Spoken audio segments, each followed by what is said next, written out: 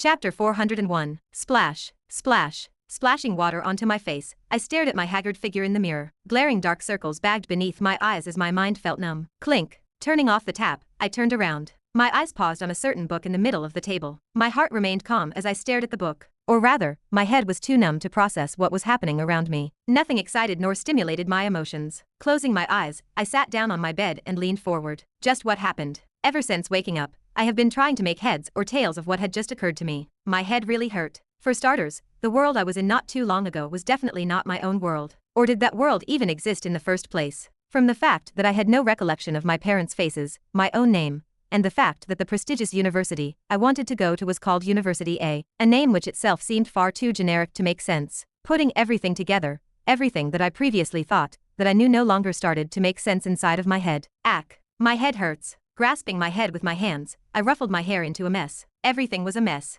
A mess I could not quite figure the answer to. There is also him. The previous Ren. Just thinking about him spread uneasiness throughout my whole body. There was definitely something odd about that guy. How did he know about the fact that the world was a novel? I never gave him the password of my laptop, so it should not have been possible for him to figure out that the world I was in was that of a novel I wrote. Furthermore, how did he know to ask the right questions? Like what my name was, whether I recalled my parents' faces, and the name of the university I wanted to go to. The order of the questions did not really make sense. It was as though he already knew about my answers beforehand. Ha. I suddenly stood up. My head throbbed even more fiercely. Pacing around the room, I started to think back to my first interaction with the previous Ren in search of an answer. This was not hard. I had only interacted with him once throughout my whole life, so I could still vividly remember what had happened. It was the time he was showing me his past experiences with Matthew and what was going on with his parents. My parents. I remember that time clearly. I could see just how sad he was. Was that a facade or was that really him? At this point, I no longer knew. Ugh. I groaned. Massaging my head, I thought even further. Ever since meeting him, did something strange ever happen to me? My brows knit tightly. Placing my hand on my chin, I fell into deep thought. Something strange happening after meeting him. My brows, which were knit together, suddenly jumped up in shock. Wait. Hold on. Looking back at any of the incidents that had occurred right after meeting the previous Ren, a thought suddenly occurred to me. My head snapped upwards. There was one. My hands fidgeted all over. My thought process. It definitely changed after meeting him. It never occurred to me before, but did not my personality change moments after meeting him? I may have not noticed it back then, but now that I look back at myself, right after meeting the previous Ren, I started to get this weird idea that everything around me was a chess piece, and that everything was under my control. Where did that come from? If I looked back at my previous behavior, the moment prior to meeting the previous Ren, everything I did was completely different. My personality was different. Never before had I had such thoughts about treating everyone as a chess piece and having everything under my control. It was odd. I never put too much thought into it in the past because I never felt it. I never felt the change. But now that I was looking back at them, from this new perspective,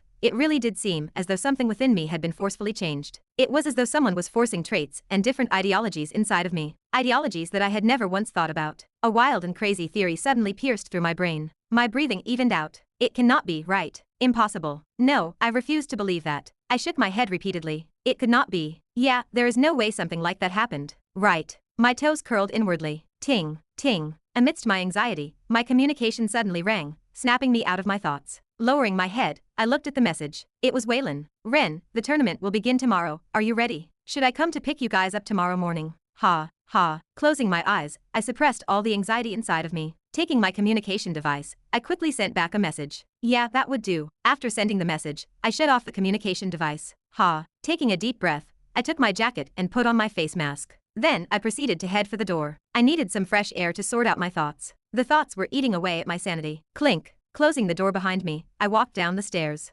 Ding. A loud chime rang inside of Kevin's head as he slowly opened his eyes. The first thing he saw as soon as he opened his eyes was a system notification. Status. Synchronization complete. Synchronization. 34%. Ha. Sitting up straight, Kevin exhaled deeply. Covering his forehead with his hand, he supported his body with his other hand. What in the world did I just see? The vision he saw was clear. Kevin vividly remembered everything that he saw in the vision. And it was because he remembered that at the moment he could not quite grasp what was happening around him. Sitting up straight, Kevin was able to calm himself down. That was me, was it not? It had to be. The fact that he was desperately searching for Emma, and that the name of the black figure was Kevin, he did not believe for 1 second that the vision was not about him. But the vision he saw was not something he had ever experienced before. Could that have been a vision of the future? Leaning his head back, Kevin stared at the white ceiling of the room. Just thinking back at the vision made his body tremble. If not the future, what else could it be? The more he thought about it, the more certain he was about his analysis. Whatever he just saw, it was the future. Fuck. Kevin's fists clenched tightly. Just the thought of Emma dying on him hurt his very being. Ha, ha, who was that man? Kevin questioned. There was another part in the vision he saw. The features of the figure were obscured, and so was his voice, but from what he saw, the figure was the one that killed Emma. His words and the flask in his hands already gave him an idea of what had happened. The man had purposely killed Emma, Kevin was sure. His fists clenched even more tightly as anger rose within his body. He needs to die. His eyes flashed with hatred as he recalled that scene. But there was only one problem. Kevin did not know who the man was. He felt slightly familiar though, as though he had met him before, yet at the same time, he did not. There was this chilly air surrounding the man that sent shivers down Kevin's spine. Could that have been Ren? No, he would not do that. Kevin quickly shook his head, trying to discard such thoughts from his mind. Although the two figures bore slight resemblances, Kevin knew Ren. He would never do such a thing to him. It could not be, right? Kevin weakly shook his head. Despite his many attempts at trying to deny what he saw, the confidence he had within him slowly crumbled apart. Doubt started to creep into his mind. What do I do? Leaning forward, Kevin covered his face with both hands. He really did not know what to believe in at the moment. Before I knew it, my footsteps stopped in front of the training grounds. By the time I woke up from the dream, it was early in the morning. I thought about going around the city to explore the city, to get my mind off of things, but having walked a couple of steps out of my residence, I subconsciously made my way towards the training grounds. This is good too. What I needed at the moment was to clear my head. Training was a good way to do that. Breathing out, I opened the gates of the training ground. Whoosh, whoosh, whoosh. Guess she is already here. Walking towards the changing area, I could hear the sound of Amanda's arrows splitting the air apart. Loosening up my shoulders, I quickly got changed before entering the training grounds. Once I stepped into the place, Amanda appeared in my view. With her glossy black hair tied behind her back exposing her neck, Amanda plucked her cherry lips together as she pulled the string of her bow, resting it right next to her chin. With one of her eyes closed, her entire focus was on the target before her. She still has not noticed me. A wicked thought suddenly crossed my mind as a smirk soon emerged on my lips. Hiding my presence as much as I could, I tried to sneak behind her. Fortunately, she was so focused on the target at the moment that I was easily able to get behind. It was not long before I was right behind her, staring at her figure from behind. Just as she was about to release her pull of her bow, I softly whispered near her ear, "What are you doing?" Scream. A shrill cry escaped from Amanda's mouth as her face paled. The scream was so loud and so uncharacteristic of her that I was taken aback for a moment. Thump. What followed after the scream was a low thump as Amanda fell, but first on the ground. Oh shit. A moment of silence ensued as Amanda quickly regained her calm. Turning her head, our eyes met. With her cheeks blushing in embarrassment, Amanda glared in my direction. "I am sorry, I did not know you were going to be that scared. I thought you would have at most just flinched." Supporting her body up with one arm, Amanda took her bow with the other hand. Recovering from her embarrassment, her face became extremely cold. Gulp. I swallowed a mouthful of saliva. The aura the current Amanda gave off was extremely terrifying, similar to that of a demon that was about to devour me. Regret started to seep inside of my body. I took a step back, and another one after that. Before I knew it, I took over 10 steps back. Thump. As I was taking steps back, my back suddenly bumped against something hard. Turning my head to look behind, my heart sank. Oh no. Without realizing it, I had already moved back all the way to the other side of the training room. Standing opposite me, Amanda's cold and emotionless eyes continued to glare in my direction. Staring back at her, with a wry smile on my face, I raised my hands as a sign of defeat. "Now Amanda, I know that you are mad. But, could you forgive me this one time?" Without saying anything, a powerful wave of mana sprung forth from Amanda's body as she aimed her bow in my direction. Guess not. Suddenly, over a dozen or so translucent blue arrows materialized on her bow. Staring at her from the distance, I silently cursed. Shit. Whoosh. Whoosh. Whoosh. Not even a second after my words faded and Amanda released the string of her bow. What followed after was an avalanche of arrows. My face quickly cringed at the sight. Chapter 402. Closing the door behind him, Kevin got out of his apartment. Taking a deep breath, he stared at the scenery before him with lethargic eyes. Closing his eyes for a brief moment of time, he soon opened them again and proceeded to head down. "There you are, Kevin." Waiting for him below was Emma, who waved her hand in his direction. Kevin's feet came to a pause. Staring at Emma, who was waiting for him from below, Kevin's unfocused eyes became a little bit more focused. Emma, she is alive. Faint fragments of the vision replayed in his mind as he stared at her. Each time recollection resulted in a stinging sensation inside of his heart. Smiling weakly, he nodded his head and greeted her back. "Yeah, I am here." His voice was rather weak, but it was loud enough for Emma to hear. Of course, Emma was able to notice that something was wrong as her brows knit together. "What is up with you? Are you okay?" I am good." Kevin gave a short reply. Then, placing his hand on a handrail, he walked down the stairs of the building. Not convinced by Kevin's words, Emma leaned forward. A worried look flashed across her face. "You don't seem to be okay. Should we have you checked?" "I am really fine." Kevin raised his head and met Emma's eyes. They stared off for a good minute before Emma eventually relented. "All right, if you say so." Staring into the distance, she flipped her hat backward. Let's go then. The others are probably already waiting for us. Rummaging through her pockets, Emma took out a pack of gums. Taking one of the gums, she placed it in her mouth and started chewing. Munch, munch, want one. Extending her hand, she offered one to Kevin. Raising his hand, Kevin politely refused. No thank you. Munch, munch, suit yourself. Putting the pack of gums away, Emma blew a bubble gum and proceeded to head towards the center of the Isanor. Pop, UK. But just as she took 2 steps, her bubble burst apart, and the gum splattered all over her face. Today was the day of the conference tournament. As the sun slowly rose from the horizon, the atmosphere in Isanor became extremely lively and filled with excitement. This was the event that everyone was eagerly awaiting, not just for the prizes, but for its meaning as well. It was the event that decided the fate of the alliance between the 3 races. When I arrived at the main tournament square, the place was already boiling with noise. Separated from each other, numerous dwarves, elves, orcs, and humans alike gathered in groups as they chatted with each other. Apart from the members of the other races who were fairly relaxed, every human wore an expression of nervousness and excitement. This was understandable, however, as the tournament held a lot more meaning to them than the other races. Looks like they are already here. Staring into the distance, I caught a glimpse of Amanda, Melissa, and Jin. They were without a doubt the center of attention. They looked like famous celebrities surrounded by a bunch of fans, all trying to curry favor from them. Their behavior was understandable, however. After all, not only were they extremely good-looking, but their talents and achievements at their age made them individuals to look up to. Without a doubt, they were the future pillars of humanity. A faint smile appeared on my lips as I witnessed this scene from afar. Some things just never change. The scene was quite familiar as I had seen it multiple times back at the lock. Despite the fact that they had all grown up and were entirely different people from the past, their shine never disappeared. In fact, they shone more brilliantly than ever before. All right now, where are the others? Taking my eyes away from them, I glanced around the crowd and looked for Waylon and the others. To be honest, I was supposed to have come with them to the place, but since I did not want to skip my training session, I decided to just go by myself. Amanda was also training with me, but it appeared that she was a lot faster than me at changing. Guess the stereotype of girls being slow at changing was just a myth. I see them. Fortunately, it did not take me too long to spot the others. Standing at the far corner of the human section, I caught a glimpse of a familiar figure. It was Douglas. Behind him were the others. Apart from me, everyone was currently not wearing a skin mask. Well, they did not need to. The only ones that had to hide his identity were Waylon and me. The others not so much. I was quite thankful for this. It made the search a lot easier for me. Fixing my clothes, I headed in their direction. You are finally here. Upon arriving, I was immediately greeted by Douglas, who had a calm smile on his face. I nodded back. Yeah, my training session was a lot longer than I expected. That is fine. We are not in a hurry, Douglas reassured with the same calm smile. I softly smiled in response. Then, turning around, I proceeded to greet the others. Apart from Leopold, Small Snake, and Ryan, who were not planning on participating,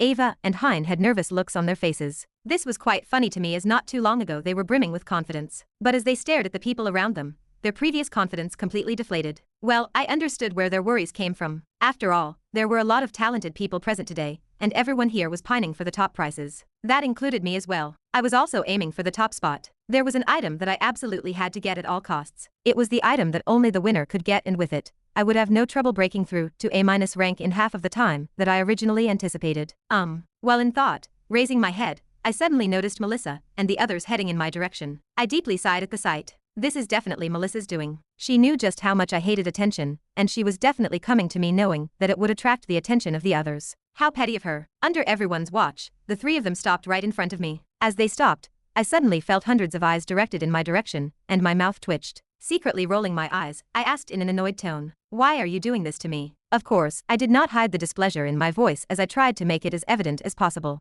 Doing what? But of course, Melissa, being Melissa, feigned ignorance and pretended to not have understood the implications behind my words. I sighed in exasperation once I saw this. Here, extending her hand, Melissa handed me a set of cards. Lifting her head, she nudged her head in the direction of the others. Although I do not think you will need it, I believe that your friends might need them. She was obviously referring to Hein and Ava. Guess I will take you up on the offer. Nodding, I took the cards from her. Then, turning around, I handed them to Hein and Ava. Hein already had an idea of what the cards did as he saw me use them against John not too long ago, but Ava did not, so I spent the next couple of minutes explaining to them how the cards worked. Once I was done, the both of them looked at Melissa with grateful looks on their faces. Moving my head sideways and staring behind Melissa and the others, I wondered out loud, "By the way, have you guys seen Kevin by any chance?" Kevin was not really the type to be late. His absence kind of felt weird. Or maybe I was just overthinking things. Could just be that he was hanging out with Emma since she was also missing. They are over there. Right on cue. Just as I was wondering about Kevin's whereabouts, Amanda suddenly spoke as she pointed towards the distance. Where? There. Squinting my eyes, I tried to look in the direction of where she pointed,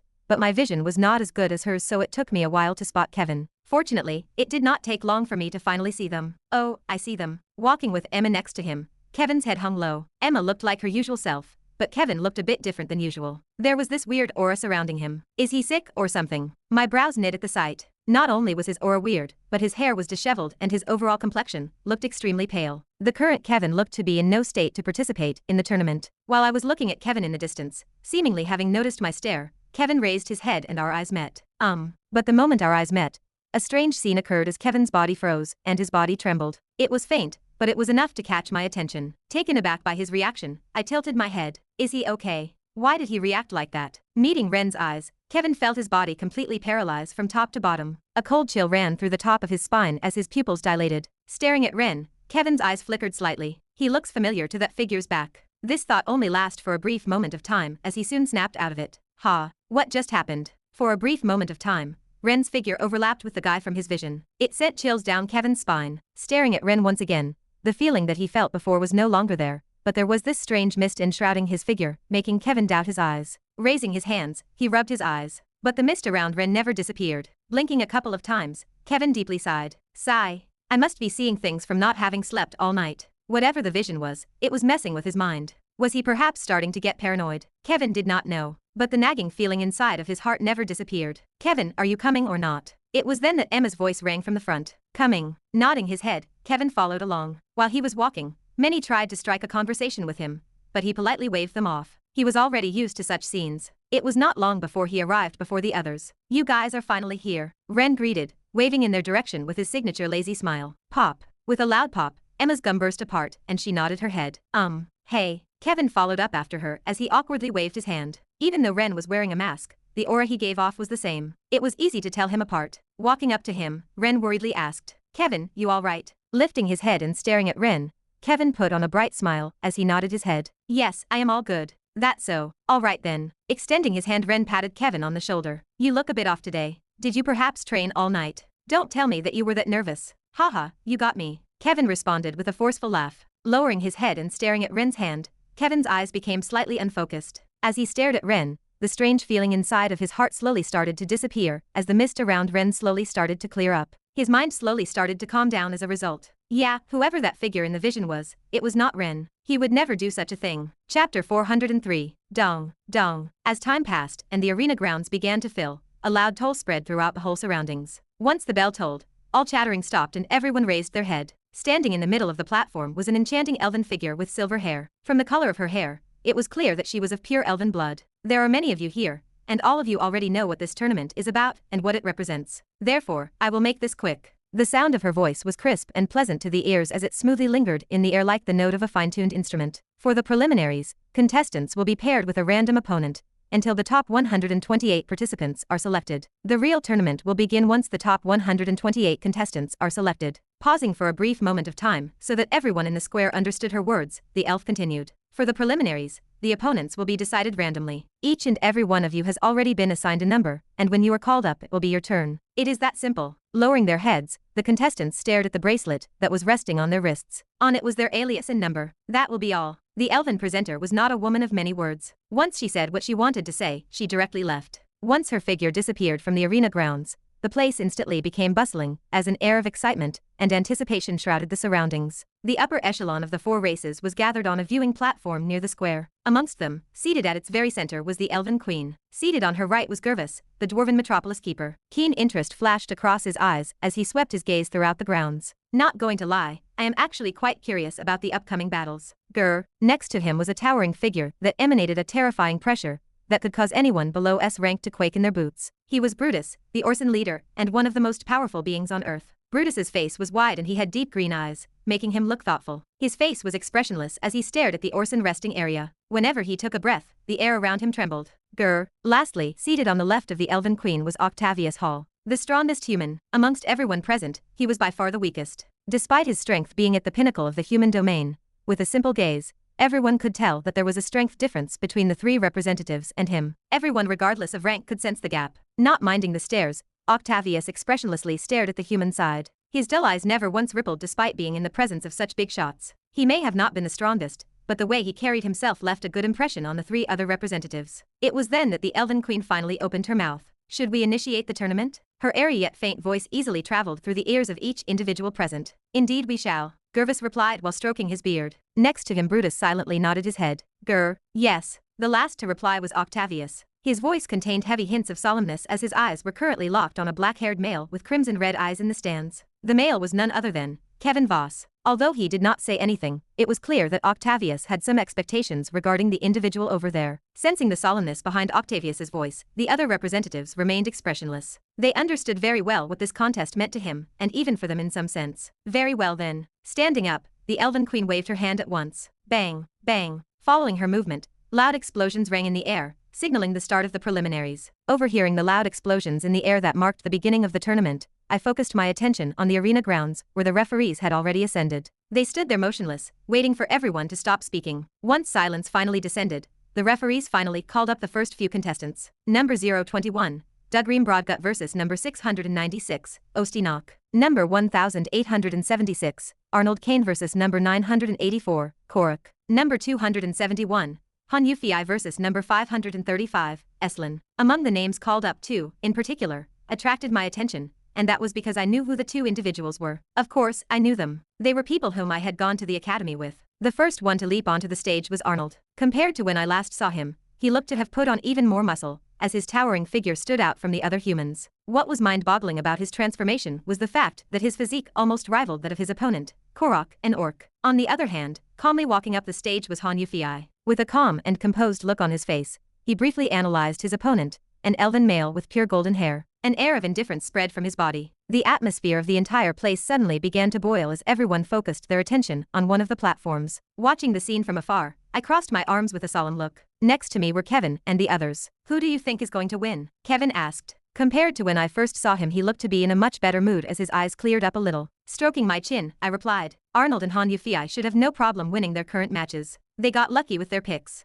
Han Yufei and Arnold were the creams of the crop of the human domain, while their opponents were not. And my words proved to be correct as their matches did not last for long. Han Yufei's match lasted for only 2 minutes, while Arnold's lasted for 5 minutes. It sounded like a lot, but by the time their fight ended, the other matches were still in progress, not even close to their climax. The way they quickly disposed of their opponents instantly gathered the stares and attention of the many participants and spectators. With solemn and composed looks, they both calmly walked back to their places. As time passed, the matches on the platforms quickly came to a close. Members from each race were eliminated at once, be it orc, elf, or dwarf. None were spared as they were all eliminated. However, it became clear to everyone present that among the contestants the ones that were being eliminated the most were the members coming from the human side. It had gotten to the point where whenever a human got paired up with a member from another race, they would show excitement on their face, clearly rejoicing at the fact that they got an easy pick. Number 2543, Ceruleum versus number 369, Estiander. Amidst the fierce fighting, my name, or to be more precise alias, was finally called up. Massaging my neck, I stood up. Guess it is my turn. As I stood up,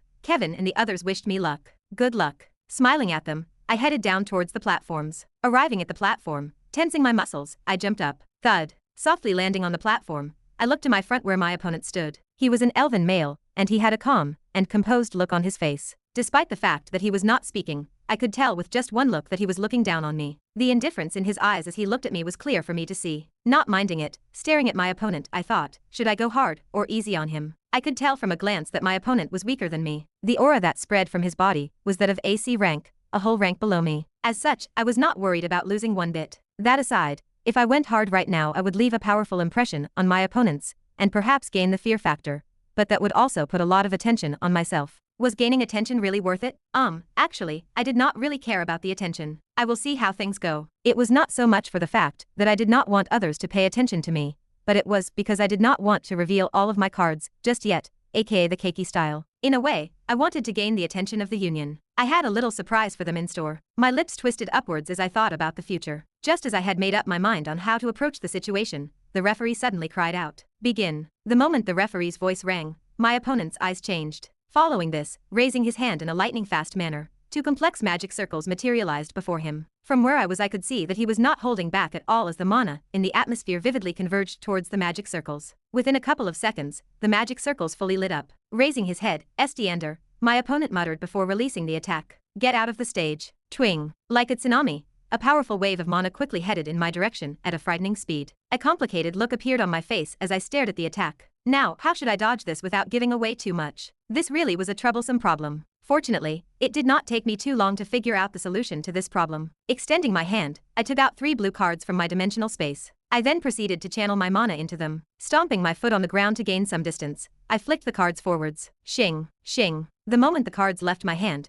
to the shock of everyone present, 3 towering ice pillars rose from the ground. Not a second after the pillars came into contact with the attack, a terrifying explosion rang throughout the square. Boom. Broken ice fell everywhere, and a mist suddenly engulfed the entire stage. Taking advantage of this moment, lightly pressing my foot onto the ground, my body shot in the direction of where I had last seen my opponent. Raising my fist, mana started to converge towards it. It was not long before my fist was fully coated in mana. Bang! Arriving before my opponent, pressing my foot on the ground, cracks formed underneath the sole of my foot as I swung my fist above my head. Thump! A muffled sound was heard as my fist connected with my opponent's face. As my fist connected with his face, I made sure to keep my strength in check and only hit him with 1/4 of my true strength. Yucca. But, despite holding back, the force of my fist still caused the elf significant damage as he took 3 steps back. Raising my left hand, I channeled my mana towards another magic card and quickly flung it in my opponent's direction. Faw. A powerful flame suddenly sprang out from the card, engulfing my opponent. Just as the flame was about to engulf my opponent entirely,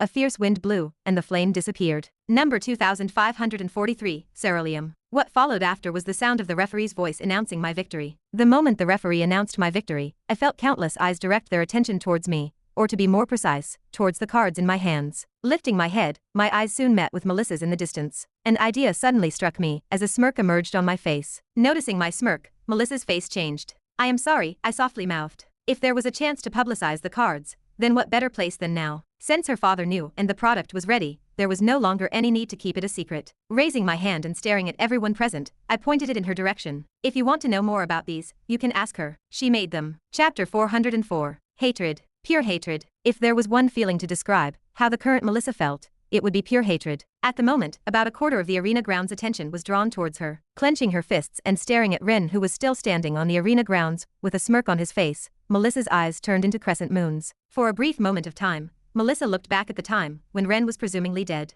The good old days, as one might call them. Not even a week after he reappeared, and he was already causing her problems. Fortunately, with the preliminaries in full swing, the others could not approach her yet. She was still safe. At least for now. Ugh. My head hurts. Just imagining what was going to happen once the first day ended, Melissa felt her head throb uncontrollably. Without a doubt, she was going to be hounded from all sides, all trying to gain information regarding the magic cards. Ha. She deeply sighed at the thought. Still, it was not the end of the world. She naturally understood what Ren was trying to pull. By displaying the power of the cards in front of everyone, he was essentially advertising to all 4 races the effects of the cards. Having spent over a year mass-producing the cards, she had plenty to give away. If she could secure a deal with the other races, she would not need to worry about money for the rest of her life. She had to admit, Ren's plan was quite smart. Ugh. Melissa's stomach suddenly churned at that thought. The words smart and Ren being put together left a bitter taste in her mouth. Number 456. Amanda Stern vs. Number 096 Kodiak. As Melissa's stomach churned in disgust at the thought of having complimented Ren, Amanda's name was suddenly called up. Seated next to her, with her bow in hand, Amanda stood up. As she stood up, instantly, half of the stares directed at Melissa lingered on Amanda, who indifferently walked down the stands. Melissa sighed in relief as she saw this. With half of the stares gone, she felt much more comfortable. Gervis muttered as he stared at the human in the distance. Interesting. The cards in his hand had truly left him surprised. Never had he seen such artifact technology. His inner dwarven mind instantly became excited at the prospect of analyzing the cards. "I will ask him to give me a sample," Gervis thought as his eyes focused on the human standing in the middle of the square. He already knew who it was, but he just pretended to not know him. This was obviously at his request. Turning his head, he glanced at Octavius and complimented him. "That is some peculiar technology. I did not know you humans were able to create such artifacts. It is indeed an interesting piece of technology," Octavius calmly answered from the side. His eyes never left Melissa, who was currently everyone's center of attention. Despite the attention she was drawing from everyone present, he remained completely indifferent to it, as though he did not care about her current predicament. What a strange human, Gervis thought as he studied Octavius from the side.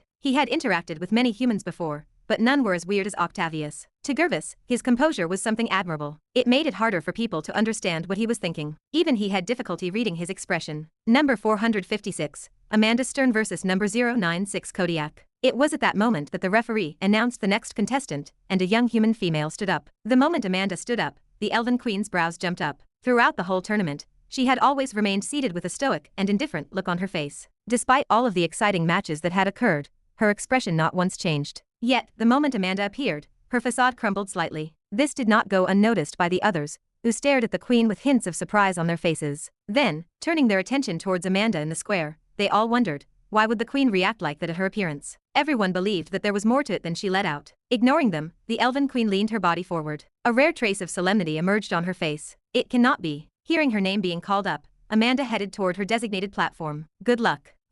Passing by Ren, who had a smug look on his face, Amanda nodded back. But just as he passed her, Ren did not forget to whisper something in her ear. If you want to win, all you have to do is pull the same move like yesterday. Trust me, you will never lose if you use that move. Amanda's feet came to a pause, and her head snapped backward, only to see Ren's figure quickly headed for his seat. Staring at his figure, Amanda gently bit her lips. Recalling the events of yesterday in the training grounds, a slight blush appeared on her cheeks. Lowering her head, and letting the hair cover her face, Amanda's eyes flickered slightly. I concede, you win. Forgive me. I will never do it again, okay? Flashbacks of him begging for forgiveness replayed in her mind. Was yesterday not enough? The grip of her bow tightened slightly. If he really wanted to try her moves again, she was all in for it. With her head still lowered, unbeknownst to her, the corner of her lips tugged upwards. Arriving before the platform, tensing her legs, Amanda jumped up. Her foot soon softly landed on the hard ground. Stabilizing her body and brushing her hair back, Amanda looked at her opponent. Standing opposite her was an orc. Just like any other orc, he had a well-built body and a ferocious look on his face. Staring at her with his ferocious gaze, her opponent,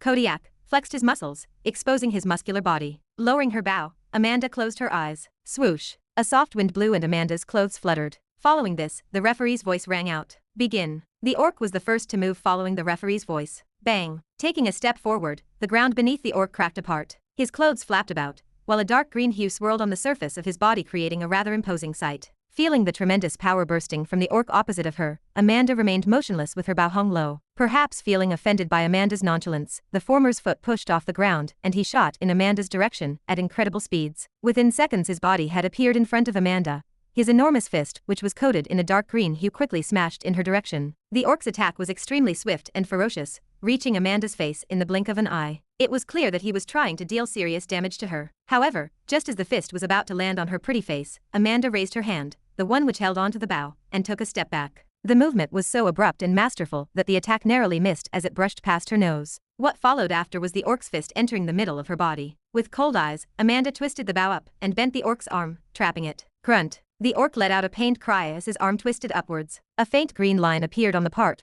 where his skin touched with the string of her bow. Pushing her body up and tensing her core, Amanda agilely moved around the orc's massive body before her legs hooked onto his neck, and she squeezed with all of her might. Gasp. Caught off guard, the orc let out another groan as his face turned a deeper shade of green. Raising his hand, he gripped Amanda's leg and tried to remove it away from his neck. Gritting her teeth, Amanda raised her elbow and smashed it towards the orc's stomach. Thump. A muffled sound rang out as the orc's eyes went wide with pain. Not missing this opportunity, Amanda increased the strength of her hook even more as her body bent backward. Gasp. As time passed, the orc's movements became more and more sluggish as the air was starting to get cut off his brain. Thud. With a large thud, the orc soon kneeled on the ground with his eyes completely white. He had clearly passed out. Number 456, Amanda Stern wins. Only after the referee announced her victory did Amanda finally release her leg hook, and the orc fell face first onto the ground. Ha! Aside from her rough breathing, Amanda had flawlessly beat her opponent. What was more impressive was the fact that throughout the whole time, she had done this while fighting in close range,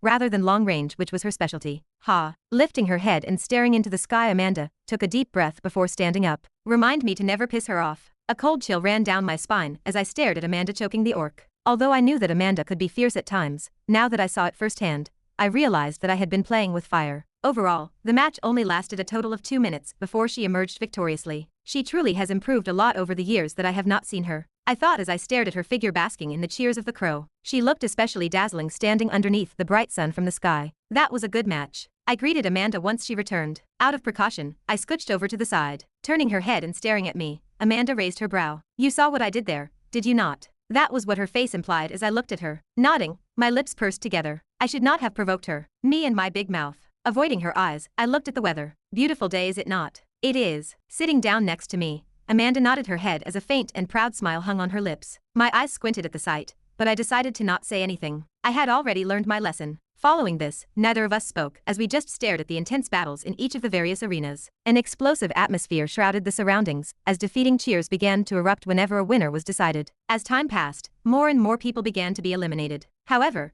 the remaining individuals were becoming increasingly more powerful, causing the battles that followed to naturally be even more entertaining. Even I had to admit that some of the fights were extremely engaging. Over this period, I had 3 more matches. There were no upsets regarding my outcome. Using the magic cards, I was able to swiftly dominate my matches. There were some protests regarding my means of victory, but at the end of the day, magic cards were regarded as artifacts, and therefore all arguments were quickly shut down since many used their own artifacts. This was perfect for me as I could continue advertising the power of the cards, and at the same time keep my main cards hidden. My actions did attract quite a bit of attention, but it was soon overshadowed by the performance of a few other individuals, especially Kevin, who practically dominated every single one of his matches. Before I knew it, I had entered the top 128. However, not all was smooth sailing. Out of the 128 competitors, only a meager 15 were humans. Yes, only 15 out of the 128 participants were human. The faces of most humans darkened at the thought. Already expecting such an outcome, I was fairly relaxed. Originally, in the novel, this world really comes from a novel, right? Yeah, novel. There was no need to doubt this. As I was saying, originally, there were only supposed to be 11 participants,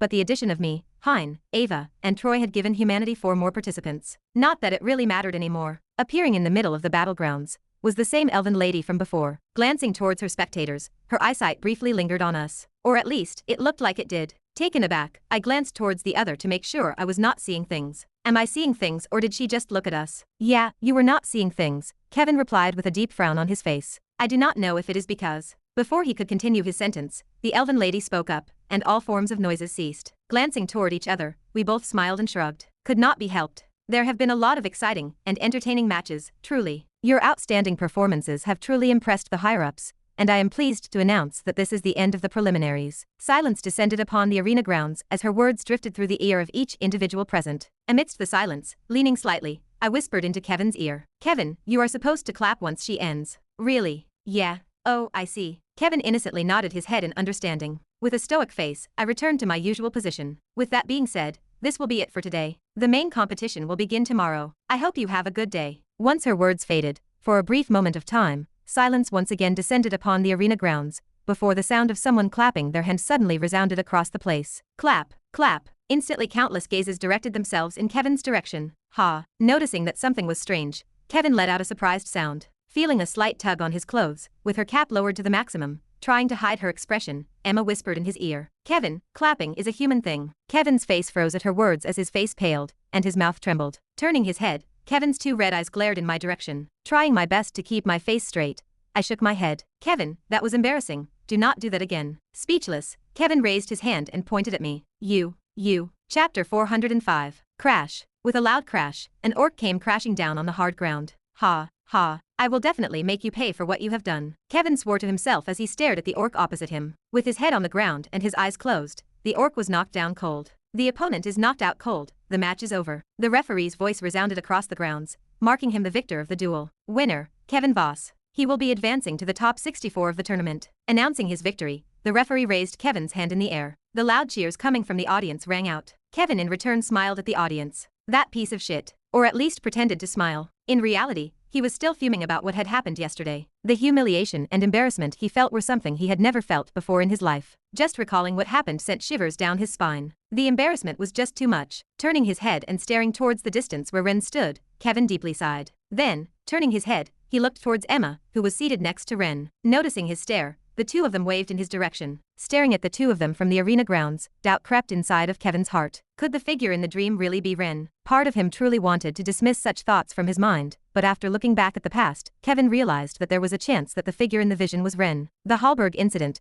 the time when they were attacked by demons, when they were returning from the dungeon, and just a week ago when he lost himself. In those times, Ren truly reminded Kevin of the figure in the vision. No matter how many times he wanted to deny reality, he knew that he could not. But Kevin was not planning on letting those visions dictate his mind. In the first place, he never truly understood what the visions signified. Were they a vision of the possible future? Or were they simply just visions? He spent a lot of time trying to rack his brain over the matter, but regardless of how much he thought about it, he could not quite understand it. In the end, he just stopped thinking about it. He realized that thinking on the matter was simply going to be a waste of time. Be it the present past, or whatever the visions signified, Kevin was not planning on letting the visions corrupt his mind and turn his back on his friend. Never. The real matches should begin now. With my arms crossed, I solemnly gazed at the platforms below. The real matches. Yeah. I nodded my head. Seated next to me was Emma, who was leaning back with her cap held down, covering her face. A small shadow cast over her beautiful face. Apart from the two of us, pretty much everyone else was fighting in the arenas below. Jin, Amanda, Hein, Ava, you name it, they were all fighting. Somehow, I ended up stuck with Emma whilst waiting for our turns. What I mean is that the next opponents are going to be extremely hard to deal with. Munch, munch. The repetitive munching sound of her chewing on her gum rang out. From the way she was acting, she did not seem to be the least bit worried. Munch, munch. I will still win. Say that when you get matched up with Kevin. Pop. Emma's bubble burst apart. Even better. This way he will finally fight me seriously for once. Lifting her head, a fire appeared in her pupils. It was clear that she was excited at the prospect of fighting Kevin. Suit yourself. If Kevin really goes all out against you, you would probably lose in a single move. I thought as I shrugged my shoulder. She did not need to know anyway. The chances of her going against Kevin were the same as going against me. The only difference was that I was not planning on going on easy on her if she did go up against me. Oh look, Kevin is looking at us. I waved in Kevin's direction. Really? Raising her hat and staring at Kevin, Emma waved her hand too. With a forced smile on his face,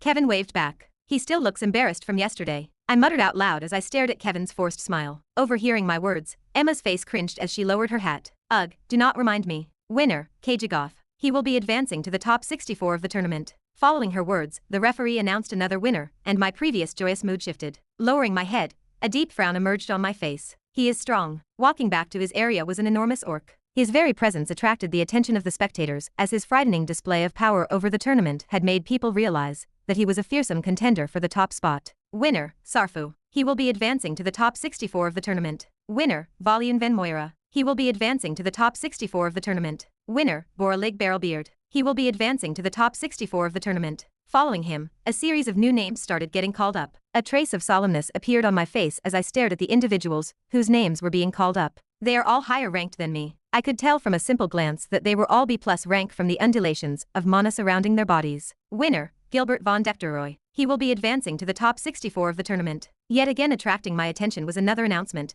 and the frown on my face deepened. This time, it was out of annoyance. How troublesome. Proudly standing in the arena was Gilbert, who basked in the cheers of the crowd. With a calm and composed look, he walked back to his stands. With a rank of B+ rank, he was someone that I needed to watch out for. I cannot believe that Scum is also participating. Looks like I was not the only one that felt annoyed by Gilbert's appearance as Emma lifted her hat and threw a disgusted look in his direction. Well, he is only 25. He just barely made it to the threshold. The maximum age one could participate was 25 years, and Gilbert just barely made it. Tisk, sometimes I forget that he is only a couple of years younger than us. Emma clicked her tongue before once again lowering her cap and basking in the sunlight coming from the sun. Following her words, a few more people's names were called up. Those were the names of the winners of the first half of the round of 128. 10 minutes after the winners were announced, it was time for the second half of the matches to begin. Guess it is my turn now. Standing up, I stretched my shoulders. So far the matches had been smooth sailing, but I knew that whoever my next opponent was, it was going to be someone powerful. I could no longer hold back as I did before. Platform 13, Ceruleum vs Han Yufei.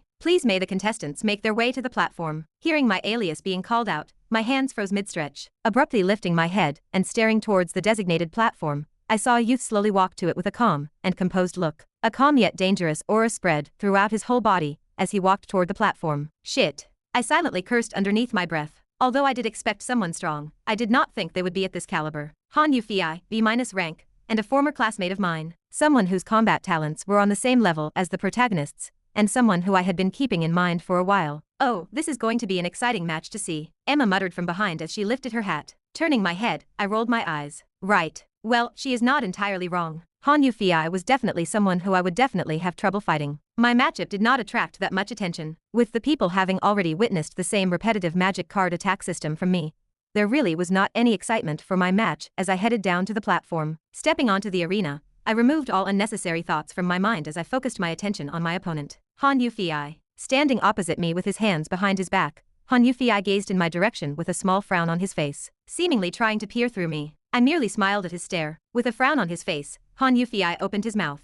Are you going to use those cards to fight me? Who knows? I replied in a playful tone. I most likely will. Of course, the playfulness was merely a front I was putting on as I knew that he was going to be an extremely tough opponent for me. I see. At my words, Han Yufei nodded his head before he stopped speaking. A brief moment of silence ensued. However, the silence did not last for long, as it was soon broken by the referee's shout. Match begin. Bang. In the next instant, Han Yufei's body shot out. Appearing halfway through the arena, with a stomp of his left foot, Han Yufei's body rose in the air. His leg ripped through the air with a crackling sound, filled with outstanding force. Like a whip, it venomously aimed for my head. A powerful wind blew past my face as the kick swiftly headed my way. In response to his kick, I merely raised my hand. I wanted to see just how powerful his attack was. Bang! A powerful blast spread as my arm came into contact with his kick. The power of his kick was so strong that my arm recoiled back. Han Yufei quickly followed up after his first attack as he thrust his hand forward. With his fingers linked together, like a sharp dagger, they headed straight for my neck. Dangerous, I thought as I stared at the incoming attack. Channeling my mana towards the tip of my fingers, I flicked my left hand and a card popped up in front of Han Yufei's hand. Bang! A powerful blasting sound resounded throughout the square as a wild and powerful wind unfurled throughout the arena. Following this, an enormous ice pillar appeared. Crack, crack, crack. The pillar did not stay for long as it soon cracked apart before shattering completely. Crash! Standing a few meters away from me, surprise flashed across Han Yufei's face as his movements came to a stop. From the way you reacted after my attack, I can tell that you are hiding your strength. He carefully moved his head up and down as he scrutinized me from head to toe. You are far stronger than you let out. I can tell this from the way you were able to react to my attack. Leaning forward, Han Yufei took a pose as the air around him changed completely. I do not understand why you are hiding your strength, but I will now take things up a notch. This might be dangerous, I thought as I looked at Han Yufei. If before he looked like a calm and composed individual, right now he looked like a terrifying dragon that wanted to devour me alive. Then, taking a deep breath, Han Yufei muttered, "Martial body." The moment Han Yufei uttered those words, mana surged over from all around and poured into his body. Strands of mana light swirled around his body as the ground beneath his feet started to crack. His entire presence changed completely as heavy solemnness descended on my face. However, amidst the solemnness was a trace of excitement. That was because finally, I could see one of the techniques that I had been coveting for a very long time. Martial body. A secret ancient Chinese technique that would push the body to the limit and forcefully raise the subi rank of a person by one. It was a godly technique that once mastered could even help someone train faster than before. Get ready. Snapping me out of my thoughts was Han Yufei's cold voice that rang out. Following this, with a loud bang, his body suddenly disappeared from where he was standing before reappearing right before me. Bang. Chapter 406. Bang. A large palm appeared in my vision, magnifying in front of me at an incredible speed. A powerful wind pounced on me, causing my heart to tremble a little. The fact that Han Yufei was 5th ranked in the lock was definitely proof of his strength. Staring at the incoming palm, I immediately decided to use one of my skills, Eyes of Chronos. Upon activation, the world around me started to slow down significantly. In fact, it came to a complete standstill. But, even though time had slowed, it had only slowed down from my eyes. My body was also frozen. Fortunately, my brain could keep up with everything that was happening around me. I cannot avoid it. Carefully staring at Han Yufei's incoming attack, I realized that it could not be avoided. The attack was simply too fast and too close to me at this point in time for me to avoid it. Although faint, I could also see a small suctioning force coming from Han Yufei's palm. Even if I somehow managed to dodge the attack, the result would still be the same. As such, after deliberating on the many different scenarios presented before me, I opted for the simplest solution. The one. Activating the one for a split second, I simultaneously deactivated Eyes of Chronos. Han Yufei's hand faltered. It was only for a split second, but it was enough to buy me enough time to cross my arms together in a defensive posture. Boom. Han Yufei's palm heavily landed on my arms. A tremendous power came pouring down on me. Coup. Feeling the tremendous impact of his attack, my body shook, and I slid all the way back to the edge of the arena, only stopping at the very edge of the arena. As my feet stopped at the edge of the arena, lifting my head, I shook my arms, which were completely numb from the pain at this point. Man, that hurts. I may somewhat be used to intense pain by this point, but the power behind the attack was no joke. It felt as though the bones in my arms had completely shattered. That was just how powerful the attack was. It also had to be noted that Han Yufei had only attacked me with a simple palm attack. It was not a fancy skill or technique, just a regular palm strike. Yet, the power hidden within that simple strike was incredible. Ha! Lowering my hands, I took a deep breath. Slowly, the mana in the atmosphere began to converge into me. Bang! Without giving me enough time to recuperate, taking a step forward, bending his body forward like a predator that was about to hunt its prey, Han Yufei's body shot in my direction. This time he was even faster than before as an afterimage of his lingered in the air for a brief moment of time. Staring at the incoming Han Yufei, pressing my foot onto the ground, the mana around me swirled wildly, creating a faint green coating around my body. Then, releasing the tension in my foot, my body shot in Han Yufei's direction. A cold light flashed across Han Yufei's eyes as he stared at my approaching figure. Raising both hands in the air, tangible mana began to swirl and emerge from his hands, creating sharp energy blades. As he moved, his clothes flapped out while the muscle hidden beneath his clothes exploded outwards. An imposing aura began to spread out from his body. Thump, thump. In a short span of less than a dozen seconds, Han Yufei and I exchanged a total of 20 moves. No longer holding back my strength, I fully unleashed my D-ranked aura, matching his aura under the state of martial body. Although I could not pay attention to the surroundings, I knew that our fight was drawing the heads of everyone present as the force behind each and every one of our attacks increased for every exchange. It had gotten to the point where powerful sonic booms echoed throughout the arenas as the both of us remained on equal footing with each other. Boom. My fist connected with Han Yufi's. A wild wind spread from the point of contact between our fists. Boom, boom, boom. Separating from each other, our fists repeatedly met. This continued for the next 5 minutes as blood soon started to drip down on both of our knuckles. Lowering my head and staring at my fist, I thought, should I use the keiki style? Had I been using the keiki style, there was a high chance for me to defeat him. But that would expose my identity to the Union, and especially Eren. That was a no-go for me as all the preparation I had made this past week in Isinor would go to waste. Boom. Meeting Han Yufi's fist once again, the both of us once again separated from each other. Taking a look at Han Yufi, whose breathing was quite rough, I grinned. Let us. I concede. But before I could even finish speaking, Han Yufi turned his attention toward the referee and directly forfeited the match. My face froze slightly. Are you sure you wish to surrender? The referee asked. Turning his head toward my direction, Han Yufi's eyes lingered on my body for a short second before he nodded. Yes, I am positive. Very well. The referee nodded before pointing in my direction. Winner, Ceruleum. He will be advancing to the top 64 of the tournament. Thunderous cheers broke out as the referee announced the result of our match. I could feel the eyes of numerous individuals look at me with renewed interest. Not caring for the stares one bit,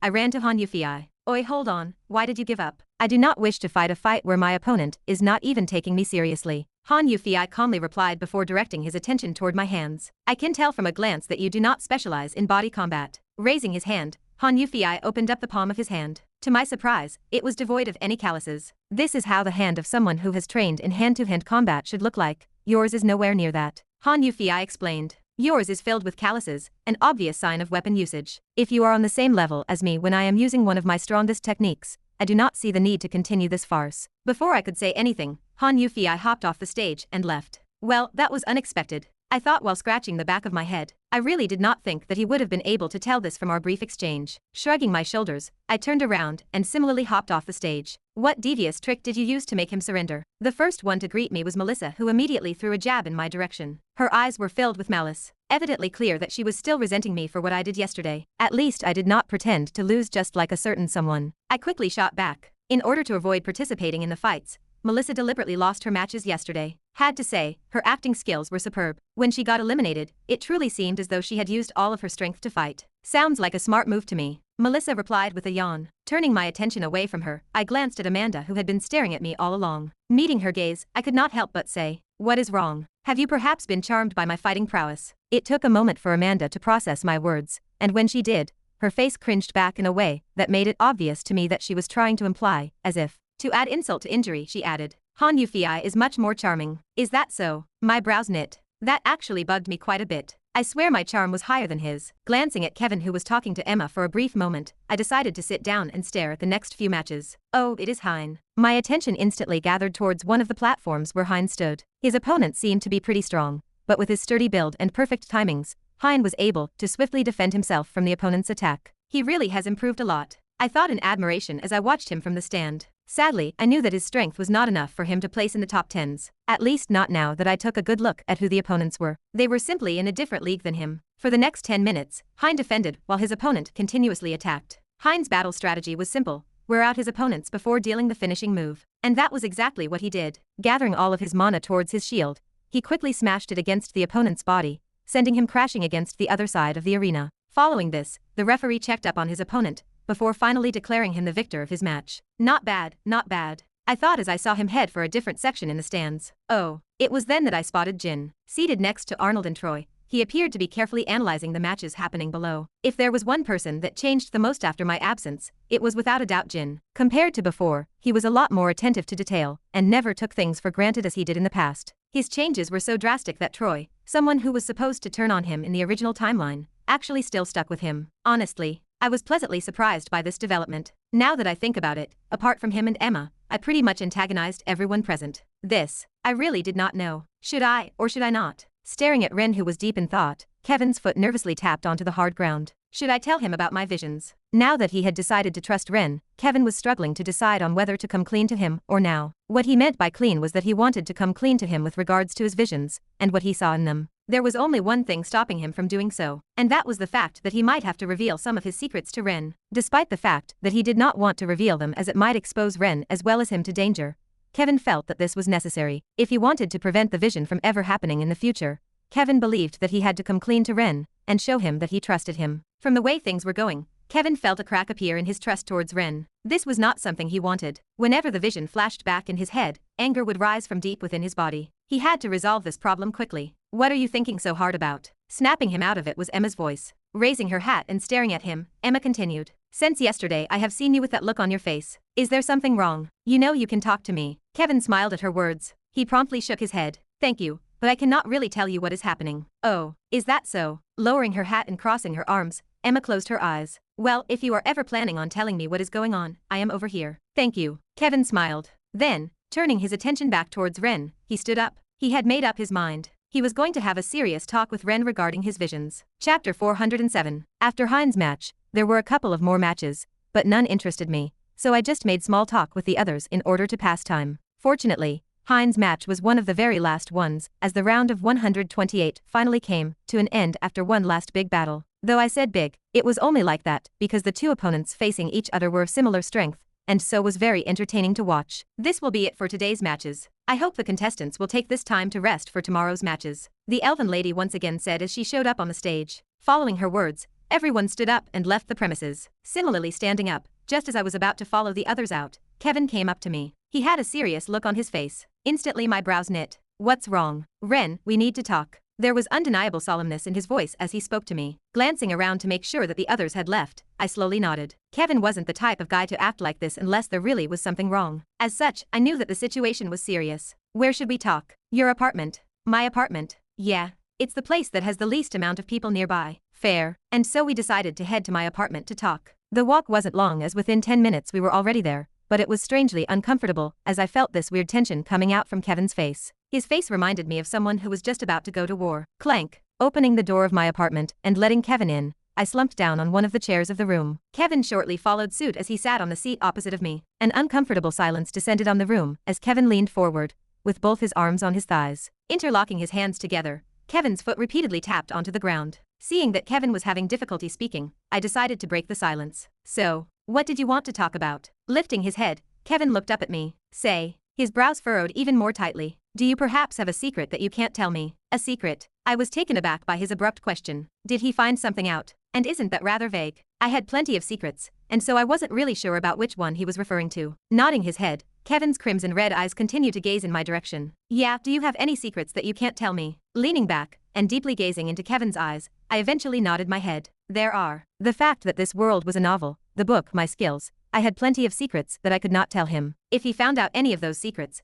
I wasn't too sure how he would react. There was a high chance that a rift could form between us, creating some unnecessary drama that I did not want. "I see." The tapping of Kevin's foot became more prominent. This was an obvious indication to me that he was nervous. "What's going on with you? Don't drag it out. Tell me exactly what." "I've been having visions lately." Kevin cut me off. But I wasn't the least bit mad as his words instantly attracted my attention. "Visions?" I don't recall Kevin ever having visions in the novel. Another butterfly effect. "Yeah." Kevin nodded. "What type of visions were they?" "I'm not too sure, but I've written them down. Take a look for yourself and tell me if you know anything." He proceeded to take out a small book from his dimensional space before handing it to me. Extending my hand, I took the book. Although I was confused, I still complied. "Let's see." Glancing at Kevin one more time, I lowered my head and directed my focus on the book in my hands. Since Kevin is this serious, it must be something important. What the? I initially did not have many expectations when opening the book. Why would I? I did not think there would be anything I did not know, but I was quickly proven wrong as my hands froze. Time Remnant. Akashic Records. Black-clothed guy. Jezebeth. The more I read, the greater the confusion on my face became. That was because I did not know any of the things that were written in the book apart from the Akashic Records, which I already knew beforehand. They were essentially an entity that acted as the gods of this world,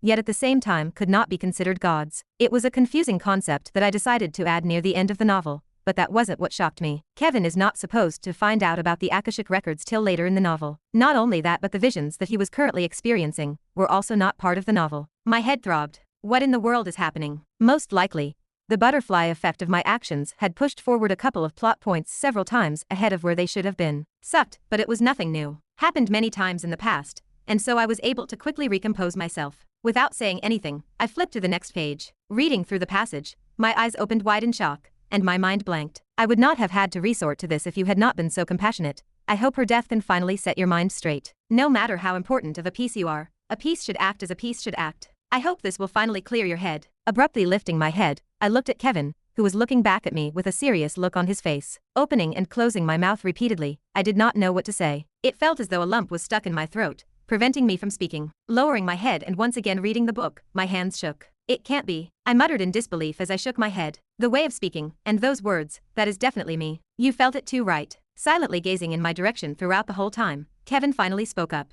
Extending his hand and pointing at the book, he questioned. The person in the vision was you, wasn't it? This. I wanted to deny his words with all my might, but I could not. The man described in the book reminded me an awful lot of me, or rather, me under the influence of Monarch's indifference. No, it can't be. I muttered out loud as horrifying thoughts flashed across my face. Did you figure something out? Kevin asked from the side, but I did not respond. I was too immersed in my thoughts. Monarch's indifference. 2 words repeatedly rang inside of my mind as I reread the passage multiple times. I swallowed a mouthful of saliva. Ever since the first time I got Monarch's indifference, I had always had my reservation about using it. Not only did it feel as though I would lose all control of my body, but it also felt as though my actions were somehow getting controlled by someone. That aside, now that I look back, my chess ideology did not stem from meeting the previous Ren, but from using Monarch's indifference. Right, at first I thought that the ideologies that were being implanted inside of my head came from the moment I met the previous Ren, but that wasn't true at all. They came the moment I used Monarch's indifference. They only got exponentially more prominent the moment I met the other Ren. Maybe that was why I never noticed it, and only noticed it now that I was reading the notes. Shivers ran down my spine. Hugh, taking a deep breath, I tried to look back at any of the incidents revolving around me using Monarch's indifference. There was one incident that particularly stood out to me. The time back in the dome when I activated it to save Kevin. More specifically, the time when I fought Aaron. At first, I thought that leaving Aaron alive was merely a side effect of Monarch's indifference since my goal was saving Kevin. But was it really a fluke? It had to be, did it not? After all, under Monarch's indifference, all that mattered was the end goal, not the side goals. But there was this nagging feeling inside of my head that never ceased. I am definitely overthinking things. I quickly shook my head, trying to dispel such thoughts. The theory was just too far-fetched to make sense, but something about that incident really bugged me off. Thinking back about my past, many of the big incidents that had occurred to me felt kind of forced, almost as though someone was trying to manipulate the path that I needed to take. I could not quite explain it, it just felt that way. Ugh, my head hurts. The more I thought about it, the greater the throbbing sensation on my head became. Something just was not right. Gazing at Ren, who seemed to be in deep thought, Kevin remained quiet. At first, he was a bit apprehensive at the thought of letting Ren know about his visions, but now that he was getting a good look at him, he was glad he did. Ren's reaction confirmed to him that he knew something was up. This was enough to tell him that there was some truth in the visions. No, that figure was Ren. Kevin was sure now. Ha. Kevin leaned back on the chair and exhaled. Now what? Even if he was able to confirm that the figure was Ren, what was next? Kevin really was unsure. Kevin knew for a fact that the vision was just like the name suggested, a vision. It was only a possible future, one that could be stopped. Kevin felt that coming to speak with Ren was the necessary step he had to take in order to prevent that event. Ha. While waiting for Ren to return to his usual self, glancing around the room, Kevin's face suddenly stiffened as he abruptly stood up. His reaction was so abrupt and unexpected that it attracted Ren's attention. Kevin, what's going on? Impossible. Staring towards the corner of the room with eyes wide open, Kevin's eyes paused on a familiar red book. How is that here? He shouted inside of his mind as his face clouded with disbelief. He was showing a similar reaction to that of Ren when he had just seen the notes. There was no way he could mistake the appearance of the book. He had been carrying it with him for over 2 years now. It was without a doubt that book. Kevin, what in the world is going on with you? Ren asked once more as his voice was filled with confusion. Without answering him, raising his hand, Kevin weakly pointed it towards the red book in the distance. Suddenly many different memories of the past resurfaced inside of his mind as he took a step back. No, he had a feeling that he wanted to make sure. Trembling all over, Kevin turned to look at Ren. Hey, do you see that? Ren's brows furrowed as he stared in the direction of where Kevin was pointing at. See what? The red book over there. Ren's face suddenly stiffened. He then slowly turned his face in Kevin's direction. You can see it. Ah. Kevin let out a strange sound as he slumped back on his chair. All the different memories of the past started piecing themselves together as Kevin finally realized something. Ren could also use the book. An uncomfortable silence descended on the room. Chapter 408. An unbearable silence descended upon the room as Kevin and I struggled to find the right words to say. I really did not know what to say. I was just that shocked by the fact that Kevin could see the red book and knew what it was. Just when I had thought things had calmed down, something as unexpected as this suddenly happened. It really made one wonder how I managed to cope with the constant shocks. Have you always been able to see the red book? Kevin finally broke the silence. Lifting my head and staring at him, I did not answer him immediately. My mind was currently a mess. Glancing at the red book in the distance, many questions came into my mind, but out of all of them, one, in particular, stood out to me. How come he can see the red book now and not before? I had used the red book many times in front of him before. Yet, in all the times I had used it, Kevin never showed signs of ever being able to see the book. So why now? Ren. Ah, right. Snapping out of it, I looked back at Kevin, who was gazing at me with a face filled with questions. How much do you know about that book? I asked whilst breathing out. Depending on what he answered, I was going to decide whether to tell him the truth, or make something up. Gazing in my direction for a brief moment of time, Kevin walked up to the book and placed his hand on it. Seeing that there was no reaction, Kevin sighed in relief. Then, opening it, he carefully flipped through its pages. It is empty, he muttered out loud, his brows furrowing tightly. Then, putting the book back down, with his back facing me, he started speaking. The first time I got the book was when I was returning to my dorm. I sat up straight at his words. This was important information. I was very surprised by the fact that a random book magically showed up in the middle of my room. Of course, it was only after I touched the book that I realized that the book was special. It was also during that time that I had my first vision. Kevin paused, but he did not need to say anything. I had the notes with me, and I already knew what the vision he was referring to was about. Flip. I flipped through the notes before finally pausing on a certain page. It was the vision where I was supposed to have died. Ku, this is on you. I am the sin you created. I am the consequence of your actions. Never forget, I am the one sin you will never get rid of. As I looked through the notes, Kevin continued speaking. The first vision was different compared to the others. I could move there, and it was not just like any other of the visions I saw later. Kevin's brows knit tightly, but it was also the oddest of the other visions. I can tell, I solemnly replied whilst looking through the notes he wrote. As I read, a thought suddenly occurred to me. If I died in this vision, does that mean that the visions are not entirely accurate? Possible. However, that was beside the point as my entire focus shifted towards the description of the demon responsible for killing me. Say, flip. I flipped to the next page. This demon that you saw in the vision, can you describe it for me? What did it look like? Kevin nodded. He was a black humanoid figure, a demon, red blood eyes and a sadistic smile on his face. Hearing the description, my brows furrowed. To be honest, what he was describing to me was just how any regular demon acted and looked. I really had no idea who the black humanoid figure was. Despite having crossed many demons, none really left an impression on me. Well, there was Angelica, but that was about. Right, there was Everblood too. Now that I thought about him, he was a bit of a mystery to me. I had only seen him once in my life, and that was back at the dungeon. Ever since then, I had never seen him. Yet, for some strange reason, he seemed to have developed an obsession with me. Could the figure be Everblood? I thought. But after a while, I shook my head. That is impossible. Everblood is just some random Baron-ranked demon I can get rid of any time I wanted. Furthermore, the only reason he developed a connection with me was because I ruined his plans back at the... My brain suddenly froze. My heart sped up a little bit. Now that I think about it, was not Everblood the reason I got Monarch's indifference? Had I not been able to meet him and defeat him, I would have never gotten my hands on Monarch's indifference. Could there be a link? There could not be, right? It just did not make sense. Do you have something in mind? Snapping me out of it was Kevin's voice. Lifting my head and staring in his direction, I shook my head. No, at least not yet. The Everblood theory was just too far-fetched. There were some connections, but they were not enough for me to make a proper deduction. Still, I was planning on keeping track of this matter. I had a nagging feeling that there was more to it. Okay. Kevin nodded his head before he continued narrating to me each and every one of his visions. From the way he was talking, I could tell that he was leaving nothing behind. The more I listened to him, the tighter the frown on my face became. That was because I understood nothing. I originally thought that as the author of the novel, or whatever this world was, I would know most of the stuff regarding this place. Yet, listening to what Kevin was telling me, I really could not understand anything. It was a strange feeling. And lastly was the vision regarding the figure that resembled you. The cold one. Kevin finally concluded. Before I could say anything, Kevin once again opened his mouth. There is another thing that I have not told you. Something else. Kevin nodded his head before taking a deep breath. The atmosphere in the room tensed significantly. Taking another deep breath, Kevin lifted his head and directly met my gaze. Ren, you know about my past, right? I do. I replied with a short nod. Nodding back, Kevin continued. Then you must know that the village that I came from was invaded by demons, and I lost my parents. Yeah.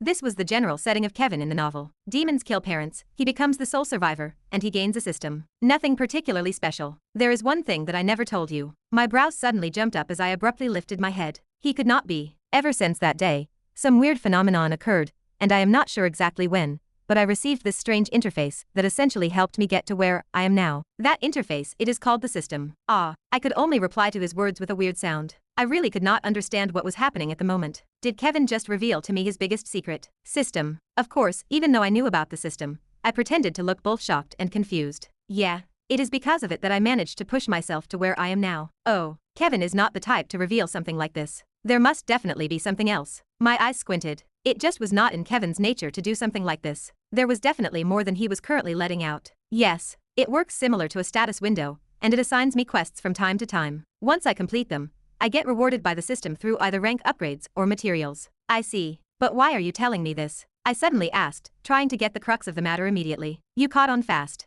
Kevin smiled. Raising his hand, Kevin flashed the red book. It is because of this. The book. Yeah, or to be more precise, the time codex. Time what? Confusion once again dyed my face as I wondered what in the world he was talking about. Where in the world did he get the name Time Codex from? Time Codex. Kevin once again nodded his head, reaffirming the fact that the book was called the Time Codex. I was still a little bit doubtful if I had to be honest, as I could not help but ask. Are you sure? That was what the system called the book. The Time Codex. Most of my doubt was dispelled at those words. Time Codex. So that is what it was. Is this why you revealed to me about your system? Yeah. Kevin nodded his head. Since you know that I can look into the Time Codex, you probably know that when I had it, I could look into what you were doing. Right. An uncomfortable feeling washed over me at the thought of Kevin having looked through what I was doing. Yes, although I did the same for Kevin, being on the receiving end did not feel so good. You probably do not know this, but you died before I could even recover from my initial shock about knowing that Kevin could see the book. Kevin suddenly dropped a bombshell on me, and my eyes widened. Abruptly lifting my head, disbelief clouded my face. When was this? Back in the Dwarven domain when you were infiltrating the place. The Dwarven lady killed you before you could deactivate the dampening system. Shit. Really? I naturally understood what Kevin was referring to. It was probably the time when Durera suddenly showed up out of nowhere and attacked us. Thinking back, it truly was an event where we were hanging on by a single strand. If I died during that moment, it would not have been strange for us to have died. So I really died. A cold chill ran down my spine. Had Kevin not interfered, I would have truly been dead. What was even scarier was the fact that till now I did not know what had happened. Turning my head to look at Kevin, I thanked him. Thank you. Leaning back on the table and crossing his arms, Kevin repeatedly nodded his head. Yup, you died, and if it was not for me, you would not be here right now talking to me. The shock on my face soon faded and my brows furrowed. Just so you know, you died too. When? Kevin's face froze as he stood up straight. His reaction was quite similar to mine. Back at the dome, before the incident. The reason why I rushed to you was because the Time Codex replayed your death. A strange feeling of superiority rose from within me as I spoke. Not only that,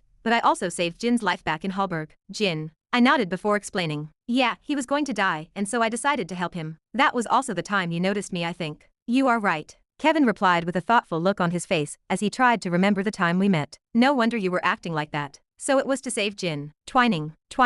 Almost at the same time, both of our communications vibrated. Glancing at each other for a brief moment, we both looked down and checked our communication devices. The first one to lift his head was Kevin, who asked, "It is Emma. She is inviting everyone for dinner. Want to go?" Yeah. I nodded. All of this talk made me quite hungry. Same. Brushing his hair back, Kevin headed for the door of the room. I followed from behind. Halting his steps in front of the door, Kevin turned around. Regarding what we discussed, do I look like someone who would snitch? Never mind. We should talk more about it later. I am still confused about many things. Yeah. Clank. Extending his hand, Kevin opened the door and left the room. I followed after him. Chapter 409. As we were headed for the dinner location, I suddenly recalled something, and my feet came to a stop. You go ahead without me, I said as I looked at Kevin. Also coming to a halt, Kevin's brow jumped upwards. He was clearly taken aback by my words. You going somewhere? Yeah, I forgot I had another appointment. I replied while scratching the side of my cheek. Prior to Kevin wanting to talk to me, I had already made an appointment with someone else. It was regarding a very important matter,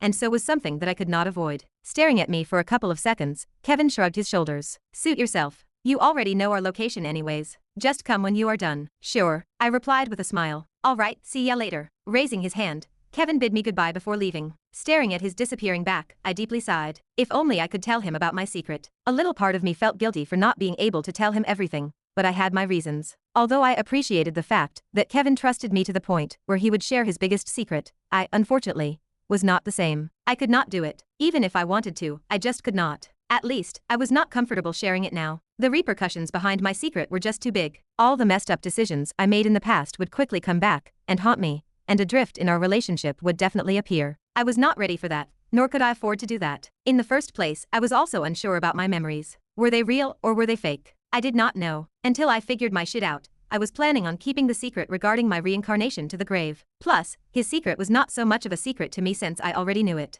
Gazing at Kevin's figure that had disappeared into the distance, I softly muttered, "Sorry." Then, lowering my head and staring at my wrist, I proceeded to head in the opposite direction. Maybe one day. An oil lamp burned within an undisclosed location, spreading a murky yellow light. A middle-aged man with clean facial features and nice clothes sat upright behind a desk, expressionless as he gazed at the middle of the table where a holographic image stood. Reflected behind it was an imposing figure. A cold and stern aura rose from between the figure's brows, while a faint pressurizing feeling spread outwards from his body, and this was despite the fact that he was behind a holographic video. It was clear that he was someone of enormous power. After a long silence, the middle-aged man sitting behind the desk finally opened his mouth and dully said, "It seems like Fabian has also failed to make it past the rounds of elimination. I have heard that Emma has made it to the round of 64. The man reflected behind the hologram replied. He was none other than Michael Parker, the man that had previously attempted to massacre the students of the Lock, back in Hallberg. On the other hand, the middle-aged man staring at the holographic video of Michael was Jasper Rochefield, Emma's uncle. Overhearing Michael's comments,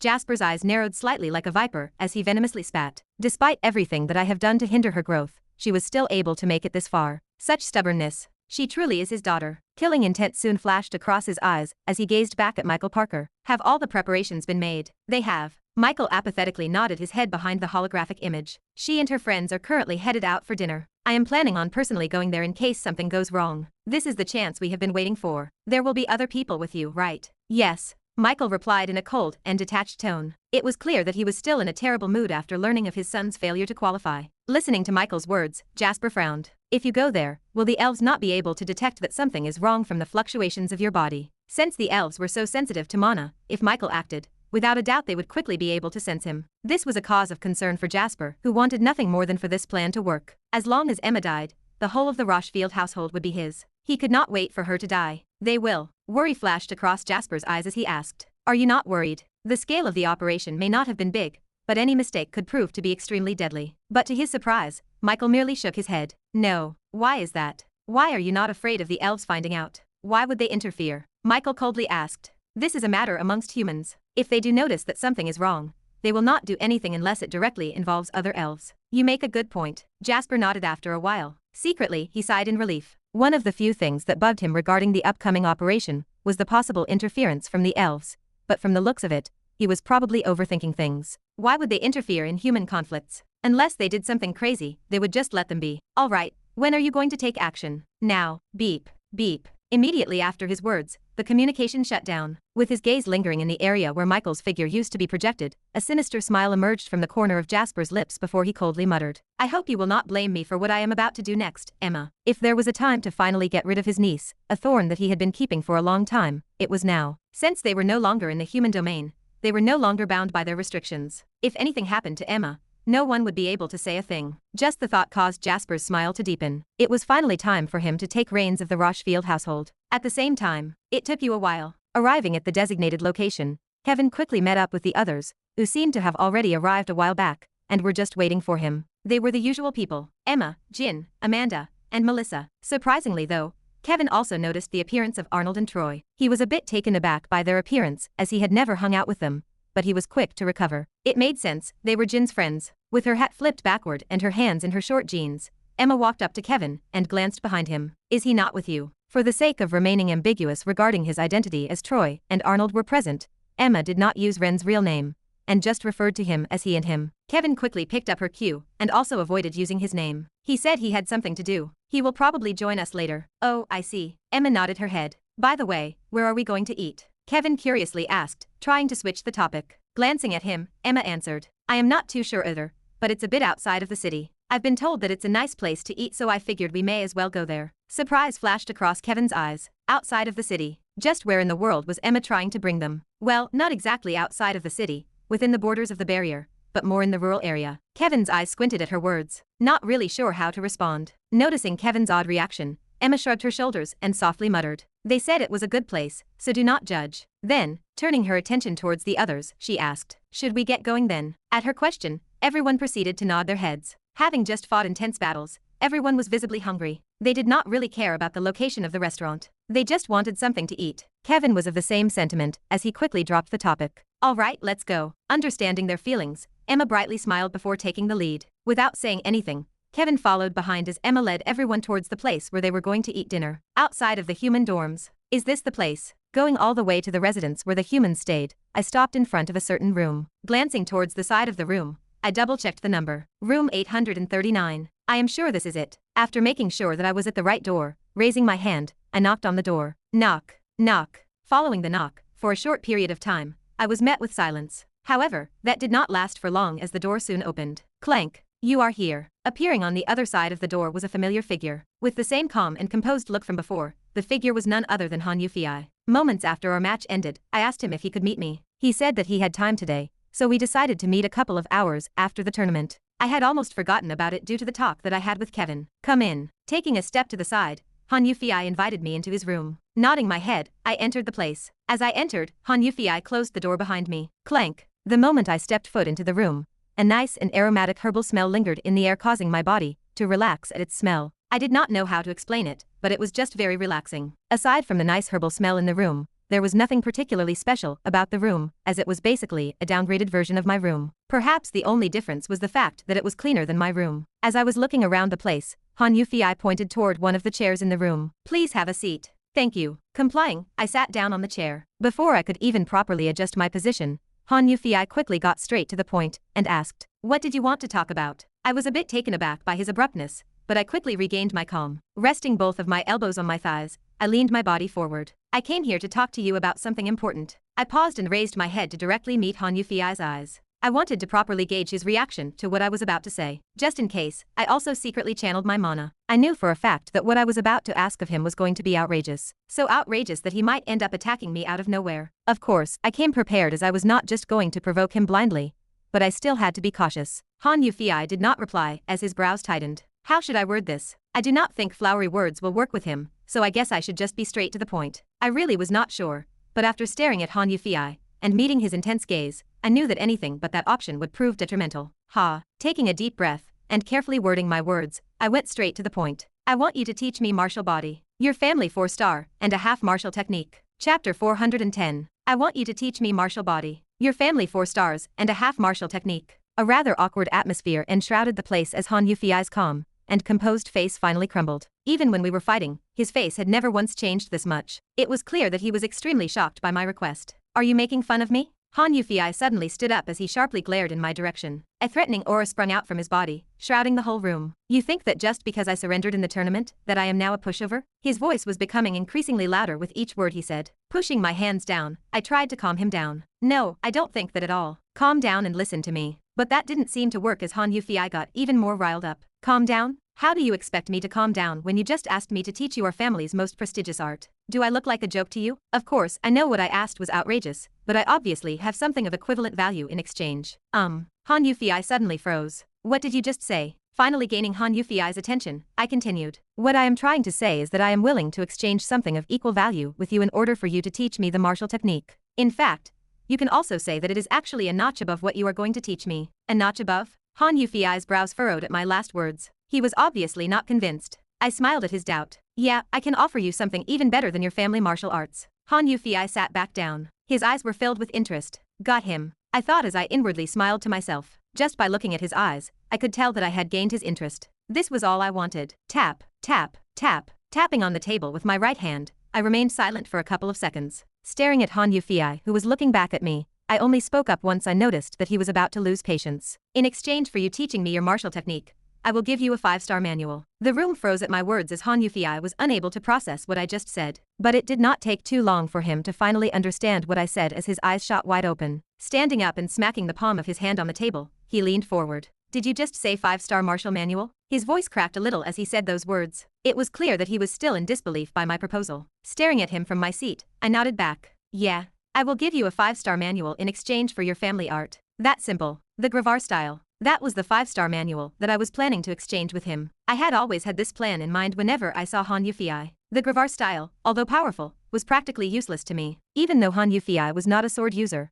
Han Yufei wished nothing more than for his clan to rise into prominence and dominate the other Chinese clans. The Chinese clans were quite powerful, and there was a lot of competition amongst them. By owning a 5-star sword manual, the chances of his clan rising to prominence would drastically improve. Obviously, by giving him the Gravar style, I was not just trying to get his martial manual, but I was also trying to form a connection with the Chinese clans. Han Yufei remained silent. Squinting his eyes, he appeared to fall into deep thought. But it was not long before he managed to recompose himself and carefully ask, "How can you prove to me that you are not lying?" I smiled at his question. I had long seen it coming. It is simple really. Taking a small piece of paper from my dimensional space, I slid it over. We can sign a mana contract. The moment the words mana contract escaped from my mouth, all doubt seemed to have been dispelled from Han Yufei's head as his brows relaxed. Let me see it. Before saying anything else, sliding the piece of paper in front of him, Han Yufei carefully looked through it. But as he was looking through it, his brows which had previously relaxed furrowed once again. He then proceeded to put the paper down. This is not a mana contract. No, it is not. I shook my head. Before he could voice any complaints, I quickly continued. These over here are just the terms that I want to propose for the deal. Regarding the mana contract, you can be the one who provides it. I am sure you will feel like it is more secure if you are the one that makes the mana contract, right? Although hard, it was not impossible to replicate a mana contract. There were many out there that had been duped by fake mana contracts, and so, by allowing him to provide the mana contract, I was essentially showing him my willingness to cooperate with him. Of course, that was merely on the surface. In reality, a mana contract of that caliber was just too expensive for me to purchase. I just could not afford it at the moment. I see. Fortunately, it seemed as though Han Yufei bought the excuse as he thoughtfully nodded his head. Then, taking the paper back, he continued to look through it. I secretly smiled to myself when I saw this. Furrowing his brows once again, Han Yufei put the paper down and pointed toward a certain section of the draft contract. Over here it says, the signee of the contract will join Kesa mercenary group as a member for 5 years before he is free to leave. What in the world is Kesa? That. I scratched the back of my head. In short, for 5 years, you will join my mercenary group. I made it this way since what I am offering is actually of higher value than what you are offering. What? Han Yufei stood up. Join your mercenary group? Do you know who I am? Of course I know. I calmly said. You are one of the people I have been keeping close watch of ever since transmigrating into this world. Of course I know who you are. Han Yufei, B- rank, ranked 5th in Locke, age 20 years, son of Han Ge, current head of the Han clan, and current heir of the clan. A look of shock appeared on Han Yufei's face as I recounted all the information I knew about him. The shock did not last for long, as he quickly calmed himself down. If you know all of this, why are you asking me to join? His words were filled with confusion and doubt. I merely smiled at his question. Because you are still young. From the way things are going, you will not become the head until you are 50, or something, right? Han Yufei's face turned ugly at my words. Despite that, he did not answer back. He knew that my words held some truth to them. With people now being able to live over 200 years of age, it would still take quite a long time for him to actually become the head of the Han clan. If he kept on waiting, he was essentially going to be losing a lot of time waiting for something that would happen a few decades into the future. What he lacked was real experience, and I could provide that for him. Why waste your time there? If you join me, I can guarantee you that you will definitely see your strength improve. I held great confidence in myself as I said those words. I may not be a great teacher, but I definitely knew the right places to help my members train. Compared to when I first saw them, the current members of my mercenary group were a far cry from where they were in the past. If he joined, I did not once doubt the fact that he would see massive growth in his skill. Of course, the real goal was to gain his trust. If in the future he planned to leave, I wanted to at least have a solid relationship with him so that I could pull the Chinese clans to my side. That alone would massively boost my influence in the human domain. As soon as I finished saying what I wanted to say, silence descended upon the room. Staring at him, I did not say anything else. I had already said everything that I wanted to say. Whether he wanted to accept my offer or not, it all depended on him. The wait for his answer did not last for long. Raising his head and meeting my eyes, Han Yufei opened his mouth. At the same time, in a different location. How far is the place? Gazing around him and only seeing trees, Kevin looked at Emma. Lowering her head and gazing at a small holographic map, Emma scratched the back of her head. Tilting her head sideways, she continued to scratch the back of her head. Behind her, Melissa facepalmed. Don't tell me that you are lost. I don't think so, Emma replied in a high-pitched voice, clearly indicating to the others her lack of confidence. Oh God. Melissa's face scrunched up as her hand twitched. Calm down, we have agreed to cut down on the potions. Calm down. Unaware of what Melissa was thinking, Emma handed the map to Kevin and pointed toward a certain spot. We are on the right path though. Look, let me see. Taking the map, Kevin took a good look at it. Staring at it, his brows furrowed. It really does look like we are on the right path. See. Once he confirmed that Emma was right, and they were indeed following the right path, he handed the map back to her. As he handed her the map, he asked, Strange, where did you hear about the place from? Taking the map, Emma quickly replied. Someone suggested it to me. I don't quite remember though. I was not really paying too much attention to what they were saying, but apparently it is a very famous place. I have confirmed with a couple of elves along the way. Typical, Kevin thought. Emma was the type of person to ignore most of the things that others said to her. Of course, this only applied to strangers. Kevin's feet suddenly came to a halt. It was so abrupt that Emma, who was walking behind him, smashed her face against his muscular back. Grabbing a hold of her nose, she looked up at Kevin. What was that? Placing his hand on Emma's mouth to shut her up, Kevin put his finger on his mouth. Shush. His sudden behavior caused everyone to instantly become alert. Once he made sure that everyone was alert, Kevin took his hand away from Emma's mouth. What is going on? She softly mumbled, her eyes were filled with vigilance. Kevin shook his head in response. He too had no idea, but he knew there were other people around the area. I don't know, but it looks like we are not the only people here. Rustle. Not even a couple of seconds after he said those words, and the nearby vegetation rustled. Following this, multiple figures suddenly appeared, surrounding everyone. Whirring sound. What followed after was the appearance of a transparent dome that covered the whole surroundings. Shit. Kevin cursed, a grim look appearing on his face. Shing. Besides him, the others got their weapons out and prepared to fight. No one said a word as everyone understood that they were being ambushed. Instantly, mana sprung out from their body as they gazed in the direction of their aggressors. Chapter 411. You will be the next heir of the Han clan. You must work hard to support your clan in the future. You are the hope of the Han clan. Make sure to always think of the clan ahead of anything else, even yourself. Ever since he was little, all Han Yufei heard were those words. He had become so used to them that he had now started to firmly believe in those values. However, just as much as he believed in them, there were times when he really wanted to give up. Expectations, expectations, expectations, and even more expectations. Being the sole heir of the Han clan, one of the 4 major clans in Qinshija, the Chinese main city in the human domain, he shouldered the heavy expectations of his clan. The Han clan was a powerful clan that was equivalent in power to any diamond-grade guild. Perhaps not as strong as the Demon Hunter Guild during its peak years, but if all 4 clans joined hands, such comparisons would not be unwarranted. Despite the fact that they were often compared to famous guilds, they were also not the same. They operated differently than guilds, but their influence and power were nothing to scoff at. Unlike guilds that mainly hired individuals from anywhere, clans only took in individuals who were of the same blood. That aside, not all things were peaceful for the Chinese clans. With the land they were covering being quite small, all the top clans were in conflict, in hopes of trying to gain more land and becoming the biggest power in the Chinese region of the human domain. Some of the clans worked together, but at the end of the day, the alliances formed were only alliances on paper. The end goal of every Chinese clan was to become the sole remaining clan. Of course, Han Yufei, being the heir of one of the 4 main clans in the conflict, was no stranger to these types of conflicts as he had seen them throughout his whole life. And because he was familiar with these kinds of things that he was also familiar with negotiations. He had witnessed many negotiations happening in the past with his father and clan elders. As such, he knew when he was seeing a good and a bad deal. Yeah, I will give you a 5-star manual in exchange for your family art. That simple. In short, for 5 years, you will join my mercenary group.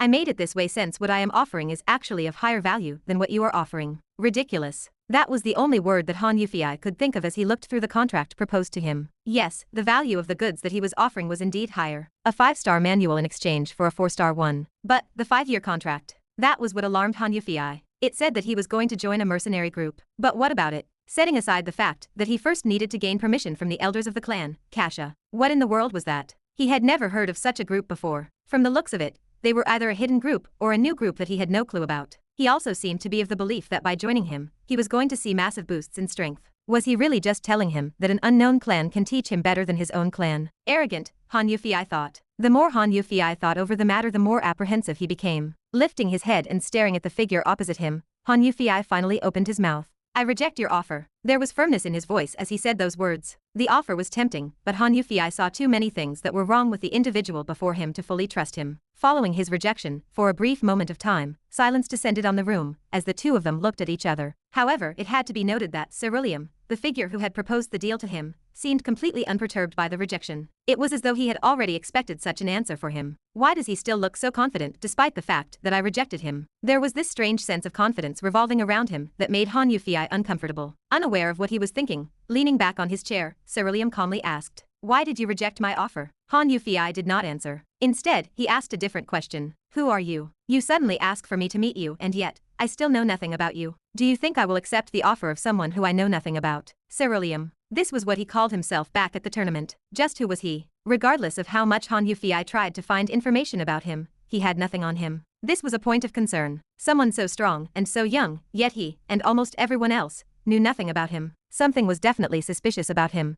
And Han Yufei was not stupid enough to agree to join a total stranger's proposal. In all fairness, he proposed signing the contract using a mana contract, but that was not nearly enough to convince Han Yufei. Ah right, how rude of me. Realizing the crux of the problem, Ceruleum smiled and uncrossed his legs. Leaning forward, he apologized. I am sorry. You see, I am so used to wearing this by now that I completely forgot about it. Placing his hand over his face, he slowly pulled away at his face. A subtle smacking sound resounded throughout the room as he pulled his face away. With his long black hair gently falling by the side of his shoulders, the features of a pale youth with jet black hair and deep, blue eyes were revealed. Extending his hand forward, Ceruleum smiled. Nice to meet you. My name is Ren. Ren Dover. Shit. Kevin cursed as he stared at the hooded figures that had suddenly appeared from out of nowhere. Encircling them completely, the situation looked grim. Stay behind me. Placing his hand to the side, he instinctively pushed Emma behind him as he took out his sword. In response to his actions, Emma did not say anything and merely stared at the hooded figures before her.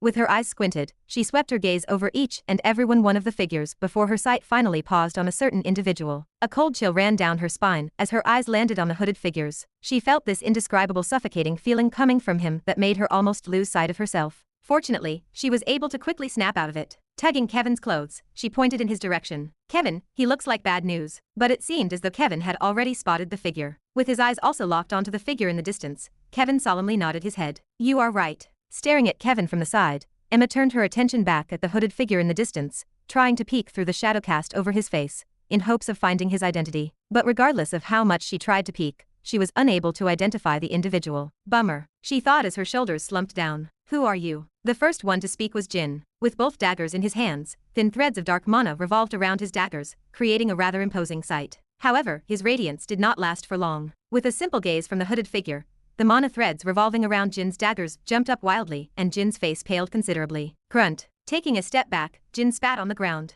His face grimaced in pain. Turning his gaze in Kevin's direction, Jin darkly said, Ha, ha, shit, he is too strong. At least S rank. Overhearing Jin's comments, the atmosphere instantly froze up. The strongest person present was Kevin, and he was merely B rank. For an S rank to suddenly show up, everyone understood just how serious the situation was. What is an S rank doing here? Melissa spat. On her right hand was her spear while on her other hand were a multitude of different colored cards. Squinting her eyes, she calmly analyzed. From his body structure, the figure seems to either be a human or an elf. Yes. Besides her, Amanda quietly gazed in the direction of the other enemies, her bow drawn to the fullest. Step, step, step. Taking a couple of steps forwards, the leading figure, the S-ranked individual finally paused a couple of steps away from Kevin and the others. As he was doing so, Kevin's eyes darted all over the place, in hopes of finding a way out of the situation. However, before he could figure anything out, the hooded figure finally spoke. It is useless. You are already trapped. There is no point in trying to escape. His cold and detached voice traveled through the ears of everyone present. Firming the grip of his sword, Kevin glared at the hooded figure as he once again asked, Who are you? But his words were met with silence as the figure refused to answer him. Then, turning his attention towards the other hooded figures, the hooded figure raised his hand. Just as he was about to gesture for them to attack, someone suddenly spoke up. Excuse me, but are you perhaps my uncle? The voice belonged to none other than Emma, who nonchalantly took a step forward. Not a shred of worry clouded her face. Instantly, all attention was drawn toward her. Not minding the attention, gazing in the direction of the leading figure, Emma tilted her head. Judging from your strength, you don't seem to be my uncle. Who exactly are you? The calmness and perhaps even playfulness hidden behind her words shocked almost everyone present. Just how could she be so calm in such a life-threatening situation? Everyone thought as they stared at her with open eyes. The one who was most shocked by this development was of course Kevin, who quickly pushed her behind him. Emma, what is wrong with you? Now is not the time for this. Emma innocently looked at Kevin before turning her attention back toward the hooded figures. Taking one last sweep of the place, she clicked her tongue. Well, since that coward is not here anymore, the whole thing lost purpose. As soon as her words faded, a figure suddenly materialized next to her, startling everyone present apart from the leading hooded figure, who remained calm. Or at least that was what he showed on the surface, but the slight fluctuation in the mana around his body did show that he had indeed been slightly startled by the new figure's appearance. It was clear that he had been unable to detect him. Recollecting himself, he asked in a threatening tone, Who are you? A fearsome wave of mana sprung out from his body, enshrouding the whole surroundings before heading in the direction of where Kevin and the others were. Wind gust. However, with a casual wave of his hand, the pressure that was trying to bear down on everyone present quickly dissipated. It quickly became clear to everyone present that whoever the figure was, he was someone of equivalent strength, if not, even stronger. A palpitating tension suddenly engulfed the surroundings as the two figures stared at each other. I asked who are you? The hooded man repeated. This time, the mana revolving around his body became even thicker. Without answering the hooded figure, the man that stood beside Emma placed his hand on his face and took off his skin mask, revealing the features of a young male that looked to be in his mid-20s. However, the moment the figure took off his skin mask and his features were revealed, almost everyone present jumped out in shock. There was a simple reason for this, and that was because everyone knew who the figure was. He was none other than Oliver Rochefield, Emma's dad. Chapter 412. A week ago, during the conference inauguration. Dad.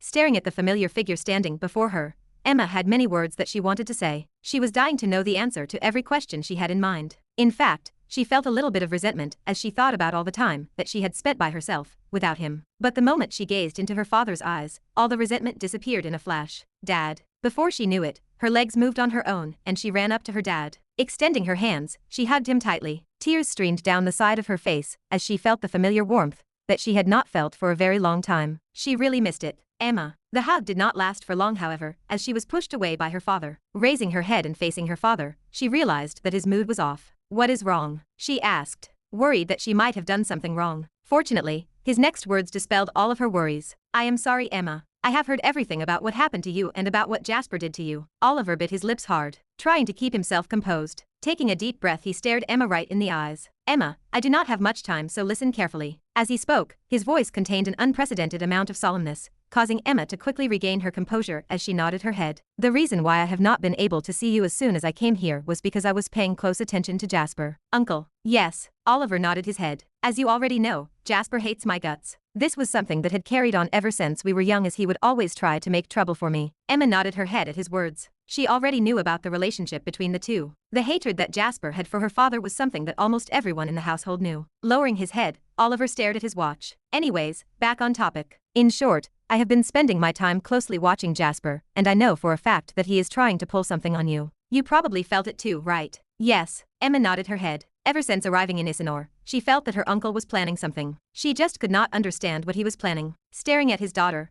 Oliver continued. "After trying to find out what he was planning and looking deeply into him, I found something out. He is currently working together with the head of the Parker family, Michael Parker." Oliver's teeth gnashed together as he said those words. The Parker family had a terrible relationship with the Rochefield family. In fact, you could say that they hated each other's guts. For Jasper to ally himself with them, Oliver knew that the future of the family was in jeopardy. Jasper was essentially allying himself with a family of snakes. As soon as Jasper let his guard down, the whole of the Rochefield family might get swallowed up by them. After finding out that they have allied themselves with the Parker family, and after investigating the matter even more thoroughly, I realized that they were going to make a move soon. Most likely in the middle of the conference, depending on the results. A chill spread throughout the room as Oliver spat the last few words. Unprecedented anger rose from deep within his body as he thought about what his daughter was going through. Lowering and gazing in Emma's direction, Oliver raised his hand and caressed her on the head. He could see from her eyes that she was worried. "Do not worry. Now that I am here, I will not let anything happen to you. I have already talked to Ren regarding the matter, and we have come up with a plan." "Ren?" Surprise flashed across Emma's face as she heard his last words. "You know Ren?" "Oh right." Oliver's face scrunched up a little. He realized that he had messed up a little. Staring at his daughter, who was looking back at him with questioning eyes, he sighed. "Well, yes, I know him. In fact, I have spent over a year with him." "Over a year?" "Yeah. Back in Henlauer, the capital city of the Dwarven Domain." "Oh." Emma nodded her head. She already knew from Kevin that her father had been in the Dwarven Domain, however. What she did not know was the fact that Ren was also there with him. Gazing at his watch one more time, Oliver continued, trying his best to shift the topic away from Ren. Knowing Ren quite well, he did not want him anywhere near her. She might get corrupted by him. "Enough about Ren. You have already seen him. He is doing well. Just a little bit sick in the head. He should get better soon." Oliver glanced at his watch one more time. Urgency filled his face. "I cannot hold you for any longer, or Jasper will become suspicious. I will soon contact you when I find out more about the situation, and tell you what you should do." "Okay." Emma nodded her head, signaling to him that she understood. Oliver smiled in response. Leaning forward, he gently kissed her on the forehead. With a smile on his face, he muttered, "Let us catch up once things are done." Before Emma could say anything else, Oliver had already disappeared from her sight. With her eyes lingering on the area where he used to stand, Emma sighed before turning around and leaving. As she left, her face relaxed. With her father now back, it felt as though the boulder that had been heavily pressing on her had disappeared. Towering trees stood within the gloomy forest while moist dirt carpeted the ground. A dangerous atmosphere enshrouded the surroundings as two groups stared at each other. Of the two groups, two figures stood out the most, with their powerful auras completely overwhelming the auras of the other people present. One hooded figure and a youthful figure glared in each other's direction. Oliver Rochefield. The hooded figure muttered, his cold and detached voice filled with killing intent. Raising his head and staring at him, Oliver nonchalantly said, "There is no point in hiding your face, Michael. I know it is you." Placing both of his hands on his hood and pulling it down, a blonde male with blue eyes appeared in front of everyone's view. His features resembled that of Fabian, his son, and someone that almost everyone present knew. "How did you know?" he asked as his deep voice lingered in the air for a few seconds. In response to his question, Oliver smiled. "Are you asking how I knew that you were planning on coming?" Michael remained silent, but Oliver took it as a silent nod of approval and continued, "You guys were too careless." Oliver shook his head. Traces of disappointment flashed across his eyes. Standing next to Emma, Oliver patted her on the back. "She was the one that noticed that something was wrong and called me. The only reason why she is here is because I told her to lead you guys here." Indeed, Emma was not stupid to the point of actually following the advice of a stranger. She had only pretended to be lost before. Michael also seemed to have realized this as a deathly and icy silence enveloped the surroundings. Staring at Oliver standing opposite of him, the air around Michael chilled as the mana around him froze completely. Raising his hand, he clenched it. Shing, shing, shing. Following his movement, the ground beneath everyone shook uncontrollably, and a tremendous force suddenly assaulted Oliver from all sides. Michael's attack was like a signal that signified the beginning of the battle. With their weapons ready, and their eyes locked onto the coming hooded figures, everyone got into battle positions. You. With an astonished look on his face, Han Yufei stood up in shock and pointed his finger in my direction. Aren't you supposed to be dead? I am, yes. Halfway through my words, frowning, I looked at him. You recognize me? It would be a lie if I said that I was not surprised. It had to be said that I had not once interacted with Han Yufei back in the lock. For him to instantly recognize me, I was quite surprised. With his eyes locked onto me, Han Yufei nodded his head. Yes, I recognize you. Died in the first year of lock, and inheritor of the keiki style. Ah, right, there is that. I had almost forgotten the fact that I had revealed the keiki style to the public. No wonder he managed to recognize me so quickly. Well, since you recognize me, it makes things easier. Leaning back on my chair, I went through the details of the contract once again. I do not want to make things any longer than they should be. The offer is, I will give you a 5-star sword manual. No, it is not the keiki style. Seeing his hope-filled eyes, I quickly shut him down. I was not going to give the keiki style to anyone else. That was my sword art, and mine alone. The more people knew about it, the more glaring its weakness would become. I know the circumstances in your clan are not good, and I also know that if I give you the sword art, your clan will experience a massive boost in strength. Perhaps even surpass the 4 other clans. Han Yufei swallowed a mouthful of saliva at my words. Even though I noticed this, I decided to not point it out and continued. Regarding the 5-year contract, well, it is kind of obvious that the values of the two things are not exactly equivalent. If I give you the manual, in exchange for that, I would be coming up with a loss. And I do not like losing. In fact, I loathed the idea of even losing. Perhaps in the past, I could stomach a loss or two, but now, I could not stand the idea of losing. This was why I was planning on going all out in this tournament, despite the fact that I was nowhere near the strongest individual. Lifting my head and staring at Han Yufei, whose face was filled with doubt, I continued. I know that you are apprehensive about the idea of joining me for 5 years, but I never said that you have to join immediately. In fact, you do not have to join if you really do not want to. Han Yufei had so much potential, perhaps even more than some of the people in my group. It would really be a bummer to let him go, but I also knew best that I could not have anyone join my group against their will. Take Angelica for example. Although she was part of my group, and she was under a 5-year contract, she was doing so willingly. Keeping someone who did not want to be in the group was just not ideal when trying to form a synergy between the members. In fact, it might even prove detrimental. You can first meet the others before deciding on whether to join or not. If you are really against the idea, we can change the deal to something else, but that would be such a waste. Staring at Han Yufei straight in the eyes, I asked, so, what do you think? With a deep frown on his face, Han Yufei did not speak a single word for the next minute or so. Secretly, I was relieved when I saw this. Since he did not reject me immediately, it meant that the offer had tempted him somewhat. Recalling something, I added, ah right. I almost forgot to say this. Keep in mind that if you join my group, I am not going to stop you from doing anything clan-related. Everyone is free to do anything. Of course, that is on the premise that you guys listen to what I say when the matter counts. Once my words faded, standing up, Han Yufei looked straight into me and extended his hand. I will not accept the offer yet. I want to first understand what kind of person you are. Is that okay with you? My brows jumped at his words, but soon a smile emerged on my face. I have no problem with that. Standing up, I shook his hand. Just like that, I was one step closer to recruiting my newest member, Han Yufei. Chapter 413. Yawn. Letting out a yawn, I walked away from Han Yufei's apartment. I won't accept the offer yet. I want to first understand what kind of person you are. Is that okay with you? That was what he said to me. In short, he had neither accepted nor rejected my offer, but has instead delayed the answer. To be honest, that worked well for me as well. It would take me a while to collect the Gravar style anyways. I wasn't in a rush. Lowering my head and staring at my watch, alarm flashed across my eyes. Oh crap, I should probably join the others before they get too pissed.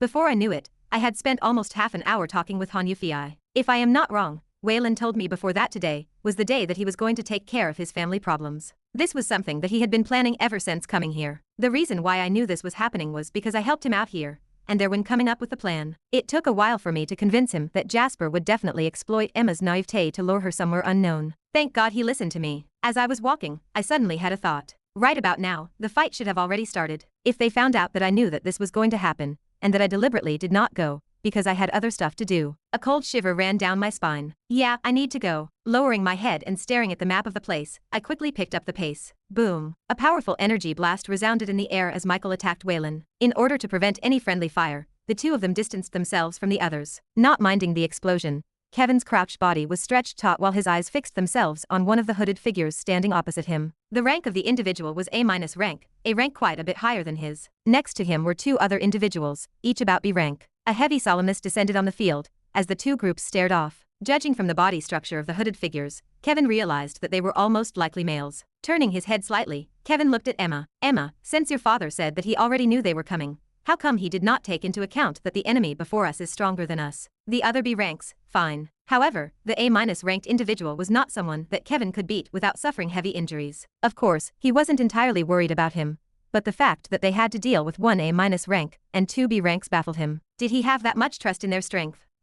Listening to Kevin's words, Emma frowned before softly muttering. He said that he had already calculated everything perfectly. I did not know he would make such a mistake too. Her voice was soft, but everyone heard it. Instantly, the atmosphere became grimmer. Bang! Startling everyone out of their thoughts was a loud bang as the A- ranked individual finally made its move. Following after the hooded figure was the other two figures. Swoosh, swoosh, swoosh. Melissa was the first one to react, as she threw 3 pale blue magic cards in the air. 3 large ice barriers erected in front of everyone. Crash! But the barriers were unfortunately too weak. As though they was made out of glass, the ice barriers shattered apart. Fortunately, the purpose behind erecting the barriers was to create enough time for everyone to distance themselves. Taking out his sword, Kevin clenched its grip tightly. Glimpsing towards where the others were, Kevin commanded, Emma, Amanda, Arnold, Troy and Melissa, you 5 focus on the B-ranked individuals. Turning his head, his eyes met Jin's. We deal with the A- ranked individual. Knowing everyone's capabilities well, Kevin knew that this was the optimal formation to guarantee victory. Listening to his commands, everyone nodded their heads, including Jin, who quietly melted into the shadows. Good. Red mana light swirled around Kevin's sword as he viciously slashed in the direction of where the hooded figures were. Curling his fist into a ball, the A- ranked figure punched out, and his fist met with Kevin's sword. Thump. With a soft thump, Kevin's body was swept backward, only managing to stabilize himself after taking a couple of steps. The difference in strength was made quite clear from the first exchange. Ignoring the burning pain from his hand, Kevin took a stance and slashed out. As he slashed, his sword swept at a horizontal angle, while all the mana in his body surged out and poured into his sword. First movement. Kevin cried out as his sword once again met the hooded figure's fist. Clank. A dull metallic sound swept out as Kevin's hand flew back. The power behind the attack was evidently not enough to deal any significant damage to the figure before him. However, Kevin wasn't discouraged. Second movement. With another low cry, he slashed out again. This time, the red hue shrouding his sword became visibly brighter. Clank. Yet again, the result was the same. However, there was a slight difference this time, as his attack became more powerful and faster. Of course, Kevin did not care in the slightest bit about this as he once again slashed. Third movement. Kevin once again slashed out, and the moment he did, a beautiful white arc drew in the air. The arc was so beautiful that it looked as though he was drawing in the air. The red glow enshrouding his sword became even brighter. Clank. Sadly, the attack once again seemed to be useless as the hooded figure effortlessly blocked the attack. Following the block, a powerful wave of mana suddenly sprang out from his body as he stared in Kevin's direction. It became clear that the hooded figure had realized that there was something wrong with Kevin's attacks. Pressing his foot on the ground, just as the hooded figure was about to attack Kevin, he suddenly felt something and ducked down. Swoosh. Materializing above his head was a sharp dagger that cut through the air horizontally. The speed behind the dagger was no joke as Kevin had difficulty following its movement. Thud. Landing on the ground with a soft thud, Jin coldly looked at the hooded figure before him. Extreme solemnness clouded his face. Raising his head and staring at Kevin, Jin mouthed, I will buy you time. Following his words, his figure quickly melted into the darkness. Gazing in the direction of where Jin disappeared, Kevin took a deep breath before he once again raised his sword. The fourth movement, an even more powerful pressure escaped from the tip of his sword as he slashed down. Having already recollected himself, the hooded figure seemed to be extremely pissed as his aura skyrocketed. A pressurized wind gale shot out from his body, causing the nearby grass to bend down at a 45-degree angle. Pressing his foot onto the ground, his body suddenly appeared before Kevin. His movement was so fast that Kevin was unable to react. Curling his fist tightly, the hooded figure punched out. Staring at the incoming fist,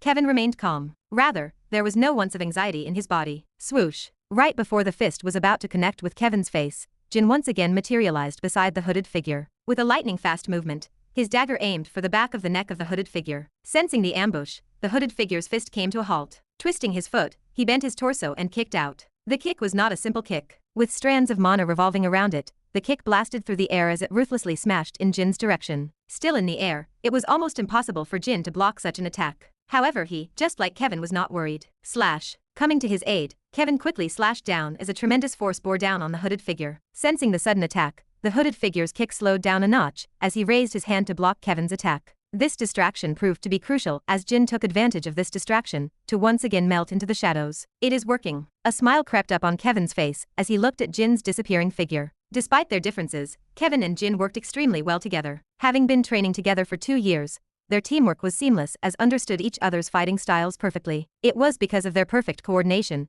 that they were able to evenly fight against an A-rank individual. Of course, this only worked when the both of them were going all out. In the fight against Ren not too long ago, they did try to replicate this method however. It was to no avail, as Ren's style completely countered Jin's fast style, resulting in their cooperation crumbling apart before it could even start. Catching glimpse of Jin's disappearing figure, the hooded figure finally spoke up. His voice was eerily dark and filled with rage. "I will kill you." Once again curling his fingers into a fist, the hooded figure punched out as a sonic boom rang out. Bang! Fifth movement. But a similar scene occurred. Just when the fist was about to connect, Jin would appear, and the two of them would create an opening for each other. Jin would also sometimes fake out his attacks, sending the hooded figure into confusion. 6th movement, 8th movement, 12th movement, 29th movement. With each and every one of Kevin's strikes, his figure became more and more mesmerizing as the speed of his attacks and power drastically increased. It wasn't long before he reached the 29th movement, and he was now on equal terms with the hooded figure in terms of speed and power, much to his horror. Clank! Once again meeting Kevin's sword with his fist, to its absolute shock, the hooded figure was suddenly pushed back one step. Jin. This did not go unnoticed by Kevin, who quickly shouted Jin's name and raised his sword in the air. Heavy sweat trickled down his face as a powerful glow revolved around his sword. Sensing the danger, the hooded figure reciprocated by releasing all of his energy outwards. However, just before it could make its move, Jin showed up from out of nowhere. Spotting Jin, a sinister smile crept up underneath the hood of the figure as he shouted, "Got you." He was ready this time. Having been subjected to Jin's constant attacks, he had already managed to somewhat decipher Jin's attack patterns. Therefore, he quickly punched out towards his right side. Following the punch, his fist connected with something solid. Bang! Yes. Feeling that his fist connected with something solid, the hooded figure cried out in joy. Ha! However, the joy did not last for long. As he watched his fists penetrate Jin's figure, he suddenly realized that there was no blood coming out from him. Something was wrong. Sadly, the realization came too late, as he felt a powerful energy coming from Kevin's direction. Turning his head, his face became clouded with horror as he watched the surrounding mana surge over and pour into Kevin's body. His clothes flapped wildly as a red mana light flowed out from his body, covering the entire sword from top to bottom. Lowering his head and staring at the hooded figure, Kevin muttered, 30th movement. Taking a step forward, Kevin slashed out and the ground beneath him shook violently. The moment he slashed out, the air in front of his sword ripped apart as an overwhelming force spurted out. Impossible. The hooded cried out in astonishment as he stared at the incoming attack. How could someone only ranked B rank pull such a move? Kevin's attack was not any weaker than that of an A rank figure. Bang! The hooded figure wanted to react, however. Before he knew it, his body was sent flying backward like a cannonball as he spat mouthfuls of fresh blood, and a terrifying scar traced from the side of his body. Gasp! Lifting his head and ignoring his injuries, he crawled up, in hopes of running away. However, before he could even move, a subtle clicking sound rang out and his body froze. Click! The last thing the hooded figure saw before losing his consciousness was a black-haired youth with two deep blue eyes. With his hands on his knees, he briefly glanced in his direction before muttering, "Ha, ha, I am not too late, right?" Chapter 414. Having run all the way here, I was at a loss for breath. Therefore, with both of my hands on my knees, I tried to catch my breath. Thud! With a soft thud, a body fell next to my feet. Lifting my head, my eyes met with Jin's and Kevin's. Ha, ha, I am not too late, am I?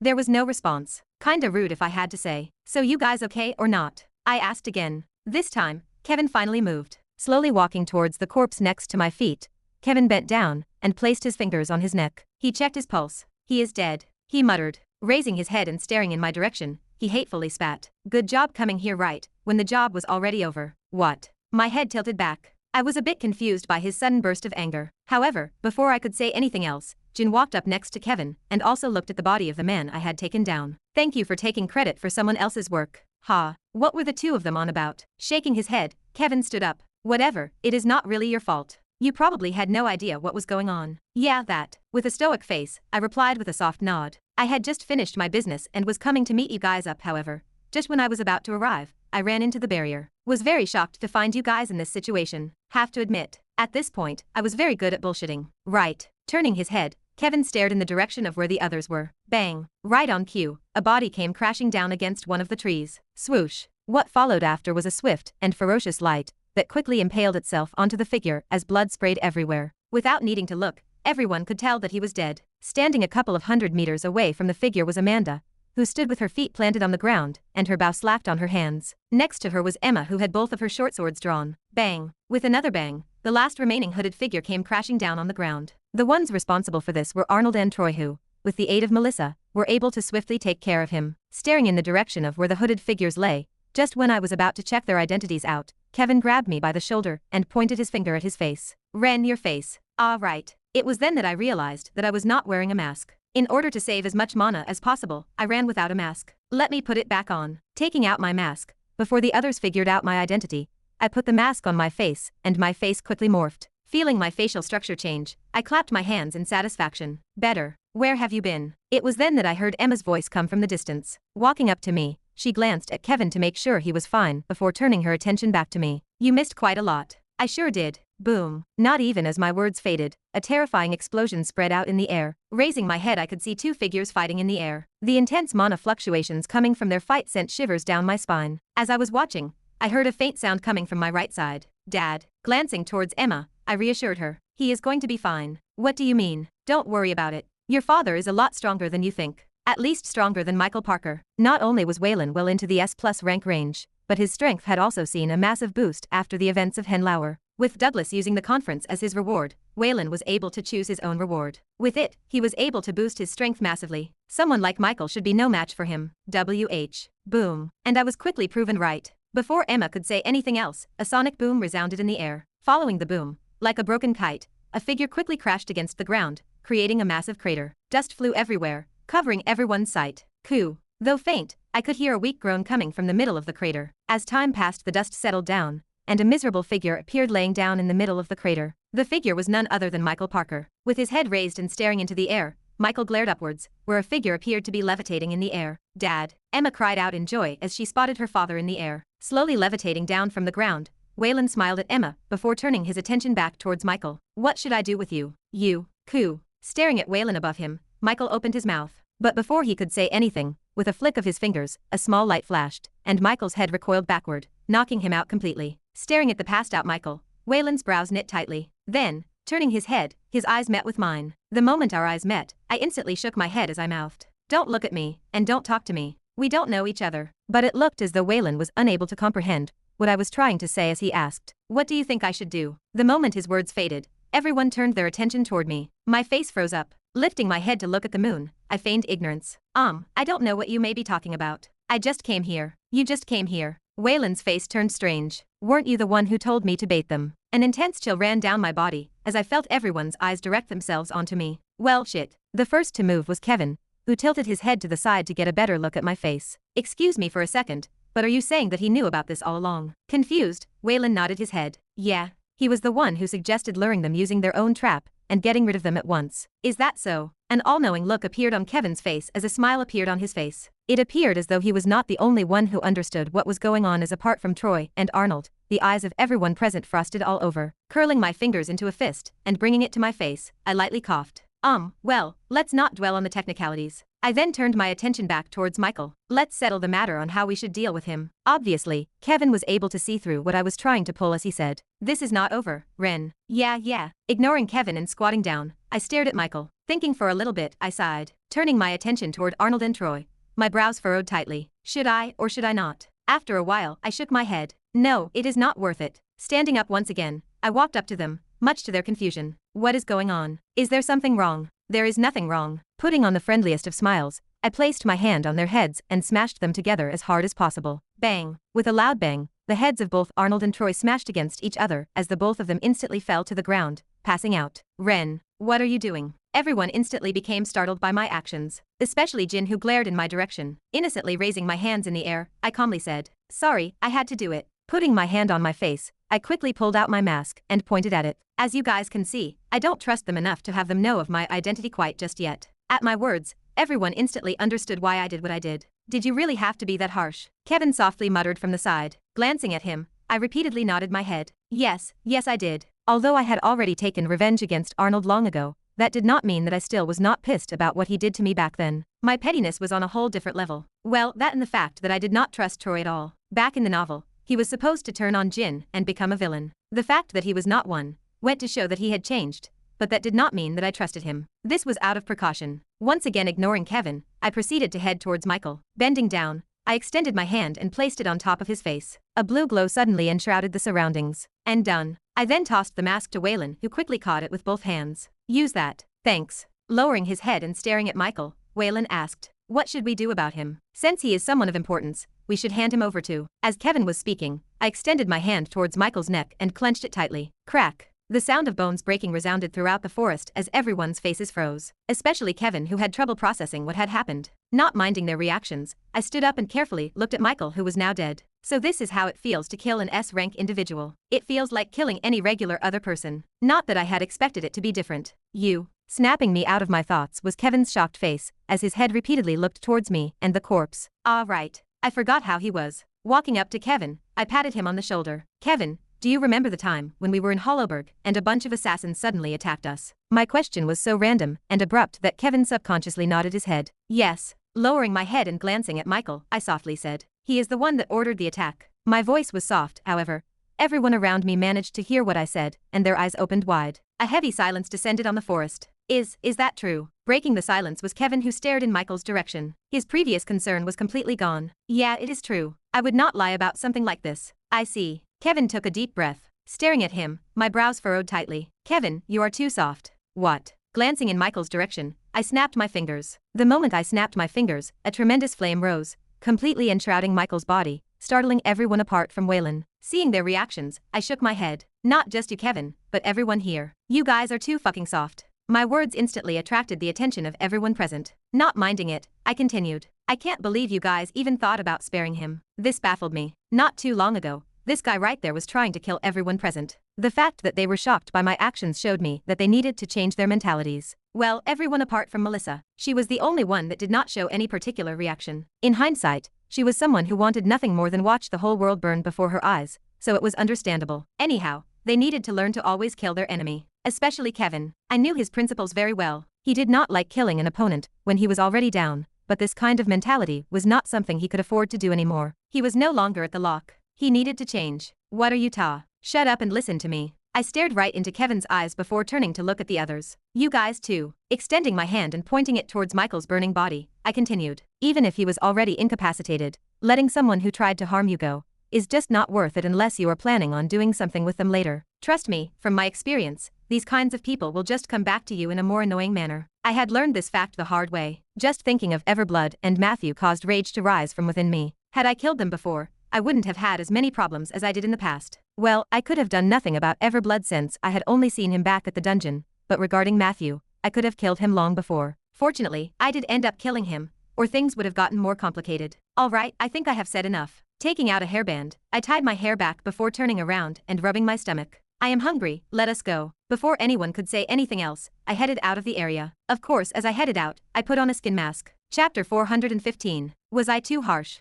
I thought while my feet came to a sudden stop, and I looked behind me where the others were. Thinking back at the words I said to Kevin and the others, I thought that perhaps I may have been a little bit too harsh on them. But, thinking back at their behavior after my actions, I did not regret what I said one bit. If what I said helped them become aware of their mentality, then so be it. They could think whatever they wanted about me. At the end of the day, what mattered was that they became strong. Strong enough to defeat the Demon King. Taking a deep breath, I leaned my body against the tree and waited for the others to come. Fortunately, I did not have to wait for long, as Amanda was the first one to come. Walking underneath the moonlight, Amanda held her bow with her right hand, her fine black hair draped over her shoulders, while the moonlight shone behind her, enhancing her delicate features. The beautiful scene was akin to a painting. Smiling at her, I opened my mouth and asked, you guys done sorting your stuff out? With a simple nod, she greeted me. But right as she nodded, her head tilted a little as her delicate brows knit together. Noticing the change in her expression, I asked, what is it? Your face, she bluntly said. My brow raised at her unexpected answer. Is there something wrong with my face? Touching my face with both hands, I found nothing wrong with it. Staring at me from a few steps away, Amanda sighed as she took a step forward. Before I knew it, she was a few inches away from me. Raising her hands, she put her hands on my face, squishing my cheeks softly. What are you doing? I instantly became startled by her actions. But before I could say anything else, Amanda placed her finger on her lips. Shush. What do you mean shush? I internally mouthed as Amanda's face was a few inches away from mine. Unknowingly, my heart sped up a little. Compared to the past, Amanda had only gotten more beautiful, and now that she was almost an adult, her features had become even more stunning. It took my breath away. Fuck, what is going on? Staring at her face, which was extremely close to me, for the first time in a while, I was at a loss for words about what to do as my eyes darted left and right, in hopes of finding something to help me out of my predicament. But it appeared as though I was the only one who felt this way, as Amanda's expression remained unperturbed. Done. It wasn't long before Amanda took her hand away from my face, and I could finally relax. Quickly recomposing myself, I touched my face. Done. Done with what? I was so confused that I did not notice what she was trying to do. Amanda nodded. Noticing my confusion, she pointed toward her face. You did not put your skin mask well. Realization finally dawned on me. So it was about my mask. Was it because I was in a rush? I was not sure, but it appeared as though I had somehow not placed my mask properly. Still, my brows knit as I looked at Amanda. You know, instead of doing it, you could have just told me, and I would have been able to fix it myself. A thought suddenly struck me as my brows knit. Was she teasing me? No, Amanda was not the type of girl to do this. Actually, I really was not sure anymore. Is that so? Amanda innocently tilted her head. From the way she was looking at me, it did not seem as though she did what she did on purpose. My eyes squinted in doubt. Did she really unknowingly do that, or is she teasing me? I really could not tell. After staring at her for the next second, I decided to let it go, and looked towards the distance where I could see the faint outlines of the others coming in our direction. Just to be sure, tilting my head slightly, I tried to peek in Amanda's direction. Aha! It was then that from the corner of my eyes, I saw the corner of Amanda's mouth lift up slightly. My head instantly snapped in her direction. Unfortunately, Amanda was quick to react as her face quickly returned to its serious self. I saw that. Saw what? Tisk. Seeing that she had returned to her usual poker face, I clicked my tongue. She had definitely done that on purpose. Talking about her poker face, I had a sudden thought as I looked at Amanda. Say, now that I think about it, have you ever played poker? Slightly taken aback by my question, Amanda did not answer immediately. It was clear that she was trying to see if I was trying to retaliate against her or not. It was only after a couple of seconds had passed that she finally answered. As she answered, her voice was filled with vigilance. Yes, with Emma. What was the result? She called me a menace to the poker community. That far. Piffed. A laugh escaped from my lips as a scenario of Emma throwing a tantrum at Amanda flashed in my mind. Guess I found myself a new way to earn money. Glancing at me from the side of her eyes, Amanda's red lips opened up slightly as she asked, "Why did you ask?" "Just curious," I replied with a simple smile. Her eyes squinted in doubt, but in the end, she did not say anything. "So that is where you guys were." It wasn't long before I heard Kevin's voice coming from the distance. "Took you long enough." "What do you mean? You do know that there were 3 more bodies to dispose of, right?" "Yeah, sure," I replied with a lazy look. Judging from how he was still okay despite the words that I said to him, it looked as though he took the words I said to heart. Or at least, took them into consideration. I smiled at this. The stronger Kevin became, the brighter my future was. Inside of a private residence. Has he completed the mission or not? Pacing around the room, Jasper tried to remain composed. However, the mere thought of the mission failing caused him endless amounts of anxiety. If there was a chance to get rid of Emma, it was now. There was no better time. If they failed the mission, he would never truly be the main leader of the Roche Fieldhouse, as there were still some who were loyal to Oliver. With his current influence, he could have easily kicked them out of the house. However, that would drastically lower the forces of the family, and so he could not afford to do that. The only way he could fully control the house was through Emma's death. Damned him. Jasper gnashed his teeth in hatred. Just the mere thought of Oliver angered him to no end. Despite the fact that he had disappeared to who knows where, he still created troubles for him everywhere. Veins popped out from his forehead as he thought about the troubles that Oliver's influence still caused him to this day. Placing the palm of his hand on his desk, Jasper glanced at the door and muttered, "What is taking him so long? Getting rid of a bunch of children should take no time for an S rank like him. Not even a minute. What could have taken him so long?" Fortunately, Jasper did not have to wait for long as someone quickly knocked on the door. Knock. Knock. Jasper's eyes lit up with glee at the sound. Recomposing himself and straightening out his clothes, he sat down on his chair and opened his mouth. A cold and authoritative voice traveled in the air. "Come in." Clank. Once his words faded, opening the door, a familiar figure walked in. Brightly smiling, Jasper stood up and extended his hands in a hugging motion. "Michael, I am glad you are finally here." Giving Jasper a casual glance, Michael returned the greeting with a simple nod, and did not say a single word. Not minding Michael's attitude, Jasper pointed towards the seat opposite him. "Have a seat, have a sit. You must be tired from the mission." Pulling the chair back, Michael sat down and crossed his legs. Once Michael sat down, Jasper did the same. "So, is the matter complete?" A trace of anticipation and impatientness hid in Jasper's voice as he looked at Michael. Silently staring at him for a couple of seconds, Michael nodded his head. "It is. Great." Unable to contain his excitement at the news, a bright smile emerged on Jasper's face, and he soon burst out laughing. "Ahaha, wonderful, wonderful." Michael smiled at Jasper's excitement. "Are you that happy that Emma died?" "Of course I am," Jasper replied. The smile on his face grew even bigger. "With her gone, I can now have full control of the house. Those old bastards cannot prove that I am the one that got rid of her, and so will be forced to listen to my order." Before he could finish his sentence, Jasper's eyes grew wide open as he watched Michael slowly place his hand on his face. What happened after caused his complexion to turn ashen white as his body trembled uncontrollably. Impossible. Smack. With a loud smack, a wooden mask appeared on the table as a figure that bore striking resemblances to Emma, his niece, appeared in front of him. That figure he knew. Of course, he knew. How could he not know? It was the same figure that he tried to surpass throughout his whole life. How? With a smile on his face and staring deeply into Jasper's eyes, Oliver replied, Jasper, it has been a while, has it not? In a certain room. Crash. Aaron's eyes were bloodshot as he smashed everything in the room. It was a long time before he finally stopped, panting for breath, his face twisting savagely. Bang. Raising his fist, Aaron punched a hole through the wall of his room as he snarled through gnashed teeth. Get out of my fucking head. His scream was filled with resentment and helplessness. Ever since that day, Aaron had been unable to sleep. His head itched all the time, and that face beating down on him would resurface in his mind over and over again as though someone was haunting him. Fuck, fuck, fuck. Rubbing his hair till it became messy, Aaron's face turned ashen as the back of his head started to itch more and more. Covering his face with his hands, blood trickled down his forehead as his nail deeply dug onto his skin. Faint recollections of the pain he felt that day continued to flash in his mind,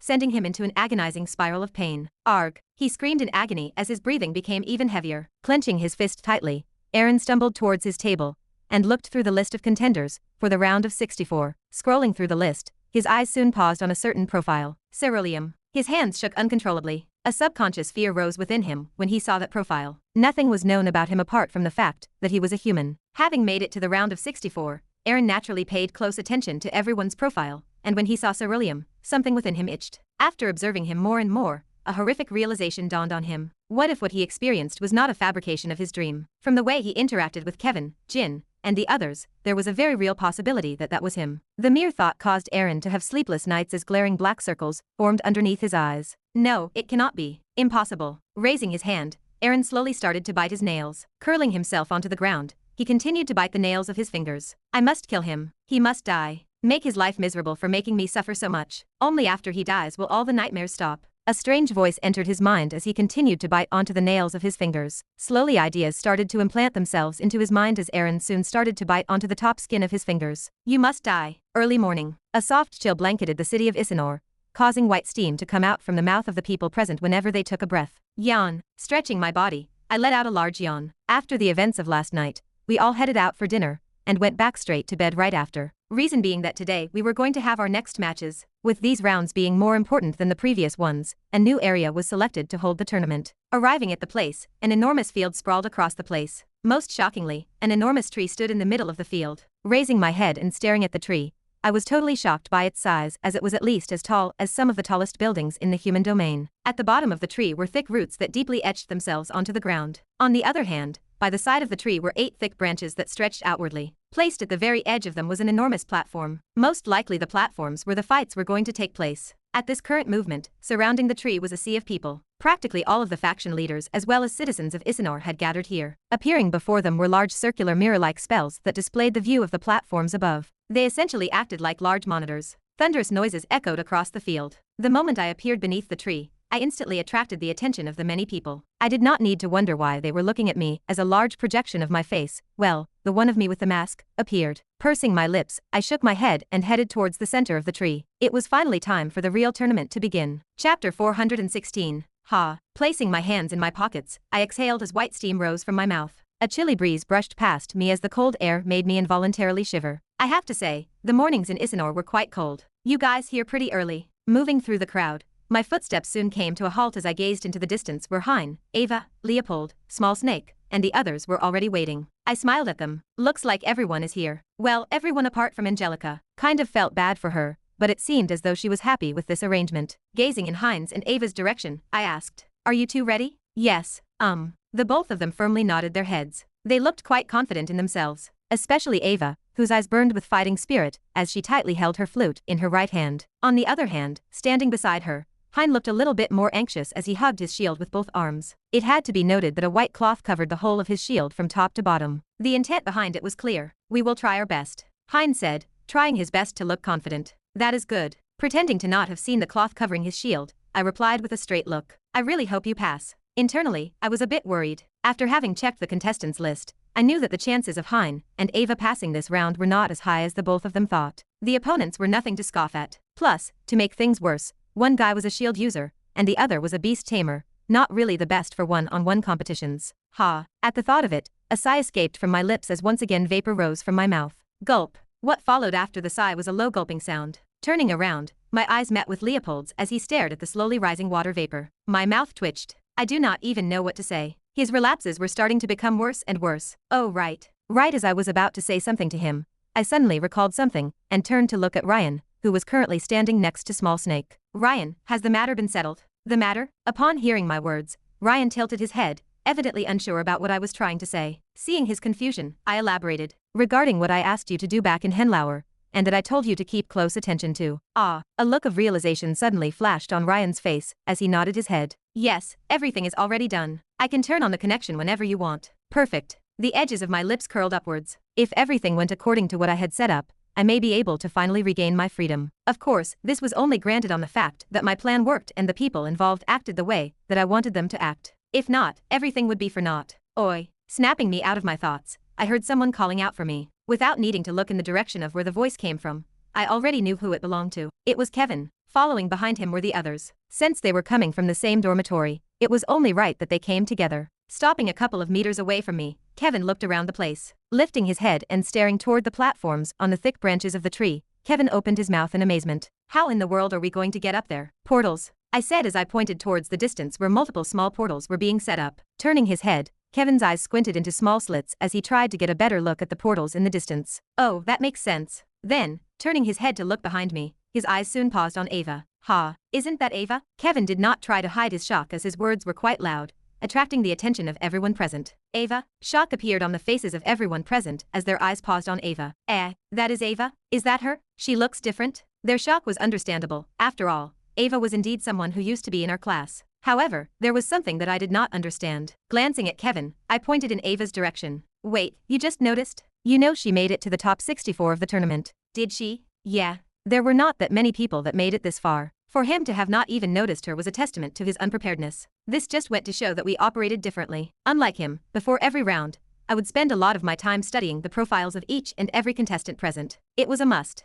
Kind of baffled by the fact that Kevin still did not do this. You have got to be more prepared, Kevin. Glancing at him, I shook my head in disapproval. In response to my words, Kevin scratched his head in embarrassment. Was Ava's presence that small? Perhaps it was not even that he did not come, but that Ava changed too much compared to her time back at the lock. In hindsight, the Ava of back then had little to no presence whatsoever. Compared to her past, the current Ava looked completely different. I too would not have recognized her if I were in Kevin's position. I think it is probably because we just met you again, and so we did not notice her. Shaking my head at his failed attempt at trying to remedy the situation, I shrugged my shoulders. Well, alright, it is not really that important. Taking a step to the side, I decided to introduce Kevin and the others to my group. You guys probably already know her, she is Ava. Hey. Staring at the others, Ava greeted them with a confident smile. Surprise flashed across their eyes as they stared at her. Is that really her? Was what their faces were saying as they looked at her. Smiling, I pointed in Hein's direction. This guy over here is Hein. He has also made it to the top 64. He is a great meat shield.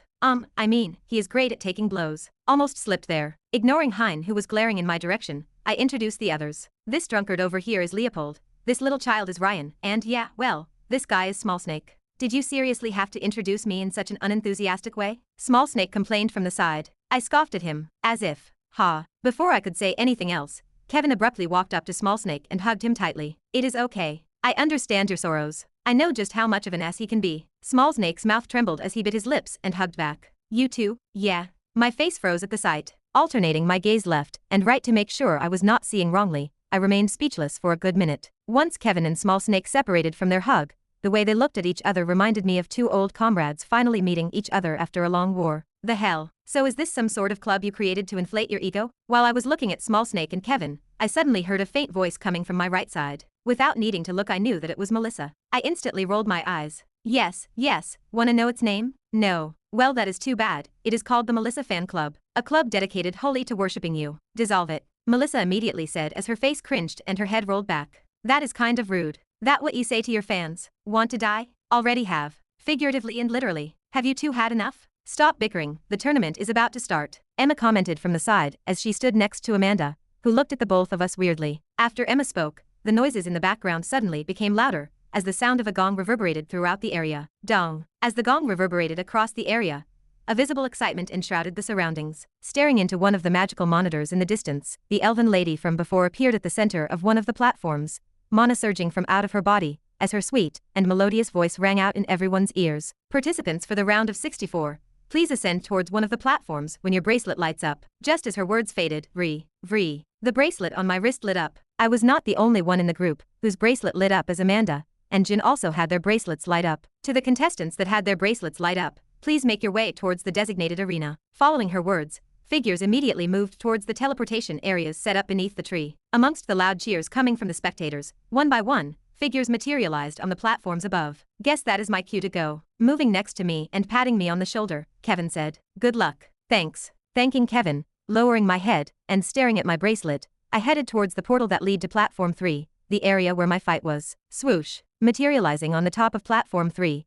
A gentle and cold breeze brushed past me as my clothes fluttered. Because it was so high up, the air felt a lot colder than when I was below. What a view. I inwardly muttered in amazement as I gazed at the platform. The platform was circular, and it was extremely wide, with a radius of about 40 meters. Walking towards the edge of the platforms, I cringed a little as I gazed at the massive drop below. Thwop. As I was checking the platform, it was then that a towering figure materialized opposite me. It soon became clear to me that my opponent was an orc. My brows instantly knit as soon as he appeared. That was because his entire presence radiated danger. If I had to estimate his strength, it was about B+, about the same as mine. Are you two ready? Out of nowhere, another figure suddenly showed up on the stage. It was the referee. Hearing her words, without wasting any time saying any words to each other, the both of us nodded our heads. Begin. Once the referee's words faded, pressing his large foot onto the ground, my opponent shot in my direction at a breathtaking speed. With his fist raised, a murky green hue enshrouded the orc's fist. Arriving before me, he punched out. Shit. I cursed as I stared at the incoming fist. It was so fast that I was unable to react on time,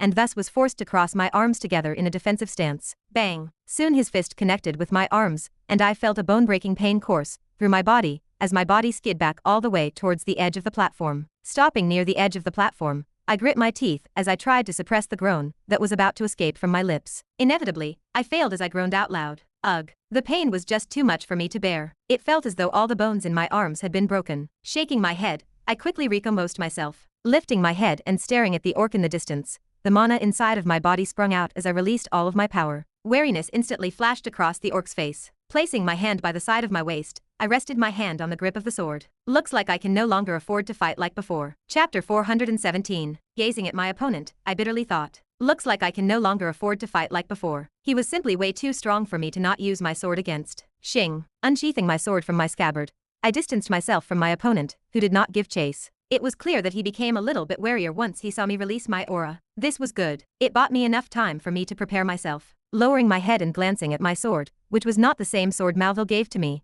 I took a deep breath. Ha. Slowly, I calmed my mind as I felt the grip of the sword in my hand. The sword felt a bit unfamiliar, but it was still alright. I was not planning on using the keiki style just yet, so there was no need to work myself up over the unfamiliarity. Despite the fact that Malville said that the sword was ready for use, in reality, he was only partially right. Setting aside the fact that it was still sealed, its body was too short for me to properly use. It was about half a meter in length. Supposedly, it was supposed to lengthen the more seals I unlock. In fact, according to Malville, one of its unlockable features was that it could lengthen to whatever size the owner wanted. Sounded neat, but yeah, I needed to unlock the first seal before being able to do that. Bit of a pity since I really liked its main feature. Ha. Taking another deep breath, I moved my sword forward and drew a circle in the air. The time it took me to draw a circle was but a mere half a second. As I drew the circle in the air, a translucent ring suddenly materialized in front of me. Following the first ring, using as little time as possible, I drew more rings. Within a couple of seconds, I had already formed 3 rings. Bang! By the time the third ring formed, with a powerful bang,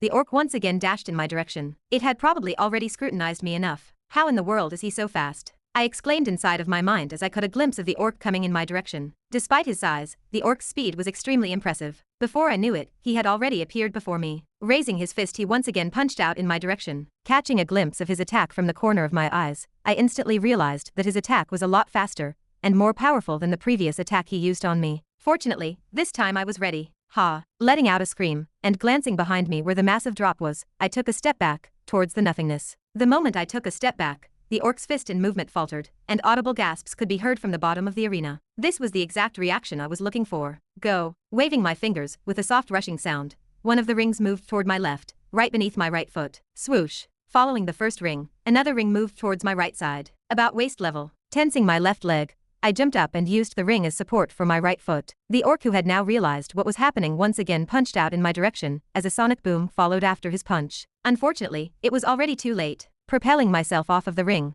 I flipped in the air and softly landed behind the orc. The moment I landed on the ground, I clenched my fists and muttered, "Gravitational pull." It was at that moment that the rings behind me suddenly glowed, and the orc found his movements suddenly become sluggish. Taking advantage of that moment, Raising my sword in the air, I drew more and more circles. Each time I drew a circle, I would propel it in the direction of the orc as the gravitational pull effect activated. Scream. Behind me, the orc's enraged shout reverberated throughout the whole platform. As more rings were added, the more sluggish his movements became. However, despite his shouts, I continued to draw more and more circles. After deliberating for a while, I found that this was the best tactic I could use outside of going all out using the keiki style, and it seemed to be somehow working. Unfortunately, there were still not enough rings. I could tell that the current amount of rings I had set up was not enough to keep him at bay. Thus, briefly glancing in his direction, I activated the one. Stay put, I icily said as I glared at my opponent. It was only for a moment, but the moment I activated the one and uttered those words, the orc's movement came to a sudden halt. Deep fear hid beneath his eyes as he involuntarily took a step back. I did not let go of this opportunity as I drew more and more rings before sending them in his direction. Having reached the essence realm for Ring of Vindication not too long ago, it took about 15 seconds for each ring to dissipate in the air. Therefore, by the time I drew the 20th circle, the orc was finally unable to move anymore. Despite the orc's many attempts at moving, it was all to no avail as the gravitational pull behind each ring forced the orc into place. Grunt. Realizing that he was in a deep predicament, the orc's desperate and enraged shout shook the entire platform. As he screamed, his bloodthirsty eyes glared in my direction. He had a look on his face that made me think he wanted to eat me whole. Of course, I merely shrugged it off. If looks could do anything, I would have died the moment I met Melissa. Lowering my sword, I could feel the mana inside of my body drain at a rate that I had never felt before. I guess keeping 20 rings active at the same time is still too much for me. The expenditure behind keeping this many rings was nothing to scoff at as I estimated that my mana would run out in about a minute's time. I had to end this quick. Still, keeping my face straight, I walked up to the orc. Arriving before him, I stopped at around a meter's length away from him. Glaring in my direction, the orc snarled and gnashed his teeth loudly as he repeatedly screamed. Grunt. Good match. Raising my foot upwards till the sole of my foot touched his chest, I softly pushed the orc outside of the arena. Scream. Unable to resist, the orc bitterly watched as his body fell off of the arena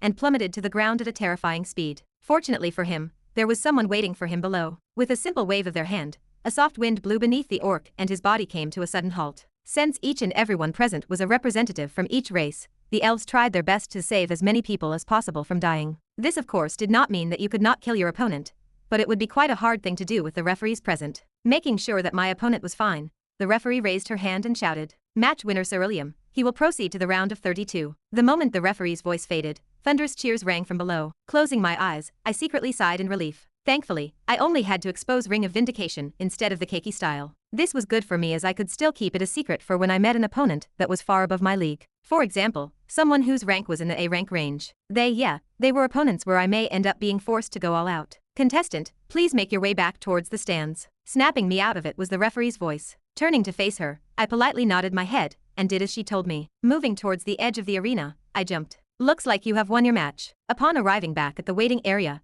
I found Jin quietly sitting by himself, solemnly staring at the large projections of the other ongoing fights. Seeing that Amanda was still not here, only meant that her fight was still ongoing. Ha! But not even a minute after I said those words, loud cheers once again reverberate throughout the arena as a profile appeared in one of the projections. Guess she won. Reflected in the projection was none other than Amanda, who had an aloof look on her face, seemingly unfazed by her victory. Despite that, staring at her from below, I could tell that she was visibly tired by the uneven movement of her chest. Taking my eyes away from Amanda, I turned to look at Jin. At the moment his eyes were locked on a specific projection. What are you looking at? Staring in the direction of where he was looking, my eyes instantly lit up with interest.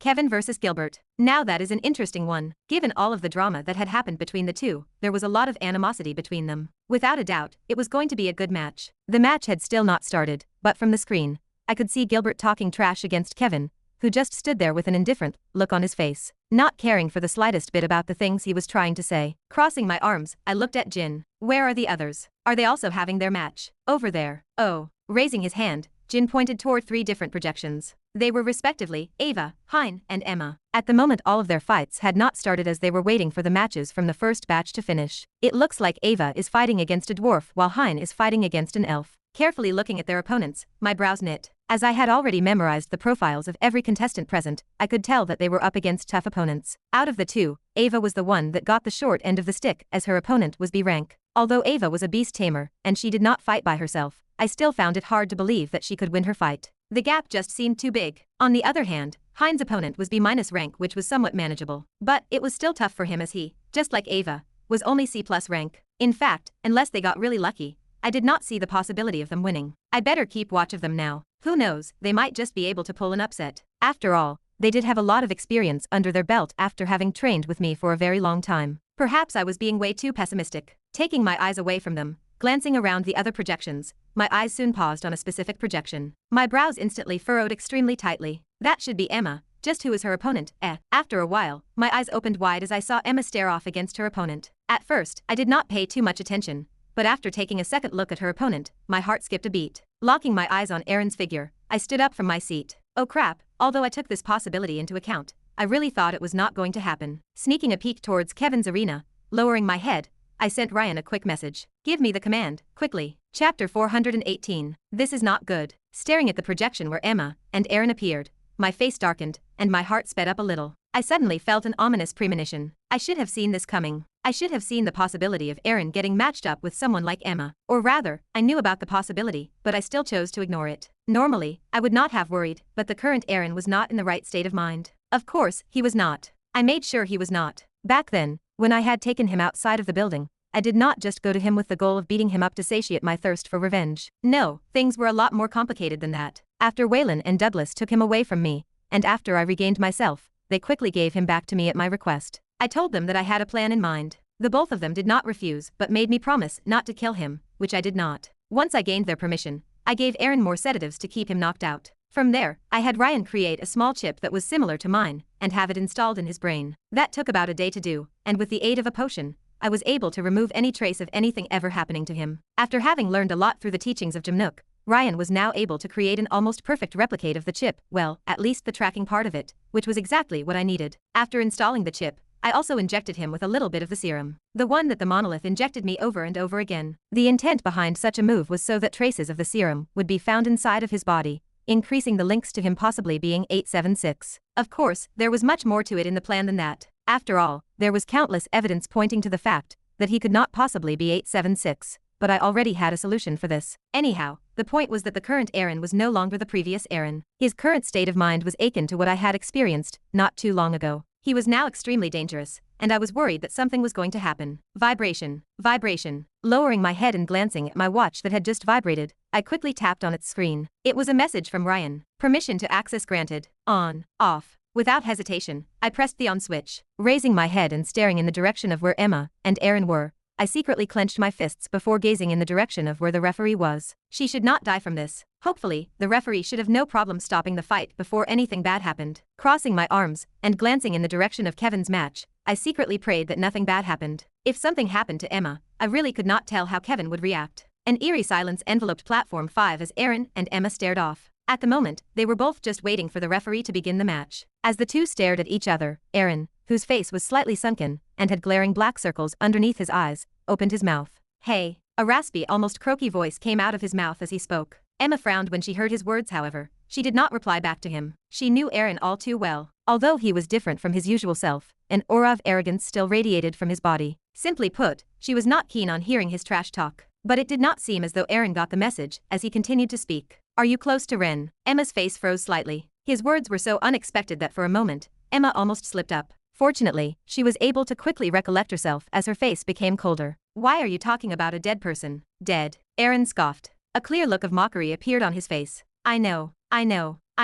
His head tilted from left and right as he said those words. Raising his hand, he pointed it at Emma. I know he is fucking alive, little bitch. I fucking know. Placing both of his hands on his face, his voice trembled in an uncontrollable manner. I saw it. He was definitely there that night. I cannot be wrong. He has completely lost it. Emma softly muttered as she looked at Aaron. From the way he was acting, it was a clear indication to her that Aaron had completely lost it. Flashbacks of what she saw a week back replayed in her mind as she secretly sighed. Ren, did you really have to go that far? The current Aaron was a far cry from what he was in the past. Emma almost felt pity for him. Gone was the usual elegant self. All that was left was an almost deranged and borderline psychopathic version of him. Begin. Before she could say anything else, the referee's voice rang out, marking the beginning of the match. The first one to move was Emma. Pressing her feet onto the ground, her figure dashed in Aaron's direction. Although Emma knew that Aaron was stronger than her, given his current mental state, Emma believed that she had a chance of beating him. Therefore, unwilling to waste the opportunity, she immediately went all out from the beginning. Mana poured into her body, as she quickly redirected all of her mana toward one of her short swords.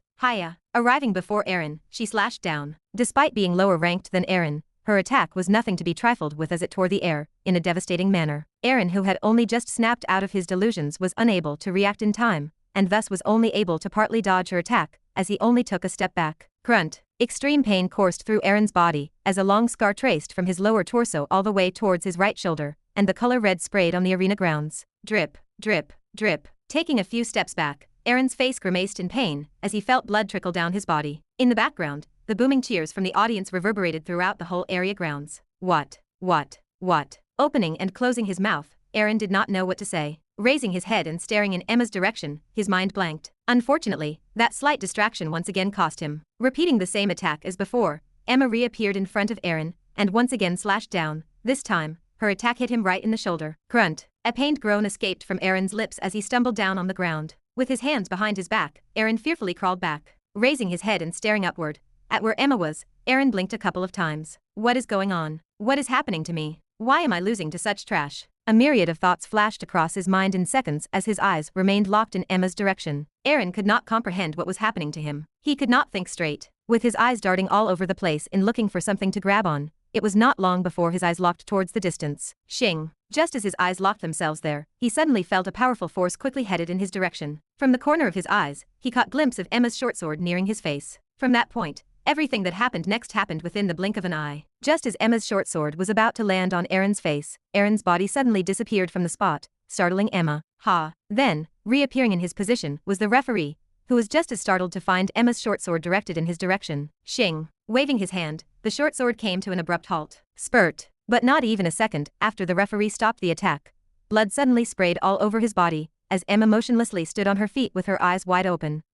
Weakly turning her head, the last thing Emma saw before passing out was Aaron's smiling face. Opening his mouth, he coldly said, "I hope you send Ren your greetings for me." Thump. Following his words, Emma's sight became black, and she fell face first towards the ground. As her body fell onto the ground, blood spilled out from her wound, slowly forming a pool of blood around her, and the noise around the arena toned down a notch. Clank. A loud metallic sound reverberated throughout the platform, as two swords crossed together. The moment the two swords connected, the air around them blasted out. It was clear that neither party was trying to give the other a single inch. While their swords were locked together, meeting Kevin's eyes, Gilbert clenched his teeth tightly and muttered, "Remember the time when I sent you flying across the wall back at the lock? That was intentional." "I know." Swoosh. Not falling for Gilbert's provocation, Kevin raised his foot and kicked in the direction of Gilbert's head. However, pressing his foot on the ground, Gilbert was able to quickly dodge his attack and distance himself a couple of meters away from him. Bang! Once he dodged his kick, with a loud bang, he propelled his body back in Kevin's direction. Raising his sword, he slashed downwards. Clank! Meeting his attack, their swords once again intersected. Strands of mana swirled on both of their bodies, as the two glared at each other, and circular pressurized wind gales shot outwards of their bodies. Thump! Thump!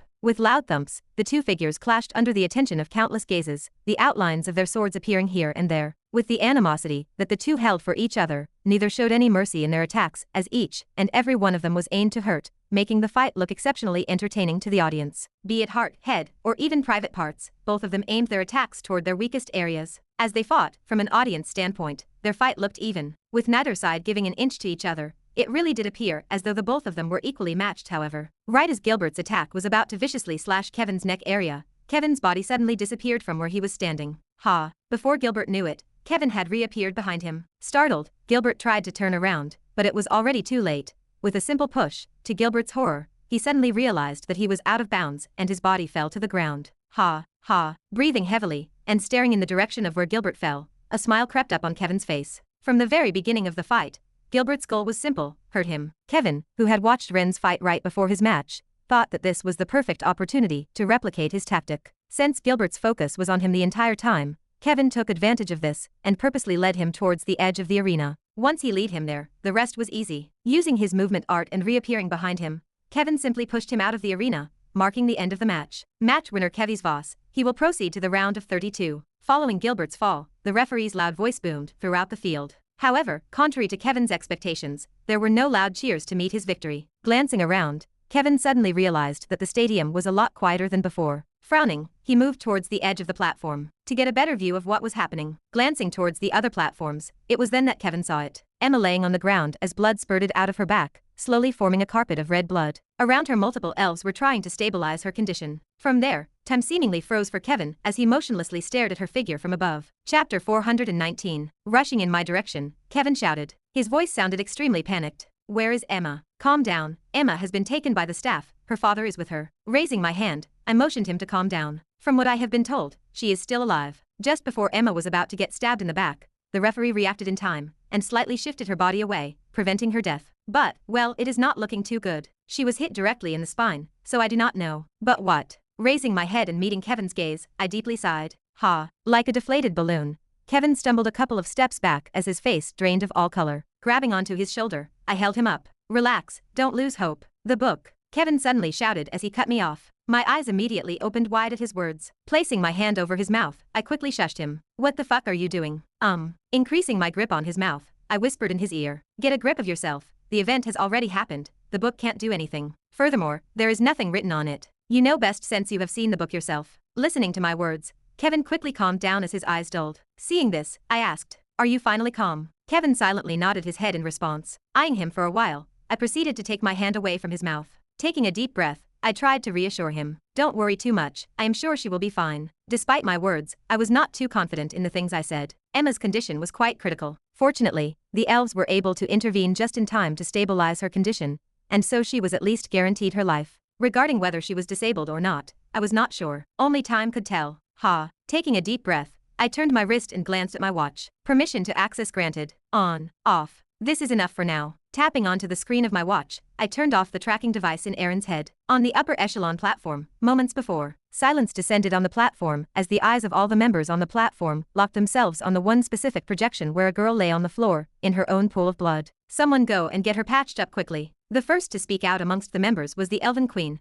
whose delicate brows knit tightly. She was evidently displeased by the fact that an incident had occurred. Turning her head to glance in the direction of the others, the Elven Queen lowered her head and softly apologized. I apologize for the mishap. It should have never happened. Cough. Cough. What is there to apologize about? Responding to her, Brutus's deep voice reverberated throughout the platform. Despite the fact that he was not trying to speak loudly, his voice boomed loudly throughout the viewing platform. If a contestant dies, so be it. Cough. Only the strong deserve to live. I agree. Gervais nodded from the side as his eyes locked onto the projection in the distance. All contestants had been warned beforehand of the possibility of death. We can't blame you guys for this. I see. The Elven Queen reluctantly nodded her head before standing up. Still, I believe that this should not have happened during my watch. Each individual present represents the future of our kind, and so their death could significantly damage our future. As the Elven Queen was speaking, the only one that remained did not have a change in expression throughout the whole event was Octavius Hall, who remained seated on his seat, completely unperturbed by the various happening. No one knew whether he cared or not about what had just happened. Vibration. Vibration. It was then that Octavius suddenly felt a vibration coming from his watch. Turning his watch, Octavius indifferently glanced at it. We have detected slight fluctuations from one of the meters the monolith gave to us. The connection went as fast as it came, as so we were unable to properly locate the individual, but it appears as though 876 is currently present. Octavius's brows furrowed slightly. 876. Octavius had almost forgotten everything about him. 876 was someone that the Union had agreed to catch in exchange for the truce. In reality, this was merely a formality thing, as the Union had never bothered investing that much effort into catching him. Since they had agreed to it, they had to do it, but it had never been on their lists of priorities. The reason why he had completely forgotten about 876 was because his signal disappeared a while back. Octavius thought that he had died. Still, since the monolith had never said anything regarding him being dead, Octavius had some people keep watch for any signal. Judging from the current message, it appeared as though he was still alive. Tapping onto the screen of his watch, Octavius sent a message back. Make sure to be on constant alert. If you find his signal again, capture him alive. Once he sent the message, Octavius leaned back on his chair with an aloof look. Whether they captured 876 or not, he really did not care. Late at night, a heavy scent of alcohol permeated throughout a small room. Laying on a small bed was a young girl with auburn-colored hair. With a pale complexion, her frail figure lay on a soft bed. Seated beside her, holding onto her small delicate hand was Kevin, whose body trembled uncontrollably. A couple of hours after the incident, the elves managed to finally stabilize her condition, allowing for the others to finally visit her. Along with Ren and the others, Kevin went to visit Emma. Taking his feelings into consideration, they all chose to visit at a later hour, giving him some alone time with her. Gazing at Emma's frail figure, Kevin felt a heart-wrenching pain course through his body. A multitude of emotions flashed across his face, ranging from pure hatred and sadness. This is all my fault. Squeezing her hand harder, Kevin clenched his teeth tightly. It was only after someone showed him what had happened that he realized that the person responsible for this was Aaron. An undisguised amount of hatred flashed across his face as he tried his best to keep himself calm. However, that proved to be a lot harder than he imagined as his face turned red from anger. If only I did not stop Ren during that day. None of this would have ever happened if he had not stopped Ren that day. Depression slowly started to sink in as dark thoughts entered his mind. Clank.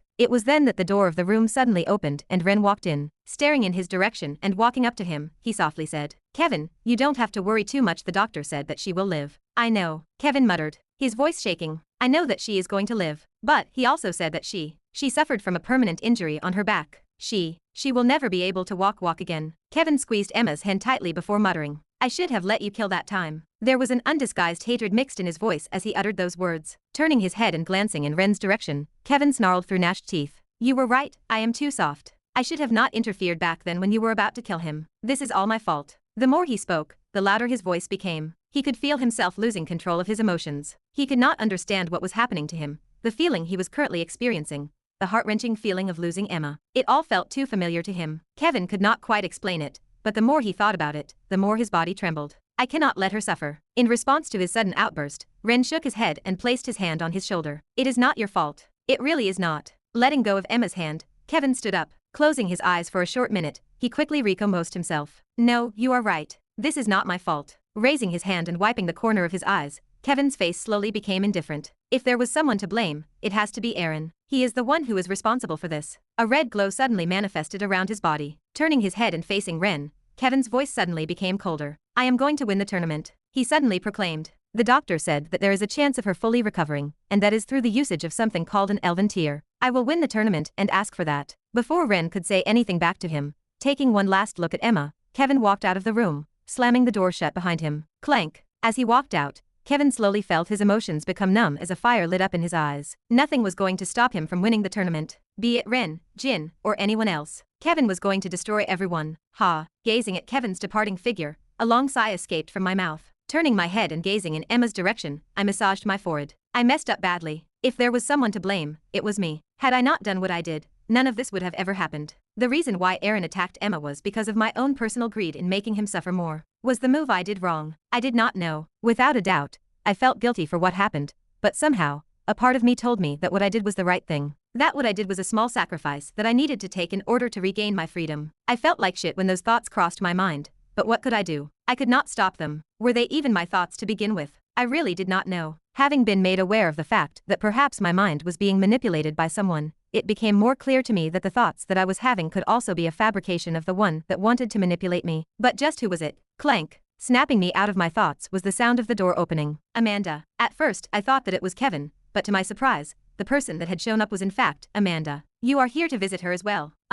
Holding on to a bouquet of flowers, Amanda slowly walked up to her and placed them beside her. Worry flashed across her eyes as she looked at Emma, who was currently in a coma. Lifting her head and gazing in my direction, Amanda brushed her hair behind her ear and softly asked, "Do you know when she will wake up?" "I do not know." I shook my head. The doctor said that she also suffered a head trauma, and so they do not know when she will wake up. "I see." Nodding her head in understanding, Amanda sat next to Emma and held her hand. "I should probably go. It would be rude of me to intrude in their moment." But just as I was about to leave, Amanda's soft voice rang throughout the room. Emma was my very first friend. Her voice was soft, but there was an undisguised pain laying deep within it. Turning around, with both hands holding onto Emma's hands, I could Amanda's body trembled a little. She looked especially lonely. My heart pained at the sight. Amanda was not someone who had many people close to her. Yet, throughout her life, everyone that was close to her would end up disappearing from her life. Her mom, her dad, and now Emma. The amount of pain she went through was really too much for someone as young as her. Startling Amanda, taking a stool and placing it beside her, I sat down and warmly smiled in her direction. "Tell me more." Lowering my head, I stared at Emma before looking back into her eyes. "Tell me more about your good moments with Emma." "Ah." Letting out a strange sound, Amanda's eyes reddened slightly. Lowering her head till her hair covered her face, Amanda's shoulders slowly stopped trembling as she replied with a soft hum.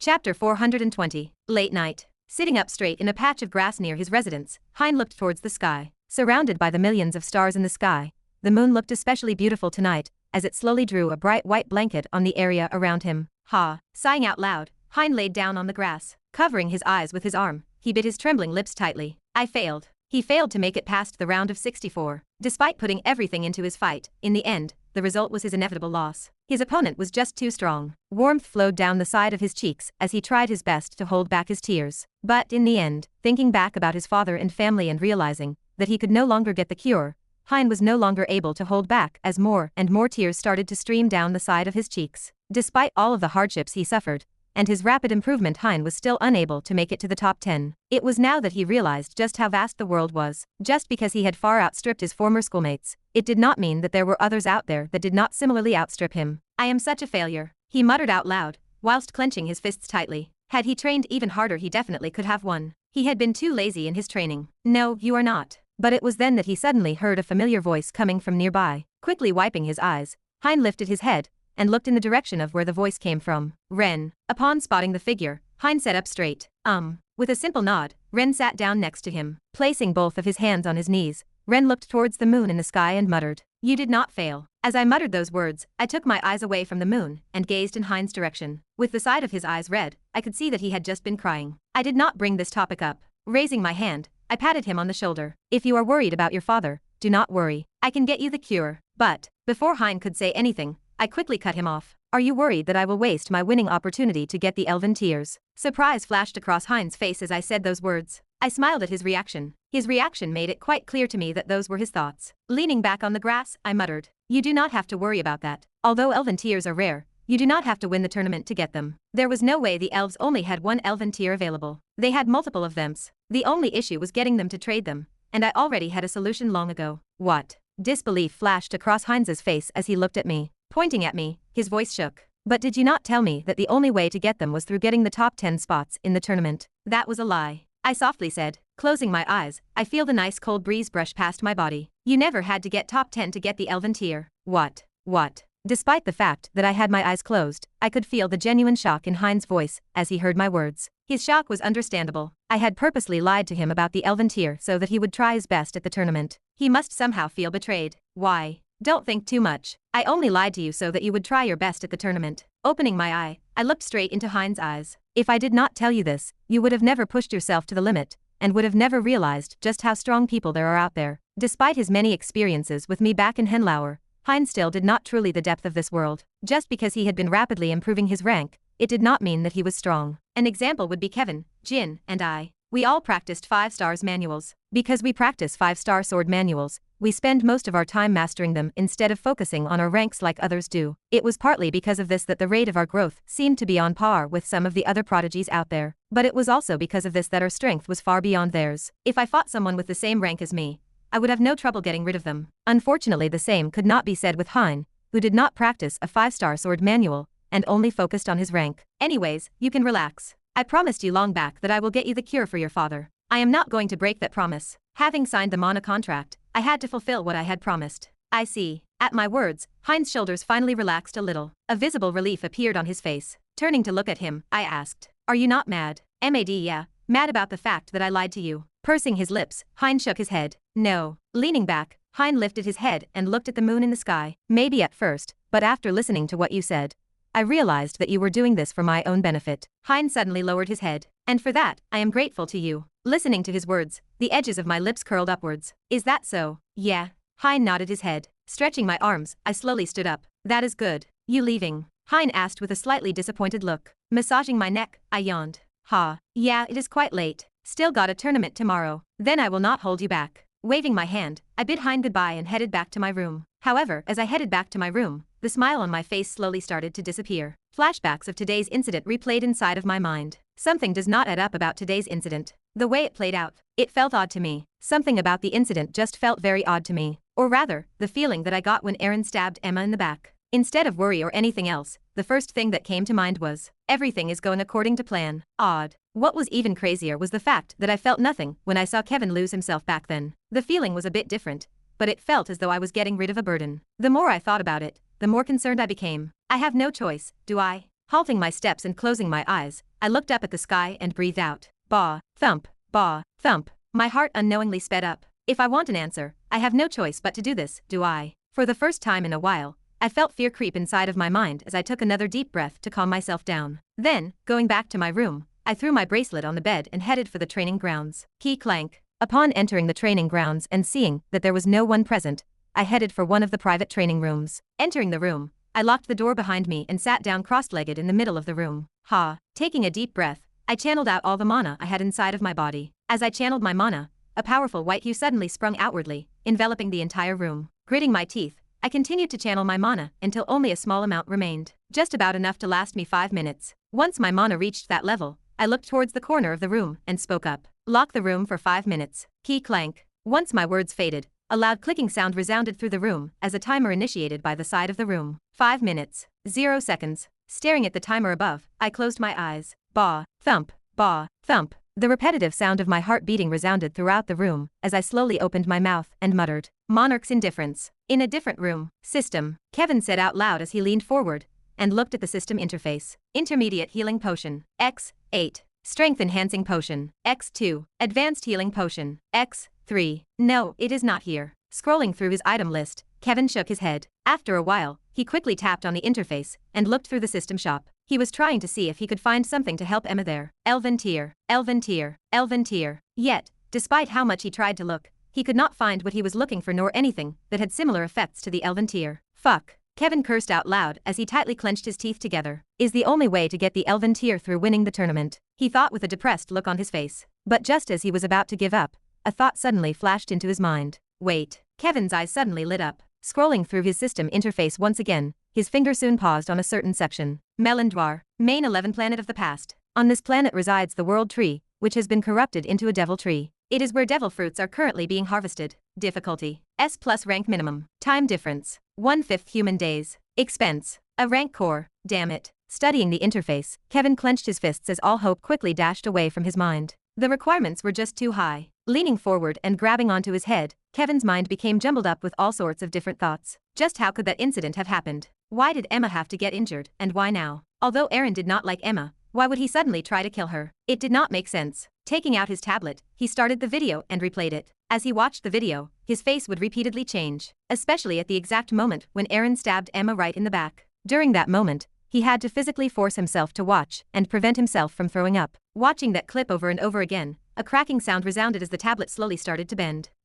It was about the 8th time that he replayed the video, and right as he was about to stop torturing himself, he finally noticed something. He quickly brought the tablet near his face to get a better look. It was then that Kevin saw it. Right after stabbing Emma in the back, Kevin caught a glimpse of Aaron saying something. Tapping onto the tablet, Kevin slowed down the video. It was only after he slowed the video by 4 times that he was finally able to make out what he wanted to say. "I hope you send Ren your greetings for me," Kevin muttered out loud as he deciphered the words that came out of Aaron's mouth. When he did, Kevin's face froze slightly. Did he find out about that time? But how? Ren told him that he had taken care of the situation, and that he could not have remembered anything. How was it possible for him to know that Ren was behind the incident that happened to him? Something did not add up. What if? Suddenly, flashbacks of his vision replayed inside Kevin's mind. The vision in which someone resembling Ren killed Emma. A cold chill suddenly enshrouded Kevin's body as he stood up. It cannot be. It is impossible for him to have done it. Kevin repeatedly muttered out loud. But the more he thought about it, the weaker his voice became. Ha, ha. With heavy breaths, Kevin tried to calm himself down. That is right. This could all be a misunderstanding. I will go talk to him and resolve this matter now. Rather than just waiting for something to happen, Kevin decided to directly confront Ren. He did not want to live doubting Ren, someone who he deeply trusted and even shared his deepest secrets. That is right, this may all be just a stupid misunderstanding. Grabbing onto his coat, Kevin headed out of his room. Chapter 421. Pitch Black Darkness. What met my sight upon activating Monarch's indifference was pitch black darkness. The darkness seemed to be unending. But it was not long before I regained consciousness and wondered to myself, what is going on? Why was I in this pitch black world? And why could I move as I pleased? This had never happened before, back when I activated Monarch's indifference. Did that mean that my previous conjecture was correct and that Monarch indifference had a link with the shift in my mentality? Intense wariness flashed across my eyes. Glancing around the place, I opened my mouth and coldly said, "Where are you? I know you are here somewhere." Silence. As my voice echoed amidst the darkness, all I was met with was silence. However, I was not one to give up easily, as I once again opened my mouth. "Come out. I have already figured things out."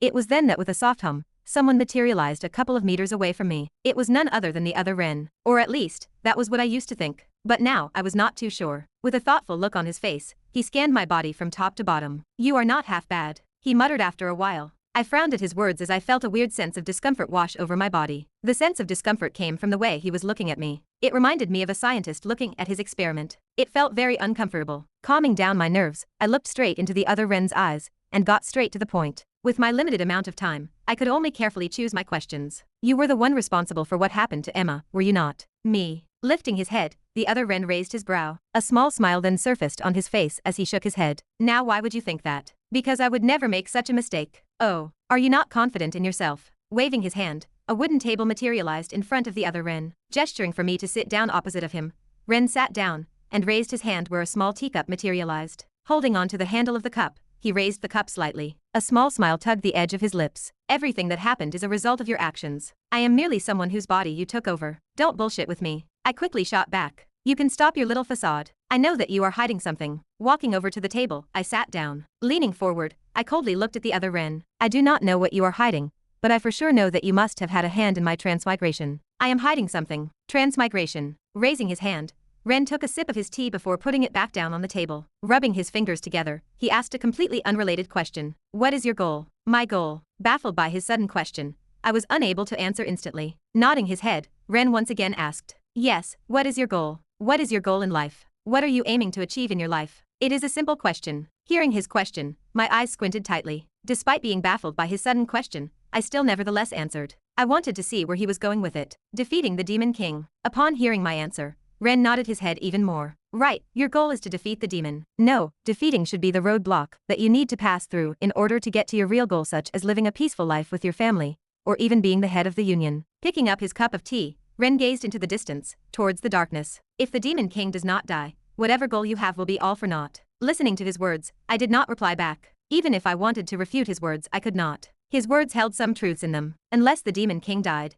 any other goal that I had would all be for naught. For example, if my goal was to keep my family safe unless I defeated the Demon King, that would be impossible. Raising my head, my eyes squinted even more tightly. Get to the point. Taking another sip of his tea, Ren put the teacup down. I have just answered your previous question. What are you talking about? What answer? I do not recall ever hearing his answer. All he did was ramble about how I should defeat. Wait. He could not be. Raising my head, my eyes opened up. You. Opening my mouth, I closed it and opened it again. I was currently having trouble trying to formulate my sentence. Seated opposite me, Ren just calmly looked at me with a superficial smile on his face. You are talking about the incident with Emma, are you not? It really was you. My hunch turned out to be right. It really was him. He was the reason why I did what I did and felt what I felt. As my thoughts paused there, the anxiety within me only grew. If that was true, and what happened to Emma was truly due to his influence, did it not prove all my previous conjectures? My body shook at that revelation. Closing my eyes, instead of panicking, I forced myself to calm down. It took me a while, but once I managed to calm myself down,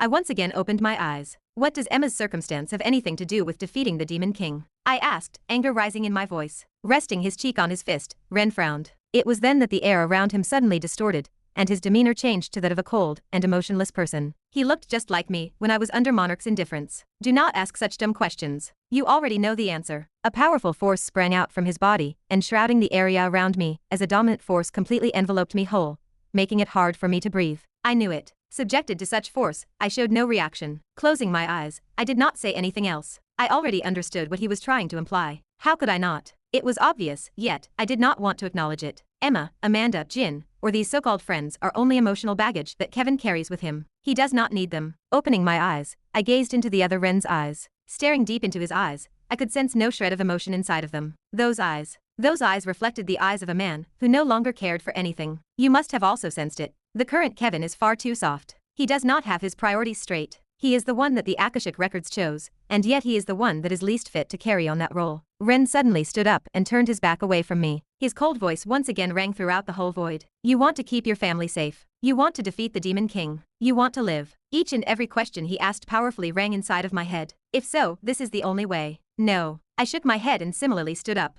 That is not the only way to defeat the Demon King. Walking up to the other Ren, I stopped a couple of meters away from him. Yes, Kevin is soft, but he is still young. He can change. I do not see the need for you to hurt Emma or anyone that is close to him. What if he suddenly loses himself in the process? What would you do then? He will not. Ren indifferently shook his head. Kevin will never change. Fundamentally, he is wired to prioritize those that are close to him. He does not think of the bigger picture. Turning to look at me, he continued. His dull eyes peered through my very being. You do not need to lie to yourself. Deep inside you know I am right. Removing every single burden around Kevin will grant us the highest possibility of beating the Demon King. Is that not how you previously thought? Have you suddenly changed the way you thought? Meeting his gaze and listening to his words, my brows knit tightly. Why do you speak as though the future is certain? Ren did not answer. Instead, turning around once more, he coldly said, it is far too early for you to know the truth. Just know that I am on your side, and know that what I am doing is for your benefit. We alone cannot kill the Demon King. Kevin is the pawn that we need to use in order to defeat him. Move him wisely. What? Before I could ask any more questions, my consciousness started to slip. Realizing this, I cursed inside of my mind. Damn it, not yet. I want to ask more questions. Regardless, within a couple of seconds, my consciousness slipped and the world became even darker. We are cursed, were the last words I managed to hear before everything disappeared. Ha! Raising his head and staring into the spot where Ren used to stand, the other Ren let out a long exhale. It seems like you have also become too soft. He proceeded to shake his head in disappointment. If only you followed the plot like you were supposed to. Extreme bitterness and disappointment could be felt in his voice as he said those words. His face, which had remained indifferent throughout the whole exchange, suddenly twisted as he gnashed his teeth together and muttered, I had set everything up for you. All you had to do was follow the fucking plotline, and yet, you seem to throw away the ideals that I implanted into you as soon as you awoke. A powerful aura sprang outwardly from his body as his face twisted in an extreme manner. Lifting his head and staring upwards, towards the darkness, he shouted, and you, do not think for once that I will let you go. Once I defeat the Demon King, and I will come for you. The more he spoke, the more his face twisted.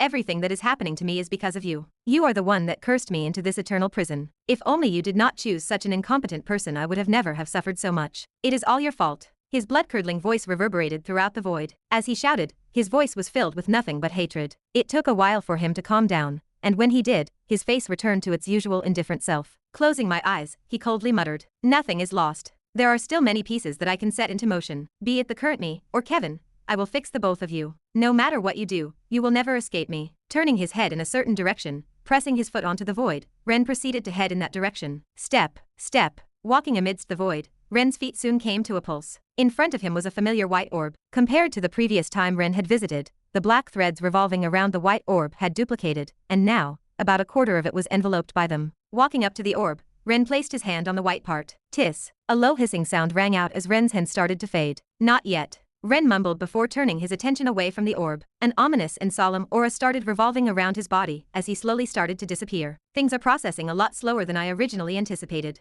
If only you did not figure things out so quickly. Closing my eyes, Ren's body soon became completely transparent. But before his figure completely disappeared, he managed to utter a few more words. Ren, one day you will understand. One day you will understand what I am doing, and I will make sure you do. Chapter 422. Raising his hand, Kevin knocked on the door of Ren's apartment. Knock. Knock. However, upon knocking on the door, he was met with no response. Knock. Knock. Frowning, Kevin knocked once again. But, yet again, he was met with no response. Is he not back yet? Could he perhaps be training? Although Ren seemed like a slacker, he was in fact someone who worked hard. Therefore, Kevin quickly came to the assumption that he was training at the moment. Well, at least to him, that was the most probable location of where he could be. As his thoughts paused there, he started hesitating. Should I? Or should I not? If he was training, then he did not really want to disturb him. He knew just how annoying it was when someone interrupted him in the middle of his training. Screw it. But after thinking things through, he decided to go anyways. He desperately needed answers. The doubts that were rising within him were starting to eat at his sanity. He had to deal with them right now. And so, after once again checking to see if Ren was present in the room or not,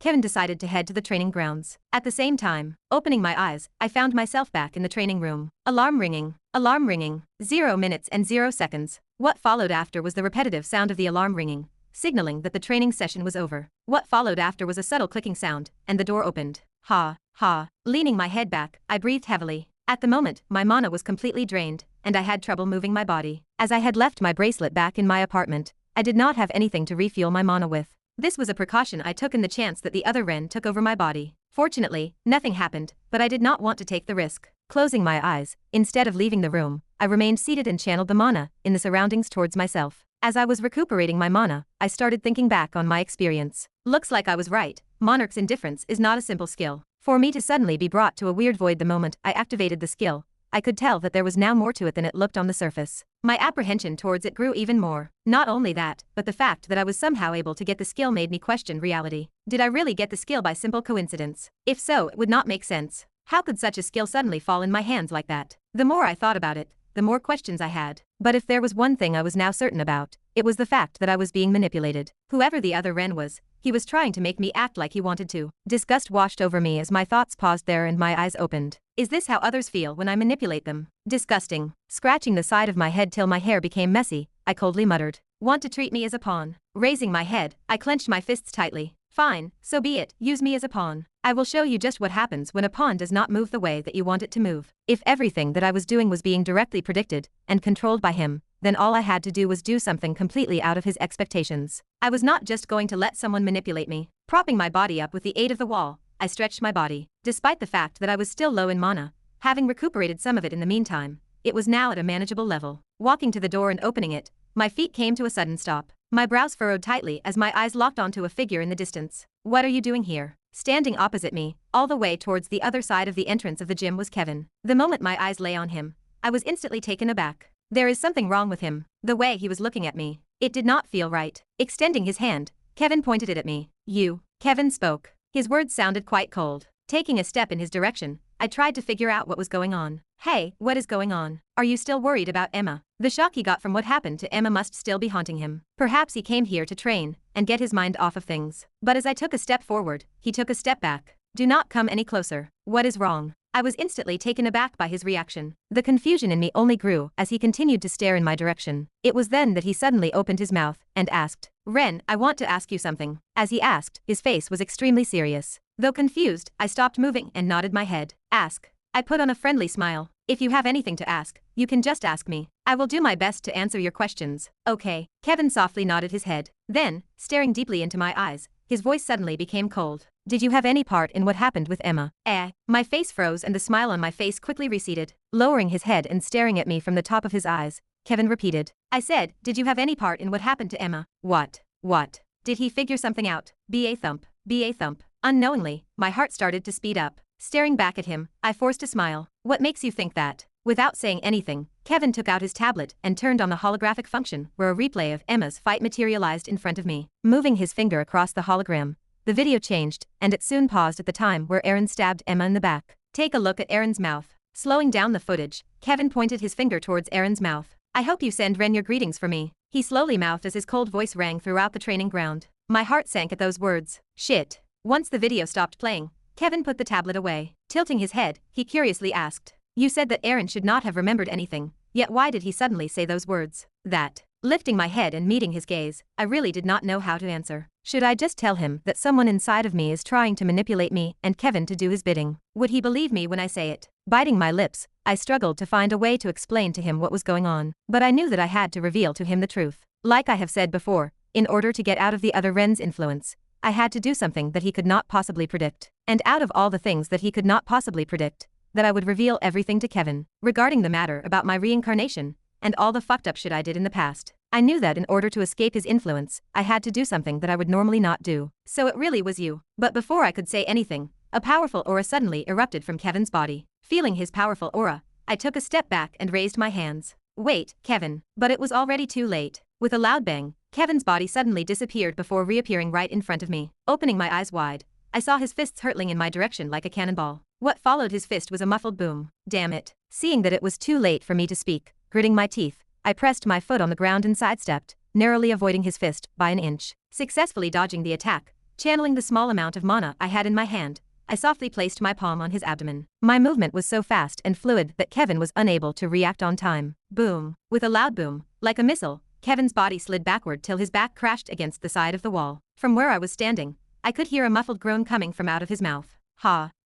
Damn it, I used too much mana. With heavy breathing, I gazed in the direction of where Kevin crashed. Kevin, wait a minute. Let me explain. What is there to explain? Kevin's loud voice reverberated throughout the whole training ground, before once again dashing in my direction. This time, his speed was a lot faster than before. Damn it, he has lost control of his emotions. I cursed inside of my mind as I gazed at Kevin, who was quickly rushing in my direction. I knew that I was in a lot of trouble at the moment. I had no sword, and barely any mana left in me. At the moment, fighting Kevin was impossible. Whoosh. Feeling a powerful breeze near my face, using the last amount of energy inside of my body, I pressed my feet on the ground and jumped backward. Boom. Right as I dodged, Kevin's fist came crashing down against the hard ground. Fine miniature cracks formed around the area he punched. A small crater resembling the structure of Kevin's fist appeared on the ground. Staring in the direction of where Kevin's fist landed, I secretly sighed in relief. Had that hit me, I would have been seriously injured. Fortunately, because Kevin was not in the right state of mind, I was able to somewhat predict his movements, and hence why I was able to dodge his attack. Had this been the usual calm Kevin,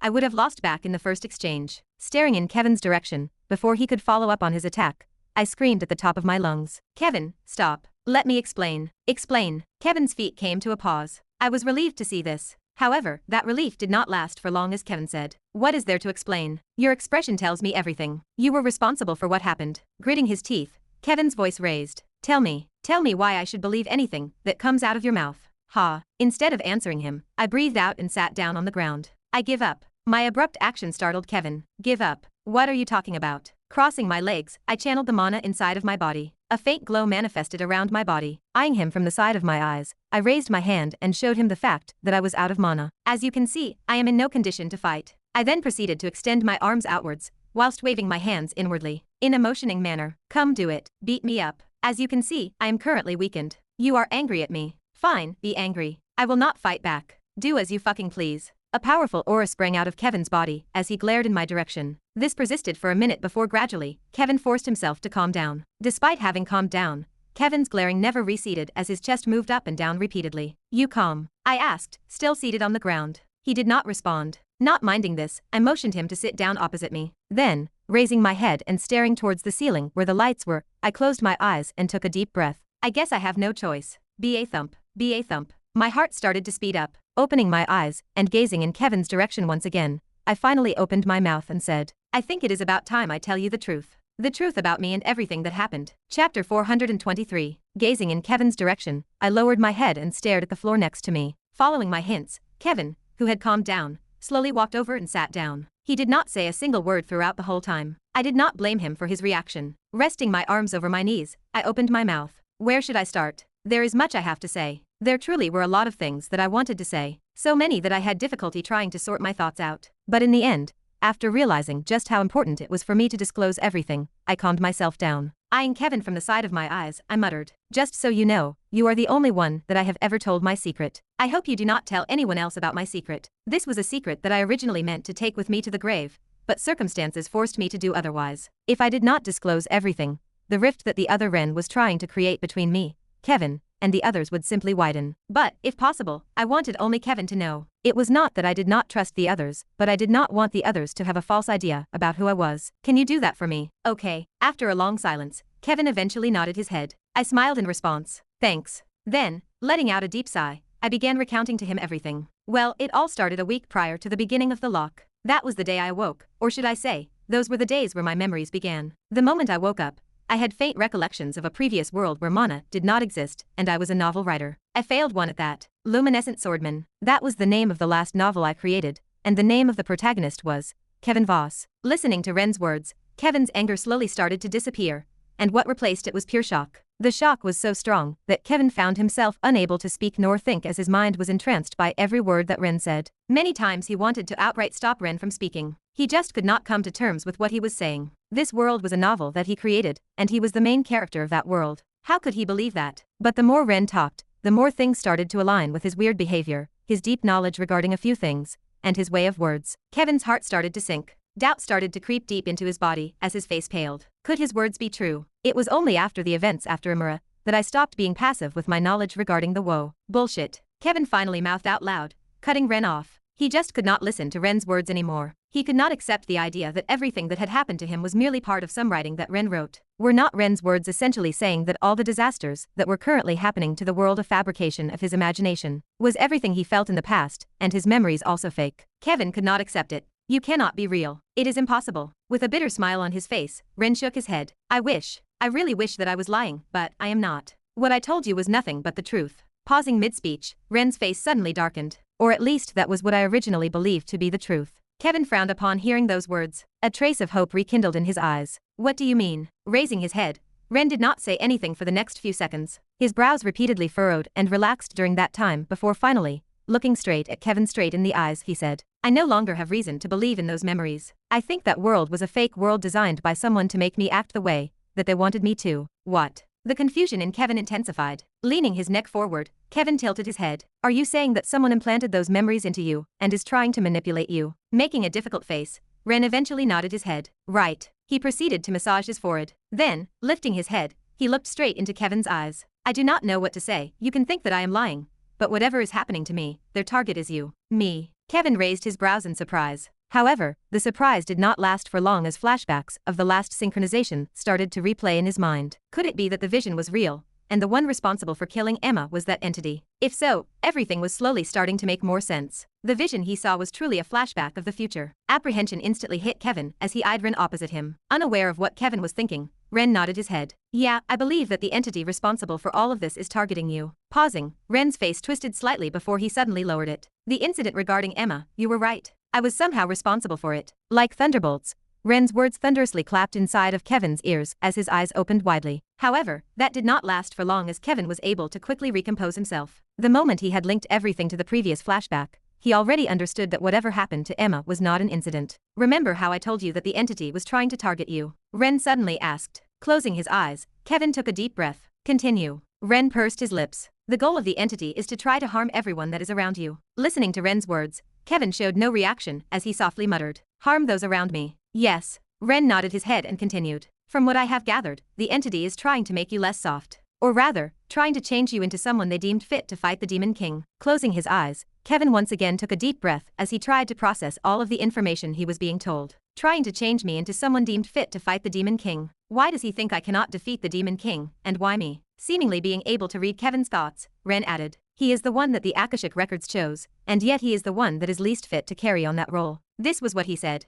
Lifting his head, Kevin suddenly felt his head throb. Akashic records. Those words were once again being mentioned. Kevin was a smart person. The moment Ren mentioned those words, he was able to quickly piece everything together. The one that the Akashic records chose. What else could they refer to but the system? Slowly the veil and mystery revolving around the world started to fade. Lifting his head, Kevin came up with a theory, but Ren seemed to be a step ahead of him. Before he could voice out his theory, Ren had already started speaking. Sensing that its existence was in danger due to the threat of the Demon King, as a way to preserve itself, the Akashic records chose someone to prevent the Demon King from ever getting to it. And that person is none other than you, Kevin. This probably explains why you have a system. Hearing Ren's words, Kevin had no other choice but to agree. He also believed that this was the case. The only question he had was, why me? Out of all the people in the world, why him? He really could not understand this. Hugh, leaning his head back and staring at the ceiling of the training ground, Kevin tried to digest all of the information inside of his mind. Everything was starting to make more sense, however. Kevin knew that he had only barely scraped the surface of it. Sitting near him, Ren also remained silent. He had a thoughtful look on his face. As he looked at him, the previous anger that Kevin felt for him slowly started to dispel as he asked, "Did you figure something out?" Raising his head and looking at him, Ren shook his head. "Nothing concrete yet, but thinking back at the vision you previously told me about, I have a nagging feeling that whoever the entity trying to manipulate us is, he knows the future." Raising his hand and placing it below his chin, Ren carefully said, "Remember how you said something about the time remnant targeting you? What if the entity inside of me is the time remnant?" "That makes sense," Kevin softly muttered as he sat up straight. "Whatever this entity is, we can conclude that its end goal is defeating the Demon King, but we still do not know why." "Yeah. Ha." Letting out a long breath, Kevin stood up. Lowering his head and staring in Ren's direction, Kevin softly said, "Thank you for telling me everything." When he said those words, Kevin truly meant it. A while ago, when he revealed everything to Ren, about the system and the book, Ren never said anything about himself. Kevin did not call him out for that, but he felt slightly disappointed. It felt as though Ren was trying to build a wall between them, trying to stop him from getting too close. He did not truly understand at first why, but it was only after Ren told him everything that he understood why Ren acted the way he did. How could he blame him? Still seated down, raising his head, Ren looked up towards Kevin. "You do not seem mad. Mad. If you realized that I knew the future, and that this world may possibly be a novel, you must know of the fucked up shit I did. About the war in Imura, the Hallberg incident, and how I let children die and—" "Stop," Kevin suddenly said, cutting Ren off. "Do not think for 1 second that I am not mad about what you did. In fact, I am trying my best to hold back." Kevin's fist clenched tightly. Just the thought of the innocent lives that Ren had sacrificed in the process of trying to achieve his goals pissed him off. "But I also know that you were being manipulated by someone to act the way that you did, and even then, I realized something." Pausing, Kevin exhaled. "Your previous words were right. I am too soft." Kevin closed his eyes and clenched his fists even more tightly. "I may not agree with the things that you did in the past, but I also realized that my approach may have been too immature." Simply put, he was too emotional. Whenever he saw injustice or someone near him get hurt, he would always lose himself. Perhaps it was because of what he experienced in the past with his parents, but, at the end of the day, it was one of his big shortcomings, and something he needed to fix. The Chosen One was what the entity inside of Ren called him. Staring at the system interface before him,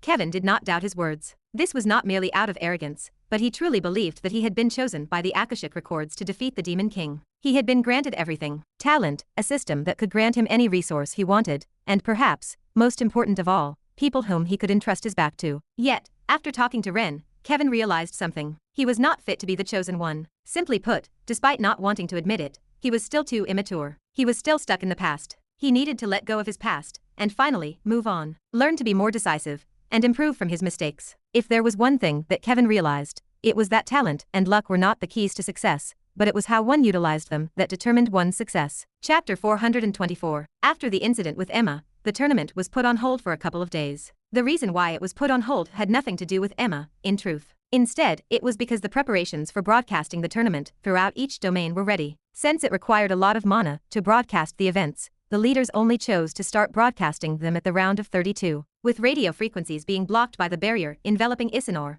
normal broadcasting means could not be used. Hence, the long waiting time. At least this applied to the human side as they needed to make the proper arrangements. They were not as advanced as the other races after all. Congrats on passing the round. Meeting up with Ava and Hein, I first congratulated Ava, who had actually passed the round. Because of the incident that happened, I was unable to watch her fight live. But after gaining access to replays of the video, I spent a good couple of hours analyzing her fight. And I had to say, I was impressed. At first, I thought that she would not have made it this far as, like Hein, her specialty did not lie in 1 versus 1. But, I was quickly proven wrong. With her now improved flute, she could summon up to 8 beasts, with all of them ranked at around C rank. Typically, this many beasts would not have been able to deal with AB rank, but the synergy that Ava was able to create between each beast made her a known threat, enough to bridge a rank gap. Watching her fight in the video, I was really left amazed, and made a mental note to myself to pay close attention to her next fight. Perhaps she would once again surprise me. Thank you. At my words, Ava replied with a smile. I was not really confident in my chances, but I guess I got lucky. No. I shook my head. Luck can only get you so far. This was all you. Turning to look behind Ava,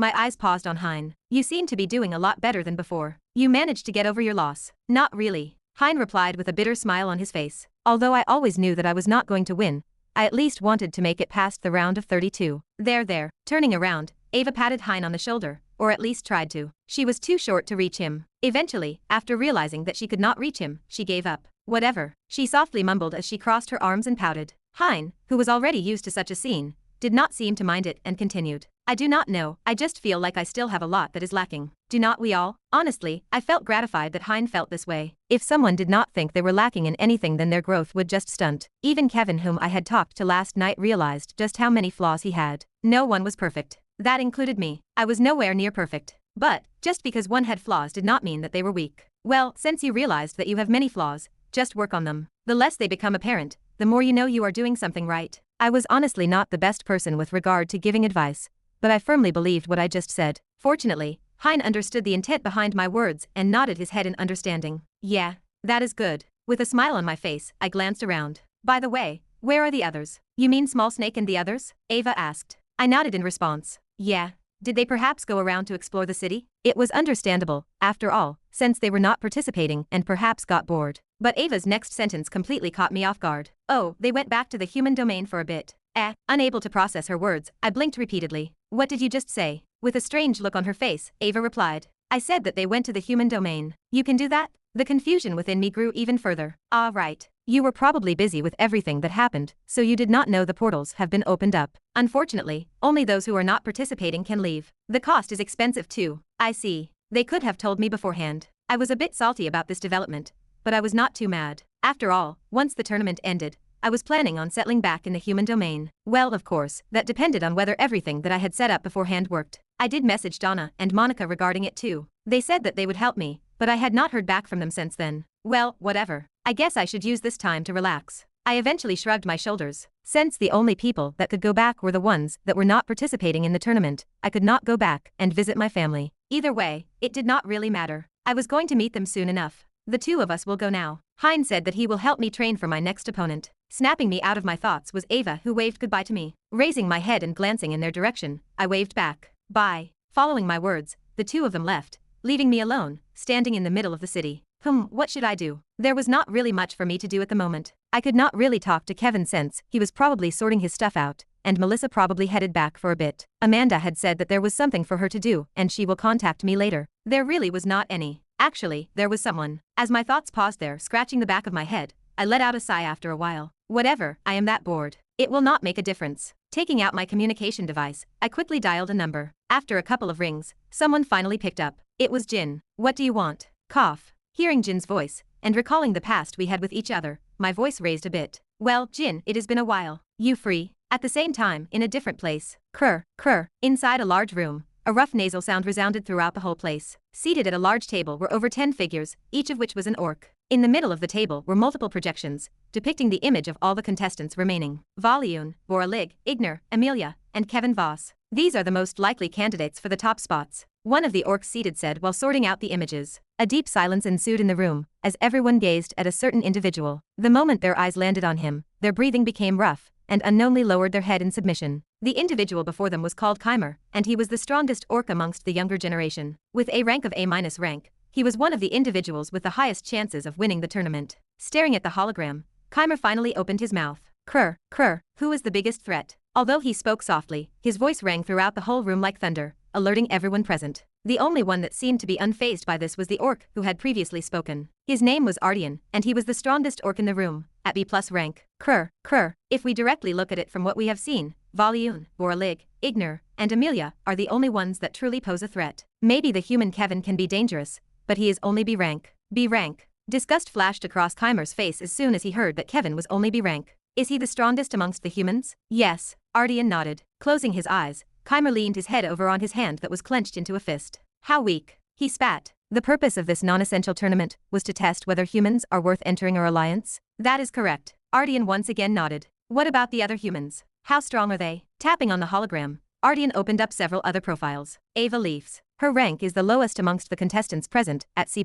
rank. However, with the aid of some weird artifact, she is able to summon multiple beasts, making her a sizable threat. Swiping right, another profile appeared. Amanda Stern, B- rank. Long-range attacker uses a bow. Jin Horton, B- rank. Assassin type, uses daggers. Aaron Rhinestone, B- rank. Speed type, uses daggers, and has a technique that allows him to switch places with people. Data regarding his skill is incomplete. Lastly, Sarah Liam. Believed to be using an alias, he is a B rank swordsman. The fighting style seems to depend on special card-like artifacts. Despite being the same rank as Kevin, it is believed that his combat power is far below his. Listening to Ardian's narration of the human contestants, Keimer gradually frowned. In the end, after a while, he shook his head in disappointment. Worthless. None of them are worth taking note of. Skip towards the other contestants. As you wish. Swiping his hand, another series of profiles appeared and Ardian went through the same process again. Similar scenes took place on the elven side, as the strongest elven contestant Valen showed the same reaction as Keimer upon looking through the list of remaining contestants. Seated at the head of the table,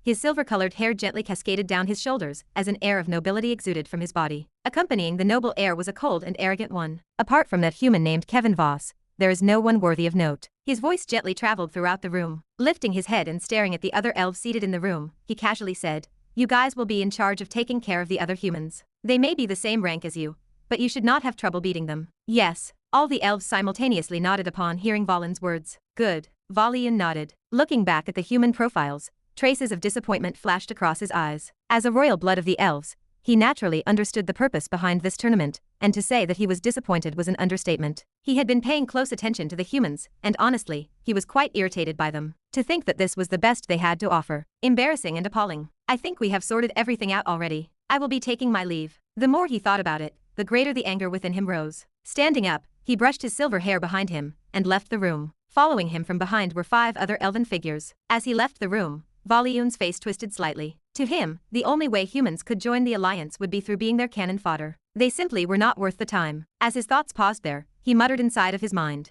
You want to join our alliance with that level of strength? Fine, so be it. I will let you guys understand just how big the difference between our races are. His words were not merely out of superiority, but based on what he had seen so far in the tournament. Clank. Chapter 425. At the moment, I was currently sitting down inside a famous elven shop, where one could enjoy the fantastic scenery of the city from above. Sat with one of my legs crossed, I enjoyed the nice northern breeze. Hey. Taking a sip of the famous elven honeydew drink, I greeted Jin, who was walking over with a serious look on his face. Squinting his eyes, Jin wordlessly sat on the seat opposite of me. What's with the serious look? I asked. He looked like someone that was just about to fight his biggest enemy. How strange. You still haven't told me why you're meeting up with me. Pausing, Jin placed his hand on the table and leaned forward. What exactly do you want? There was deep apprehension in his eyes as he looked at me. My hand, which was holding onto the cup, froze. What? The moment I processed his words, I instantly became confused. I then proceeded to put my cup down. What makes you think that I called you here with any intent? So you just called me here for the sake of calling me? Yeah, pretty much. I was bored. Opening and closing his mouth, Jin tried to say something,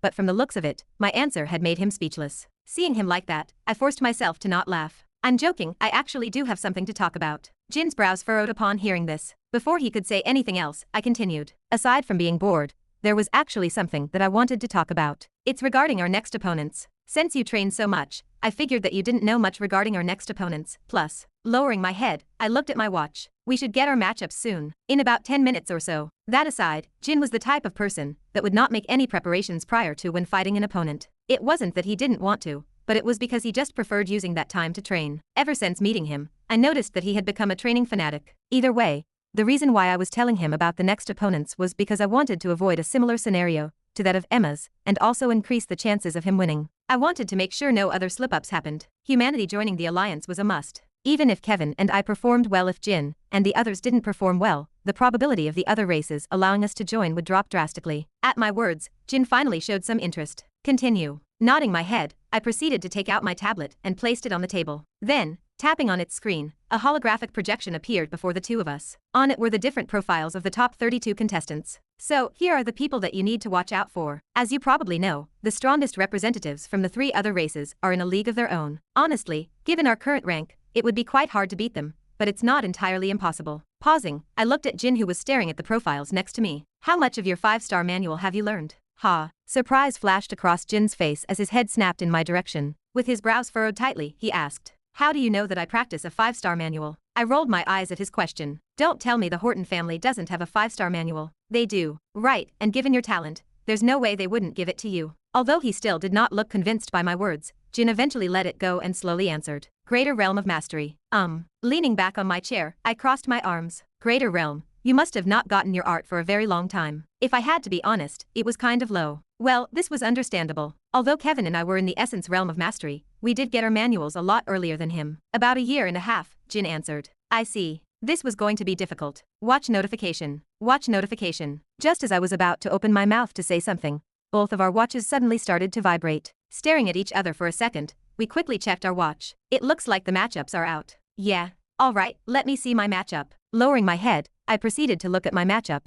But the moment I saw who my opponent was, my eyes opened wide. Tournament round of 32. Matchups. Ava Leafs versus Amelia. Kevin Voss versus Aaron Rhinestone. Ceruleum versus Keimer. Jin Horton versus Ardian. Amanda Stern versus Ivanov. Raising his head, Jin's eyes met with mine. A smirk soon emerged on his lips. Looks like you got the short end of the stick. Fuck off, I irritably said as I turned off my watch and leaned back on my chair. God damn it. Out of all people, I am matched up with one of the strongest in the tournament. Talk about crappy luck. If there was someone that I did not want to meet, then it would without a doubt be Keimer. Not only was he ranked higher than me, but he also fought wisely. He wasn't like the other orcs that fought without thinking about their next move. He was not someone I couldn't fight without pulling every single card in the book. Be it Keiki style, the one, Eyes of Chronos, he wasn't someone I couldn't fight without going all out. It didn't take long for me to come to terms with reality, as I eventually let out a long sigh. Oh well, it's not like I was planning on hiding for long. The thing that bugged me the most, however, was not that, but it was Kevin's matchup. He was against Aaron. Flashbacks of what we said last night replayed inside of my mind as I thought of the possibility of Kevin possibly even going as far as killing Aaron in the matchup. If he really did that, then I had to alter a few things in my plan. It's about time you showed your real strength, Jin commented from the side, snapping me out of my thoughts. Raising my brows, I looked at him. What do you mean? I want to see you fight at full strength. As he said those words, Jin's green eyes burned interest. I was a bit taken aback by this, but after thinking for a bit, I realized why. So he's still hung up about the Hallberg incident. During the time that I held him by the throat and said a lot of things. Considering Jin's personality, it made sense for him to want to know about my current strength. Taking a sip of my drink, I softly said, "Guess you won't have to wait for long, really." Letting out another sigh, I glanced around and looked for the waiter. I was planning on ordering something powerful, but just as I was about to call out for the waiter, the place suddenly became quiet as everyone's attention drew towards a certain individual. Behind him were 5 other individuals. Leading the 5 individuals, with long silver hair cascading down his back and a porcelain-like face, was an elf who walked into the establishment. Wearing fine silk clothing, he exuded a regal and almost otherworldly aura. Behind him, the other 5 individuals, although lacking a bit compared to the leading man, also exuded a noble presence. The moment they entered the establishment, all eyes fell on him. Without needing to be told who he was, I instantly recognized him. He was none other than Volyun, the strongest participating elf. Someone that was on par with Keimer in terms of strength. Seated from where I was, I could feel the respect and awe the others had for him. I wasn't the only one that felt this way as Jin shifted his body on the chair. Glancing at him from the corner of my eyes, I mumbled, "Looks like we've found your elven brother." "What?" Jin replied in confusion. Leaning slightly, I elaborated, "Not too long ago, you acted exactly like him. In fact, you still do." That arrogant and smug look seemed to favor the respectful stares from the others. He really did act like the old Jin. The moment he heard my comments, Jin's eyes squinted. He had obviously understood what I meant, and was obviously not pleased. Then, thinking of something, he raised his head and nudged in the direction of one of the elves following the silver-haired one. Guess we also found your family. You pretty much acted like them not too long ago. Pa, I scoffed. But as I took a closer look at the people following behind Volume, who looked just like extras, perhaps Jin did have a point. Not that I was going to admit it. Blinking a couple of times, I suddenly noticed Volume glance in our direction for a brief moment. Then, nudging his followers from behind, he headed in our direction. Blinking a couple of times, I turned to look at Jin. Is it just me or are they coming our way? Shaking his head, Jin solemnly said, it's not just you. And he was right. Not even a couple of seconds after his words faded, Volume came our way. Oh God. Staring at him who was coming our way, I couldn't help but secretly curse at my continuous string of bad luck. Despite the fact that elves tended to act less arrogantly than the orcs, and perhaps even other races, that didn't mean that there weren't arrogant elves. They did in fact exist, and unfortunately, Jin and I crossed paths with one of them today. Halting his steps in front of our table, he gave us a brief glance before saying, you must be Jin Horton and see something. See something. Was my alias really that hard to remember? What do you want? Jin coldly answered by the side. His words were quite blunt, but I knew he could already tell from a glance that Volume was looking for trouble with us. Hence why he quickly discarded all forms of courtesy from the get-go. Pausing his eyes on Jin, Volume calmly replied, what I want is simple. Give up on the tournament.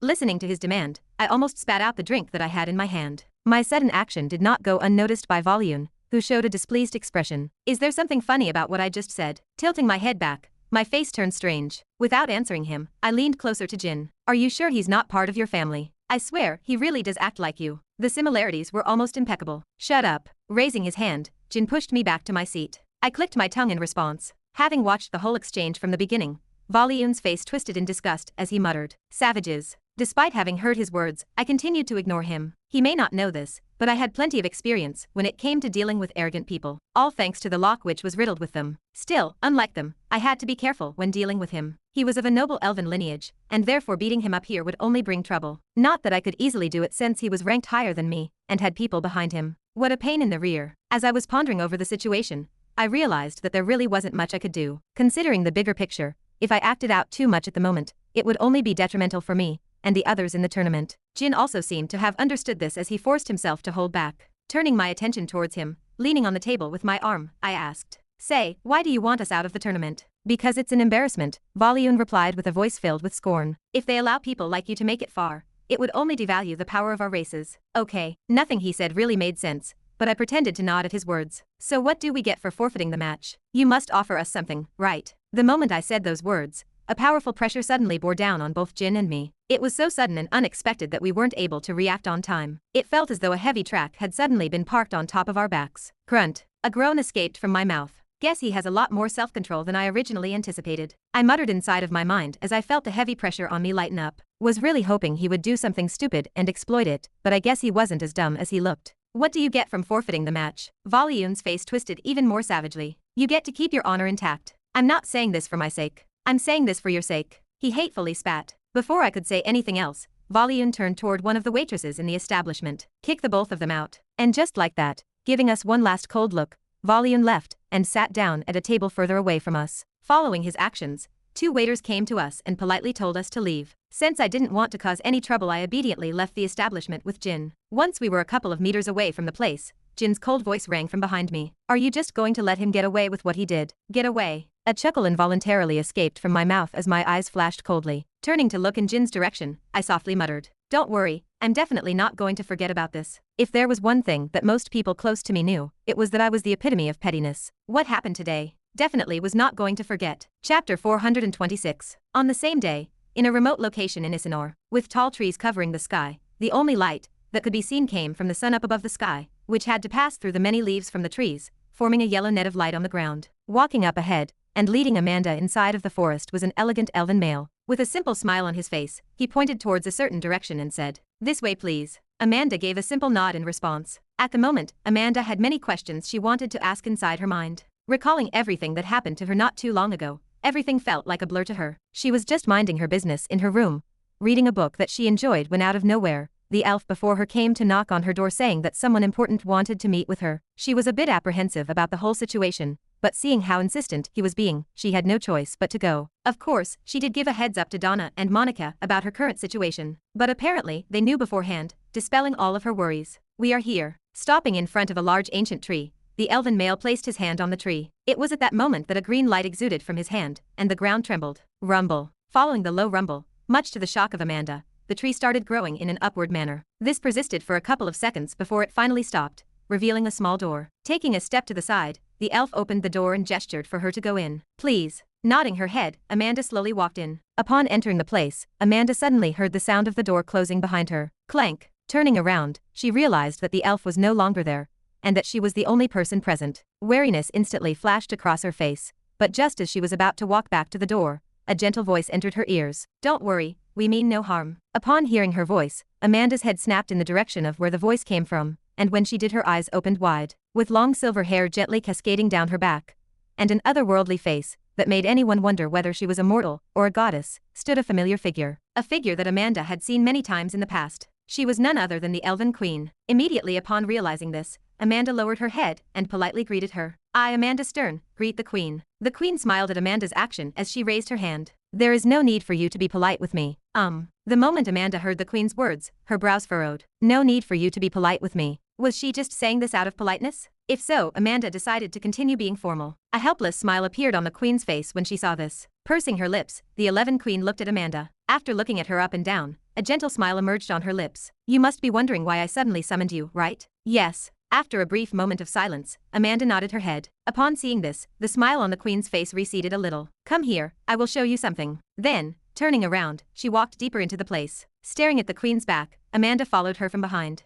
Walking for a couple of minutes, the two of them soon stopped in front of a small door. The door looked nothing special. It was just a simple door, but from where she was standing, Amanda could feel a gentle power coming from the room, causing her to instantly feel a warm and gentle sensation wash over her body. Opening the door of the room, the first thing Amanda saw was a large pod surrounded by thick branches. On the other hand, deep roots etched onto the side of the room, as small leaves extended from them. The room was quite small, and aside from the pod in the middle of the room, there was nothing else particular about it. The moment she entered the room, Amanda could see a noticeable change in the Queen's demeanor, as she looked towards the pod with deep sadness in her eyes. Pressing her feet on the ground, the Queen moved towards the pod in the middle of the room, and gently placed her hand on it. Closing her eyes, silence descended on the room as the Queen did not say anything. It was only after a while that she finally opened her mouth and said, There was a time, a decade ago, when I was weak. Pausing, she looked in Amanda's direction. Back then, I was still in the process of inheriting my mother's powers, and so was in a state of weakness. You may not know this, but in order for one to become the Queen, one must have the purse of elven blood before inheriting the power of the former Queen. This is something that has been happening for generations and generations of our race.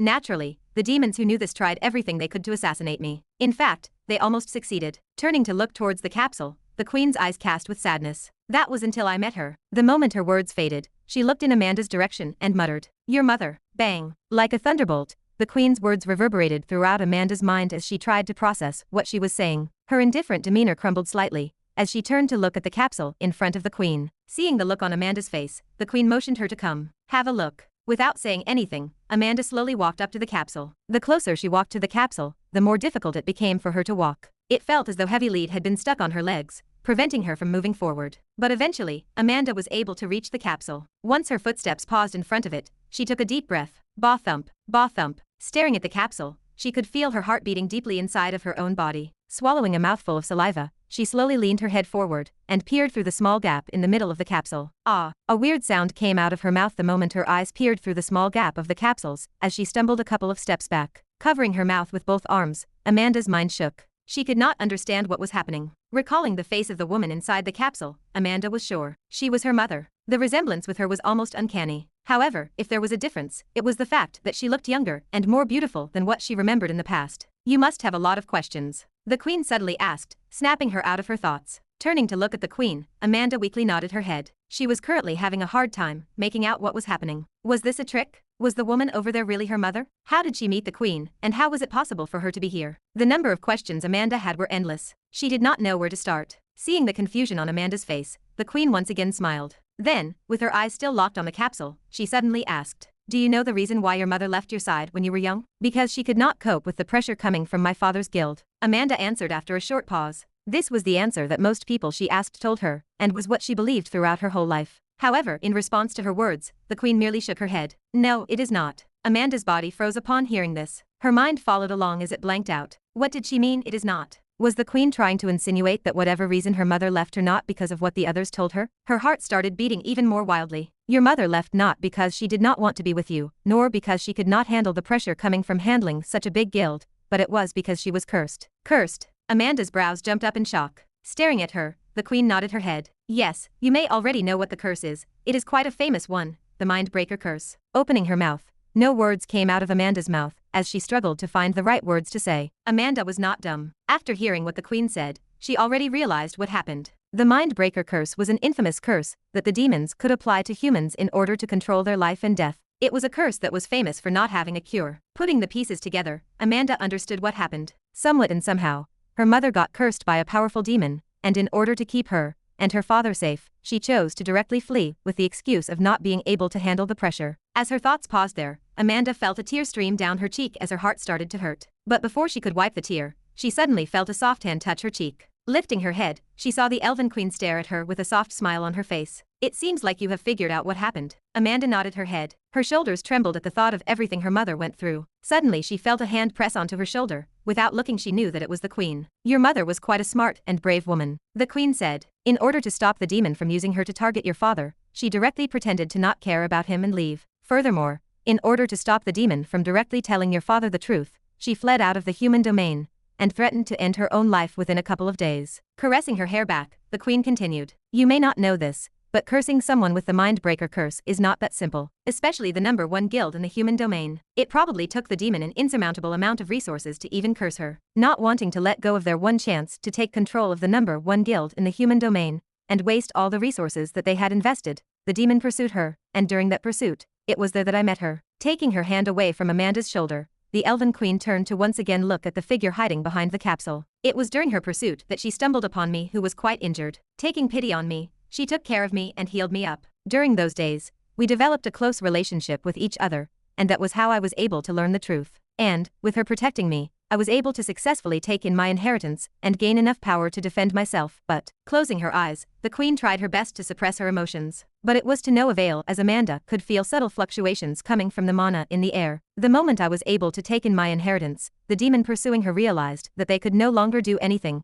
and just decided to end things by activating the curse. The queen suddenly clenched her fist tightly as she bit her lips. Her usual calm expression crumbled slightly. I tried everything I could to save her, but the curse is simply too strong. Despite my powers, all I could do was watch as she slowly died from the curse. I even tried feeding her an elven tear once I brought her back to Isinor, but it was to no avail as her life energy continued to drain away at an alarming rate. Taking a deep breath, heavy sadness flashed across the queen's face as she mumbled. In the end, the best I could do was seal her here. Lifting her head, the queen turned to look at the capsule that was connected to the many roots coming from above the room. The capsule over here will constantly feed her life energy, keeping her alive, but in the end, despite all of the life energy that was entering her body, the curse is slowly eating away at it. Unless we can find a cure for the curse, there is no way to wake her up. A heavy silence descended upon the room once the queen's words faded. Having listened to every word the queen said, Amanda turned to look at her mother's figure that was peacefully resting inside of the capsule. Tears streamed down her face. I am sorry, Amanda muttered inside of her mind as her shoulders shook even more. And thank you for everything you did for me. Chapter 427. Human Domain, Ashton City. The moment it was announced that the conference would be broadcasted throughout the whole human domain, an air of excitement washed over the entire city as everyone fine-tuned their devices to stream the entire tournament. According to sources, only 6 humans managed to qualify for the round of 32. Broadcasted throughout every screen were the faces of 2 announcers as they talked to each other. Of the 2 announcers,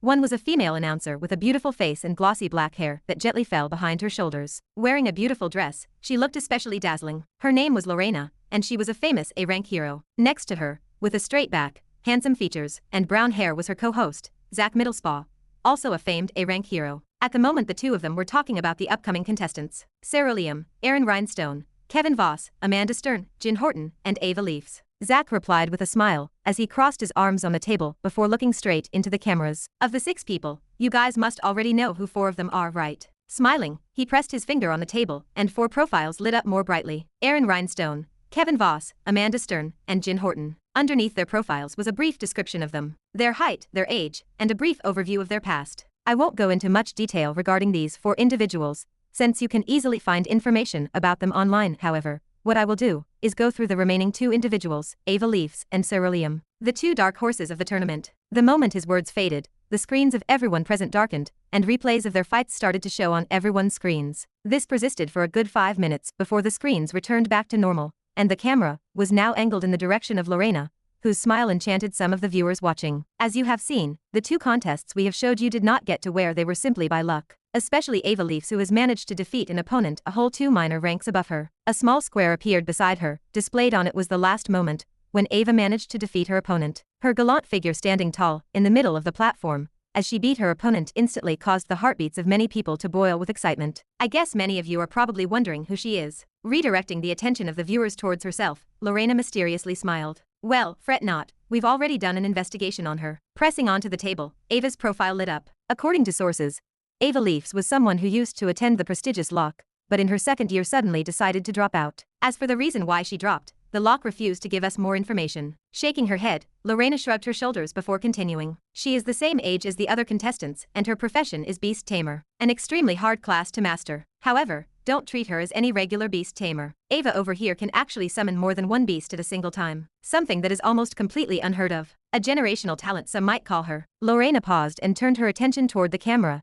that was pointing toward her. There is not much known about her after dropping out from the Lock, but whatever she did, it seemed to have worked out for her as she has now qualified for the top 32. Brushing her hair back, Lorena grabbed a couple of papers on the table before stacking them neatly. A more serious look suddenly flashed across her face. Now, regarding the other contestant Ceruleum, not much is known about him. As most of you can tell, he's obviously using an alias. Lorena's delicate brows suddenly knit. We don't really know why he chose this alias, but according to what we've found, Ceruleum signifies blue in Latin. Pursing her lips, Lorena turned to look at Zach, who smiled and continued for her. Since we couldn't really find anything out about this contestant, all we can do is show you his way of fighting. As soon as his words faded, the screens darkened, and replays of Ceruleum started to display on the screen of everyone present. This continued for the next minute, before the screen returned to normal and Lorena and Zach reappeared on the screens. As you can see, the way Ceruleum fights is, how should I say, very unique. There was some uncertainty in his tone when he said those words, but he quickly followed up by saying, anyways, most of you are interested in what he is using, and I've received reports that the artifact he is using is called Magic Card,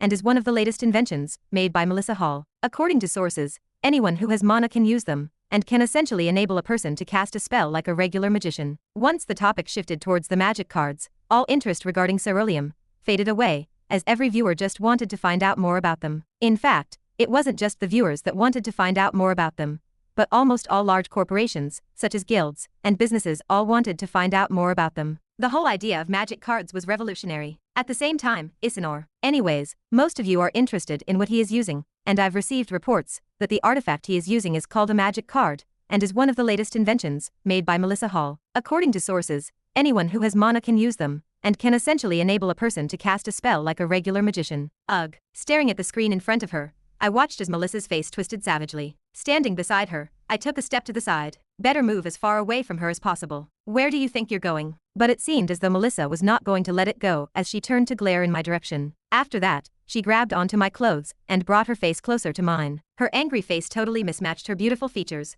making the scene quite comical. It was really hard for me to hold my laugh back. What's so fucking funny? Nothing, I replied whilst turning my face away. However, that didn't seem to work as she increased her pull and brought my face even closer to her as she threatened. Don't think for 1 second that I'm not going to do anything to you for the little stunt you pulled. Do you have any idea of how much trouble you've brought me? I shook my head. No, not really. Melissa's face twisted even more at my words. Her pale face turned completely red from anger as I could hear the sound of her teeth grinding together. Grunt, grunt. Hearing the sound of her teeth grinding together, I couldn't help but comment. You sound just like an orc. The moment those words came out of my mouth, I sort of regretted saying them, but as I watched Melissa's face turn from red to purple, all that regret quickly dissipated, and a sense of achievement washed over me. Is this how it feels to win over Melissa? Not going to lie, it felt addicting. But it appeared as though I was the only one that felt this way, as Melissa's mouth trembled uncontrollably. Her eyes soon rolled back in anger. You. Okay, I'm sorry, please don't be angry, I'll make it up to you somehow. You. Make it up to me. Melissa suddenly burst out laughing. It was a fake laugh though. How in the world are you going to help me? She spat. Can you let go first? Fine. Tapping onto her hands which were still grabbing onto my clothes, Melissa released the grip and I fixed them. Warily glancing in her direction, I continued. Remember back at the lock when I revealed a way to solve mana poisoning? Calming herself down, with a thoughtful look on her face, Melissa nodded her head. Yes, I do. I don't know if you revealed it on purpose, or you were just being plain stupid. My mouth twitched at her words, but as the more mature person, I refrained from saying anything. Well, what if I told you that there was another way? A faster and simpler way to solve mana poisoning. Oh. Melissa's right brow suddenly raised. There was keen interest in her eyes as soon as I said those words. Staring at her, my brows furrowed. Honestly, I don't know if the theory will work or not. Originally, this was a theory that Melissa was going to figure out herself in the future. But with everything that was going on, I doubted she would have time to figure it out. Also, I only had a rough idea of how the theory worked. Now that I think about it, is the reason I know so many theories because of the memories implanted inside of my head. So, was Melissa really the one who came up with them? This was a good question. Was she really the one that came up with the theories in the end? Or were they something that the mysterious figure implanted inside of me? I mean, just how could I suddenly pull out so many theories from a novel I wrote? Novels only scratched the surface of most theories, but the knowledge from knowing the novel shouldn't have been able to help me come up with the things I did in the past. So, snapping me out of my thoughts was Melissa's annoyed voice. Scratching the back of my neck, I wryly smiled. I don't think this is the right time for me to tell you the theory. I need some time to properly write them down. Plus, it's not like right now is the right time. Turning my head, I glanced towards the massive crowd that had gathered below the enormous tree. Fine. Realizing the situation as well, Melissa eventually relented, much to my relief. Then, without saying anything else, she left the arena. From the looks of it, she couldn't stand my presence any longer. Not that I cared. I won. As I was looking around the place, it was then that I suddenly spotted a familiar figure sitting in the distance. It was Amanda. The moment my eyes paused on her, my brows furrowed. What's wrong with her? Although Amanda usually had an indifferent look on her face, at the moment, her face was especially chilly, preventing anyone from approaching her. Well, anyone but me. Walking up to her, I calmly sat down next to her. Then, turning to look at her, I asked, "Are you okay?" Slowly lifting her head and turning to look at me, Amanda nodded her head. Yes. Staring deeply into her eyes, I lowered my head and gazed at her uniform before sighing. Say, didn't you call me a liar not too long ago? What do you mean? Amanda's brows knit. Instead of answering her, I scooched over a little and bent down. Although I couldn't tell how Amanda reacted to my sudden action, from how her body jerked a little, I could tell that she was shocked by my sudden actions. Ignoring it, I grabbed her shoe and tied her shoelaces. Once I was done, I gave her an all-knowing look. For someone who is as much of a neat freak as you, to forget to tie their shoelaces, something is wrong. Meeting my eyes, Amanda gently bit her lips before closing her eyes. For the next couple of seconds, her brow relaxed and knit repeatedly. Eventually, staring deeply into my eyes, she softly said, "It's about my mother." Her sudden words caught me completely off guard. Did I hear wrongly? Did she just say something about her mother? I actually didn't know much about her mother. She never really appeared in the memories implanted inside of my mind. Apart from the fact that she had left Amanda when she was young, I really didn't know much else. Amanda nodded her head before softly saying, "She's here." What? The shock within me grew even more, and my back straightened. Unknowingly, my heart sped up a little. Glancing around, I lowered my head a little and softly asked, "She's here. Like, here."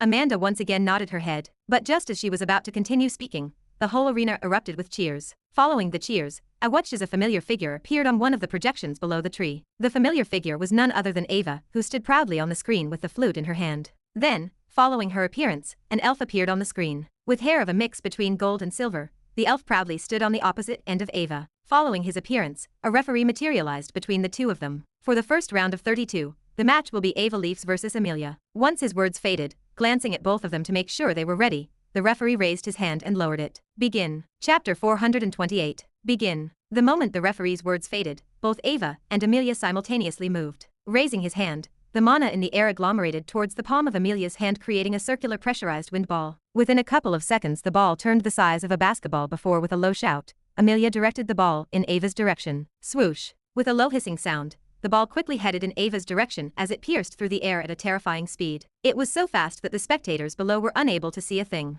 At the same time Amelia was preparing to attack, holding on to 3 blue cards, Ava quickly channeled her mana into them and threw them in front of her. As she did so, she pressed her foot on the ground and pushed her body back. Shing, shing. The moment the cards left her hand, 3 massive ice pillars materialized in front of her. Bang. It was then that the ball came into contact with them, and a terrifying explosion resounded throughout the whole arena. But it had to be noted, Ava was 2 minor ranks lower than Amelia, and so were the cards. The moment the ball came into contact with the pillars, they instantly broke apart into pieces like broken glass, creating a small mist in the air. Fortunately, Ava already knew about the fragility of the ice pillars. The only reason she used them was to buy herself enough time for her next move, which was exactly what she did. Taking out her flute, she quickly blew at its tip. Tootle. A melodious tune suddenly rang throughout the whole arena grounds. Meanwhile, as Ava was blowing onto the flute, Amelia's attack never stopped. The only thing that was different about the attack was that its momentum had slowed down. This was of course a result of the ice pillars. Within a couple of seconds, the attack was already in front of Ava.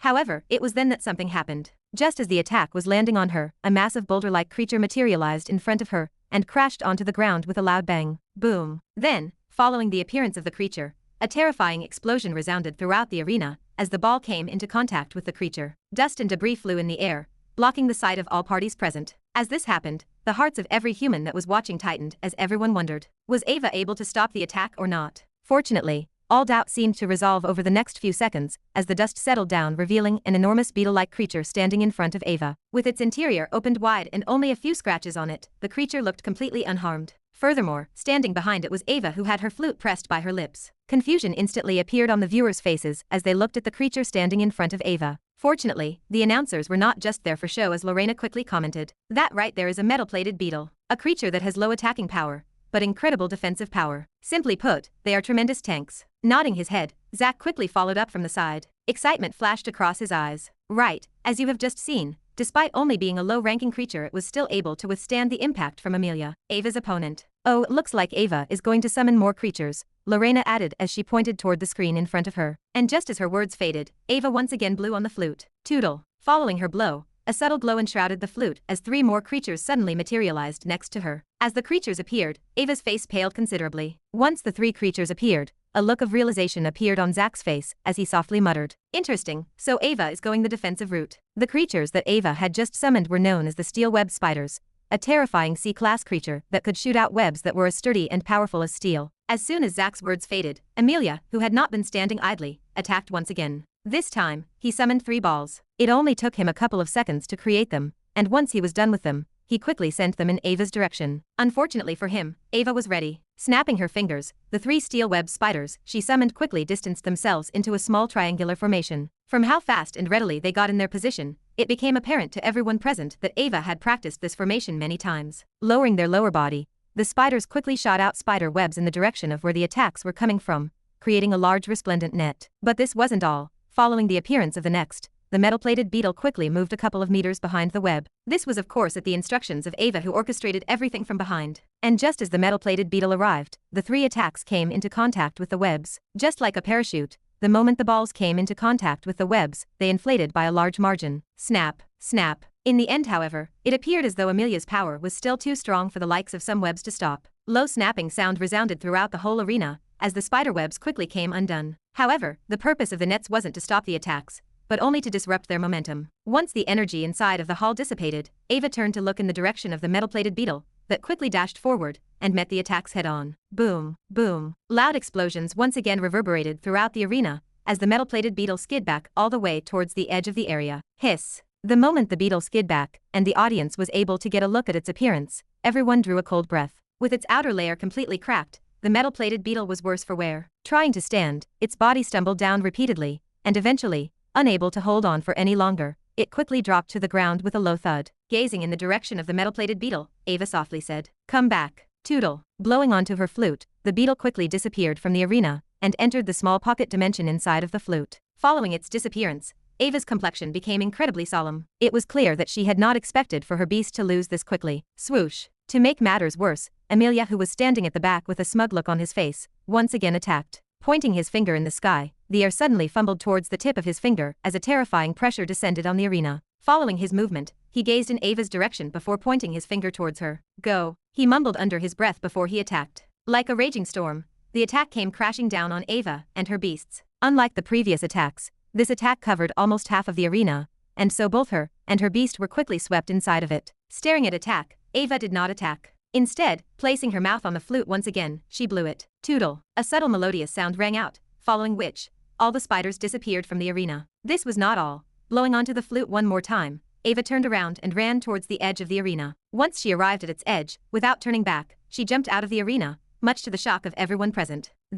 Witnessing Ava jump out of the arena, Lorena and Zack, who were watching from the studio, stood up in shock as their hands pressed onto the table. Then, glancing at each other for a good second, they looked back at the cameras and slumped back on their chairs. "Ladies and gentlemen, it appears as though contestant Ava leaves Wait, look." Cutting Zack off, Lorena suddenly stood up and pointed towards the screen, where displayed on it was Ava standing right behind Amelia, who was looking at the referee with a look of anticipation. It was clear that he was waiting for him to announce the victor. And just as the referee was about to say something, Amelia suddenly felt an ominous premonition. But it was too late, as he suddenly felt a powerful mana fluctuation coming from behind him. Turning around in a lightning-quick manner, he extended his hand towards where the source came from, but by the time a magic circle appeared in his hand, 5 large fire pillars engulfed his entire body. The source of the fire pillars was none other than Ava, who quickly followed up by blowing onto her flute. 6 beasts simultaneously appeared in front of her. Of the 6 beasts, 3 of them were the same spiders from before, while the other 3 were ferocious wolves that quickly dove in the direction of Amelia, who was currently being engulfed by the flames. A look of total shock appeared in the eyes of the spectators watching the scene. At one moment they thought that Amelia had won when suddenly Ava turned the tables,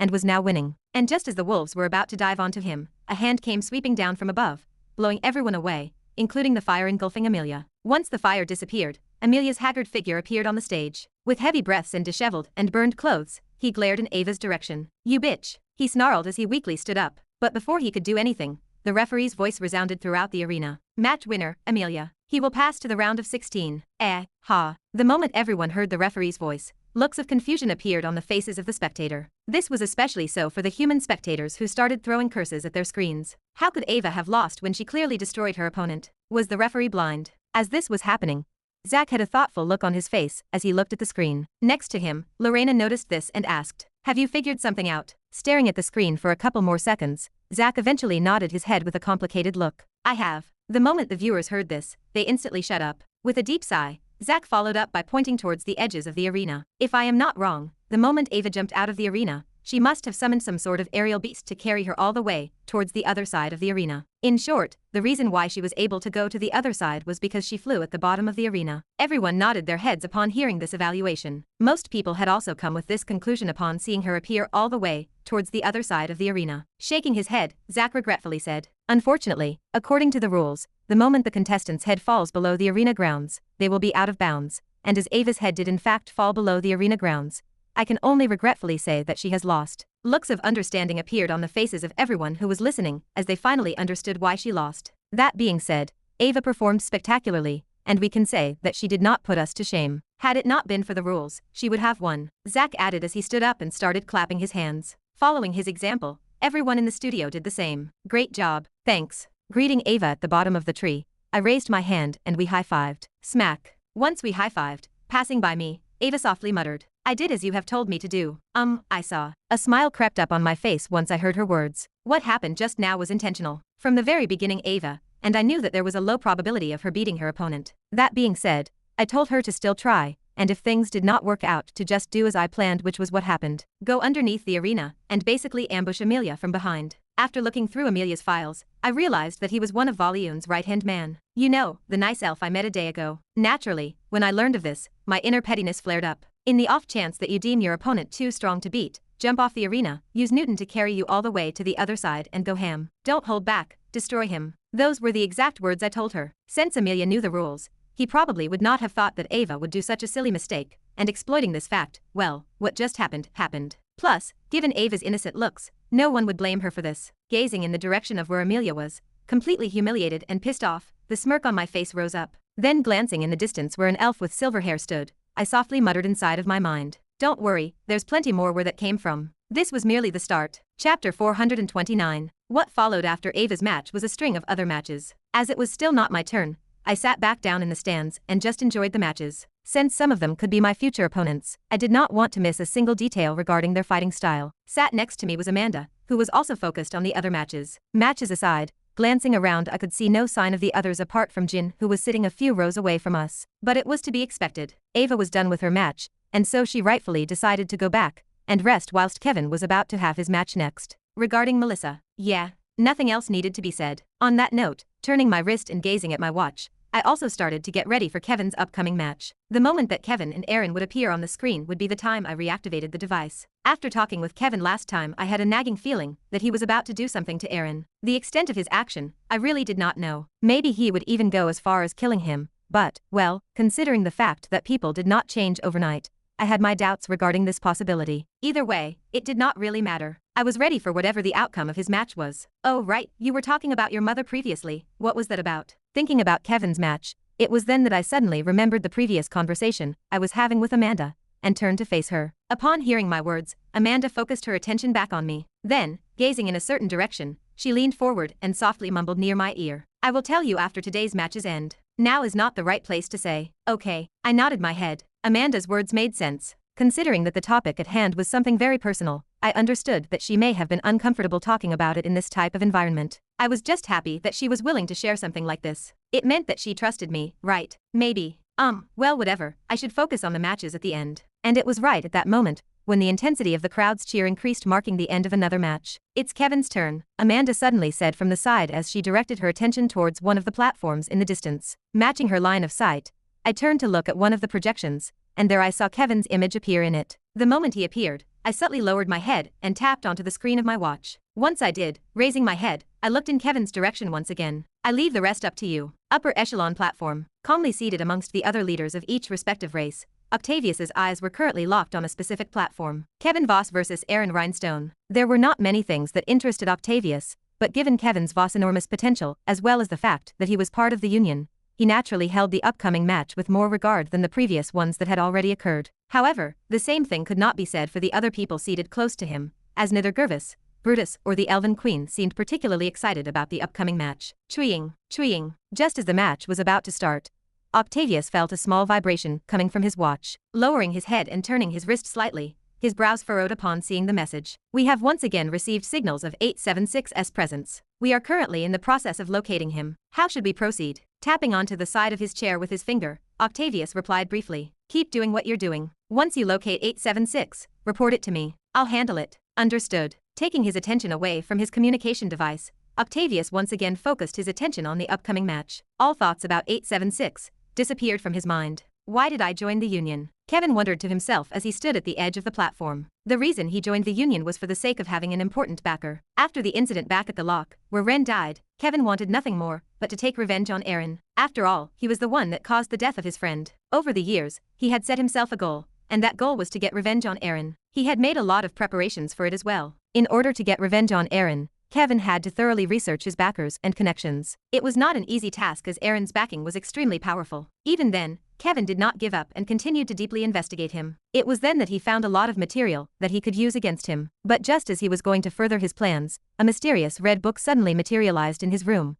and that was where he learned the fact that Ren had not died. From there he managed to learn a lot of things about what had actually happened, and came to the conclusion that Ren had other plans for Aaron, and dropped all his previous plans altogether. However, that was then, and this was now. Things had changed, and he was no longer seeking revenge against Aaron for all the things he did in the past. No. Now, he was simply trying to eliminate a thorn that had grown too big for its own good. Fwop. With a low sound, materializing on the opposite end of the arena was a familiar figure. He looked the same as the day the incident with Emma occurred. Disheveled hair, unfocused eyes, and glaring black circles underneath his eyes. The moment he appeared, Kevin's eyes grew colder. It's been a while, Aaron muttered the moment his eyes met Kevin's. Did you like what I did to your little friend last time? Is she okay? I really did not mean to harm her. Was just an accident. Every word that came out of his mouth was filled with mockery. He was obviously trying to get a rise out of Kevin. Had it been the Kevin from before, then perhaps he would have gotten something. But after having had that talk with Ren, Kevin spent a lot of time contemplating his previous actions, and it was then that he realized that he was too emotional and soft. He realized that he needed to change in order to become stronger. Therefore, every word that came out of Aaron's mouth simply went from one ear to the other. This obviously did not go unnoticed by Aaron, whose face twisted. Listen to me, he shouted.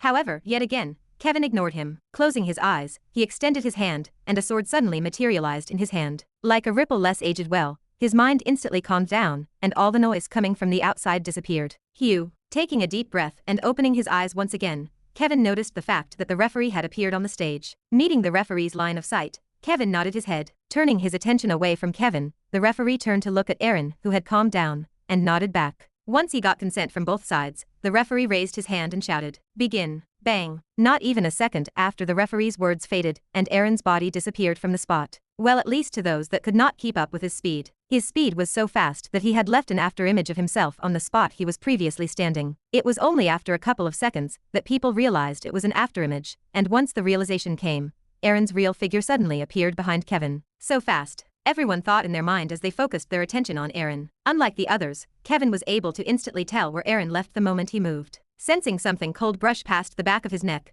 Kevin simply ducked down. Swoosh. Right as his head moved down, a cold blade suddenly materialized, slashing in a horizontal manner. Unfortunately for him, Aaron's attack missed. Despite missing his attack, Aaron quickly followed up with another attack. Using his other dagger, he slashed downwards. But Kevin was one step ahead of him. Pressing his foot onto the ground beneath cracked apart as Kevin propelled his body backward, slamming directly against Aaron's. Bang! Once their bodies came into contact, Aaron's found his stance breaking apart. This was what Kevin was aiming for. Giving a short glance in the direction of the referee, Kevin knew that he only had one shot at this. Overdrive. He softly muttered inside of his heart. A tremendous wave of mana suddenly burst out of his body, as his rank quickly rose to B+ rank, almost reaching the threshold of A- rank. This was not all. Following the usage of overdrive, Kevin quickly bit his teeth where 2 advanced speed-enhancing potions were hidden. The moment he bit them, a wave of cold fluid instantly traveled throughout every corner of his body, as the explosiveness of Kevin's muscles increased further. If Kevin's previous speed was around A- rank, then it was currently even faster than that at A rank to A+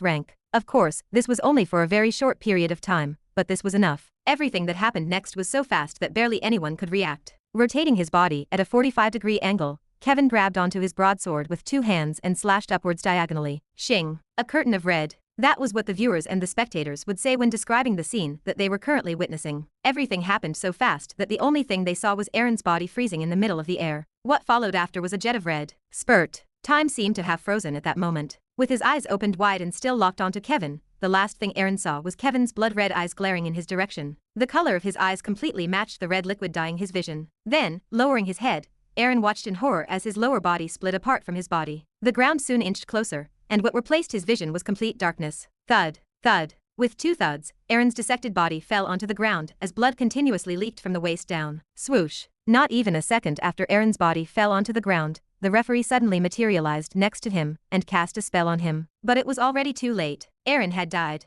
A deafening silence enveloped the arena as everyone tuned their focus on Kevin, who stood in the middle of the arena, gazing at Aaron's body with an indifferent look. As his eyes paused on the now dead Aaron, Kevin did not feel an ounce of happiness. This is what I should have done a long time ago, he thought inside of his mind. Regarding the repercussions of having killed Aaron in front of the whole world, Kevin merely scoffed. He was going to win the tournament. He was going to prove to the world his worth. With the union backing him and him showing just how valuable he was, so what if Aaron's parents were angry at him? To their anger, he would welcome it with open arms. Since this was bound to happen one day or another, he may as well just destroy them as well. Too soft, ha. Taking one last look at Aaron's corpse, Kevin swore right then and there that he would destroy anyone that stood in his path. Aaron's guild being his first stepping stone. Whilst Kevin was deep in his own thoughts, with a complicated look on his face, the referee slowly stood up. He was clearly not happy regarding the fact that he was unable to stop Aaron's death, but then again, killing was allowed. He was only slightly embarrassed since the Queen had previously told everyone to reduce the chances of someone dying. He could only blame his luck, however. Who would have expected Kevin to suddenly pull such a move? Shaking his head, the referee announced, "Match winner, Kevin Voss. He will pass to the round of 16. Following his announcement, the originally quiet arena suddenly burst with cheers as everyone stood up and applauded Kevin. Although not many were able to see what had happened, as it all happened too fast, they all realized something. Kevin Voss was a lot stronger than they originally anticipated. Once everyone realized this, almost every human forgot about Aaron's death as they all looked at Kevin with sparkling eyes. Finally, hope ignited inside the heart of the many humans watching as they all shared the same thought. Could he perhaps win? After witnessing what just happened, this became a very real possibility. The human domain quickly boiled with excitement at this possibility. While this was happening, standing beneath the platform, with my mouth wide open, I stared at Kevin's figure in the middle of the projections. Holy shit. A curse inadvertently escaped from my mouth as I looked at Kevin. Although I did say to him that he was too soft, I did not think he would change so much from such a simple talk. I was obviously shocked by the sudden development. Kevin had really changed beyond my expectations. Honestly, I felt quite gratified seeing his change. It meant that he truly took the words I said to heart, and took it upon himself to change for the better, or rather, for the sake of the future. On a good note, Aaron's death did not interfere with any of my plans. Lowering my head and staring at his watch, a yawn escaped from my mouth. Whom. Guess it's my turn to get ready. Following Kevin's match, there were 2 other matches, and after that was mine. Since there were not any more matches for me to watch,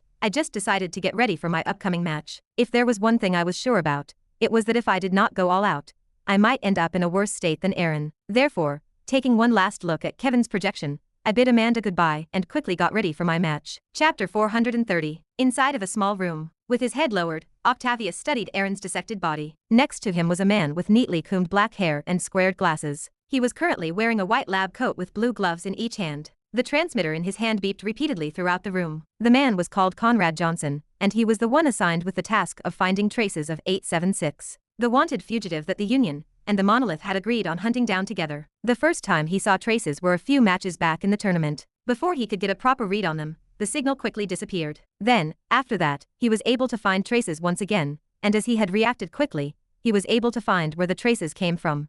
But when he did, he was left with more questions than answers. You are saying that the transmitter the Monolith gave us is indicating that 876 is none other than Aaron? Octavius asked as his deep and emotionless voice rang throughout the whole room. Yes, it appears to be so. Conrad nodded his head in a helpless manner, before placing the transmitter next to Aaron's head. The transmitter beeped loudly. With a complicated look on his face, Conrad took out a small tube that was about the size of a finger. Then, taking a small sample of his blood, he put it in the tube and shook it. This process only lasted for a couple of seconds before he stopped. Once he stopped, he turned to look at the tube, and when he did he shook his head. His blood is also contaminated just like the Monolith said. Doubt started to creep inside of Conrad's head as he softly and carefully asked, "It is him, is it not? 876 is Aaron." But contrary to his expectations, Octavius shook his head. "It is not him. Not him," Conrad replied with a confused look on his face. Be it the tracking device and blood test, all evidence pointed that he was indeed 876, so he really could not understand. Without sparing him a glance, Octavius continued. Aaron's whereabouts during the time 876 was in the Monolith can easily be found. It is impossible for him to be 876. Before the tournament started, Octavius paid close attention to all the promising contestants, and so he naturally knew that it was impossible for Aaron to be 876.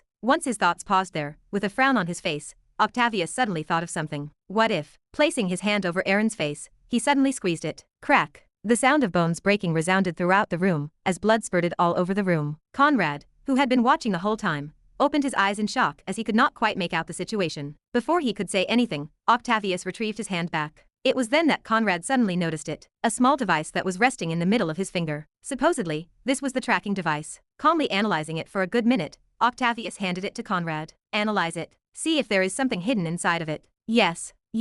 With trembling fingers, Conrad took the chip and weakly nodded his head. After that, giving Aaron one last look, Octavius left the room. Ashton City. Inside a private residence owned by the Demon Hunter Guild, two people sat in front of a sofa, staring at a holographic projection in front of them. Displayed on the projections were the images of the tournament. Of the two people seated on the sofa, one was a male, while the other was a female. With blonde hair and blue eyes, the woman looked stunning. On the other hand, the male looked less impressive however. His solemn and sharp look did give off his own charm. With her left hand on the male's thigh, the woman, Samantha Dover, covered her mouth with her hand as she muttered, "I am glad we did not let Nola see this." Yes, Ronald nodded his head. He completely agreed with her words. This was especially so after the last match, where they saw a contestant being cut in half by someone. The scene was just too gruesome for someone as young as Nola to see. Pressing her hand on her cheek, Samantha wondered. "I wondered when it will be Ren's turn." As she said those words, a look of anticipation flashed across her eyes. Originally, the both of them were not very interested in the tournament, however, upon receiving an anonymous tip from someone that Ren was going to participate, they dropped everything they were doing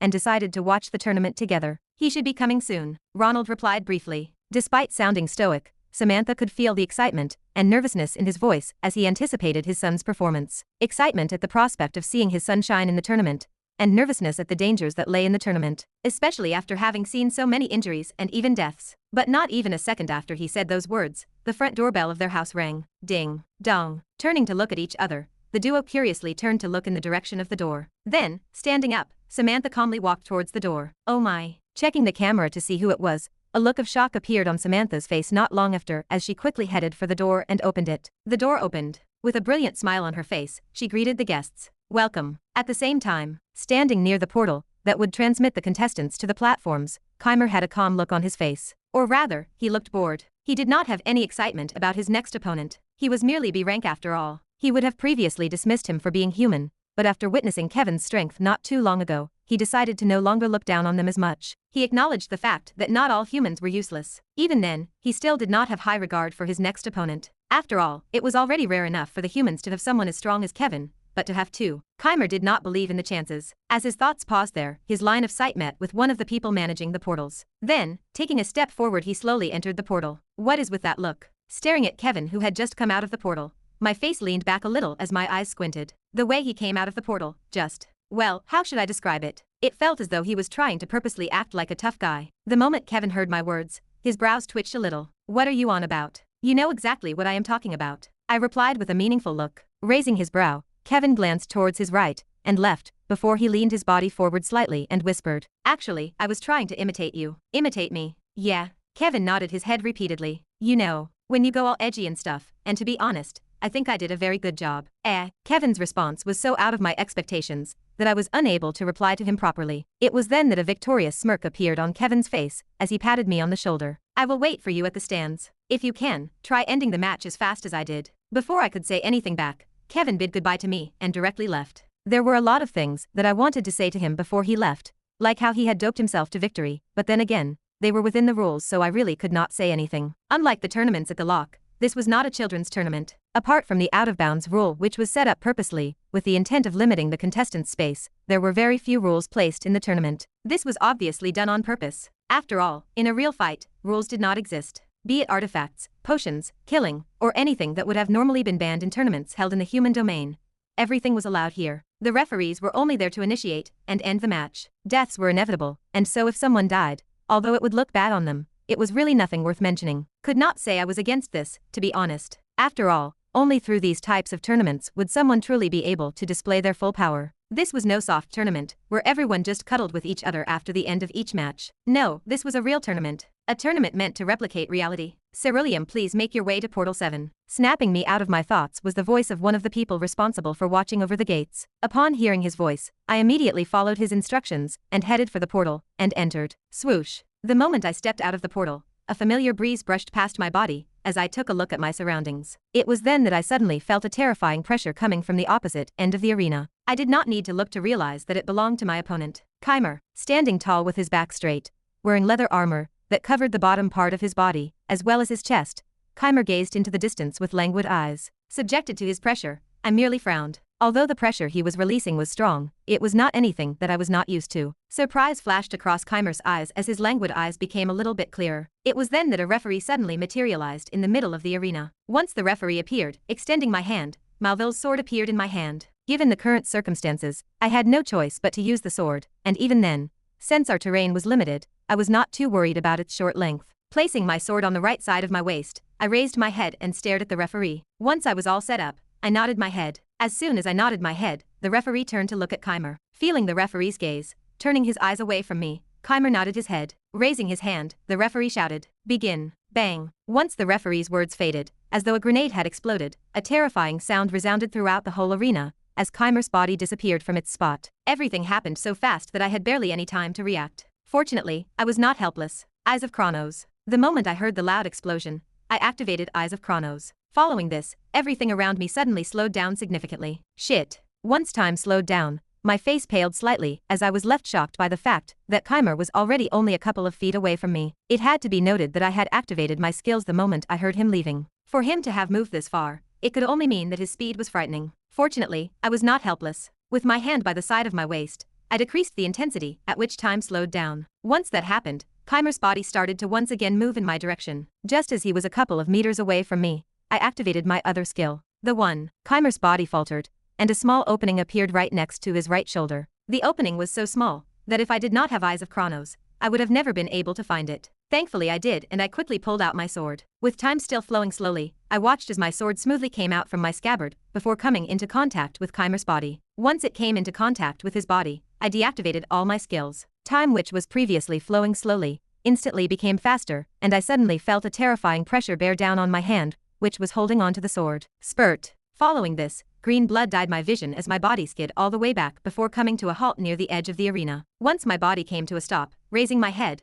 I watched as Keimer looked at me with his eyes wide open in shock. With his hand pressed onto his shoulder, that was continuously leaking blood, his originally languid eyes completely changed, and so did the aura around him. The arena, which was originally loud, also became extremely quiet as I felt multiple eyes land on me. With a bitter smile on my face, I placed my hand on my face and clenched it. Yes, the cat is out of the bag. No point in hiding anymore. Chapter 431. This. Looks of absolute shock flashed across the faces of Lorena and Zach as their eyes bulged wide open. What have they just witnessed? They both thought at the same time. Everything happened so fast that they were both unable to understand what had happened. In fact, moments prior they were merely commentating about the match without much enthusiasm. After all, Keimer was extremely strong. Both Lorena and Zach were unsure about their own prospects of beating him, let alone someone who was B-ranked like Ceruleum. But just as they thought that this was going to be an easy match, out of nowhere, they witnessed Ceruleum gain the upper hand over Keimer as blood seeped down from his shoulder. It had to be noted that Keimer not once had been injured throughout the tournament. Could this have been due to luck? Everyone shook their head. There was a limit to how lucky someone could be. The speed at which Ceruleum attacked was simply way too fast for anyone to pick up with the naked eye. To add further clarity that this may have not been just luck, the look on Keimer's face as soon as he realized he had been injured became perfectly vivid for all spectators present to see, as they understood that from the first exchange that this was no luck. How he did it, everyone did not know. However,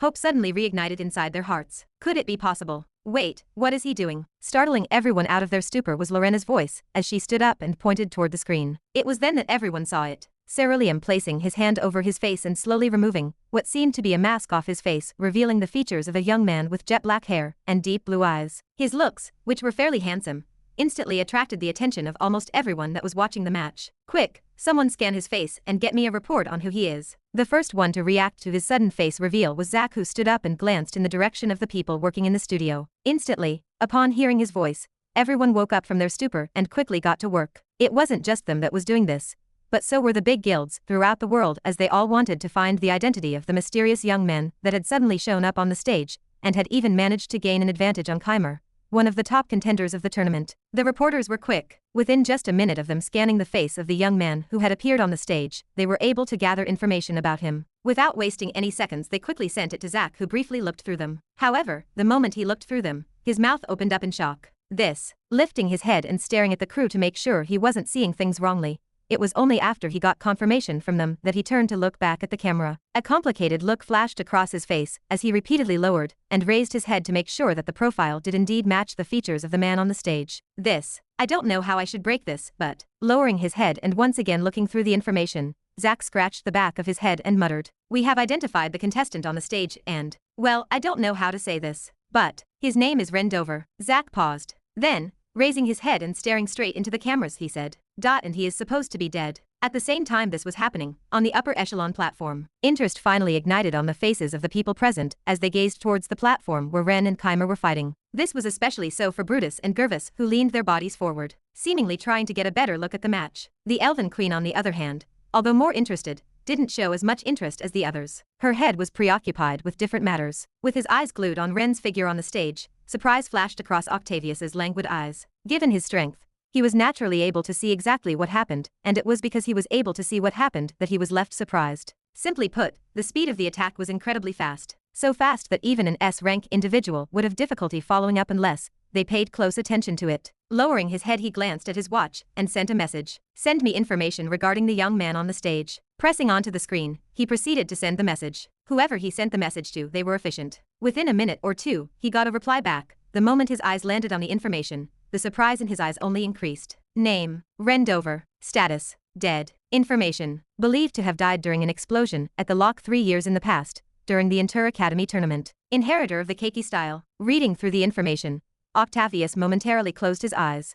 So this is who 876 is. Piecing all the information together, he quickly came to the conclusion that Ren was 876. As his thoughts paused there, his brows furrowed. Why did he reveal himself? It wasn't really that hard for him to figure out that he was 876. Matching the exact time when the monolith said they met 876 to the time Ren supposedly died, Octavius did not think for a moment that 876, or should he say Ren, would do something so careless and reveal his identity so quickly. There was definitely more to it than he thought. Opening his eyes again, he directed his attention back towards the tournament, or to be more precise, in the direction of where Ren was. The interest in his eyes only increased. He was curious about his motives for suddenly revealing himself. Ren slowly put the mask away. A soft breeze suddenly brushed past his body, sending his hair scattering all over his face. Raising his hands, Ren took out a hairband and tied his hair back. On the other hand, as Ren tied his hair, Keimer, who had slowly recuperated from the shock of what happened, grit his teeth and straightened his back once more. The languidness in his eyes completely disappeared, and what replaced it was a heavy solemnness. From that one brief exchange, Keimer understood that he was facing no easy opponent. In fact, it wasn't just him who understood this, as almost everyone that was spectating understood this. Whoever Ceruleum was, he had previously been hiding his strength. "Are you not going to start?" Snapping Keimer out of his thoughts was Ceruleum's cold voice. Raising his head and meeting Ceruleum's dull gray eyes, Keimer's body faltered slightly. He took a step back. A deep sense of fear enshrouded his whole body, as his eyes never left Ceruleum's dull gray eyes. The more he looked at them, the more he felt his soul getting sucked into them. Reflected behind those dull gray eyes was the same figure standing in front of him. However, instead of standing in front of him, he was merely looking at him with a bored look, sitting on a golden throne. Most strikingly were his emotionless and cold eyes that seemed to treat him as a passerby, or rather, an insignificant figure. It sent chills down his spine. The overbearing pressure coming from him became many times more powerful the more he stared at him, as a deep sense of dread completely washed over his entire body. It felt as though he was in the presence of a monarch, a being that he was not supposed to cross. His legs buckled slightly. He suddenly had the urge to kneel. No, he had to kneel.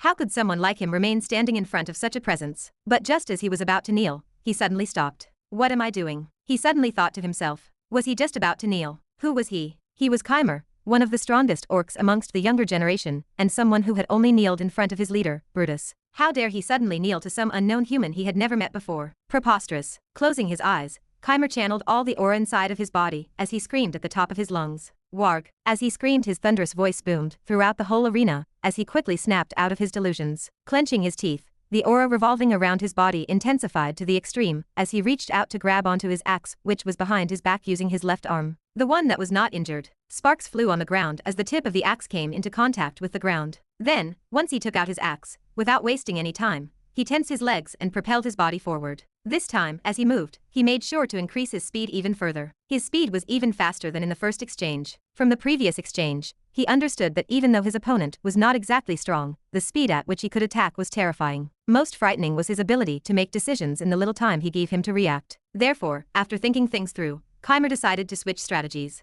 Instead of opting for pure speed, he was planning on using brute force as well. Bang! Arriving before Ceruleum, pressing his foot onto the ground till it cracked apart, Keimer raised his axe and cut horizontally. Fast and furious. The moment the axe came swinging down, it came charging in Ren's direction like an avalanche. Its momentum was almost unstoppable. My eyes stung. Staring at the incoming attack that seemed to be able to cut through me like butter using Eyes of Chronos, I found that the more I used the skill, the more my eyes started to hurt. His current attack was many times faster than his previous attack. The power that it contained was also many times stronger. Unfortunately, the attack was not something I could dodge. Therefore, after thinking things through, deactivating Eyes of Chronos, I pressed my foot onto the ground, tilted my body towards the direction of where the axe was coming from, and met the attack using the body of my sword. Clank! Sparks flew in every direction as his axe came into contact with my sword. For a brief moment, neither of our weapons moved, but this only lasted for a short moment before I found myself flung all the way towards the other side of the arena. Intense pain coursed throughout my whole body as my hands almost let go of the sword in my hand. Bang! Whilst I was in midair, I suddenly heard another loud sound coming from the direction of where Keimer was from.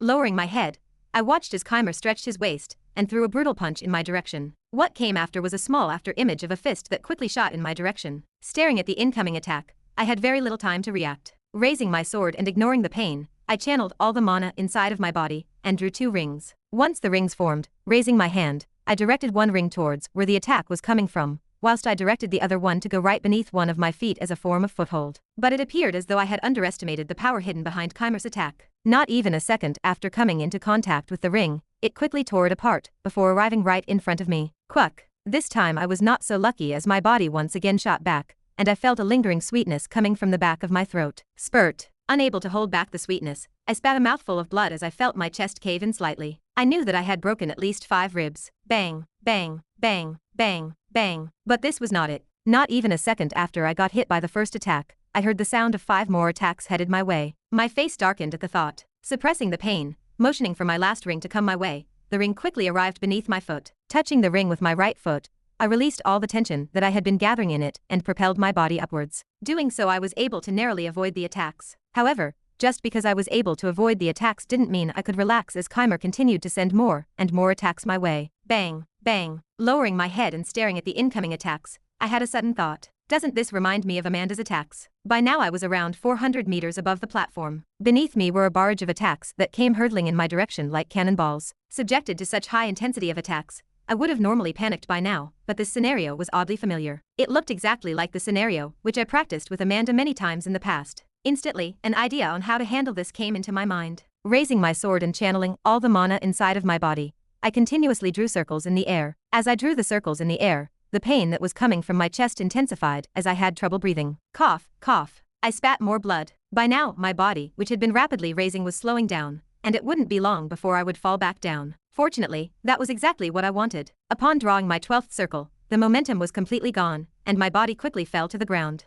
Beneath me were the massive cannonball-like attacks. Blinking once, I muttered inside of my mind, Eyes of Chronos. Time slowed down and the whole world around me froze. With the aid of the chip inside of my head, my eyes dilated as an arrow suddenly appeared inside of my vision, showing me the path that I needed to take in order to make it back down to the ground safely. Everything happened within a small fraction of a second, and once I managed to find the right path, I quickly acted. Clenching both fists tightly, the rings around me quickly shot downward and positioned themselves in the spots where I had calculated the attacks wouldn't land. Then, pressing onto a ring that I had placed beneath my foot, I propelled my body downwards. Like an arrow, my body shot towards the nearest ring I had set up at unparalleled speed. Once I arrived next to it, I would use it as a foothold to push my body down even faster. Boom, boom. Each time I stepped onto the ring, it would explode into millions of particles. However, thanks to this, I was able to increase my speed even more. I was traveling so fast that from time to time I was forced to activate Eyes of Chronos. This was so that I would not lose sight of what was happening around me. Boom, boom. Breaking apart 2 more rings, activating Eyes of Chronos once again,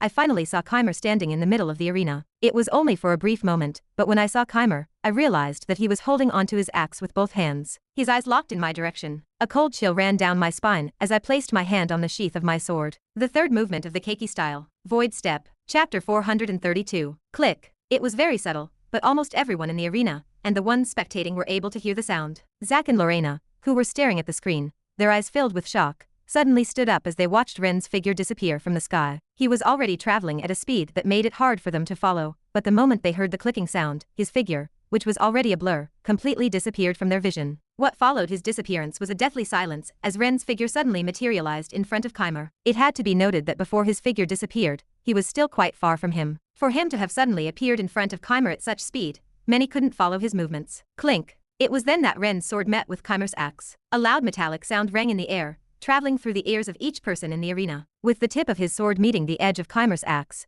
time seemed to stand still as everyone kept their eyes glued on the 2 figures standing in the middle of the arena. Boom. The originally quiet environment was soon drowned out by the terrifying sound of an explosion, as 4 pressurized circular energy beams shot out from the point of contact between the 2 weapons. The whole arena started to crack apart as small pieces of rock flung in the air like projectiles. Unfortunately for Ren and Keimer, the projectiles quickly attacked them as even more wounds started to appear on their bodies. It wasn't long before Ren's upper garments tore off, revealing his muscular body that was riddled with scars. The sight was deeply etched into the vision of everyone that was watching. Soon enough, dust flew in the air, covering the vision of most spectators. The explosion was so loud and powerful that even after it disappeared, some people had difficulty hearing. Slowly, once the aftereffects of the explosion died down, and the dust slowly started to settle, every spectator leaned forward with anticipation. Their palpitating heartbeats rang throughout their heads as they all had the same question inside of their mind. Who won? Just who had won between the 2 contestants?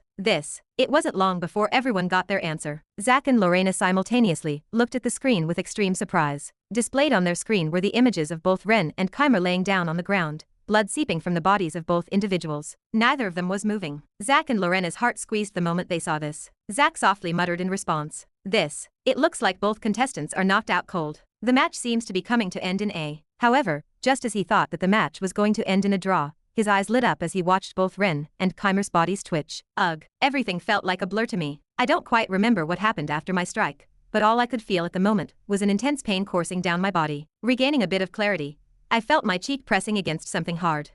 Opening my eyes, I realized that I was on the ground. Blood leaked from my mouth. Slowly lifting my head and glancing around, I could see all the spectators' eyes directed in my general direction. I couldn't quite hear anything. There was this constant ringing sound inside of my head that prevented me from hearing anything. The referee was also standing not so far away from where I was, carefully alternating his head in my direction, and to somewhere behind me. Grunt. Placing my right hand on the ground, an electrifying pain ran through my whole body, prompting me to fall back down on the ground. With both forearms on the ground, my eyes twitched repeatedly as my body seemed to refuse to listen to me. Eventually, through sheer grit of will, I supported my body up with the aid of my arm. The ringing sensation inside of my ears decreased, the noise coming from the arena becoming more discernible. Thunderous. It would be how I'd describe the audience once my ears returned to normal. The noise coming from the audience was thunderous, so loud that it reminded me of a thunderbolt descending from the sky. Drowning the noise coming from the crowd to the back of my mind, I grabbed onto the side of my waist and forcefully suppressed myself from screaming out in pain. Although I couldn't quite make out the extent of my injuries, from the way I was having a hard time moving and breathing,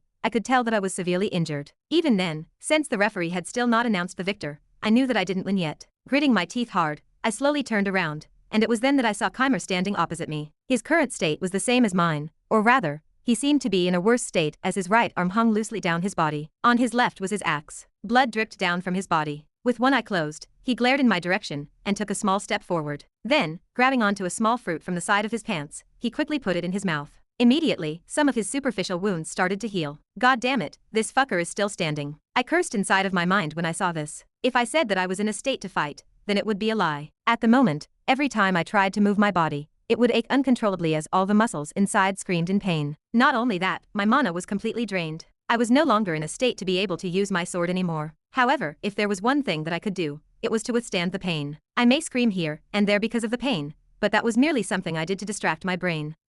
Taking a deep breath and tapping onto my bracelet, I took out a couple of potions and quickly ingested them. Slowly, some of my injuries started to heal. Unfortunately, the effects of the potion weren't instantaneous, and the extent of my injuries were just too much to heal in such a short period of time. Fortunately, it was enough to give me that one push to fight for a bit longer. Thump. Keimer took another step. Raising my head and clenching my fists, I similarly took a step forward. Thump. Thump. Slowly but surely, we both neared each other. It wasn't long before we came face to face with one another. His towering figure looked down on me from above as I looked back at him straight into his eyes, neither one of us giving each other an inch. Grunt. I could feel Keimer's breathing from where I was. Thump. Suddenly, with a large sound, Keimer dropped the axe in his hand. Scream. He suddenly screamed at the top of his lungs. His body arched backward, his hand curling into a fist. A dark green glow enshrouded Keimer's fist. Seeing him prepare himself to attack, I decided to meet his attack head-on. Channeling all the mana inside my body, I also curled my hand into a fist. A powerful glow suddenly enshrouded my hand as I breathed out and glared at my opponent. Then, seemingly coming to an agreement, we both punched out. Bang! A powerful blasting sound reverberated throughout the whole arena the moment our fists connected. What followed after was a strong circular pressurized wind gale that shot outwardly, our clothes fluttering due to it. Scream. It wasn't long before our hands separated. A pained groan escaped from my lips as I felt my hand shatter apart upon meeting his fist. Keimer let out a similar sound as his body skidded back a couple of meters. However, unlike me, his hand was still intact. Despite him being more injured than me, his body was tougher than mine. But that was the only thing I could do given my circumstances. Ignoring everything, I clenched my left fist and followed up with another punch. Only a second had passed from the previous attack. Scream. Barely managing to react on time, Keimer raised his hand and blocked the attack using his forearm. Bang! Another powerful blast shot out as Keimer's figure skid back even more. A pained shout escaped from Keimer's mouth as his right leg gave out for a brief moment. Fall, damn it. I screamed in frustration as I glared at Keimer who was still standing. Taking a step forward, my left leg similarly gave out, but I quickly moved my right leg and barely managed to stop myself from falling down. Placing my left hand on the ground, I hopped forward with my right leg and continued to move forward. Coup. Despite the fact that every part of my being wanted me to give up, I refused to listen. I had no choice but to do so. I couldn't lose. No, I didn't want to lose. So what if my opponent was stronger than me? Raising my head and staring at him who was barely holding on, I knew that this was the result of all the pain and suffering I had been going through. Giving up now was the same as trashing all of the experiences I went through. It wasn't long before I was once again in front of Keimer. Crack, crack, crack. I clenched my right fist, the one that had shattered. Then, rotating my heel and arching my body backward, I screamed, "Stay the fuck down, damn it." Bang. Throwing a lower hook, my hand finally came into contact with Keimer's lower jaw. Whether I was able to deal significant damage to him or not, I couldn't tell as I lost complete control of my arm, and I fell onto the ground. My right leg had finally given up. Thump. As I fell onto the ground, I felt a slight tremble coming from opposite me. Lifting my head, I saw Keimer's figure laying down on the ground with his eyes wide open, staring into the sky. Still not enough. A twisted anger suddenly rose from deep within me as I saw that Keimer had still not passed out. Using my left hand, the only hand I could move, I dragged my body forward. With every motion I made, an unprecedented amount of pain traveled throughout my body. But I just continued to endure. It wasn't long before I reached Keimer and mounted him from the top. My eyes soon met his. Raising my left hand and curling my fingers into a fist, I punched out. Bang. As I punched out, my hair came undone, scattering all over my face, but I didn't care. Raising my left hand again, I punched out once more. Give up, you piece of shit. Bang. Fucking faint already. Bang. Damn you. Each time I punched out, I cursed out loud to let go of my frustrations. At this point, I had long forgotten about my surroundings as I continued to punch and punch and punch. Bang. Bang. Just fucking give up. Swoosh. It was only after I felt a gentle power envelop me and lift me into the air did I finally came to my senses. Soon, I fell to the ground with both knees. Lifting my head up and feeling the gazes of everyone present, my left hand finally lowered. The winner of this match is Ceruleum. He will proceed to the rounds of 16. The referee finally announced. Once the referee's words faded, a brief moment of silence ensued before the whole arena exploded into a fit of cheers. To be honest, I could barely make out what was happening. My vision was quite blurry. The only reason why I was still conscious was because I refused to pass out. Not when everyone is watching. Raising my head, I gazed into the sky. This should be enough. No. Chapter 433. Human domain. A deathly silence enveloped the studios where Zach and Lorena worked as neither of them could open their mouths. The scene that they had just witnessed, how could they describe it in words? It was so shocking that they were unable to say anything. It wasn't just them, but everyone who was watching felt the same. Especially the last few minutes of the match, where they watched as Ren pummeled over Keimer's body, punching him until he completely passed out. Each and every one of his punches deeply resonated with their palpitating hearts, further imprinting the scene into their hearts. What have we just seen? Zach softly mumbled as he slumped back down on his chair. His eyes filled with disbelief. He really couldn't understand what had just happened. At one moment he thought that it was going to be a one-sided beating, from then thinking that it was going to be a tie before finally ending in Ren's victory. The whole match was like a roller coaster of emotions for him and for everyone that was watching. It was simply mind-blowing. Could I have won if I was in the same position as him? Zach thought as he tried to recall the events of the match. No, it's impossible. He quickly shook his head. He didn't think so. Lifting his head, Zach stared straight into one of the cameras. For a good minute, he didn't say anything. He just quietly stared at the cameras. Then, opening his mouth, he said, "He won." The moment those words left his mouth, the eyes of all the viewers watching returned to him. Lifting his papers and stacking them up, Zach took a deep breath before solemnly saying, "Ren Dover has defeated Keimer and has passed to the round of 16. Upper echelon platform. What an amusing fight." Gervais boisterously laughed out loud as he stood up and praised. Staring at the arena down below, his eyes shined with deep interest. Turning his head to look at Brutus, he couldn't help but throw a light jab in his direction. Who would have thought that your strongest warrior would be defeated at the hands of a human? You didn't see that one coming, right? Despite Gervais's taunts, Brutus's complexion remained the same as his heavy breathing resounded throughout the area. Grunt. With his eyes locked onto the arena, more specifically Keimer, he turned to look in Ren's direction before saying, "Grunt. The human deserved to win. A loss is a loss, and Keimer has lost." True. Gervais nodded his head. Although he had not interacted much with Brutus in the past, he had a good impression of Brutus. This was simply because of his honest personality. He wasn't the type of person that would hold grudges at a loss. This was just how he and the orcs were. They respected those that beat them without making any excuses. Taking his attention away from Brutus,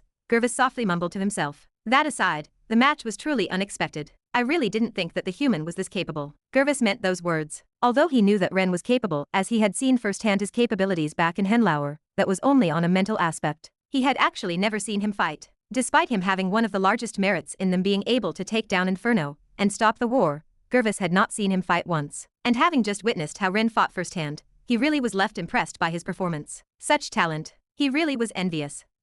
Snapping out of his thoughts, Gervais suddenly remembered something. Turning his head to look at where Octavius was sitting, for the first time ever since seeing him, Gervais finally saw a change in Octavius's facial expression. Although it was still indifferent, there was this deep sense of solemnity hiding deep within them. Massaging his beard, he decided to go to him. He had something he needed to say to him. Walking up to him, he stopped a couple of meters away from him and coughed. Cough, cough. Hearing Gervais's cough, Octavius raised his head. "Do you need something?" Putting on an amicable smile, Gervais calmly sat down next to him. Turning his head and staring straight into his eyes, Gervais suddenly asked, "What did you think about the match?" A hint of surprise appeared on Octavius's face upon hearing Gervais's question. What came after it was wariness. It was good. Even then, he still replied after a short pause. Gervais nodded his head upon hearing his words before leaning back on his chair. "I totally agree with you. The match was very good. Especially that human youth over there that won. He's quite the talent, isn't he?" "He is," Octavius replied. Gervais nodded his head more fiercely when he heard his words. Right.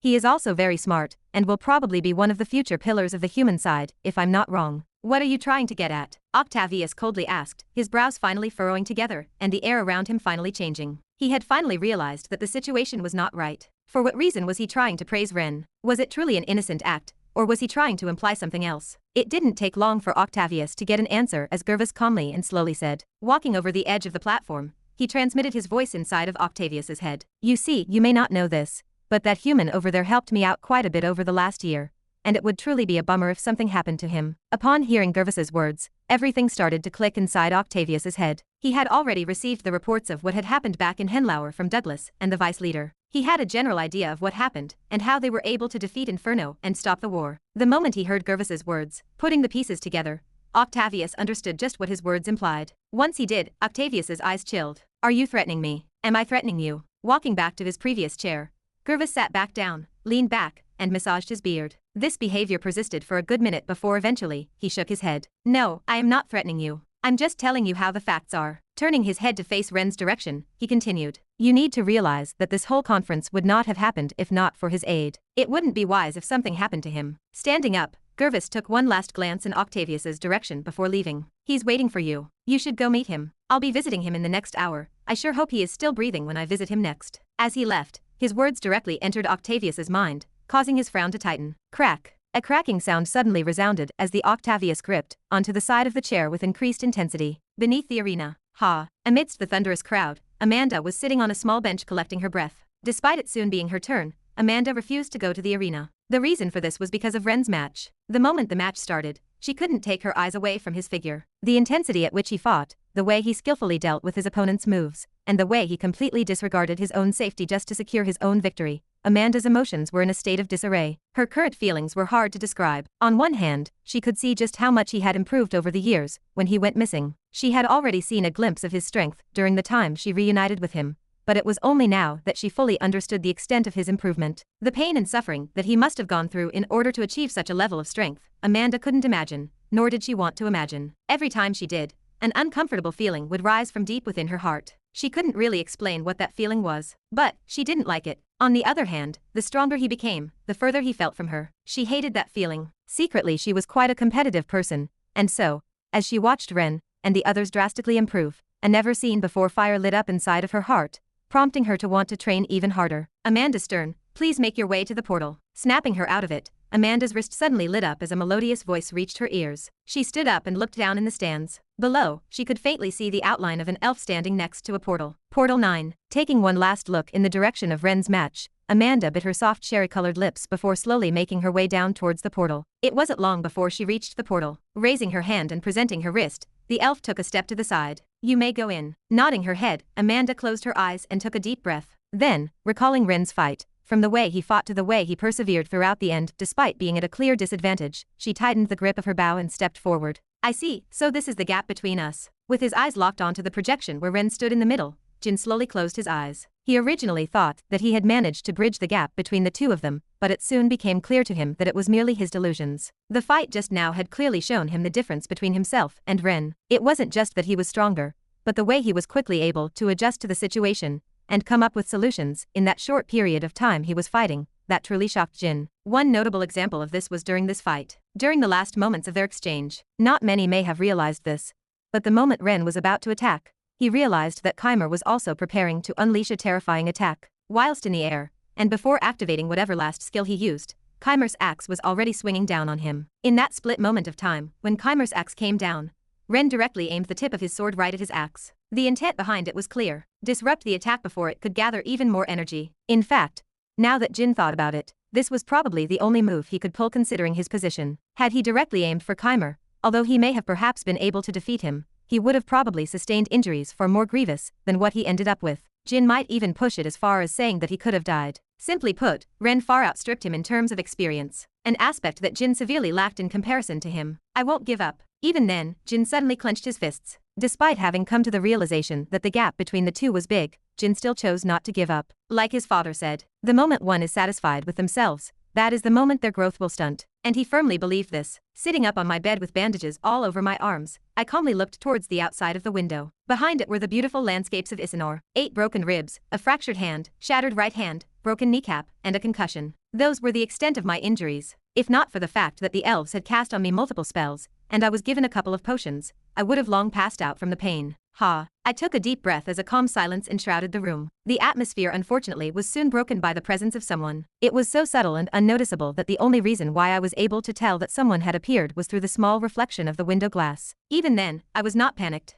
Closing my eyes, I softly said, "You've come. So you're the famous 876. A cold and emotionless voice responded back. Slowly turning my head away from the window, my eyes met with Octavius Hall's, the #1 ranked hero in the human domain. Lowering my head, I politely replied, "In the flesh." Chapter 434. Upon confirming that I was indeed 876, the very air in the room chilled by a few degrees. When I felt this, I merely smiled. There was not an ounce of nervousness inside of my body. Octavius Hall was a pragmatic man. He was someone who calculated profits above all else. Although he didn't look like it, from where I sat, I could tell that he was fuming. If there was one thing that Octavius hated, it was losing control. In a way, he was like me, except that he sought a different type of control. He sought control for the sake of his minuscule pride, while I sought control for the sake of being able to quickly adjust over the slightest of changes. Even then, seeing his current complexion, I couldn't help but think to myself, Guess Gervis overdid it. There could only be one reason I could think of for him to be like this, and that was because he had been threatened by Gervis. Well, it was inevitable. I had to guarantee my own life, after all. Does your confidence stem from Gervis's backing? Octavius finally spoke, his cold voice reverberating throughout the whole room. I tilted my head for a second before eventually nodding. In a way, yes. So you're not afraid I will ignore his warning and kill you right here on the spot?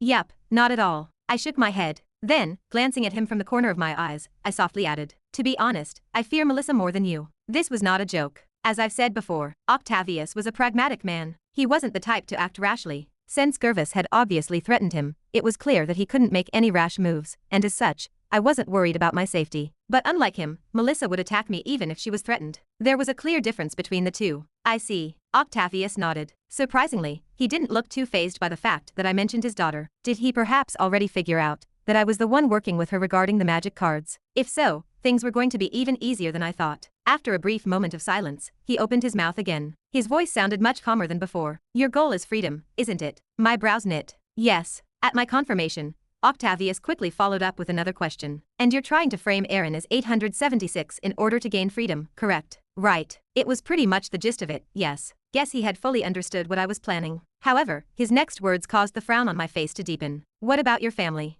Don't worry about them. I coldly replied. However, it seemed as though it went to deaf ears as Octavius continued. By now, I'm sure that it is not just I who figured out that you're 876. The monolith must have found out as well. Since they can't come here, in all likelihood, they are going to target your parents. Was this the freedom that you wanted? Closing my eyes, I calmly looked back towards the scenery of Isanor. They won't do shit, I replied after a while. A smile soon crept up on my face. Do you believe I didn't think this far ahead? I wasn't that naive to think that he would be the only one to figure things out. From the very beginning, I knew that the monolith would find out about my identity the moment I revealed my face. I had already made preparations a long time ago. At the moment, they should be in safe hands. Turning my attention back towards Octavius, I lazily said, my family is safe, and they won't have any trouble with you or Monolith. To my surprise, instead of displaying anger, Octavius merely closed his eyes and nodded. So you've thought things through. Opening his eyes once again, he leaned back on his chair. If you've thought that far, then I have no choice but to listen to what you have to say. Octavius interlocked his fingers. So, tell me, why should the Union help you? Why should you help me? My eyes opened wide before I eventually laughed. Turning to look at Octavius, I looked around the room, before I pointed toward myself. Are you messing with me? I need your help. Did he smoke something before coming here? When in the world did I ever say that I needed their help? Did they actually think that I would seek help from the one organization that turned its back on me? How laughable. Lifting my head up, I stared straight into Octavius's eyes. The smile on my face completely disappeared as I leaned in closer. Listen well, and listen good. Let's make something clear. I never needed your help, nor do I need it now. All I'm doing right now is giving you a choice. It seemed as though he had completely misunderstood the situation. I didn't ask him to come to me for my sake, no, it was for their sake. Lowering my hand and shifting my body forward a little, I asked, I'm sure by now you've seen my worth, have you not? Octavius didn't answer. I continued, you've seen my fight, have you not? You've also seen that I'm on good terms with the dwarves, and not only that, I've saved the asses of some of your precious people a while back. The more I spoke, the sharper my words became. I was simply venting out my frustrations. Not only did I see Monica and the others back at the monolith, but I also had many other qualities that should prove my worth. Lowering my head and gazing at my watch, I tapped on the screen, and a holographic image appeared before us. Presented in the holographic image was a replica of the contract Octavius and the others had signed with the monolith. Once I took out the contract, Octavius's face finally changed a little. His voice turned deep, and he asked, where did you get a copy of that? You probably already know, I replied. The answer was obvious anyways. It was from Waylon. I had already briefed him on my situation with the Union, so he knew of my circumstances. The moment we arrived in Isanor, as the vice leader of the Union, he helped me get a copy of the contract. It was only after reading through it that I was able to find the holes within it. Regarding Waylon, things would have been easier if he was here, but he headed back to the human domain the moment he got rid of Jasper. He had to sort out his house after all. Concerning the contract, it was just a copy, and not the real thing, but it was enough. Have a look over here. Raising my hand, I pointed toward two highlighted parts in the contract. The terms of the contract will be null if Party A, the Union, fails to provide adequate effort in the capture of wanted fugitive 876, dead or alive. I slowly recited before pointing toward another section of the contract. Because Party A does not have the means to properly identify 876, Party B will provide Party A with a tracking system as well as a blood measuring system that will verify the identity of the captive. If the two criteria are met, Party A is requested to bring the individual to Party B. Pausing, I raised my head and looked at Octavius. I wonder what these two things could be. You know, the tracking system and blood measuring system. I proceeded to cross my arms before sarcastically saying, maybe the device that was found in Aaron's head, or even possibly the traces of serum found inside of his body. In response to my question, Octavius merely closed his eyes and continued to not say anything. I shrugged it off. Party B will provide Party A with a tracking system as well as a blood measuring system that will verify the identity of the captive. These words in the contract were what made me act the way I did back then when I attacked Aaron. I wasn't just venting out my emotions on that day. Even though a part of the reason was because of that, it wasn't the main reason why. No, I had taken that time to implant a chip inside of his head as well as inject a dosage of the serum into his body in order to meet the criteria that the monolith had set for when capturing 876, or to be more precise, me. The reason why the criteria was set as such was because the monolith feared that the Union would just send over a dummy and say that he was 876. They had to be more specific with their demands, hence why they set those two criteria. After all, the monolith was sure that the Union could not replicate the serum as well as the chip. They had every reason to believe that the criteria was enough, but unfortunately for them, they had not taken into account that Ryan was able to replicate the chip inside of my head and that I still had a couple of dosages of the serum on me. Furthermore, the contract was signed before I even went to the Dwarven domain, which was about to go to war at that time. Never in their wildest expectations did they believe that I would be able to gain their favor and create a small replica of the chip. If, in any way, Party A tries to tamper with the evidence, the contract will nullify, and Party A will suffer heavy penalties. Tapping onto the screen of my watch, the hologram disappeared. I'm not part of the Union, so the contract terms have still not been breached, I stated. Furthermore, since the contract has not been breached, once I hand Aaron over to them, the truce will still last, and the monolith won't be able to do anything, Octavius said as he cut my words off. Right. I nodded, not the least bit offended by the fact that he had cut me off. That was pretty much the gist of the plan. Although yes, the monolith would know that the one they were handing over was not the real 876, but, because he met all of the criteria they had set up, they could only swallow the bitter pill. Added with the fact that the contract would not breach when doing this, not only did I have to not worry about the monolith for a couple of years as they were still in a truce where they could not attack the human domain, the same would apply to the Union if they chose to support me. Staring into Octavius's eyes and seeing a trace of clarity within them, I understood that he was weighing down his options. Well, as if he has any. He had no choice but to agree with my terms. The only thing he could hold against me was the fact that one of the biggest diamond-rated guilds would hold a grudge against the Union if they chose to hand Aaron over, but it had to be noted that Kevin was the one who killed Aaron. And where did Kevin belong to? That's right, the Union. This meant that they had already offended the diamond-rated guild. Furthermore, considering Kevin's talent and Octavius's pragmatic way of thinking, there was no way he was going to hand him over to them. The bridge between the Union and Aaron's guild had long been burned down. This meant only one thing. He had no choice but to choose me. There was no other alternative and he understood that.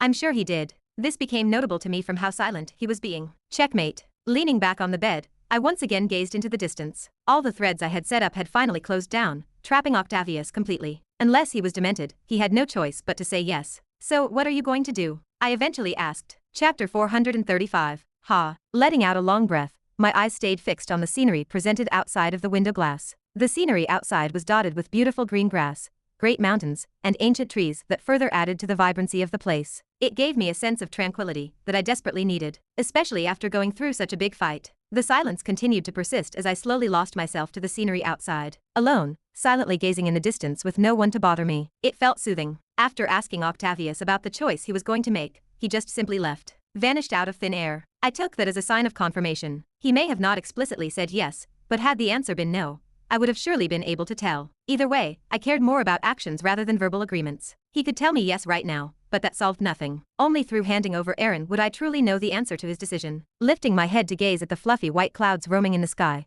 I pressed my hand against the window before mumbling softly. If Octavius truly does agree, I will finally be able to go back home, huh? Those words. They felt quite weird. After who knew how long, finally, I was soon going to be able to return home. Not as 876, nor anyone else, but as myself, Ren Dover. The sense of relief when I realized this was immeasurable as my shoulders finally relaxed, and the anxiety within me subsided. I was finally going to come back home. Clank. Snapping me out of my thoughts, I suddenly heard the sound of the door opening. Glancing in that direction, my brow raised in surprise. Oh my, you are actually coming to visit me. Unfortunately for me, the person who I spoke to did not answer back, as she just calmly entered the room. The person who had just entered was none other than Angelica, who curiously looked around the place. Seeing her like that, my brows furrowed. You not going to say anything? Did she just come here to sightsee? From the looks of it, it really did look like that. Raising her head, Angelica softly said, I was bored. Her words were so unexpected that I had no idea how to reply to her. In fact, I really did not know how to reply. You are bored. You cannot hear, human. No, I can.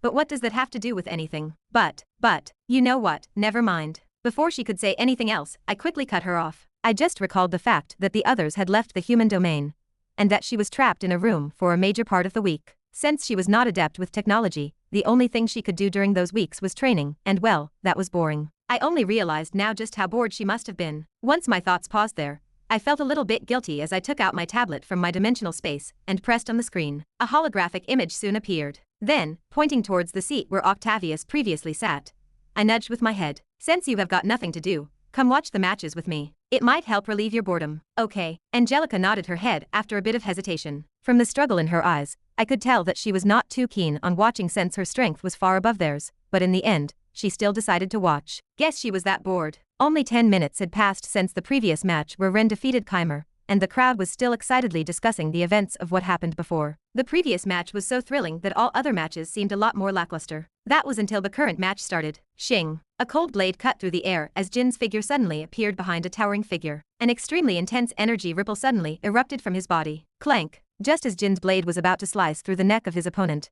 a thin veil suddenly materialized around the figure, blocking his attack as a loud metallic sound reverberated through the air. Not enough. Upon seeing his attack missing, Jin knit his brows for a moment. He suddenly twisted his body in midair before quietly landing on the surface of the arena. Upon landing on the ground, Jin raised his head and stared at his opponent, who was similarly staring back at him. Ardian. That was the name of Jin's opponent. According to the information Ren had given him, he was Keimer's right-hand man, and although he was quite a bit weaker, he was still an extremely powerful individual. A raging fire burned inside of Jin's eyes as he looked at his opponent. Ardian may have been weaker than Keimer, but he was still a strong opponent. From what he heard, the way he fought was similar to Keimer. Jin may have been able to see the difference between himself and Ren, but only through a real fight would he be able to feel the true difference between them. And that was why he was particularly excited about his match. Scream. With a loud shout, a majestic green glow made out of aura erupted from Ardian's body as his muscles bulged outwardly. He was clearly trying to gather aura around his body to unleash a powerful strike. Not that Jin would let him. Pressing his right foot onto the ground,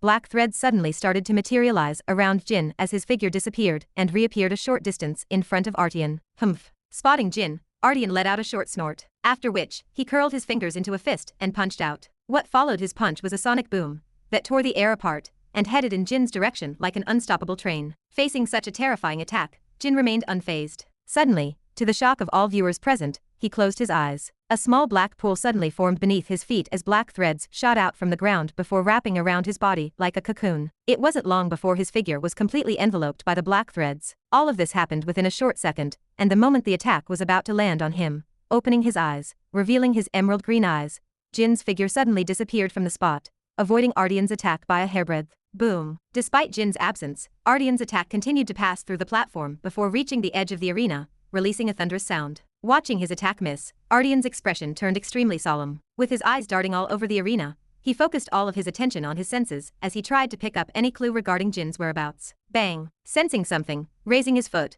Ardian suddenly stomped his foot on the ground. With a loud bang, the ground beneath him cracked apart and a shadow jumped out. The moment the shadow appeared, Ardian's sharp gaze locked onto it and he punched in that direction, but, shing! Ardian suddenly felt a cold chill run down his back as another shadow materialized behind him. It was at that moment he realized that he had been tricked. The previous attack was a decoy. Scream. Crying out loud, Ardian channeled all the aura inside of his body. A soft glow enveloped his whole body as the muscles of his body expanded even more. Forcefully twisting his body, his eyes became bloodshot, and he changed the direction of his fist towards where the shadow came from. As he changed the course of his attack, he could feel his muscles scream in agony. But he still persisted and punched out. Boom. His fist tore through the air, resulting in a powerful blast to resound throughout the platform. But just as he thought he had managed to counter his opponent, he realized that his attack had missed. Shing. Yet again, Ardian suddenly felt a dangerous feeling rising from behind him. Gritting his teeth, his face twisted savagely as he shouted, "Stop hiding, you rat." His voice was so powerful that even the audience below could hear it. However, none of them paid attention to Ardian as everyone's eyes were locked on a figure standing on the opposite end of the arena. With his right hand raised, and half of his hand covered in black,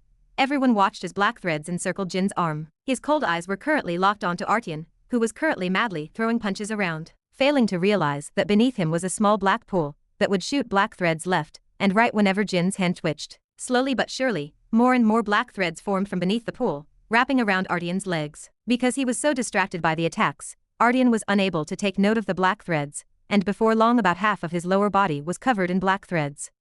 Finally, after realizing that something was wrong with the situation, Ardian lowered his head and took notice of the black threads. Out of pure instinct, the first thing he did was lower his arm and grab onto the threads. But as he pulled, he found that they were stuck onto him like rubber. He could still move properly, but something about the situation was not right. It was then that he raised his head and finally noticed Jin staring at him from the distance. Anger suddenly rose from deep within Ardian as he pressed his foot on the ground, preparing to lunge in his direction. But just as he was about to move, Jin suddenly clenched his fist, and the black threads around his tightened up considerably, halting his movement. Warg. Clenching his teeth, a green glow sprung out from Ardian's body as he forcefully tried to move his body. Snap, snap, snap. His efforts were not in vain as soft snapping sounds rang out as some of the threads snapped off, allowing him to recover some of his mobility. But by the time he was able to take a step forward, it was too late. Shing. Appearing right in front of him was Jin, with his body twisted and his dagger near his right cheek.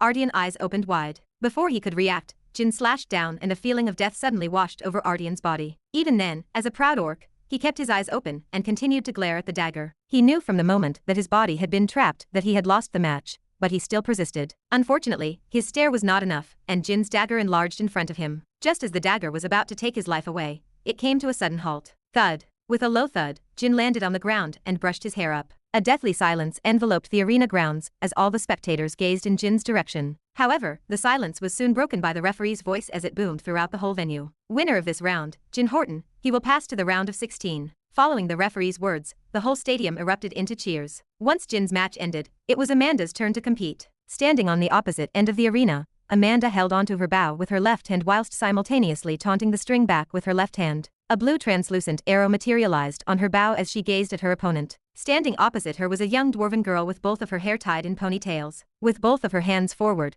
grasping a metal bar, Amanda's face twitched slightly as she looked at the artifact the dwarven girl was holding. A submachine gun. Amanda really could not quite get a grasp on her opponent's weapon, however. She could tell from a single glance that it was no ordinary weapon. Materializing in the middle of the arena was the referee, who looked at both of them before asking, "Are the both of you ready?" Upon hearing the referee's words, Amanda and her opponent simultaneously nodded their heads. Without wasting any time, the referee officiated the match. Begin. Chapter 436. Begin. The referee's voice boomed throughout the arena. Mana simultaneously burst from both Amanda and her opponent. With both of her hands on the handle of the submachine gun-like artifact, a subtle red glow suddenly enshrouded the artifact. The tip slowly started to rotate. With each rotation, the faster the barrel moved. Tat. Eventually, after the first rotation, a small energy beam suddenly shot out from the barrel of the weapon. Slowly but surely, more and more energy beams started to shoot out. Tat, tat, tat. It was not before long that 3 more energy beams shot out. Amanda was not standing still while this was happening. With her back arched a little bit, she tensed the string of her bow back. 3 translucent blue arrows materialized on her bow. The moment the first energy beam shot out,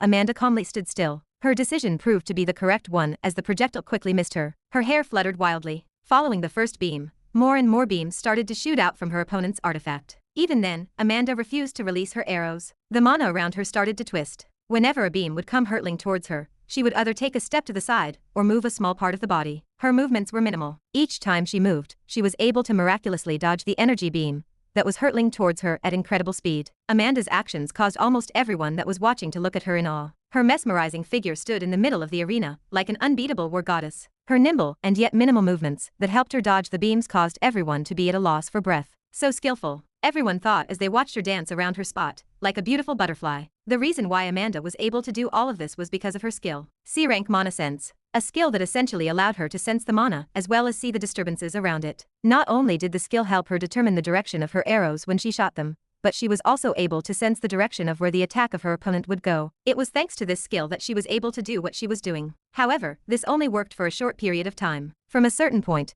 the projectiles would become way too fast to dodge even if she knew where they were coming from. But fortunately, Amanda was ready. Tat, tat, tat. Barely dodging 3 more energy beams, the mana around Amanda's body burst out like a raging storm. Then, eyeing her opponent, she released 2 of the 3 arrows. Shiyu, Shiyu. The moment she released the 2 arrows, the air tore apart, and the 2 arrows disappeared from the spot. They were so fast that by the time Amanda's opponent could retaliate, they were already upon her. Letting out a low cry, a transparent shield suddenly materialized around the dwarven girl. However, what happened next was completely out of her expectations. Right as the arrows reached her, instead of hitting her shield as she expected them to, they suddenly expanded and formed 2 thin blue barriers. They were trapping her from above. In the distance, pursing her lips, Amanda softly muttered, "Contract." Instantly, the two thin shields started to contract. Slowly but surely, they reached the dwarven girl's shield. They applied heavy pressure on it. Crack, crack, crack. It was not long before cracks started to appear on the shield of Amanda's opponent. A helpless look appeared on her face. Raising her bow towards the air,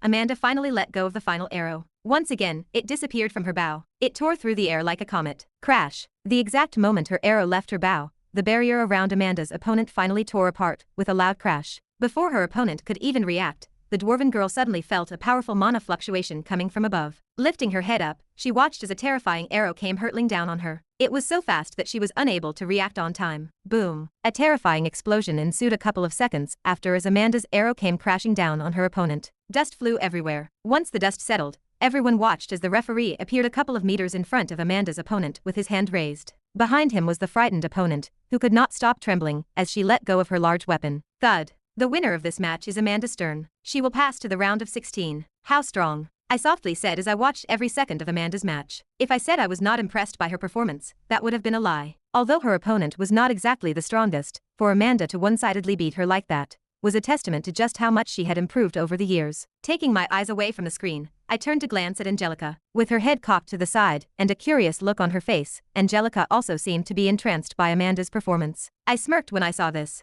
By the way, did you really come here because you were bored? Honestly, I had a hard time believing this. Although yes, she had been isolated alone, given her resources and the fact that she was not a very social person, I was kind of doubting her answer. Perhaps I was overthinking. Brushing her hair behind her ear, Angelica slowly raised her head and looked at me. After a while, she shook her head. No. Oh, so there really was something else that she wanted to talk about. Now I was curious. Before I could say anything else, turning her attention back towards the screen, she softly said, "Salug has broken through S- rank, and is planning on consolidating his strength before attacking both the Orc Chief and Marquis-ranked demon." Her words rang like thunderbolts inside of my head as I started recalling all of the plans that I had set up in the past. One of the plans was to turn Salug into the Orc Chief of Imra so that I could use him to help me fight against the Demon King who arrived during the third cataclysm. I see. That is great news. Although I was happy, I didn't show too much of it. Salug had only broken through. He had done none of the things that I had tasked him to do. Not only was I unaware of where his true loyalties were, but I also sure hoped that he would not die. After all, he was planning on interfering in the war between two individuals whose strength was not inferior to his.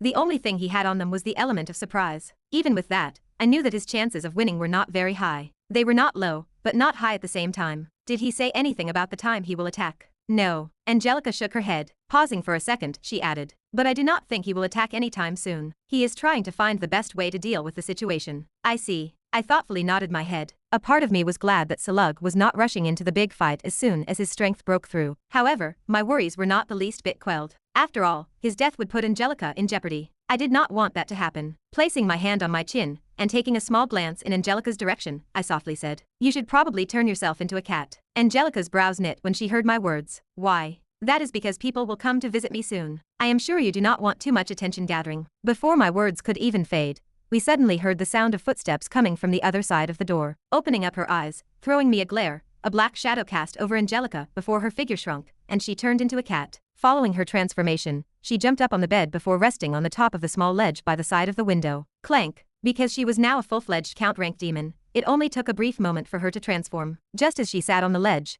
the door swung open and Kevin entered the room. Upon entering the room, Kevin casually greeted me. "Hey, I greeted back with a nod. Looking around the place, Kevin's feet suddenly came to a halt as he pointed in the direction of where Angelica was. His brows jumped up in surprise. "Is that?" "Yes, it is her." I nodded my head. I had already briefed him about Angelica, so it was no surprise that he was able to recognize her. Raising my head, I asked, "Did you just come back from visiting Emma?" "Yeah," Kevin replied as he sat down on the chair where Octavius and Angelica previously sat. Her condition seemed to have stabilized. However, she is still in a coma and has not woken up yet. I have heard. Emma's situation was, how should I say, delicate. After all, I was somewhat responsible for what happened. Or rather, the entity that was inside of me was responsible. But deep inside, I knew that was also to blame. Had I realized that I was being controlled sooner, such things would have never happened. This was especially so after realizing that there were plenty of flags indicating to me that something was not right. Emma aside, have you seen her father? Kevin's next words caused me to snap out of my own thoughts. Raising my head, I looked up for a moment before nodding my head. Yes, he is back in the human domain. Family problems. Kevin's brows knit as soon as he heard my words. Does he know about Emma's situation? He probably does not. I shook my head. Because people could not communicate through the two places, Waylon probably had still not found out about the situation with Emma. It also had to be noted that her match had not been broadcasted live, meaning that even if he paid attention to the tournament, he would have no idea. Seeing how troubled Kevin looked, I reassured him. Do not worry. I did send a couple of people to inform him, but I am not sure when he will get the message. Those two individuals were Ava and Hein, who were both out of the competition. Since they probably both missed their families a lot, I told them to just go back to the human domain and visit their parents. On the way, I did remind them to tell Waylon about the situation with Emma. It would not feel right if he did not know. That is good. Visible relief appeared on Kevin's face as soon as he heard my words. Then, placing his hands on his knees, he slowly stood up. I just came to check up on you. Since you are fine, I will take my leave. Throwing one last glance at Angelica, he turned around and headed for the door. Before leaving, halting his steps, he softly said, I saw your match with Keimer. My brow raised when I heard his words. What did you think of it? I lazily replied with my back leaning on the comfortable pillow of the bed. It took a while for Kevin to answer, but his next words surprised me a bit. Let us just say that I am not confident in my chances of beating you. Before I could say anything else, opening the door, Kevin left the room. He left me in my room, staring in the direction of where he left with eyes wide open. Did he just say what I think he just said? I could not quite contain my surprise. Not many knew this, but Kevin was in fact extremely prideful. He may hide it well, but it was deeply engraved in his body. For him to suddenly say something like this only meant one thing. He truly meant those words. Honestly, I did not know whether to be happy or sad.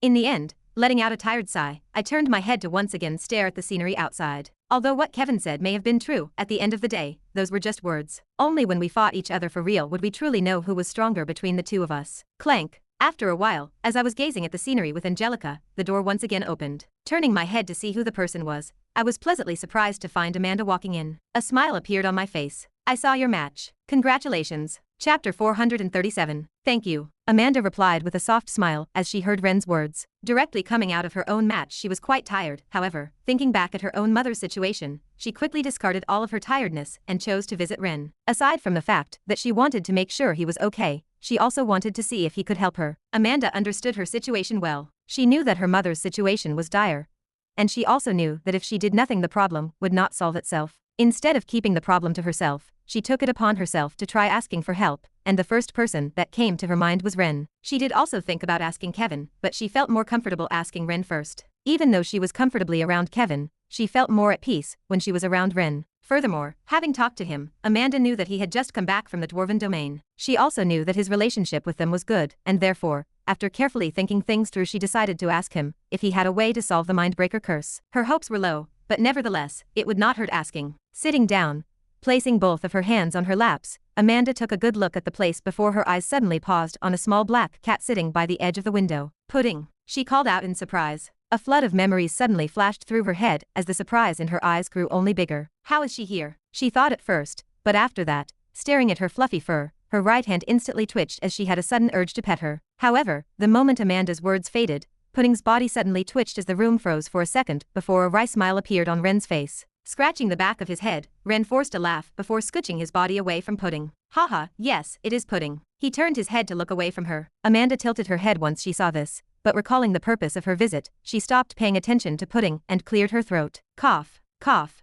Her soft coughs rang through the room, attracting Ren's attention. Sensing the shift in Amanda's mood, he sat up straight. What is wrong? Brushing her hair behind her ear, Amanda softly said. Do you remember the conversation we were having back at the tournament stands? Tournament stands? Placing his hand on his chin, a thoughtful look appeared on his face as he tried his best to recall the previous conversation he had with her. As he was thinking, gazing at him from where she was sitting, Amanda took a good look at him. He has changed, she thought. Amanda was not the type to care about someone's looks, however. If she had to say something, it was that the current Ren was a lot more handsome than in the past. Not only were his facial features sharper and more chiseled out, but so was his body, which previously used to be very skinny. Unknowingly, the side of her cheeks heated up, forcing her to turn her head to the side. Fortunately, the embarrassment did not last for long as Ren's loud voice echoed throughout every corner of the room.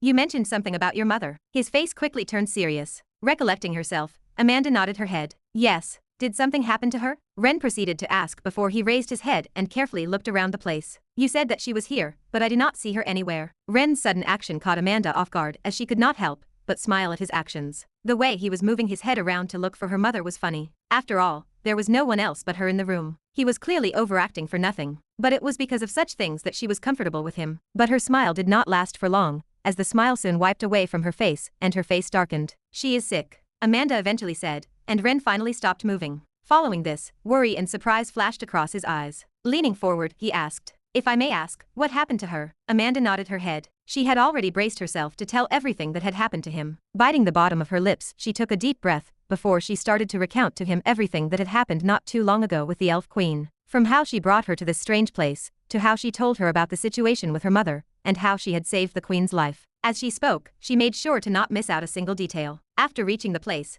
I saw my mother resting inside of a large capsule. Although she did not look exactly like in my memories, I could still tell that she was my mother. With every word that Amanda spoke, the heaviness in her chest slowly started to lift away as her words became clearer. It felt as though a heavy burden had been lifted away from her, making her talk more calmly. The Queen said that my mother is currently under the Mindbreaker curse, and that if nothing is done, she will forever be trapped in the capsule, without any hope of ever waking up again. It was not long before she finally finished recounting everything. With her head lowered, she had a bitter look on her face. Clenching her fist, she softly muttered, "I know that you probably do not know anything about my current situation, and that I am probably adding to your burdens, but I am glad you listened to what I had to say." A bitter and sad smile soon appeared on her face. To her, this felt more like a venting session. From the beginning, she never placed much hope in Ren being able to have a solution to her problem, but even then, she wanted him to at least know her current situation. Lifting her head up and preparing herself to leave, her body suddenly froze when she saw Ren's face. Staring at Amanda, who was looking back at me, I was left momentarily speechless. Recalling the words she said to me as she recounted the events that led to her finding out that her mother was alive,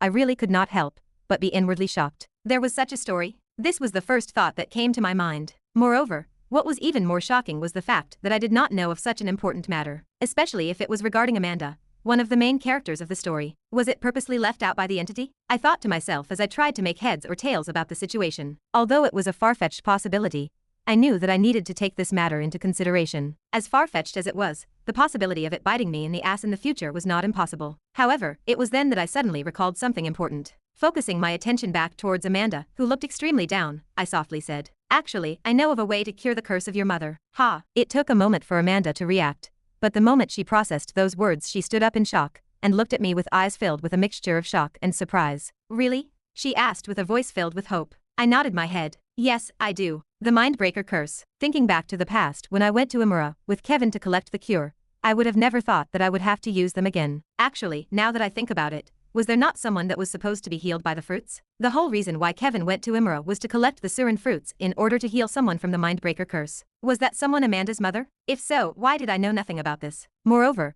if I pieced everything together, Kevin went to Imura when he was B-ranked, and the timing perfectly coincided with the current timing. Was I missing something? The more I thought about it, the more perplexed I became. Was that information purposely omitted? I really did not know, and I was not too happy about this. However, even though I wanted to think more about it, staring at Amanda, who seemed to be looking at me with eyes filled with hope, I smiled at her. "You do not have to worry too much about your mother's situation. I have a cure for her." Amanda's shoulders suddenly started to tremble upon hearing my words, but before I could say anything else, she quickly closed her eyes and calmed herself down. Soon, opening her eyes once again, a calm look appeared on her face. It became clear to me that she did not want to let her emotions take control of her rationality. A smile appeared on my face when I saw this. She was a strong girl, and I quite liked her for that. "Thank you," she softly whispered before sitting back down on her chair. There was a mixture of relief, gratitude, and even something else in her voice that I could not quite understand. Here, taking out a small card from my dimensional space, I tossed it towards Amanda, who caught it with one hand. Lowering her head, she looked at the card with a confused look on her face. "What is this?" "Those are the keys to my room," I calmly replied. "If you go to my room, there should be a safe over by the room. The passcode is 887,930,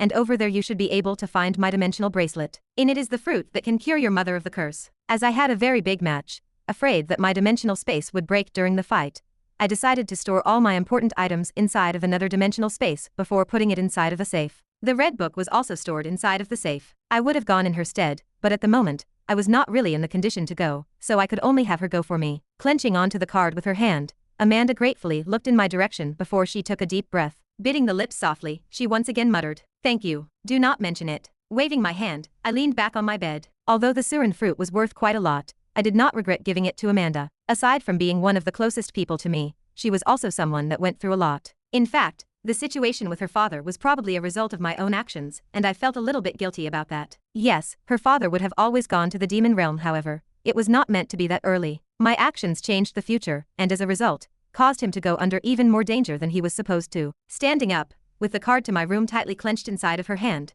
Amanda mumbled something before leaving the room. I will definitely pay you back. It was faint, but I heard it. Before I could say anything else, opening the door, Amanda directly left the room, once again leaving me alone with Angelica inside the room. Covering my face with my hand, I leaned back on the bed as I thought. I am glad I was of help. Right as I was about to go to sleep, a shadow cast over me. Frowning and opening my eyes, I was left startled by Angelica's presence. With both of her brows locked tightly, a complicated look flashed across her face. Realizing that something was wrong, I opened my mouth and asked, "What is wrong?" However, I wished I never said those words as her next words caused my body to freeze entirely. If you do not want to die, you need to stop her from curing her mother. Chapter 438. If you do not want to die, you need to stop her from curing her mother. Angelica's words echoed throughout the room. My body froze as a result of her words, following which, my head snapped in her direction. What are you talking about? I will die if Amanda cures her mother. What in the world was she on about? Sitting back down on her chair and crossing her legs, Angelica nodded her head. A heavy solemnness descended upon the room. Sitting up straight, I waited for her to speak. After a short pause, Angelica opened her mouth and asked,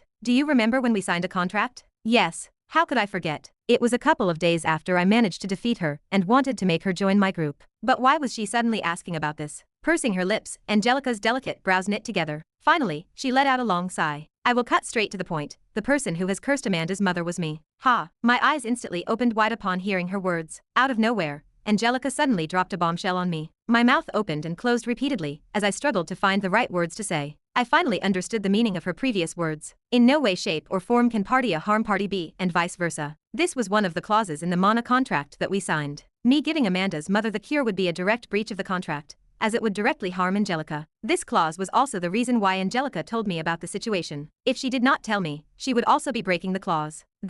I had many questions that I wanted to ask. However, I knew that I could not let my emotions get the best of me. Closing my eyes and calming my uneven heartbeat, I opened them again and looked around. Glancing at Angelica from the corner of my eyes, I spoke inside of my mind. In case someone overhears our conversation, it is best if the two of us telepathically talk. Okay. Angelica nodded her head. Demonic energy suddenly sprung forth from her body as she once again returned to her cat form. Jumping onto the bed, she once again made a move for the ledge of the window. Once she settled down, she proceeded to look out of the window. Taking another deep breath and trying to calm my mind, which was currently in shambles, I proceeded to question Angelica. Please tell me the full story so that I can make a proper judgment. There were many things that I wanted to ask her. I opted to listen to her side of the story first. If there were any more things I was uncertain of, I would proceed to ask. I just wanted to hear what she had to say for herself regarding the matter. I did not want to make any rash decisions. Raising her paw and caressing her head, mimicking a cat's movement, Angelica nodded her head before her voice entered my mind. It happened a while back. About 15 years in the past, if I do not remember wrongly. My brows furrowed.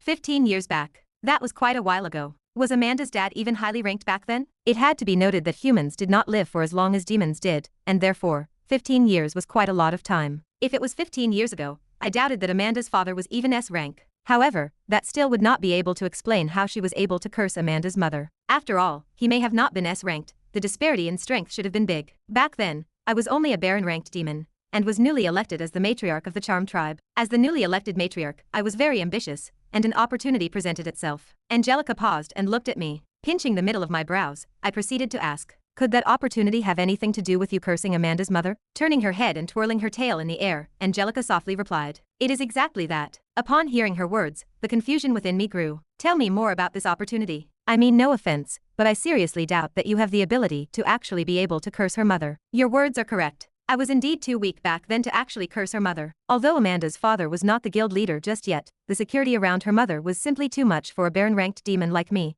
even if I had the support of my tribe. Well, yeah, that is to be expected. Amanda's mother was the wife of the guild master of the #1 guild in the human domain. It was a powerhouse that most demons would not dare touch without proper preparations. Since the security was so tight, how were you able to curse Amanda's mother? I had support. My head jumped up when I heard this as an idea formulated inside of my mind. Could it be the Lust clan? Indeed. Angelica nodded her head, and I covered my face with my hand. Fuck, no wonder you were able to curse her. Unlike the Charm tribe, the Lust clan was an enormous demon organization. It was probably stronger than the current union, and incomparably stronger. There were 6 other clans of similar strength. If not for the other races being the priority, humanity would have long been wiped out. Angelica continued. The Lust clan is enormous and powerful, more so than you can ever imagine. The tribe that I was in, the Charm tribe, is a small tribe that was branched out to the human domain in order to expand the influence of the clan. Angelica turned to look at me. As the representative of the Charm tribe, I was selected as the demon who was going to place the curse on Amanda's mother. The main purpose of this was, as you probably already figured out,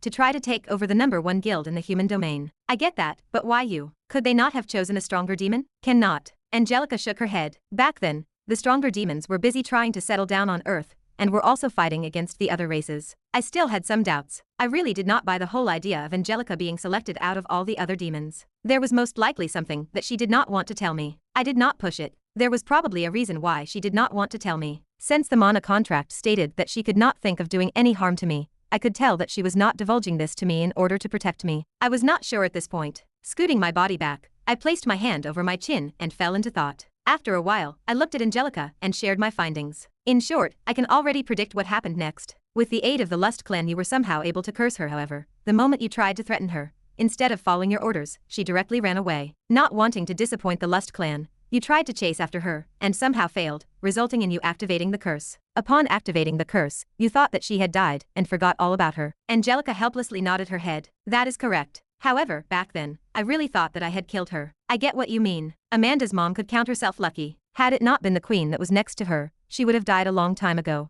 Hold on, was this failure the reason why you chose to attack Amanda a while back? Turning her head, Angelica's voice softened. Yes, I see. A petty one, I see. Because of her failure with Amanda's mother, it seemed like she held a grudge against Amanda. This sudden revelation by Angelica caused the gears of my brain to turn. Something about this situation was odd. Very odd. It felt as though this scenario had been carefully set up in order to trap me and stop me from healing Amanda's mother. Angelica, remember the time when you said that someone gave you a photo of me, telling you that I was the one responsible for Elijah's death? Angelica's eyes turned into thin slits as her voice became slightly colder. Of course, I did not forget. My mouth twitched when I heard the coldness hidden in her voice. I pretended not to have felt it. You said that you do not exactly remember what happened since your memories of that time were cleared out. However, you did say that the individual involved was a demon, right? Correct, Angelica replied. One name popped up inside my mind. Everblood. I remembered calculating the possibility of Everblood being the one responsible for the whole scenario. Not too long ago, I also came to the conclusion that Everblood may have been a pawn set up by the other entity. He was the demon responsible for getting my hands on Monarch's indifference.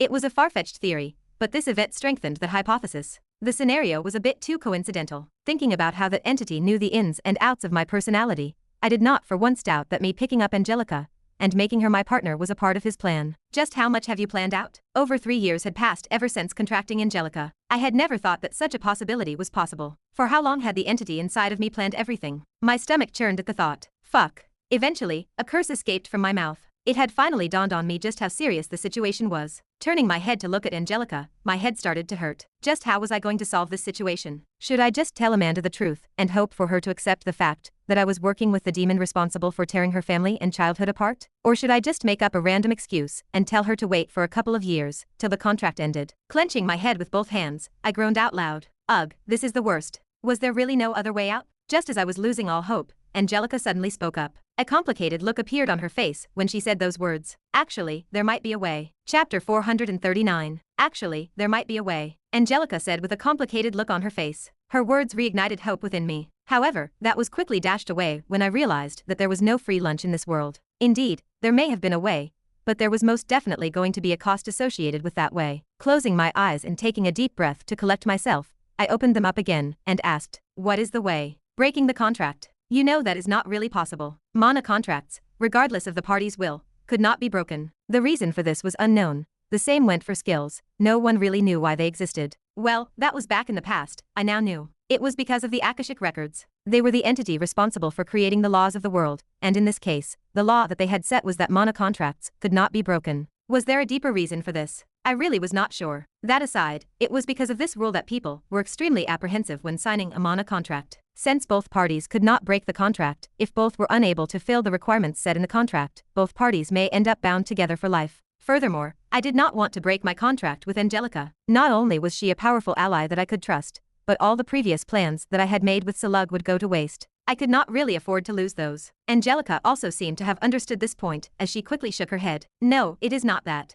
Pausing, Angelica stroked her ears with her paw and carefully said, the contract we signed back then, if I do not recall wrongly, its grade is not that strong. Right. I nodded my head. As I have said before, there were different grades to a mana contract. Each grade meant for a different rank an individual it could bind. The grades went from I to V, with V being the highest. For obvious reasons, back then I could not have afforded a V mana contract. In fact, even now I could not afford a V mana contract. Its price was way too high. Those kinds of contracts were not only hard to get, but had little to no supply, and extremely high demand. It was not something I could get my hands on. Back then, with the money I had, I only managed to get my hands on a grade 2 contract. This was the standard grade contract, and could bind individuals whose strength was around C to B rank, which was my exact rank. Back when we signed it, if I do not remember incorrectly, I think I was Baron ranked while you were still somewhere around D to E rank. Yes, I was indeed around that rank when I first met her. Still, my eyes squinted as I tried to understand what she was trying to get at. That was back then. Right now I am account ranked demon while you are B rank, just around the threshold of the mana contract rank effectiveness. Ah, hearing Angelica's words, I suddenly slapped the palm of my hand. How come I did not think of that? It did not take too long for me to understand what she was trying to hint at, and when I realized what her plan was, a mixture of surprise and caution washed over my face. She was basically hinting at the fact that there was a chance for me to survive the backlash of the contract. As long as I managed to break through to B+ rank, I would have a very real possibility of surviving the ordeal. That being said, even if I exceeded the rank grade, there was still a very real chance for me to suffer serious consequences. The possibility of death may have been significantly lowered, but it was not exactly off the table. To make matters worse, even if I did end up surviving the backlash of the contract, it would not break. It would just repeat the same thing at the next violation. You know the consequences of forcefully enduring the backlash of the contract, right? Angelica asked, her voice deepening as she leaped off the ledge. Yes. I closed my eyes and nodded. Then, opening them up again, I looked at Angelica and asked, but what about you? Will you not suffer a backlash from breaking the curse? I will, Angelica replied with a soft voice. However, the backlash will not be too troublesome for me. Maybe by a month's time, I will recover. About you. Angelica suddenly frowned. Before she could say anything else, I cut her off. It is fine. I can take it. Raising my head and staring towards the ceiling of the room, I softly murmured. I do not think it will be a problem. Honestly, I know this might be a dumb move on my part, but I felt that this was the only way to resolve everything perfectly. There was a probability of me dying, but I think with enough preparations I could avoid it. Even then, I would without a doubt suffer heavy consequences. I was not sure how much. Perhaps it could even go as far as me losing A rank, and obviously kicking me out of the tournament due to the injuries, but I felt like this was the right thing to do.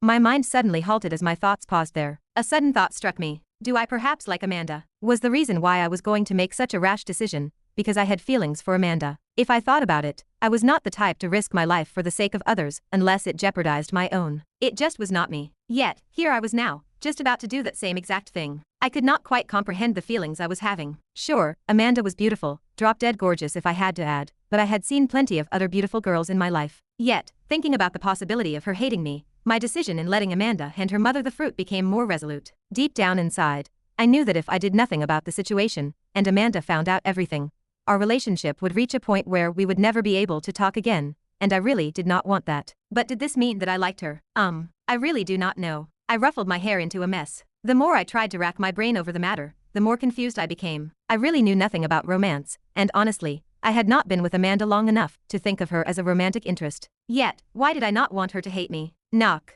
Knock. Just as the storm inside my mind was starting to stir even more wildly, the door to the room opened up and Amanda walked in. In her hand was my bracelet. Walking up to me, her soft footsteps rang throughout the room before she handed me the bracelet. Here, thank you. Taking the bracelet from her, I quickly focused my attention on the bracelet. Somehow, I could not muster the courage to see her face. Channeling my mana into it, after a couple of seconds, I took out a familiar-looking fruit. The Surin fruit, and the fruit responsible for curing Amanda's mother of her curse. Feeling the fruit in my hand, it suddenly felt a lot heavier than I thought. It felt as though I was holding onto a large 500-kilogram dumbbell. I knew that this was all fruit of my imagination, and a complicated look flashed across my face. However, realizing that Amanda was here, I forced a smile and handed it to her. This is the fruit that can cure your mother. With her eyes locked onto the fruit in my hand, Amanda did not speak. However, I could see hope glimmer inside of her as she eyed the fruit in my hand. Extending her hand, Amanda flinched and retrieved it before turning to look at me and politely asking, "May I?" "Go ahead," I replied whilst extending my hand,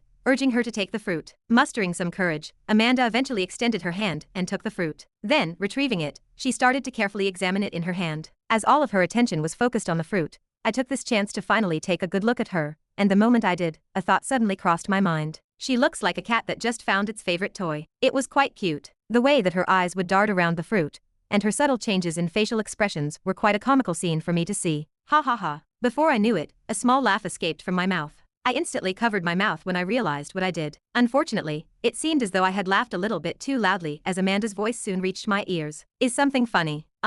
Glancing around the room and seeing that we were the only two people present aside from Angelica, I just decided to come clean. You. My response seemed to have taken Amanda by surprise as she cocked her head to the side, letting her glossy black hair fall off her shoulders. What did I do? You just looked really funny. You reminded me of pudding. I shrugged and replied honestly. The way she curiously looked at the fruit, and how she usually never displayed her emotions. The more I thought about it, the more similarities I found between the two. I chuckled once again. Pudding. As I was laughing, Amanda's eyes turned into slits before she turned to face Angelica, who was looking back at her. The moment the eyes of the two met, Amanda's hand flinched once again. With a look of uncertainty, raising and lowering her hand a couple of times, Amanda eventually lowered it. It seemed as though Angelica's stare was just too much for her. She must really want to pet her. I thought when I saw her act that way. Pulling me down from the cheerful moment, I suddenly heard Angelica's solemn voice in my head. So you are really going to do this? Yeah. I replied back inside of my mind. This time my voice was a lot firmer. I understand. Angelica nodded before curling her body on the ledge. The moment she did that, from the corner of my eyes, I saw Amanda lower her head as a trace of disappointment flashed across her face. I secretly smiled when I saw that. But that smile did not last for long as I remembered the conversation I previously had with Angelica about what happened with her mother. Frankly speaking, I did not hold any resentment nor blame Angelica for what she did. I did not have the right to. Angelica was a demon through and through. Her actions were something she did for her race, and I understood that. The situation was messed up, but I could not blame Angelica for anything. Just the fact that she was willing to go through the pain of having the curse broken was proof to me that she was different in the past. And even if she wasn't, I honestly did not care. She was not my pet. She was herself. Closing my eyes and pursing my lips, I turned my attention toward Amanda. Amanda, when are you going to give your mother the fruit? After the next round. Amanda replied after a short pause. I see. Nodding my head, I did not question why she decided to delay her mother's cure, but this was good. By the time the next round happened, I would have made enough preparations to be able to survive the ordeal. I may end up having to forfeit the tournament, but that was fine. Although there was a certain item that interested me, it was not going to be the end of the world. Despite the fact that the memories inside of my head no longer coincided with reality,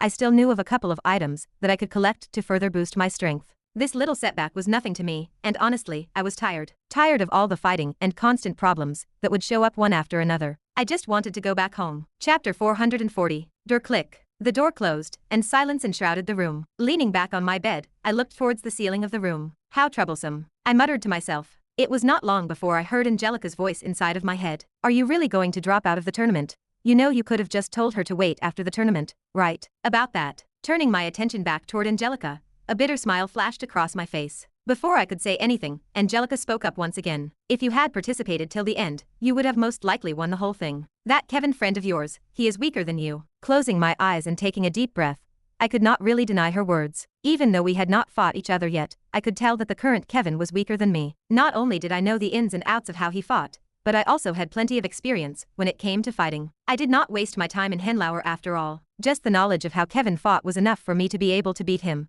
let alone all the experience that I had accumulated. If you know that he is weaker than you, why are you just quitting the tournament? It is cause I am tired. Tired? Angelica replied, her voice sounding surprised. Brushing my hair back, my hand soon paused on a certain part of my head before I started to scratch it. Yeah, I am tired of all the constant problems that keep popping out of nowhere. I just want to relax for once. Have a breather. I had already exposed myself, and I had proven my strength. The opponents, I could probably beat them all. There was no need for me to continue the tournament anymore. Most importantly, and the real reason why I no longer cared about continuing the tournament, was that I no longer cared about the top prize. The only incentive the tournament had was the top prize. It was the only reason why I ever joined the tournament in the first place. However, this no longer applied anymore. After hearing from Amanda just how much the Elven Queen cared about her mother, I figured that my gesture might end up earning her favor. If that happened, what was the point of winning the tournament? Might as well get this event over fast. Just to clarify, the reason why I gave Amanda the Surin fruit was not because I wanted to earn the Queen's favor. The possibility of earning her favor only occurred to me after I handed her the fruit,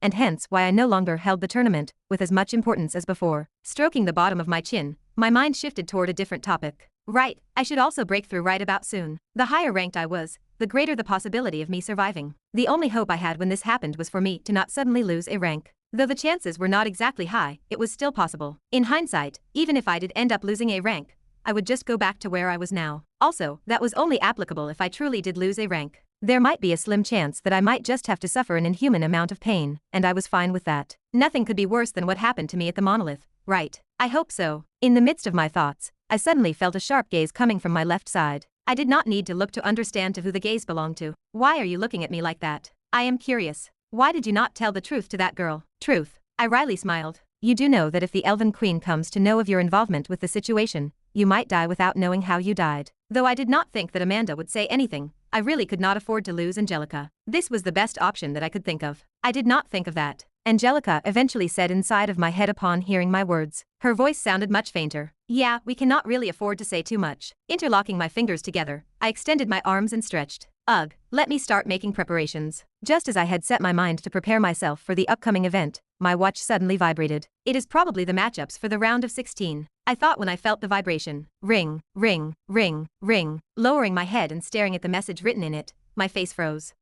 What is it? In the midst of my sudden behavior, Angelica's voice reached my ears. Turning to look in her direction, a bitter smile appeared on my face. Lifting my arm and turning my wrist, the smile on my face became even more bitter. My next opponent is a really tough one, you see. Status. Round of 16. Ren Dover versus Kevin Voss. So much for the speech about being tired and all. Sighed, really, what kind of dog shit luck is this? For Kevin to be my next opponent, truly, I could not understand how luck was my highest stat. Seriously. Late night. Inside a small room, quietly laying down on a bed, was a beautiful girl with auburn hair that scattered all over the pillow. Her faint rhythmical breathing echoed throughout the lonesome room. Twitch. Suddenly, one of the girl's eyes twitched. It was very subtle and almost unnoticeable. As the room was currently empty, no one was able to notice this. Twitch, twitch. 10 more minutes passed, and after the first twitch came the second, and then the third twitch. Before she knew it, Emma opened her eyes, and then the first thing that she saw was a plain white ceiling. What happened to me? She wondered to herself. Her memories were blurry, and she barely had any recollections of what had happened.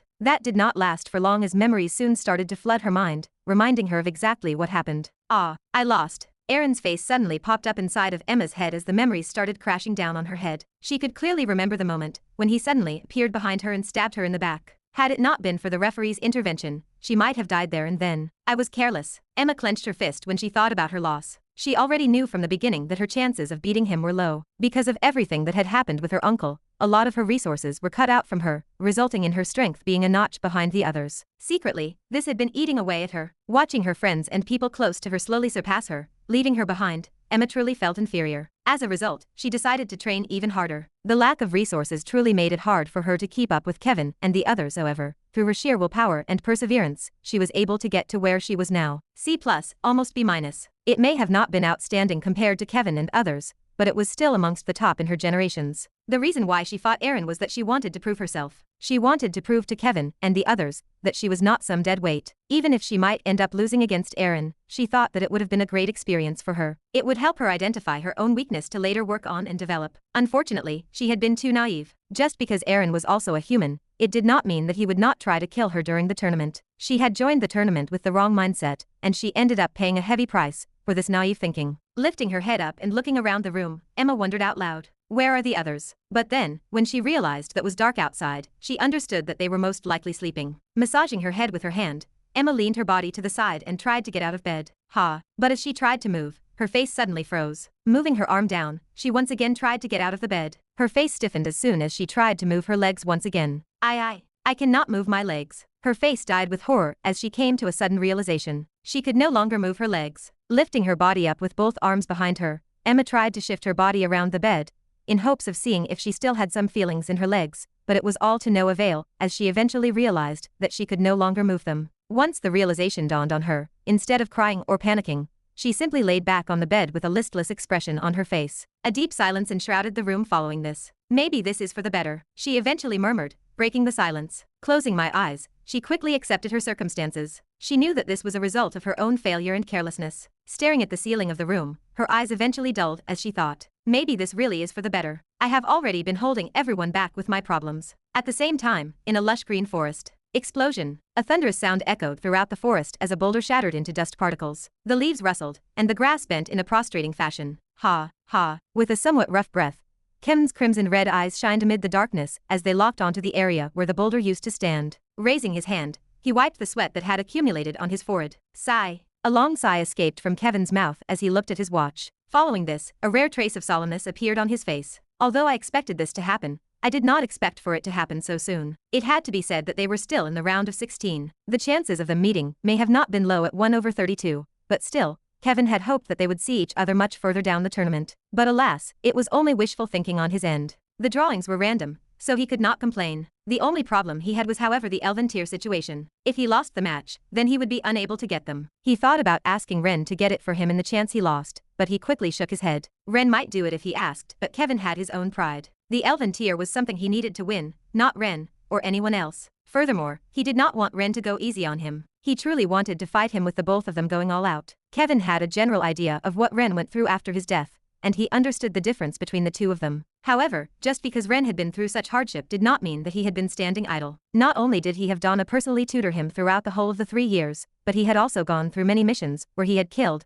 and gotten rid of monolith-associated organizations. The resources the system provided him were also boundless. Simply put, although he knew that Ren was strong, possibly even stronger than him, Kevin was not scared the least bit. Rather, he was excited. Excited at the prospect of finally being able to determine who was better between the two of them. Chapter 441. The high noon sun was blazing intensely hot, as the world was enveloped by a bright light. 2 days had passed since the round of 32, and today was the round of 16. Right now, the area below the tree where the tournament was held was packed with people. A bustling and boisterous atmosphere enshrouded the place. Seated amongst the many spectators, Han Yufei quietly gazed in the direction of where the tournament stage was. Replays of Ren's match against Keimer flashed across his mind as his fists clenched tightly. I was right in admitting defeat to him last time. The reason why he had given up when fighting Ren was because he felt that he was holding back when fighting against him. Turns out his speculation was correct. Ren had truly been holding back when fighting him. The image of him pummeling down Keimer was deeply engraved inside Han Yufei's mind, and he could never take it away from his sight. It would forever be engraved in his mind.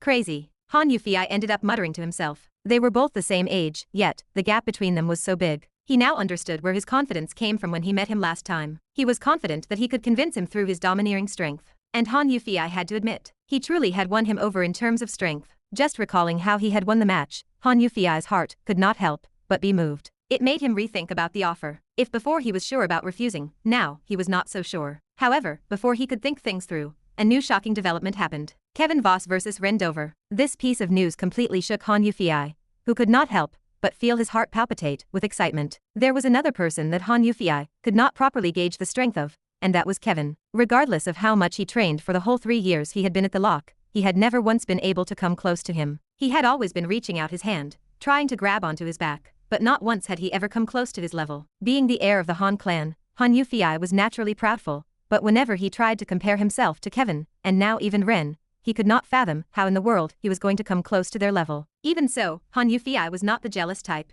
Just because the two of them had surpassed him, it did not mean that he felt any jealousy or envy against them. He just simply wanted to be like them, and recalling the conversation with Ren, Han Yufei had an inkling feeling that Ren might truly be able to help him reach his limits. Crossing his arms and leaning back on his seat, Han Yufei took a deep breath. He had finally decided, if Ren won this match or truly convinced him of his strength, then he, Han Yufei, would talk it out with his family about the possibility of joining him. Human domain. Click. Turning on the channel that broadcasted the tournament, a boiling atmosphere enshrouded the human domain. Kevin versus Ren. Banners and posters spread across every street as heavy excitement flashed across the faces of many individuals who were all eagerly waiting for the upcoming duel. There were some dissatisfactions about the matchup since there could only be one winner, and both sides were human, but those were only in the minority. At the moment everyone just wanted to see who between the two youths was the strongest. Was it Kevin, the individual who had many accomplishments to his name, and was named to be the next generational talent, or was it Ren, a dark horse that had emerged from out of nowhere? Everyone wanted to know. Welcome everybody, thank you all for joining us today. It was then that two familiar faces finally showed up on the screens of everyone's devices. The two individuals were none other than Zach and Lorena. With a bright smile on her face, Lorena spoke up. I am sure you are all tuned in today for one reason, and one reason only. Extending her hand, she proceeded to tap onto the table. 2 holographic images appeared in front of her when she did so. The 2 holographic images were the images of Ren and Kevin. By the side was a brief overview of their data. From the description of how they looked, height, age, and what weapon they specialized in, it covered most of the basics. This match was a long time coming. Even though it happened a lot faster than it was originally intended, it was still inevitable for us to see the clash between these two giants. Ren Dover and Kevin Voss, Lorena said as she swiped her hand. At her action, images of the arena grounds appeared by the side of her face. Then, turning her head towards her colleague, she asked, Zach, who do you think will win the match between the two of them? The moment she asked that question, almost all of the viewers dropped whatever they were doing and paid close attention to Zach's answer. Although he was only an A-ranked hero and did not have as much battle awareness as S-ranked ones, Zach was an expert in the field. After having watched many matches in the past, he somewhat was able to give an accurate analysis of the situation, and therefore, clearing his throat, Zach began to speak, sharing what he thought to the world. Hume. It is hard to make a proper assessment. Let us take aside the fact that not much is known regarding the contestant Ren Dover. We also do not know the limits of the other contestant, Kevin Voss. All we have seen him do is kill Aaron with one move. And that was only for a split second. We truly did not see the limit of his power. Even then, what we did was truly something extraordinary. Extending his hand, Zack pressed onto the table, and multiple magazines appeared on the side of the screen. Even though Kevin has not shown much in the tournament, the same could not be said for when he was here in the human domain. In fact, most of you viewers have already seen his exploits in the past. Extending his hand, he pinched his fingers and dragged a specific article toward himself. Following this, he pinched in an outward manner, causing the article to expand in front of him. Just a year ago, back when he was still C rank, Kevin managed to clear out 2 large demon pill warehouses. Not only that, but it is also stated that he managed to defeat 2 B- rank individuals in the process. Let me repeat, a C rank defeating 2 B- ranks. That is almost similar to his opponent Ren Dover, who defeated his opponent, whose rank was A- at B rank. Once again extending his hand, Zack grabbed multiple news articles and expanded them for the audience to see them. This is not even the first time this happened. As you can see, there are several similar accidents in the past where Kevin Voss displayed his immaculate talent. The Sanabria accident, the Colane Tower accident. The list goes on and on. Taking his eyes away from the articles, Zack stroked his hands together. What I am trying to say is that Kevin has an incredible amount of combat experience, especially when dealing with opponents that far outstripped him in power. Clenching his hand into a fist, the articles disappeared, and Zack once again turned to look at the camera pointing in his direction. There is nothing to doubt about Kevin's skills. If he was put up against Keimer, there is a chance he could have won as well, especially after his match with Aaron. Pressing onto the table, replays of Kevin's match with Aaron appeared on the screens of the viewers. Following this, he dragged his finger across the screen to slow down the video as much as possible and continued. During that fight, his speed skyrocketed to almost A+ rank. Without a doubt, he has the capabilities to beat Ren, whom we know not a lot about apart from what he has shown. Extending his hands, he looked at the cameras and concluded, "Do not get me wrong, I am not belittling Ren's abilities, but I simply do not know enough about his abilities to make a proper assessment. All I can do is tell you how I feel things are, and from what Ren has shown he might not be able to beat Kevin." Nodding her head by the side, Lorena brightly smiled before adding, "Talking about what he has shown, he is the inheritor of the famed keiki style. A style that pursues absolute speed, right?" "You are absolutely right, Lorena." Zack nodded his head, placing both of his hands on the table. He is indeed the inheritor of the keiki style, a famous 5-star art that was previously thought to have been lost. Raising his head and massaging the bottom of his chin, Zack concluded, "From what we have seen in their fight, Ren is an incredibly strong individual whose specialty lies in his quick-thinking abilities and sword style. On the other hand, Kevin's style is somewhat similar, but his swordsmanship seems to be a lot more refined and well-trained. Coupled with his other incredibly assets, I am still of the opinion that Kevin will win this." A confident smile appeared on Zack's face when he said that. He had thought things through thoroughly, and after a lot of contemplation, the result of his analysis was that Kevin would inevitably end up beating Ren. He was almost certain of this. "It will be a close fight, but I give the edge to Kevin." By his side, Lauren nodded her head in agreement. "I am also with you on that one." Before she could say anything else, the two of them suddenly saw 2 figures appear on the arena grounds and immediately sat up. "Ladies and gentlemen, it looks like the long-awaited match will finally be starting. Isanor, arena grounds." "Ugh, what luck, right?" Kevin said with a wry smile on his face.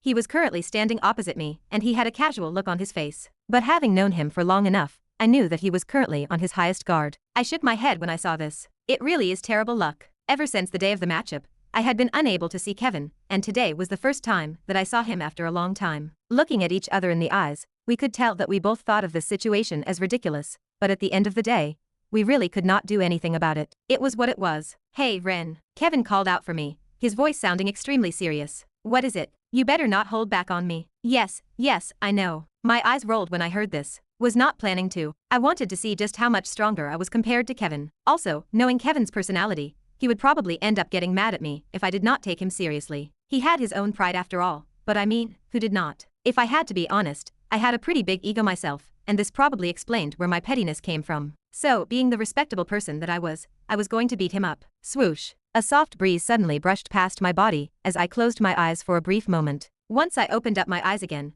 I found the referee standing in the middle of the arena. Silence descended in the arena at the appearance of the referee. Turning his head to glance in both of our directions, Kevin and I both nodded our heads. Following this, raising his hand, the referee shouted, "Begin." Chapter 442. Begin. The referee's thunderous voice boomed throughout the arena. Following his words, Kevin flourished his broadsword. The broadsword was about 3 feet in length, and its sharp edge directly reflected the glaring light coming down from the sun. As the broadsword appeared in Kevin's hand, I watched as his muscles bulged outwards and his hand lowered slightly, a clear indication of just how heavy the weapon was. Shing. With a light sound, Kevin's sword became enshrouded by a red hue visible to the naked eye. Slowly, layers upon layers of crimson air emanated from Kevin's sword. At this moment, despite the referee's words, neither one of us moved. A heavy tension enveloped the entire arena. As I gazed in Kevin's direction, an indomitable aura escaped from his body as it billowed outwards. I grew solemn when I saw this. Taking a deep breath, time seemed to come to a standstill. Then, at the exact moment that I started to exhale, Kevin's body disappeared from the spot. Shing. Unsheathing my sword and coating my sword with mana,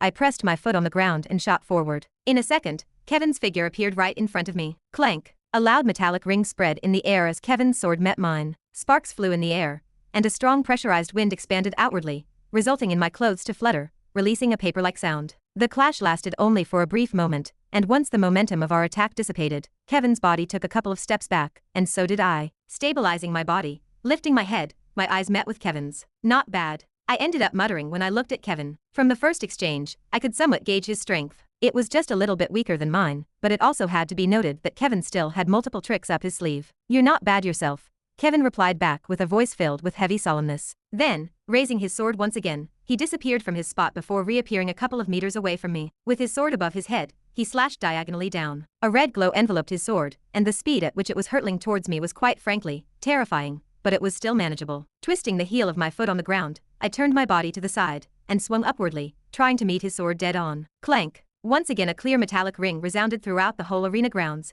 as my clothes flapped even more wildly. The hairband which I had used to tie my hair came undone, and my hair scattered all over my face, preventing me from seeing what was happening in front of me. This may have flustered the normal person, but I was somewhat used to this situation, as the mana inside of my body erupted in an outward manner, and I put all my force onto my sword, resulting in Kevin's body being pushed back a couple of meters. It was enough for me to catch my breath and fix my hair. I seriously need to cut my hair, I thought to myself as I brushed my hair behind me. Although it normally was not a problem, it still was a hassle, especially in big fights when my hairband would always come undone. It was either cutting my hair or buying a better hairband. Shing. Snapping me out of my own delusions, I suddenly felt a tremendous force come from opposite me. Like a torrential wave of energy, a bright red light suddenly enveloped Kevin's sword. Following this, a terrifying pressure bore down on the arena. Taking a step forward, with a loud bang the ground beneath Kevin cracked apart. The muscles on Kevin's body suddenly bulged upwards, and his veins became more prominent, wiggling around like worms. "Ha!" Kevin cried out. Both hands held the broadsword,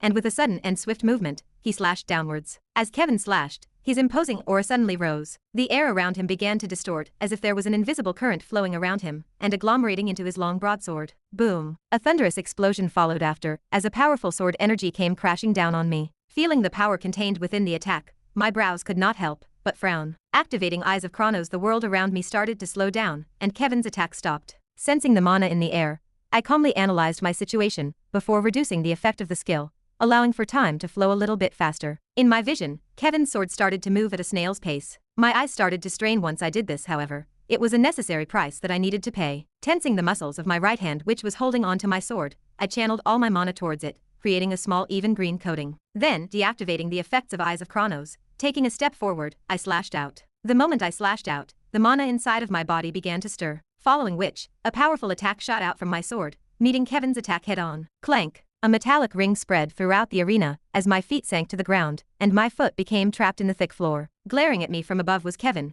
who slashed down with all his might. Kevin was using a broadsword, which was incomparably heavier than my sword. Although my sword had an effect that could make it become heavier, at the moment, it was of no use. Kevin's sword was above mine, and increasing the mass would only put me in a disadvantageous situation. As a result of this, he came out on top in this exchange. Grunt. Gritting my teeth, I pushed back with all my strength, and just barely managed to push Kevin's broadsword away. But Kevin backflipped into the air, and as he was airborne, his body twisted at a weird angle, and his broadsword drew a majestic arc, aiming straight for my neck. The attack came flying at me at an incredible speed. Fortunately, I had an ace up my sleeve with regards to speed attacks. That was none other than Eyes of Chronos, an A-rank skill, and the strongest skill in my arsenal. Time once again slowed down, as my eyes darted all over Kevin. Soon, the chip inside of my head started to process everything at a rate matching the speed at which my eyes could see, and using the data coming from Kevin's muscle movements and current sword trajectory, I was able to get a clear idea of where the sword was going to land. Deactivating Eyes of Chronos, I merely took a step to the right, at a 43-degree angle from where I was standing. Shing! A cold air blew past my face as Kevin's attack completely missed. Taking advantage of this moment, raising my hand, I smacked in a downward manner, aiming for the back of his neck. But, as though he had eyes at the back of his head, Kevin pressed the palm of his hands on the ground and once again twisted his body at a weird angle, just barely avoiding my attack. The next thing that Kevin did truly shocked me. Putting his broadsword back in his dimensional space, and raising his legs, Kevin wrapped his legs around my arm. Then, grabbing onto it with both hands, he locked my arm into an armbar. I suddenly felt a muscle-tearing pain course through my body. Just for a second, my knee almost gave out. However, gritting my teeth, I tensed my arm and raised it in the air, with Kevin still latched onto it. Scream. Raising my arm in the air, I could feel Kevin's lock tighten. Nevertheless, gritting my teeth, my arm soon raised all the way towards the top of my head. Once that happened, I smashed my arm towards the ground. All of this happened within the course of a couple of seconds, and so Kevin was not able to properly get a hold of my arm. Sensing the imminent danger, Kevin finally let go of my arm. But I was not going to let him go off the hook that easily. Just as he released the grip on my arm,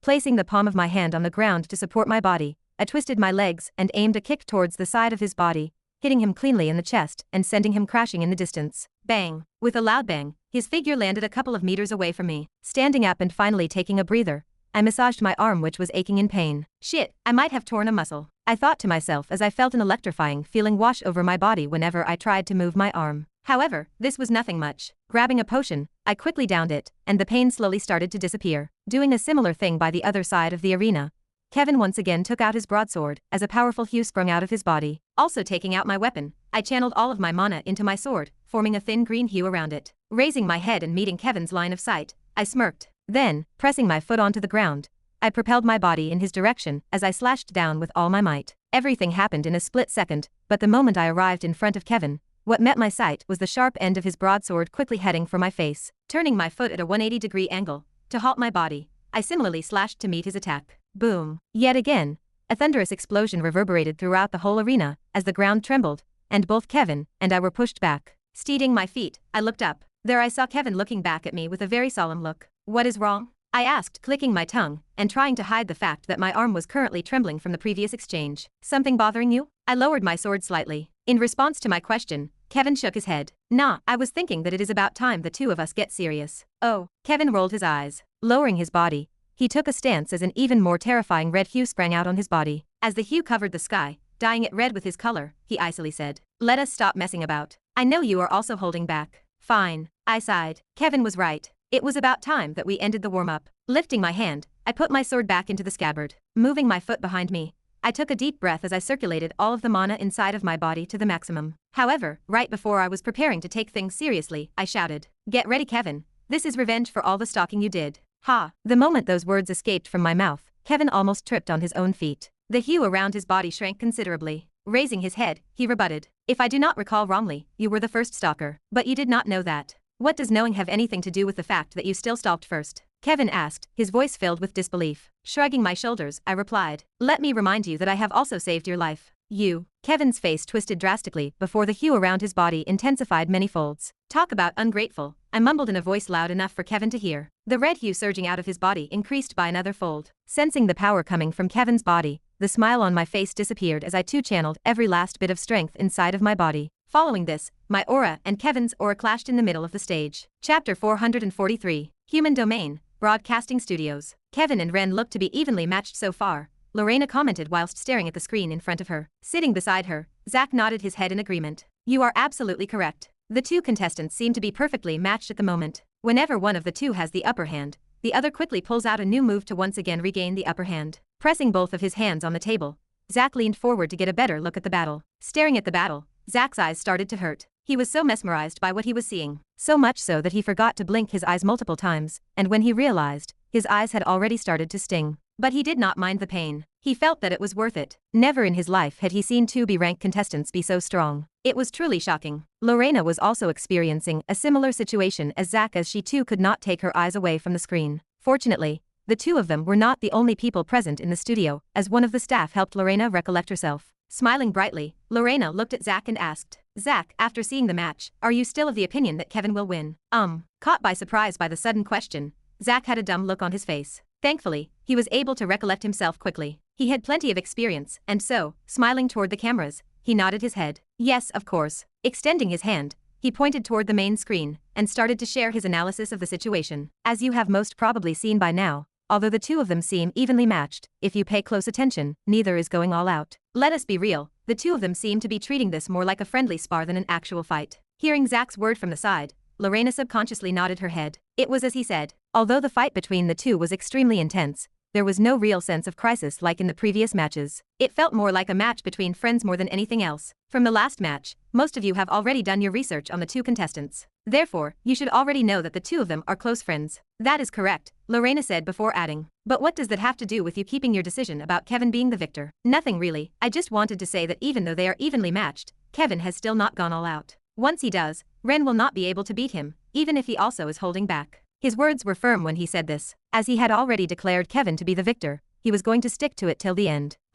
Lorena squinted her eyes. Her eyes were filled with doubt, however, since Zach was an expert in this field, she decided to no longer question his analysis. At the end of the day, only time would reveal the true victor of the fight. Before Lorena could further comment on the matter, Zach suddenly stood up and his voice raised. Oh, it looks like Kevin and Ren will be finally going all out. Startled, Lorena turned her head and stared at the screen, where the match was currently being broadcasted.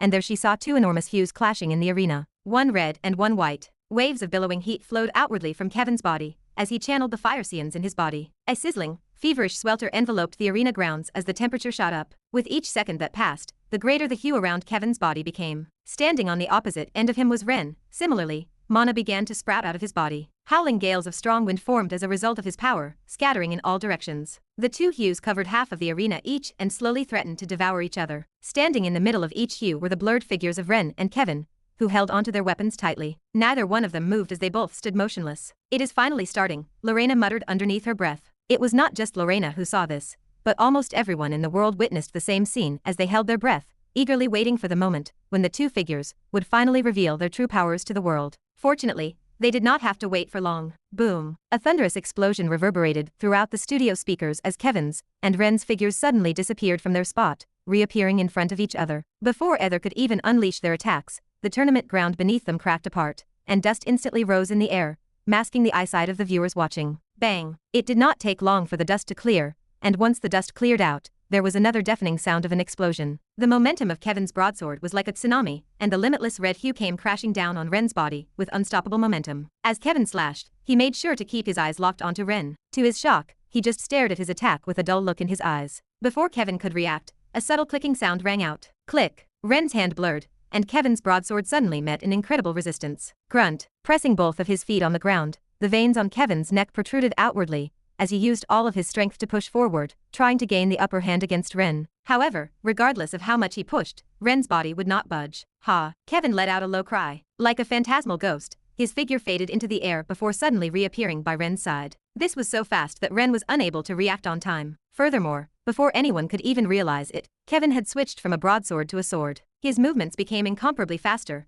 and in a flash, his sword struck out a couple of dozen times. Swish, swish, swish. A tight net of deadly sword attacks formed around Ren, trapping him completely. Kevin's swordsmanship dazzled the crowd as they found it to have reached a point near perfection. For someone as young as him to have reached this level of swordsmanship, the crowd opened their mouth in awe. Even Lorena and Zach were left speechless by Kevin's dazzling sword mastery. It was just too shocking. Staring at Kevin's lightning-fast attacks, the audience shared the same thought. He cannot dodge that. Not only were the strikes incredibly fast and powerful, but they were also incredibly numerous, creating this sort of net that left him with no way out. Instantly some of the viewers watching closed their eyes. They did not want to see what would be made of Ren's body once he came in contact with Kevin's attack. All these thoughts occurred in an instant. Between Kevin's masterful and extremely fast attacks, almost everyone in the audience thought that Ren was going to sustain heavy injuries, but at this moment, Ren touched the sheath of his sword. Nice try. His soft voice reached Kevin's ears. Before Kevin could even react, the hue revolving around Ren's body sprang out like never before, reaching for the sky at an unimaginable momentum that left the audience baffled.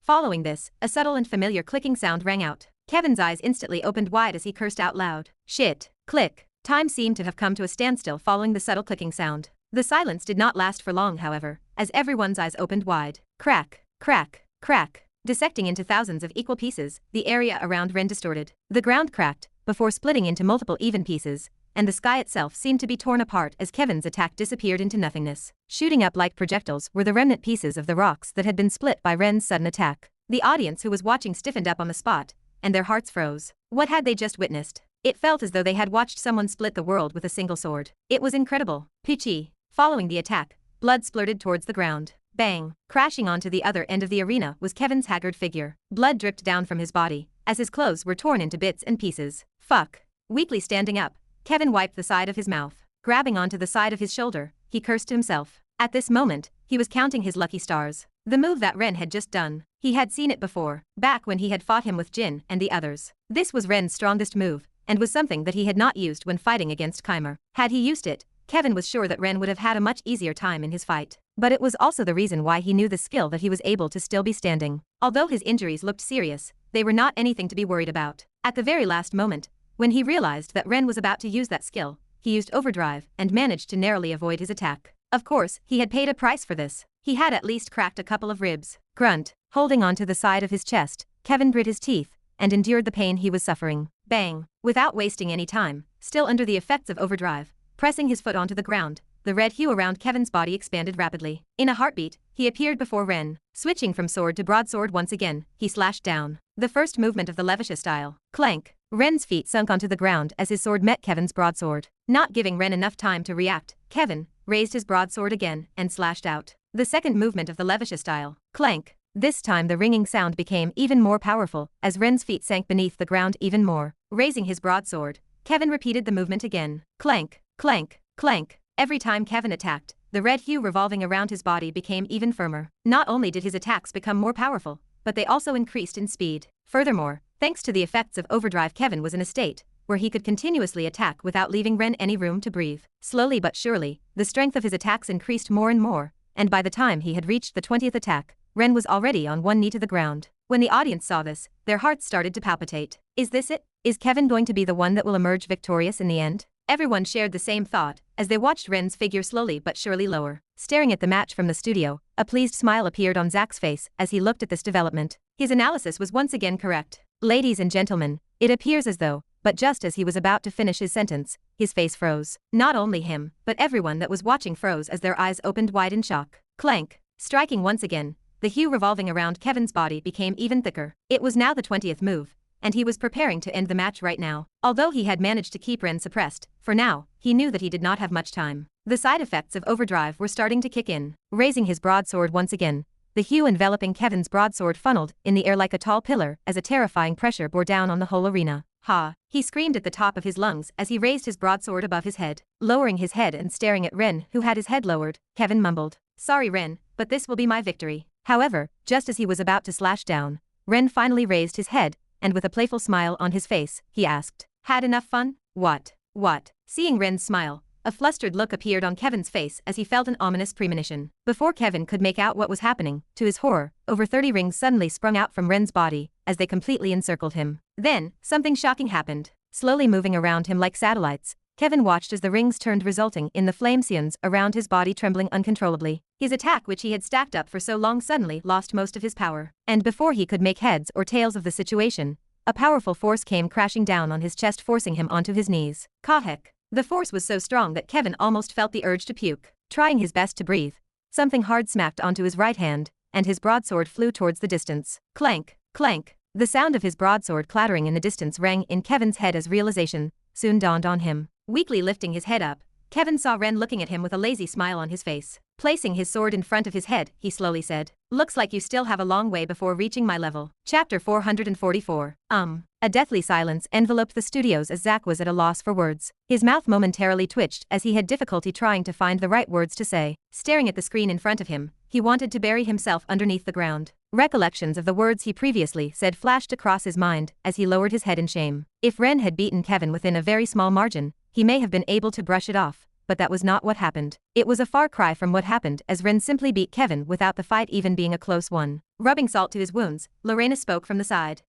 So I guess your previous analysis was incorrect. Cough. Well, it appears that I may have underestimated Ren. With a slight cough, Zach quickly brushed the topic aside and quickly changed the topic. He was a man that had been in the industry for quite a while, and therefore, had very thick skin. Anyways, have you all seen the last moments of the fight? When Ren was able to defeat Kevin, tapping onto the table, replays of the last moments of the fight appeared on the screens of everyone watching. With a serious disposition, Zach pointed toward the rings surrounding Kevin. Most of you are probably already aware of what these rings are. Since you have seen his profile, you must know that one of the sword techniques Ren practices is Ring of Vindication, a 3-star defensive manual. Pinching the hologram and zooming toward the ring, Zach continued. Notice how the rings over here are red? When one reaches the essence realm of mastery for this art, they are able to display elemental discharge, which is the third movement of the defensive art. What it essentially does is attract a specific scion before diffusing it in the air. In doing so, one is able to weaken a scene-attributed attack, which is exactly what happened in this case. Zooming out, Zack pointed at all the 30 rings on the screen. Then, pinching onto the screen, he zoomed toward Ren and pointed at his sword. While Kevin was attacking, Ren was secretly gathering rings. Once Kevin was about to use his most powerful move, it was then that Ren discharged all the rings and dissipated all the flame scenes revolving around Kevin, reducing his attack completely. As Zack explained to the audience, secretly he was shocked himself. Had he not replayed the match a couple of times before, he would have never been able to tell what had happened. Once he did find out exactly what Ren did, he was left extremely impressed. Ren may have not outclassed Kevin in terms of brute strength, speed, or any other stat, but what he did, however, completely outclassed Kevin in terms of strategy. Although he hated to admit it, Ren without a doubt deserved to win the match. At the same time, looks like you still have a long way before reaching my level. Ren's words powerfully rang inside Kevin's ears as he looked up at him with a mixture of shock and confusion. Just what in the world happened? Kevin wondered to himself as he looked around, towards the rings surrounding him. He already had an idea of why he lost, but the way that Ren was able to handle him so easily made him question reality. After all, Kevin did not think that it would have been so one-sided, especially when he knew that he could also beat Keimer. Fortunately, seemingly being able to see through his thoughts, Ren softly said,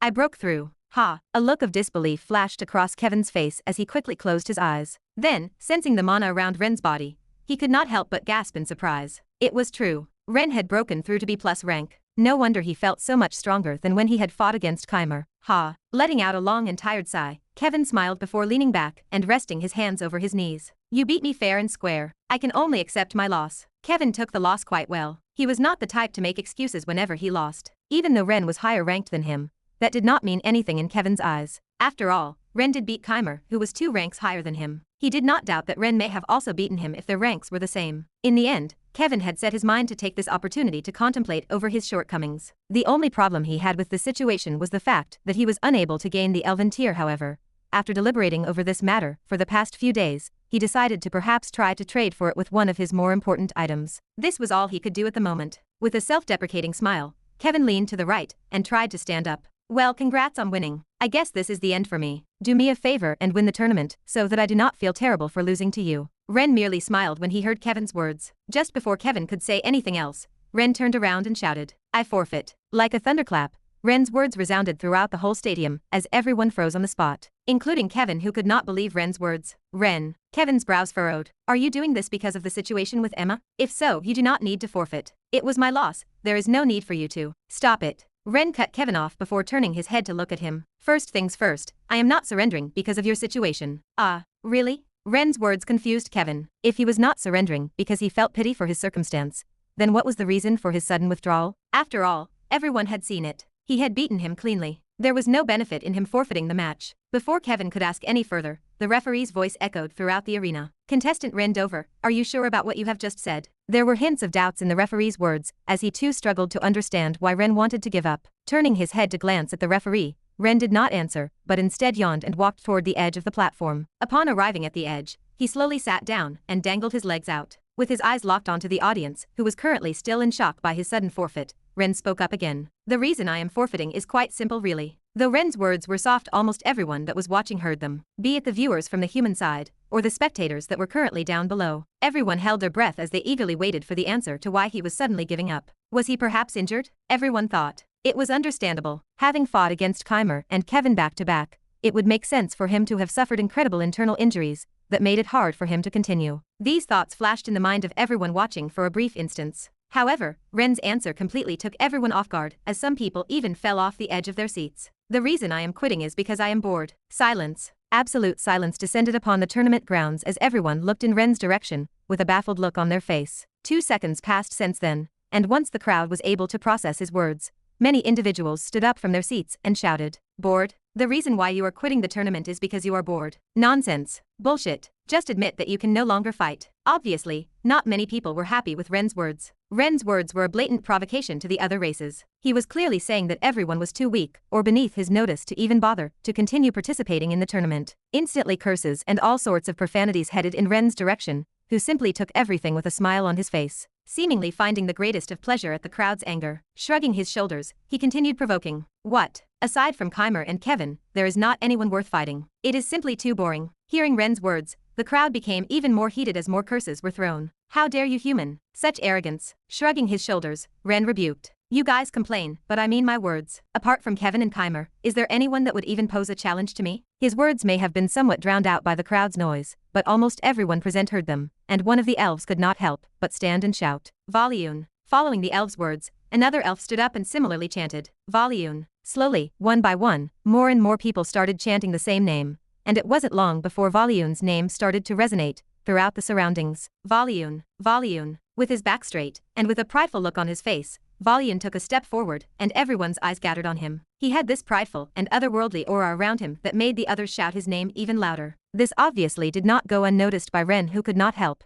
but cringe at the sight. Cough. Clearing his throat, he scratched the side of his head and innocently said, Sorry, but vacuum who? The smile on Volyun's face froze, and so did the smile on the people who were chanting his name. Following this, silence once again descended upon the stands as everyone was at a loss for words. Taking advantage of the silence, Ren continued to speak. No offense, but I do not have a single clue as to who you guys are talking about. Whoever this vacuum guy is, since I do not know him, it means that he is not worth looking at. Ren's words were like sharp daggers that cut deeply, as Volyun's face twisted savagely. He was clearly enraged. Not that Ren cared as he turned his head and pointed in Kevin's direction. Honestly, I do not care. I have made my decision. If this vacuum guy is as strong as you guys said, he should be able to defeat Kevin. If he cannot, then you guys clearly have placed too much attention on some random guy that is not worth paying any attention to. A long and exaggerated sigh escaped from Ren's mouth as he said this. In all honesty, he obviously knew who Volyun was. After all, Ren was not one to forget grudges, no matter how small they were. Unfortunately, since he had decided to drop out of the tournament, he did not have enough time to fight Volyun, and thus beat him up in front of everyone. Since he could not do that, he opted for the next best option, which was to simply humiliate him in front of everyone. For the sake of humiliating Volyun, Ren chose to provoke everyone. Also, he was using this as an excuse to stop Kevin from trying to change his mind. Since he had vouched for him, Kevin would have no choice but to beat Volyun in order to not tarnish the faith he put in him. Jin, who was watching the match from below, obviously could see through what Ren was doing, and when he realized just how petty he was being, he could not help but shake his head. He made a mental note to himself to never provoke Ren. He was simply too petty to be worth provoking. Well, that is enough said from me. Good luck in your next match. Waving at Kevin, Ren moved forward and dropped out of the platform above, falling down at incredible speeds. Just as he was about to land on the ground, a small circle appeared beneath his feet, and he softly landed on the ground. With all eyes locked on him, Ren slowly left the place. Even though people were still angry at him, remembering his performance not too long ago, they chose to remain silent. Staring at his disappearing back, almost everyone had the same thought. What if what he said is true? Thinking back at how easily he beat Kevin,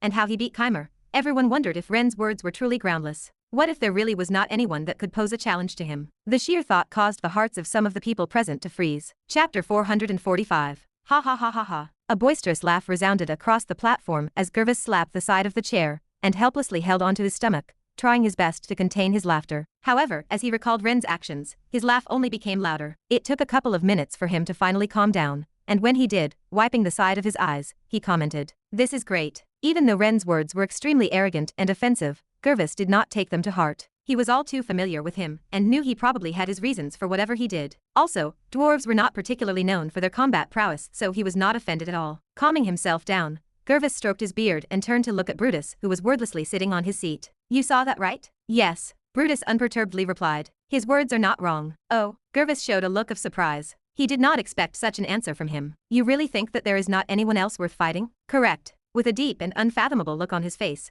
Brutus calmly nodded his head. After he defeated Keimer, the victor of the tournament had already been decided. What is said is true. There is not anyone that is worth fighting. Gervis's eyes squinted when he heard Brutus's words, but he decided to stay silent. There was no point in him saying anything else, as he too somewhat agreed with what he said. As the two were conversing, the Elven Queen had a weird look on her face. Even though she was not particularly offended by what Ren did, she was not entirely pleased. After all, he had humiliated Volyun in front of the whole world. He was supposed to be the best prodigy that the elves could offer. At an age that was similar to that of Ren in human years, he had already broken through to A- rank. He was supposed to be a generational talent that was rarely seen, yet he had been completely overshadowed, and even turned into the butt of the jokes for those that were watching. Sigh. Still, it was not like she could do anything about it. Given her status, if she did something, it would look bad on the whole race. Not that she was planning on doing anything in the first place. To her, this was a good opportunity to humble Volyun a notch. He had become a little bit too arrogant for his own good. If this humiliation served to calm him down a bit, then the queen could turn a blind eye to what happened. Furthermore, Amanda had already told her about the Surin fruit. Even though she was still unclear about whether it was real or not, if that was truly the Surin fruit that could cure Natasha, Amanda's mother, then she owed him a big favor. Whatever was happening to Volyun, the queen could only pretend to have noticed. The only one of the four that did not show any reaction to Ren's victory was Octavius, who quietly gazed toward the arena with an indifferent look on his face. There was no visible change in his expression as he looked at the arena. However, if one looked closely, they might be able to see a more resolute look on his face. He had finally made up his mind. After Ren left, the excitement over the next few matches died down a little. There were two reasons for this. 1. The matches were not as tense as Ren's and Kevin's matches, and 2. They were all still riled up at Ren's words, making it hard for them to truly enjoy the other match. It was still the round of 16, and so the top contenders had not fought yet, but in their hearts, everyone already knew that the purpose of the tournament had faded, especially after seeing Ren's performance. If there was only one thing that everyone was focusing on at the moment, it was Kevin's potential match with Volion, who was now synonymously known as Vacuum throughout the whole human domain. Unbeknownst to him, he had become the butt of the jokes to all humans as they all replayed the last moment, when Ren's words caused his pride to crumble apart. Click. Pressing onto the remote controller, Small Snake turned off the television and sat back in his seat. Puff. Recalling Ren's last words during the tournament, Small Snake's face twisted. Ugh, is he trying to piss all of the races at once? He could already feel a massive headache coming his way. Not only had Ren's last words provoked the other races, but he had done it in a way that pretty much maximized the hate directed at him. Small Snake at the moment could only pray that this incident would not come back and bite him in the ass. However, knowing Ren's personality, Small Snake already knew that this was a pipe dream. Puff. Ugh. His head started to hurt. Massaging his forehead with his hand, Small Snake lamented over his luck. Just why do you always have to cause me so much trouble? Puff. Can you stop? Small Snake's head snapped towards his right. There, with his legs on the table and holding on to a massive cigar, Small Snake watched as Leopold repeatedly took big puffs of the cigar. Puff. Ever since returning from Isanor, there was not a single moment when Leopold did not stop smoking. At this point, Small Snake questioned whether his lungs were made out of smoke or were even still there. The amount Leopold smoked was simply too much. Puff. Taking another puff of the cigar, Leopold shrugged his shoulders. Cannot help it. I am just making up for the time when I could not smoke back in Isanor. Recalling the days when he could not smoke back in Isanor, Leopold's body shivered. It had completely traumatized him. Just before Small Snake could say anything else, the door of the warehouse opened and Ava, Hein, and Ryan entered the office space. The moment they entered the place, Small Snake noticed that they all had a haggard and tired look on their faces. Clank. Hey, Small Snake. What is up with you guys? Small Snake questioned with a strange look on his face. Halting her footsteps a couple of meters away from Small Snake, Ava sat down on a sofa and leaned her head back. Family, that is what happened, Ava tiredly said, as Hein and Ryan similarly sat down next to her. They all had similar looks on their faces. Covering her face with her hand, Ava groaned. Ever since coming back, no matter how much I tried to leave, they would not let me. Raising her head to look at Small Snake, Ava continued her rant. To make matters worse, my family has already alerted the whole neighborhood about the fact that I participated in the tournament. The moment I came back, all I did was spend countless hours greeting strangers, who I have never seen before in my life. Same for me, Hein said with a sympathetic look on his face. My father was the same. I wish I could have my time returned to me. Listening to their stories, Small Snake felt a little bit of pity for them. Turning his head to look at Ryan, he did not even need to ask to understand why he looked the way he did. Given how doting and protective his mother was, he could already guess what happened. He was less sympathetic for him though. Ryan deserved what he had coming to him, especially since he had been annoying him for a whole year. Leaning back on his chair, Small Snake smiled. Well, I am glad that you have all settled down back here. It had been quite a while since everyone had returned to the human domain, and it looked like they had all finally settled down. After going through such hardships back in Henlauer, this was a well-deserved rest that everyone earned. Of course, Small Snake knew that this would not last for long as half of the people here were already famous. If they took into account Ren, who was probably the most famous human at the moment, then Small Snake could already guess how grim the future was looking for him and the others. After leaving the arena grounds, taking out the mask of Dolos, I quickly changed my face and clothes before heading back to the arena grounds. Walking around the place, I soon spotted a familiar figure and sat down next to her. When is your match? Startled, Amanda gave me a cold look before proceeding to ignore me. At first, I was confused about why she ignored him, but then I realized why. Smiling, I once again said, it is me. This time, I used my regular voice. Amanda's delicate brows knit at my words. She then proceeded to stand up and proceeded to leave, not even sparing me a second glance. Seeing this, I grabbed onto her hand and said, Hold up, it is me. Let go, Amanda coldly said. An icy hue began to sprout out of her body. My mouth twitched when I saw this. Or you do not recognize me? Although I did not look the same, she should still recognize me from my voice. However, it soon dawned on me that the arena grounds were too loud. I wryly smiled when I realized this. The hue revolving around Amanda intensified by the second, and it was not long before she attracted the attention of some of the people present. Realizing just how much of a predicament I was in, I had a sudden thought. Wait, hold up. Tapping onto my bracelet, I took out my student ID card and briefly flashed it to Amanda. It was the only thing I could possibly show her to prove my identity. Fortunately, it somehow seemed to have worked as Amanda quickly calmed down. The hue revolving around her body disappeared, and it was then that it finally dawned on her that I was, well, me. Once she realized this, much to my confusion, she lowered her head and softly said, "Can you let go?" "What?" I asked. Because of the noise around me, I could barely hear her words. Pursing her lips, Amanda pointed towards my hand which was still holding onto her wrist. Realization soon dawned on me, and I yanked my hand back. "Sorry, I did not mean to do it on purpose." I quickly apologized.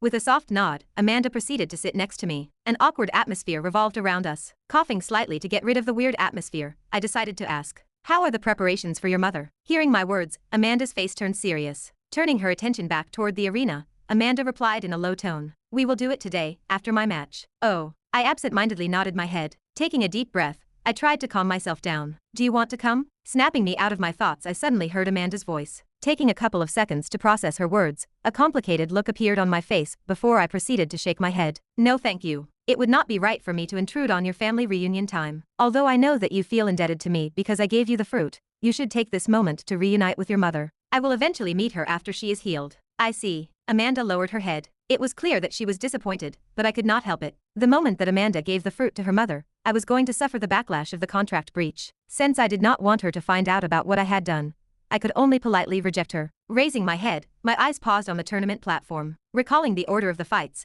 I turned to look at Amanda. "If I do not recall wrongly, after this match is your match, right?" Lifting her head and staring at the arena, Amanda nodded her head.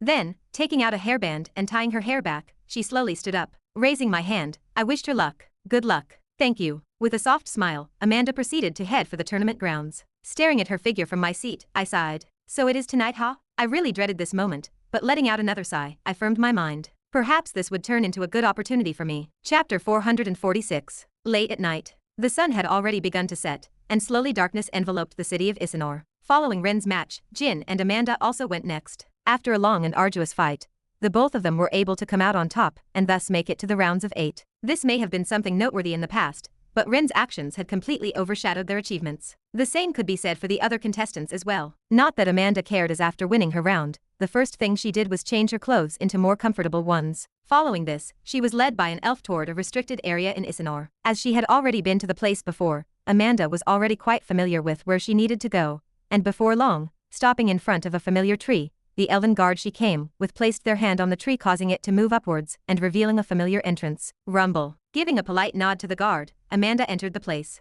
Through her memories, she navigated the place and paused before a certain room. Raising her hand, she knocked on the door. "Knock. Knock. Come in." A smooth and pleasant voice spoke up as soon as Amanda knocked on the door. Getting confirmation from the queen, Amanda entered the room, where the first thing she saw was the elven queen standing beside the capsule her mother was resting in. With her hand over the capsule, the queen stared at Amanda's mother with sadness in her eyes. Then, turning her head to look at Amanda, she smiled. "You are finally here."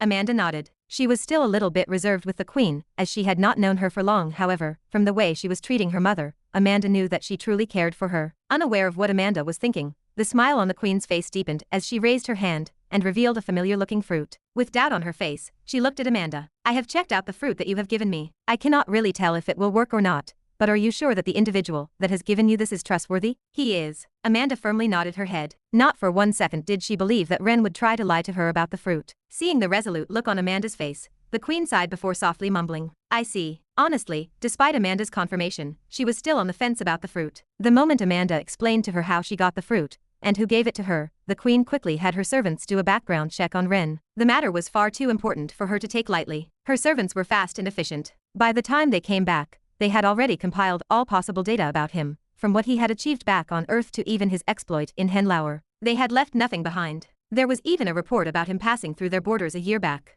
The queen was truly surprised when she saw his exploits. However, that still posed a question to her. How was he able to get his hands on a fruit that in no way, shape, or form the dwarves could have ever had, nor could be found in the human domain? Was it just out of luck? The elven queen wondered, but she quickly shook her head. It did not really matter if it was luck or not at this point. What mattered was whether it worked or not. The queen was especially worried since Natasha had been in this state for over 15 years. She truly hoped that the fruit would work. "Did he tell you what sort of preparations are needed for the fruit?" the queen asked Amanda, who nodded her head in response. "Yes, he said that squeezing the fruit and extracting the juice will be enough." "Okay." Casually tossing the fruit in the air, the fruit halted mid-air. A white glow slowly enveloped the queen's hand as she twisted her fingers slightly, crushing the fruit completely. Viscous golden liquid immediately dropped down from the fruit as the elven queen completely crushed it with her hands. As the liquid dropped toward the ground, right when it was about to touch the ground, twisting her fingers in a circular motion, the juices came to a stop. Then, bending her fingers in her direction, the liquid moved in her direction, slowly accumulating together and forming a small golden ball. Once she was done extracting all of the liquid from the fruit,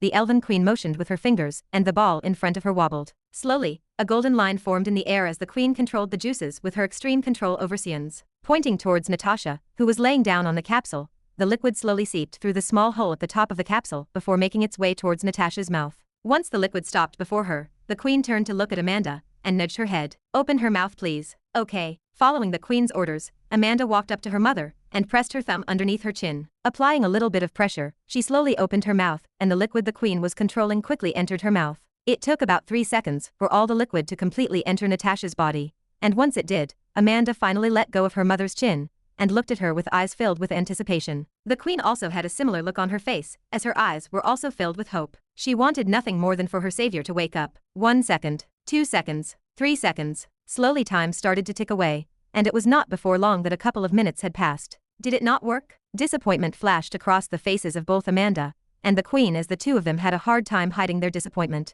Although only a couple of minutes had passed, Ren had previously mentioned that the curse would break as soon as the liquid was ingested, and ever since giving her mother the fruit, she had not once shown signs of improvement, indicating to them that something had gone wrong. Twitch. However, just when they thought that all hope was lost, Natasha's eyes twitched. With the queen's insane perception, she was naturally able to pick up the twitch, and when she did, her head snapped in Natasha's direction. Twitch, twitch. With another twitch, Natasha's eye once again twitched, and her pale complexion slowly turned rosier. It was not before long that Natasha's complexion returned to a healthy young glow, raising hope for both Amanda and the queen. Twitch, twitch. With a couple more twitches, Natasha finally opened her eyes, revealing her beautiful obsidian black eyes that seemed to suck the soul away of anyone that was looking at them. The moment Natasha opened her eyes, she had to squeeze her eyes multiple times to get adjusted to the bright lights coming from above. Then looking around the room, she opened her mouth and asked in a croaky, borderline hoarse voice, "Where am I?" Ugh, I really did not think this through enough. Staring at the potions in front of me, my face twisted slightly. To be honest, despite having made so many preparations, I still felt the threat of death looming over me. Aside from a couple of advanced potions I had prepared in advance,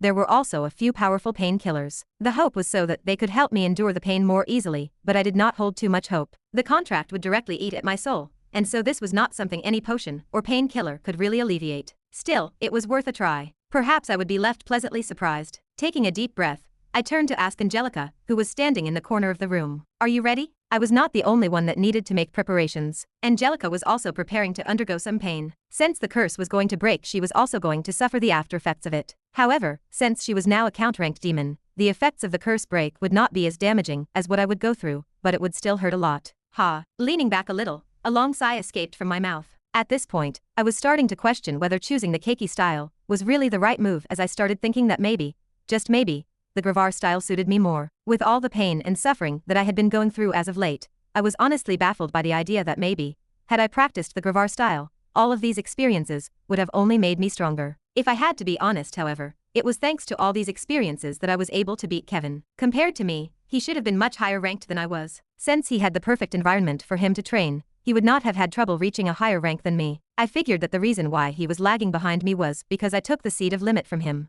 The fruit as well. Had he taken those 2 items, without a doubt, he would have been a rank or 2 higher than me. In terms of experience, I would still give myself the edge. Lowering my head and checking my watch, my brows furrowed as I muttered, "Just how long will it take for this thing to kick in?" Every second honestly felt nerve-wracking to me. I mean, I currently felt like a death row inmate that was waiting for the time they would be killed. It was anxiety-inducing. Fortunately, or should I say, not so fortunately, I got the answer to my prayers not too long after. With a muffled groan, black threads of demonic energy suddenly sprung out from Angelica's body as her face twisted in pain. Her hair instantly scattered in the air, and her eyes started to become red. Although I was interested in what was happening to Angelica, I, unfortunately, could not afford to do that. A second after Angelica started to get affected by the side effects of the curse, my body suddenly froze. Honestly, from this point on, everything felt like a blur. The pain was so intense and strong that my brain was unable to process it. It just could not. Sitting down dumbly, the world turned white, and my breathing stopped. Not only that, but most of the other functions of my body stopped working as my body started to twitch uncomfortably. I did not know how long I was in this state,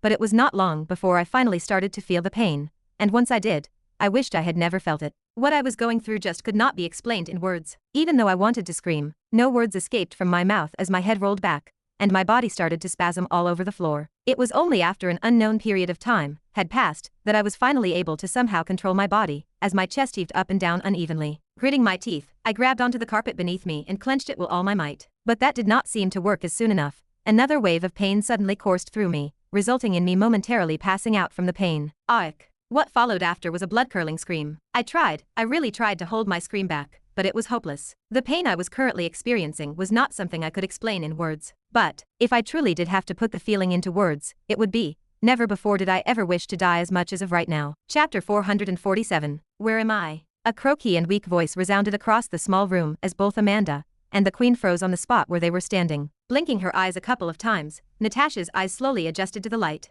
When she did, a familiar figure appeared in her vision. She was an otherworldly beauty with long silver hair. Malin, Natasha called out. There was notable confusion in her voice as she stared at the figure looking at her from above. Although she looked like Malin, she also looked a little bit more mature compared to the last time she had seen her. Therefore, she was uncertain about whether the woman staring at her from above was really Malin, her friend. Extending her hand out the narrow gap of the capsule, Natasha asked, Malin, is that really you? Upon hearing Natasha's voice, Malin smiled. Reaching out to grasp her hand, she nodded her head. It is me. Her voice was filled with emotions as she was barely able to keep herself from leaking out her emotions. However, given all of her experience in the past, she was able to keep her composure. I see. Upon getting confirmation from Malin that she was indeed her friend, a relieved smile appeared on Natasha's face as she muttered softly, You look quite different from the last time I saw you. The more she looked at her, the more she was convinced that Malin had changed. Compared to the last time she had seen her, she looked a lot older, and beautiful as well. If before she looked like a mature teenager, right now she looked like a fully grown adult. Malin's smile hardened a little when she saw Natasha's confusion. Most likely, she was still unaware of the fact that a long time had passed since the incident. Ha! My curse! Natasha's startled voice echoed throughout the room, as she slowly sat up and patted her body. Snapping her head in Malin's direction, she incredulously said, The curse, it is gone. Did you manage to remove the curse from me? Tears started gathering in the corner of her eyes as she looked at Malin. However, contrary to her expectations, shaking her head, Malin pointed towards another spot in the room where a girl stood. Actually, I was not the one that managed to help you get rid of the curse. If you want to thank someone, thank her. It was only after Malin pointed it out to her that Natasha finally took notice of Amanda's presence. Once she turned her head to look at her, she was left stunned. How beautiful, she thought inside of her mind as she gazed at the young girl in front of her. She was simply stunning. With her glossy black hair gently cascading down her back, the young girl's face had this youthful innocence to it that made anyone that looked at her have an urge to protect her. The more Natasha looked at her, the more she could not help but admire her beauty. However, this did not last for long as her brows soon knit into a frown. The reason for this was because the young girl looked quite familiar. But regardless of how much Natasha tried to think about it, she could not make heads or tails of where she had seen her before. In the end, snapping out of her thoughts, Natasha lowered her head and thanked her. Although I do not know who you are, I wanted to thank you for what you did to me. She was so lost in her beauty that she had forgotten to thank her. Despite not having known the girl for long, she had this sense of familiarity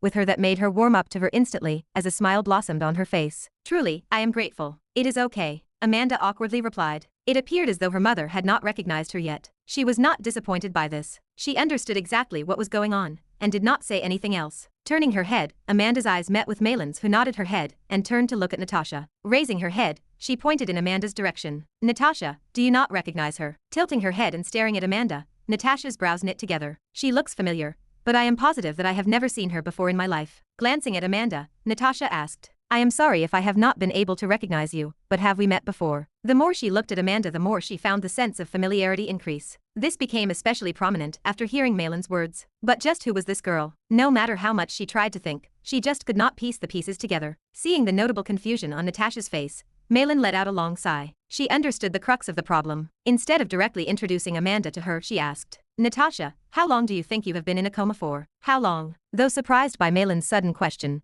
placing her hand underneath her chin, Natasha thought for a moment and answered, Maybe half a year to a year. Malin pursed her lips. Lowering her head for a moment, she took a deep breath and softly said, Longer, longer. Taken aback, Natasha's head recoiled back as her brows furrowed. Her heart started to slowly sink. 2 years. 3 years. It cannot be any more than that, I do not think. Whilst speaking, Natasha made sure to check Malin's reaction. When she saw that she was still shaking her head, her heart sank completely and her face paled considerably. No, it cannot be. Her shoulders started to tremble as she had a difficult time trying to formulate a sentence. She was a strong woman, however. Closing her eyes, she calmed herself down. Staring at Malin, she softly asked, How long have I been in a coma for? Putting on a strong front, she repeated, Malin, there is no need to lie to me. Pursing her lips, Malin had a difficult look on her face. Brushing her silver-colored hair behind her ears, she sighed and said, 15 years. Natasha, you have been in a coma for 15 years. Ah. A weird sound escaped from Natasha's mouth as her previous strong front crumbled apart. No matter how strong someone was, if they heard that they had been in a coma for over 15 years,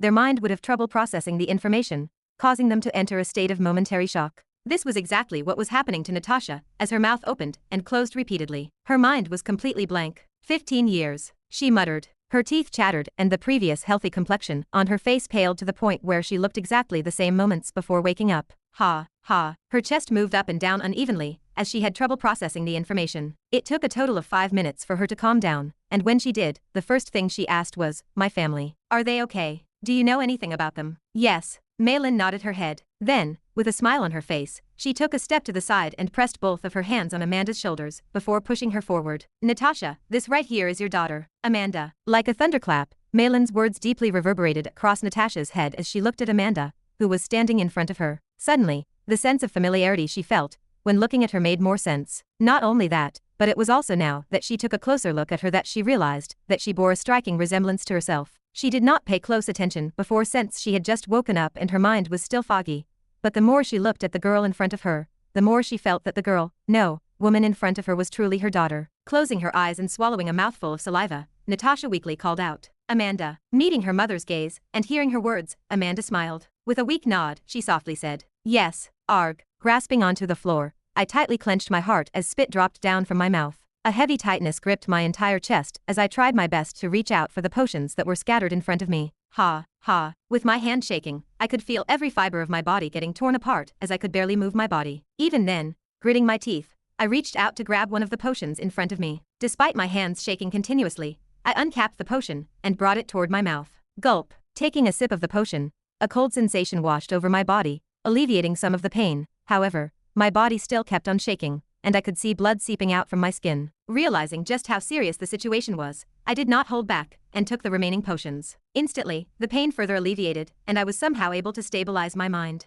Originally, I thought that the potions would not help much, but I was wrong. They really were of use. The moment I took them, the pain subsided by quite a lot. Of course, this was only temporary as the pain would come back stronger and more powerful than ever before. Ha, ha, ha. An electric current-like sensation suddenly coursed through my body, sending me spasming all over the floor. It hurt so much. I cried out inside of my mind as I tightly gripped the ground with my hands and bit onto something soft. Compared to what I had experienced at the monolith, be it burning myself alive, having my face scarred, and getting injected with a mind-numbing serum, what I was currently experiencing was far more painful than anything I had ever experienced in the past. I could barely keep track of reality. My vision slowly started to blur and I could feel my heartbeat slowing down. Slowly, I started to lose track of time. 1 hour, 2 hours, 3 hours, for who knew how long. I screamed around the room and suppressed the intense pain that was coming at me in repetitive bursts that seemed more powerful with each continuous burst. With both of my arms on the ground, I gagged multiple times. I did not really know how I was able to stay sane for those many hours, but at the 8-hour mark, the pain finally stopped. Or so I thought it did, but just as I was about to relax, and even more excruciating pain suddenly washed over me, and at that moment, I felt my life flash across my eyes as I screamed at the top of my lungs. Harg. Following the scream, my body once again started spasming all over the ground. Many times I just wanted to pass out, but I knew that I could not. No matter how long and how painful the pain was, I had to remain conscious. I did not want to. I really did not want to remain conscious, but realizing that my life was on the line, all I could do was bite hard onto the sheet in my mouth and keep persevering. Crack, crack, crack. Inside a dark space, cracks started to form around a white orb. Surrounding it were thin black threads that constantly tried to encircle it completely. The black threads started to seep into the cracks as they formed. The pure white orb started to change, becoming an ugly, murky color. The process was slow, but as it continued, the changes became more obvious. With his hands behind his back, Ren stared at the orb in front of him with an indifferent look on his face. Closing his eyes, he muttered, "Predictable." His cold and deep voice spread throughout the void as his figure soon melted into the darkness. Chapter 448. Amanda. Natasha's voice shook as she looked at the girl standing before her. She looked so much older than when she had last seen her. She was fully grown up now. Natasha could not really explain the emotions she was feeling right now. Thinking about how she had lost the chance to see her daughter grow up, she felt a deep sense of sadness. What mother did not want to see their child grow up? She knew that this was inevitable, but she could not hide the sadness she felt when seeing her daughter. However, seeing just how beautiful and healthy her daughter had turned out, she was more gratified than sad. Placing both of her hands by the side of the capsule, Natasha tried to get out. But as she tried to lift her hands, she found it extremely hard to do so as she had trouble coordinating her brain with her hand movements. Wait up. Malin, who noticed this, waved her hand and the capsule enveloping Natasha tore apart. A gentle white glow enveloped Natasha as she levitated in the air. Waving her hand once again, Natasha slowly moved toward the ground. As Natasha's feet touched the ground, she stumbled a couple of steps. Amanda did try to offer her a hand, but raising her hand, Natasha refused. Let me. Taking 2 steps forward, she was somehow able to stabilize her body. Having stayed in a coma for over 15 years, this sort of reaction was understandable. Her brain needed to get adjusted to her muscles once again.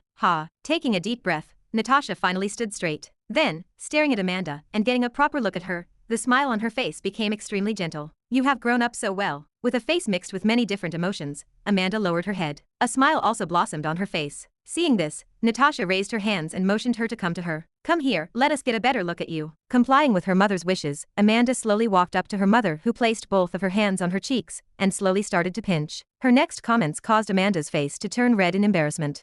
Very soft and smooth. Not bad, not bad. Letting go of her cheeks, Natasha looked at her up and down and commented. You have also developed quite nicely in all other departments. Very good, very good. There must be a lot of boys chasing after you, eh? Natasha's sudden words caused Amanda to freeze on the spot. What in the world was happening? She had not expected her mom to be so bold. You must be around how old now? Without waiting for Amanda to speak, Natasha placed her hand on her chin and pondered. I left you when you were just about to turn 5, so you should be around 19 to 20 years old. 5 years younger than me from back then. Natasha's brows furrowed when she thought that far. Amanda may have been her daughter, but she was only 5 years younger than her if you took into account the fact that she had been frozen for 15 years of her life. Her mentality and personality were still that of her 25-year-old self. You are around 19 to 20 years old if I am not guessing wrong. I am 20 years old. Amanda replied with a soft hum. She naturally understood why her mother was acting the way she was, and so was able to somewhat adjust to her mother's personality. To be honest, she felt more like a sister to her than her mother, but it was not like she could do anything about it. 20 years old. I cannot believe my daughter is so old already. Bitterness flashed across Natasha's eyes as she said those words, but it left as fast as it came as she looked back at Amanda. She was curious about something. Amanda, how were you able to come here? She had left Amanda when she was young, and so she did not know about the current world's circumstances. However, from what she recalled, humanity was not on good terms with the elves. For what reason was Amanda here? Did Malin perhaps tell her about her situation and brought her here? About that, before Amanda could explain, Malin cut in and quickly told Natasha about the world's circumstances, about how they had invited the humans into their domain, and how they were contemplating the possibility of letting them in the alliance. Listening to Malin's recount of the situation, Natasha covered her mouth with her hands. Such thing happened. Yes. Malin nodded her head before putting both of her hands behind Amanda's shoulders. Amanda over here made it to the round of 8 of the tournament. She did. Surprise flashed across Natasha's eyes as she took another look at her daughter. Sensing the mana revolving around her, the surprise in her eyes only intensified. B- rank. Since Amanda was not hiding her strength, it only took a moment for Natasha to distinguish her rank. Once she realized that Amanda was B- rank at just the tender age of 20, she was left stunned. Even she, who was supposed to be one of the most talented humans back then, was only B+ rank at the age of 25. At the rate at which Amanda was progressing, Natasha did not doubt that she would reach her strength far earlier than her. It is no wonder you were able to make it so far in the tournament, Natasha said with a tone filled with astonishment. Her level of progress far outpaced the level of progress of humanity in the past. As her thoughts paused there, Natasha suddenly remembered something she was extremely curious about. Oh right, the curse. How were you able to find a cure for it? As far as she knew, there was no cure for the Mindbreaker curse. She knew best since she had spent countless days trying to find a way to remove it. In the end, after going through countless books and papers, she was unable to find anything regarding the cure for the Mindbreaker curse, causing her to make the decision that she did. Not wanting to be taken hostage and used as a bargaining chip for her family, she was forced to run. Someone I know gave it to me, Amanda curtly replied. Her answer caught Natasha off guard as her eyes instantly squinted. Someone gave it to you. Is it a boy? Natasha's words were sharp, but Amanda did not seem to have noticed it as she nodded her head. Yes, I see. You are indeed at that age. Glancing around the room and seeing that there was no one else, she asked, where is this so-called boy? Amanda tilted her head as she looked at her mother, with a confused look on her face. Why do you want to know where he is? Of course, I want to know where he is. He is the one that saved me after all, Natasha replied, her voice raising a couple of pitches. If I did not thank the person that was able to help me reunite with you, then what would the others think? Oh, Amanda had a sudden look of understanding. She simply wanted to thank Ren. Before she could reply, her mother asked, by the way, is this so-called boy also in the tournament? He is. Malin replied for Amanda before a small look of displeasure flashed across her face. But he has not made it past the round of 16. Malin's look of displeasure did not go unnoticed by Natasha, who inwardly thought, Ah, I see, so he is weaker than my girl. Moreover, Malin seems to dislike him. I should definitely pay more attention to this matter. Even though she had been absent for over 15 years, Natasha was still a mother at heart. Although she was not certain that the boy was someone that was courting her daughter, she definitely wanted the best for her daughter. Even though he was the one that had helped her get rid of the curse, she was not just going to hand her daughter to him on a silver platter. He needed to meet her criteria, and so far she was quite uncertain about this so-called boy. Unaware of Natasha's delusions, Amanda was just about to add a comment with regards to why Ren had not made it past the round of 16, but before she had the chance to do so, her mother's next words caused her to freeze on the spot. "How is your dad?" Seeing her daughter's complexion pale at her question, Natasha's heart sank as she softly asked, "Did something happen to your dad?" Biting her lips, Amanda raised her head and looked at her mother. Seeing the worry in her eyes, Amanda closed her eyes for a moment. Honestly, she did not want to tell her mother about what had happened to her father. It was not because she did not want to tell her out of spite, but because her mother had just woken up from a long coma. She was already shocked enough about the fact that 15 years had passed. If she found out that her father had been missing for over 3 years, she would not know how she would react. However, seeing the worried look on her mother's face, Amanda did not have the heart to lie to her. Closing her eyes and taking a deep breath, she slowly started to recount to her the dungeon incident that happened 3 years ago, and how although he was still alive, he was trapped inside of the demon realm, with no way out. No way. Listening to her daughter's words, Natasha's legs weakened, and she almost fell back. Had it not been for Malin's timely intervention, she would have most likely fallen over. Taking a look at her daughter and seeing that she was not lying, tears started to gather in the corner of Natasha's eyes. However, not wanting to look weak in front of her daughter, blinking her eyes a couple of times to get rid of the tears, she quickly calmed herself down. Then, moving towards Amanda, she slowly brought her in her embrace and mumbled, "He is going to be fine." Biting her lips, she repeated, "He is definitely going to be all right." Scream. Letting out another scream, I crashed against the ground and heavily gulped for air. Lowering my head slightly, I could see the veins on my hands wiggle uncontrollably. Blood started to seep out from every part of my skin as my neck twisted at a weird angle. A strange and radiating pain coursed throughout my whole body, making it hard for me to breathe. At this point, I had already lost track of time. Hours may have passed, and perhaps even days could have passed by now. Fortunately, I did not have to worry about others coming to me, as I had said to them that I was going to be busy for the next couple of days. Furthermore, the room was soundproof, meaning that no one would be able to hear my screams. Grunt. Clenching my heart one more time, I crawled forward towards the area where the potions were. Reaching out my hand, grabbing onto a potion, I uncapped it and brought it to my mouth. Shit. But just as I put the potion in my mouth, I realized that it was already empty. Clenching my teeth, I threw the bottle to the side and reached for another one, but the same thing happened. Cough. The pain in my heart intensified as I felt something cold run down my nose. I did not need to look to understand that my nose was bleeding. Raising my hand to wipe my nose, I looked around the room. My eyes were unfocused and I could barely process what was happening around me. But seeing the bloody mess around me, I understood that I had run out of potions. And when this happened, my heart sank completely. Not even a second after coming to this realization, another wave of pain suddenly attacked me, causing my back to arch back, and another scream escaped from my mouth. Scream. Thud. Landing hard on my back, my arms spasmed and I had a hard time controlling my body. I did not know for how long this attack lasted, but it was by far one of the most excruciating ones that I had experienced. Ha, ha. With my back on the floor, facing the ceiling, I heavily gulped for air as the pain slowly subsided. The pain was not constant. It would come and go in short bursts of intervals. However, with each burst the pain would intensify, and at the moment I was only waiting for the next burst to arrive. While I was waiting, sensing something, I slowly turned my head to face the right. Is Angelica done? Angelica did not breach the contract, and therefore the pain that she had to go through was not as bad as mine. It would not be strange for her to be done by now. Ha. However, as I turned my head, what met my sight was not Angelica. My blood instantly froze as my eyes paused toward the distance. Calmly sitting on a small red sofa inside of the room was a figure that bore a striking resemblance to me. Crossing his legs and leaning his body on the armrest of the chair, he coldly said, "Took you long enough." Chapter 449. Took you long enough. Hearing his cold and indifferent voice, my mind blanked, and for that one moment, I forgot about all the pain that I was going through, and sobered up a little. How?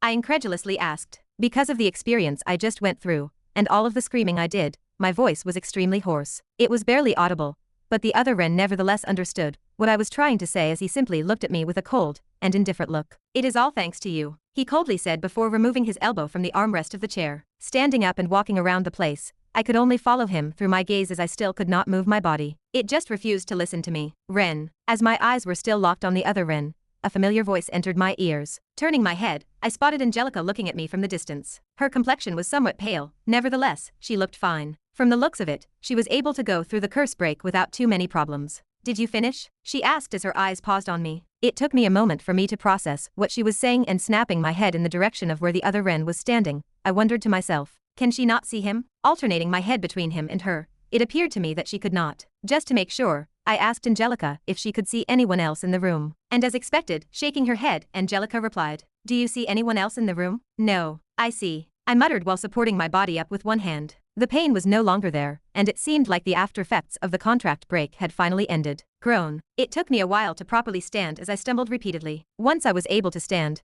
I moved toward a nearby sofa, and the first thing I did once I settled there was ask Angelica just how much time had passed since the contract break. Hopefully, I was not out for a whole week. If so, explaining to the others what I was doing in the meantime would be extremely troublesome. Exactly how much time has passed? 15 hours. 15. Pursing my lips, I lowered my head. If I said I was not surprised at the moment, that would be a lie. Everything felt like a blur to me, and I had long lost my sense of time. If I had to be honest, I thought that a lot more time had passed. It felt as though weeks or even days had passed. But this was good. Twitch, twitch. Whilst in thought, my shoulders kept twitching. My head also started to hurt. Leaning back on the sofa, I let out a long exhale.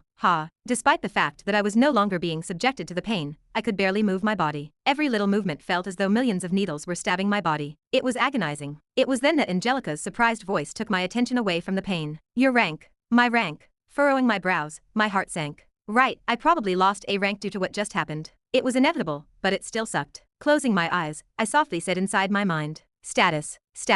Name. Rendover. Rank. B+. Strength. B. Agility. B+.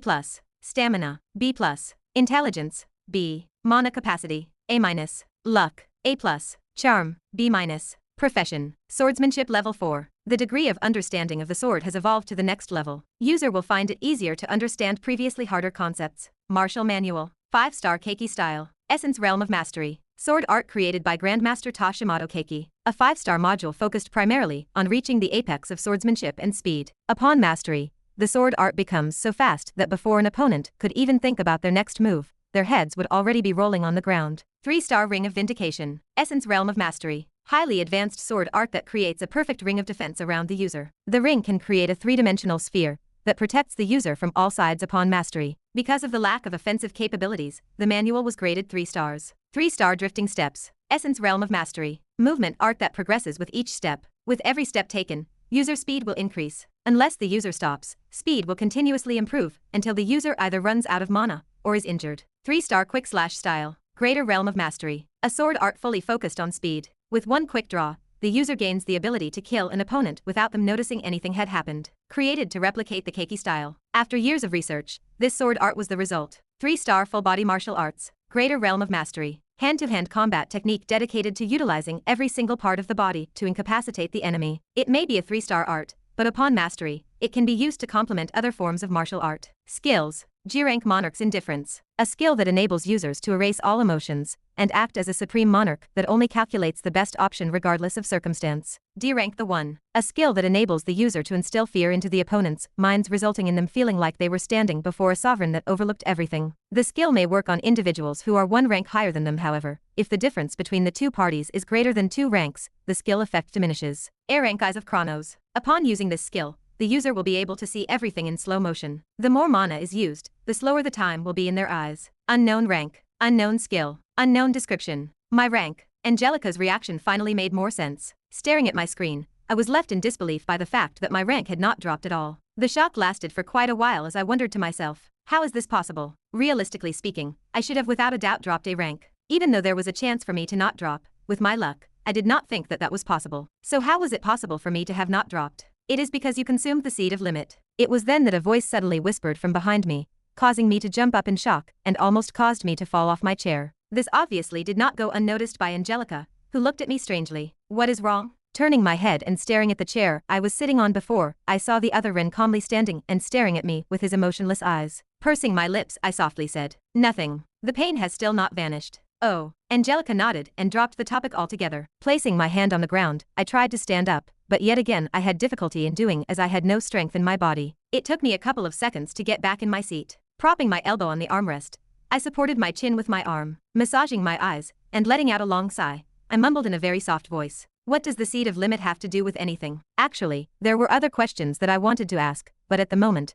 I really wanted to understand what he meant by his previous words. Staring at me for a couple of seconds, the other Ren opened his mouth and explained, "By cancelling a mana contract, What you are doing is damaging your soul as well as your talent limiter. The damage to the talent limiter is the reason why most people drop a rank when breaching the contract. However, in your case, a case where you have no limiter, no such law applied, and therefore, are exempt from having your rank decrease. I was a bit surprised by the fact that he was willing to explain to me the reasoning why I did not rank down, but upon hearing his words, I found that his words made a lot of sense. Indeed, since my talent limit is removed if it becomes damaged, there really will not be any changes. The more I mused over his words, the more I found that they made sense. Generally, it was not impossible for someone's talent to be damaged. There were many ways to do it, and apparently surviving a contract breach was one of those methods. Theoretically, I should have had my talent drop, but since I had no limit to my talent, there was no such drop. Once I realized this, I was left pleasantly surprised. I mean, who would be happy about the prospect of losing their hard work? Suppressing my joy, I turned to look at Angelica and solemnly said, "Angelica,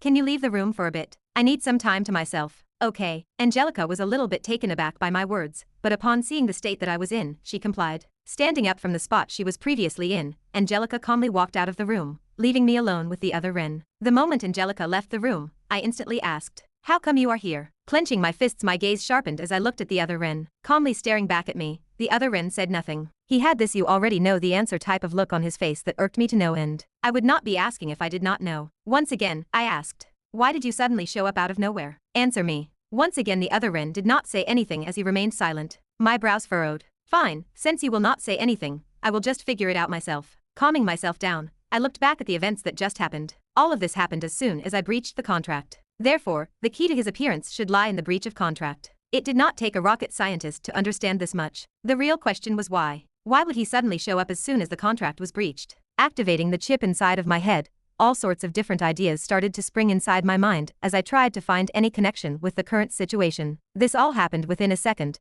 and by the time the second passed, an idea suddenly sprung inside of my mind as I turned to look at the other wren. "Wait, what if? So you have figured it out?" As though he could read my mind, Wren stood up. "Your theory is correct. The only reason you can see me is because of the damage you took to your soul." Gasp. Hearing his word, I instantly became more conscious. It was as I deducted. Since the other wren was another soul, or consciousness, the moment my soul got damaged he took advantage of the situation and appeared. Once my thoughts paused there, the first thought I had in mind was, is he trying to take control of my body? My body jerked a little as extreme solemnness flashed across my face. "I am not," the other wren said, seemingly being able to read my mind. Glancing around the room with a detached look, he continued, "I am not here to take over your body, nor do I have any interest in taking over your body. My goal is simple." Staring at me with his deep blue eyes, Wren suddenly raised his right hand. Chain clink, chain clink. As soon as he raised his right hand, a sharp, hard, non-resonant sound echoed out. It was like that produced by two pieces of metal striking one against the other, suddenly resounding across the room, as metallic chains sprung out from the ground before they quickly latched themselves onto Wren. Staring at the chains with an indifferent look on his face, Wren softly said, "Take a proper look." Raising his left hand,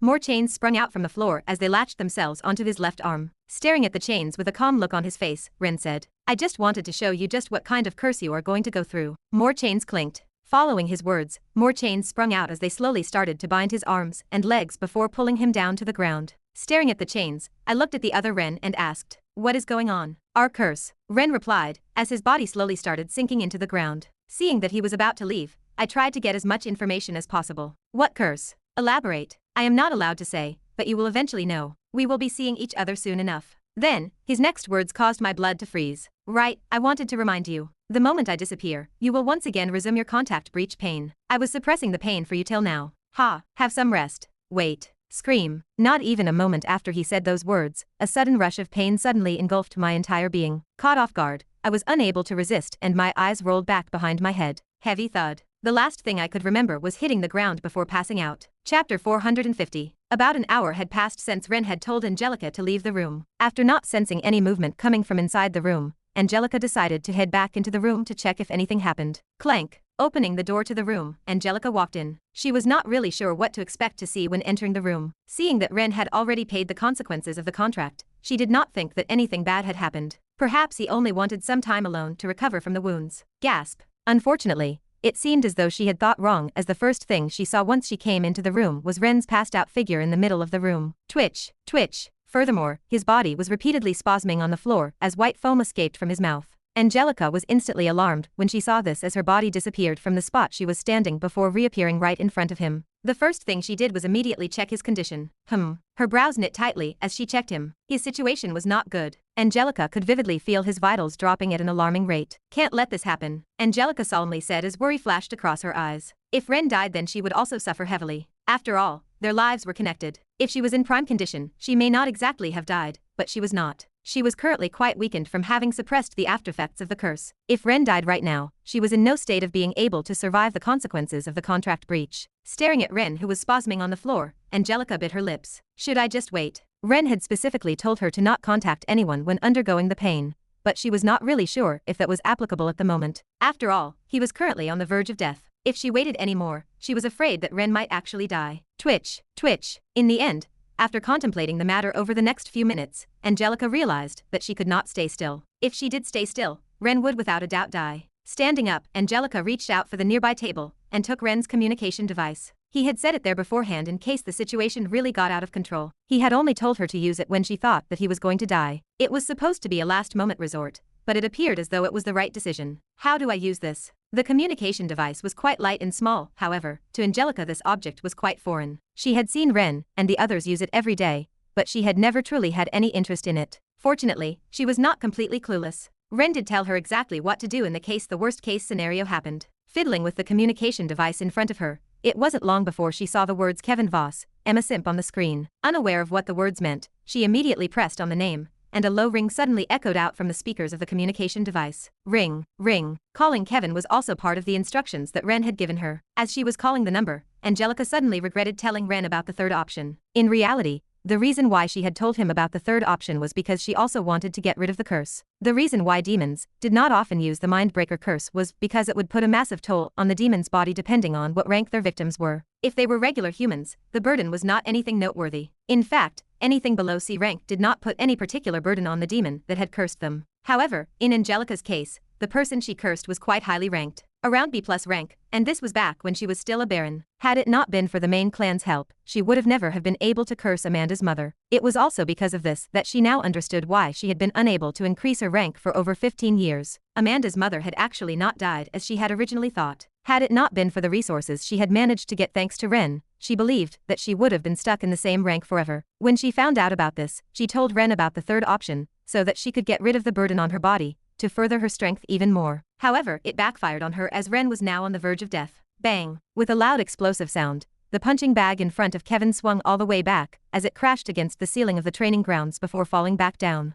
Hup! Arching his back, once the punching bag was about to fall back down, Kevin prepared himself to punch it one more time. However, before he could do that, his communication device suddenly started to ring. Twing, twing. Taking a step to the side, Kevin swiftly avoided the punching bag. With sweat trickling down his face, he moved toward the other side of the room and checked the communication device to see who was calling him at this hour. It was Ren. Previously Ren had told him, and the others, that he was going to be by himself for the next day, or so, and that he was not going to be able to communicate with them in the meantime. Since he said that, it was a bit strange for him to call him, but Kevin nevertheless answered. Perhaps he was done earlier than expected. Hello. No response. Kevin's brows knit. Opening his mouth, he asked again. Ren, did you call me? Yet again he was met with no response. Strange, did he call me by accident? He was a little bit doubtful, but this seemed like the most likely scenario to him as he shrugged his shoulders and hung up. It happens. Twing, twing. But just as he hung up, his communication device once again started to ring. Kevin's brows knit even more as he once again picked up the call. The caller ID was still Ren. Ren. To Kevin's frustration,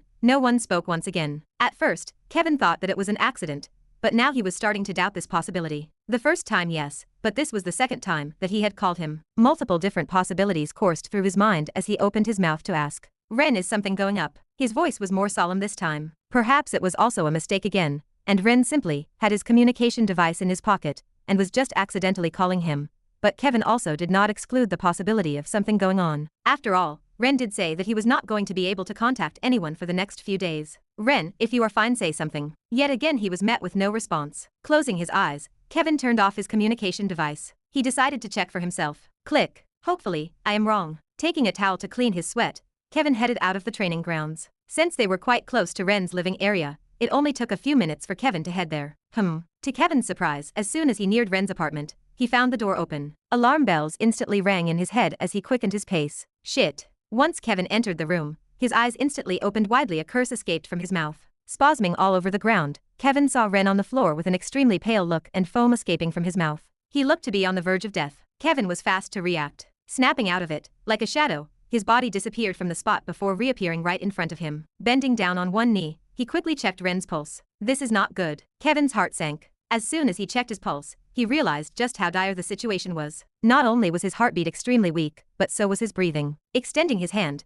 he quickly took out a potion from his dimensional space and fed it to Ren. It was an advanced potion that cost a lot of money, but Kevin did not really care. Kevin was not one to care about money. As soon as Kevin fed Ren the potion, his condition slowly started to stabilize. However, he was not in the clear yet as Ren had still not woken up. Furthermore, the spasming had still not stopped. Ruffling his hair into a mess, Kevin took another potion from his dimensional space and fed it to Ren. However, contrary to the effects of the last potion, this one did not seem to have had any effect on him, as he still continued to spasm on the ground. In fact, it seemed as though his condition had only worsened. Seeing just how dire the situation was, Kevin grabbed Ren by the armpits before dragging him towards the bed. As he dragged him towards the bed, lowering his head and staring at him, he couldn't help but blurt out, "What in the world did you do?" Just what exactly had Ren done to reduce himself to this state? Placing Ren onto the bed, Kevin placed his hand over his chin as his right leg repeatedly tapped the floor. Damn it, what should I do? Ren's situation was extremely dire, and seeing that potions did not work on him, Kevin was left completely helpless. System, he muttered inside of his mind as a familiar interface suddenly materialized in front of him. Pressing his finger on the interface,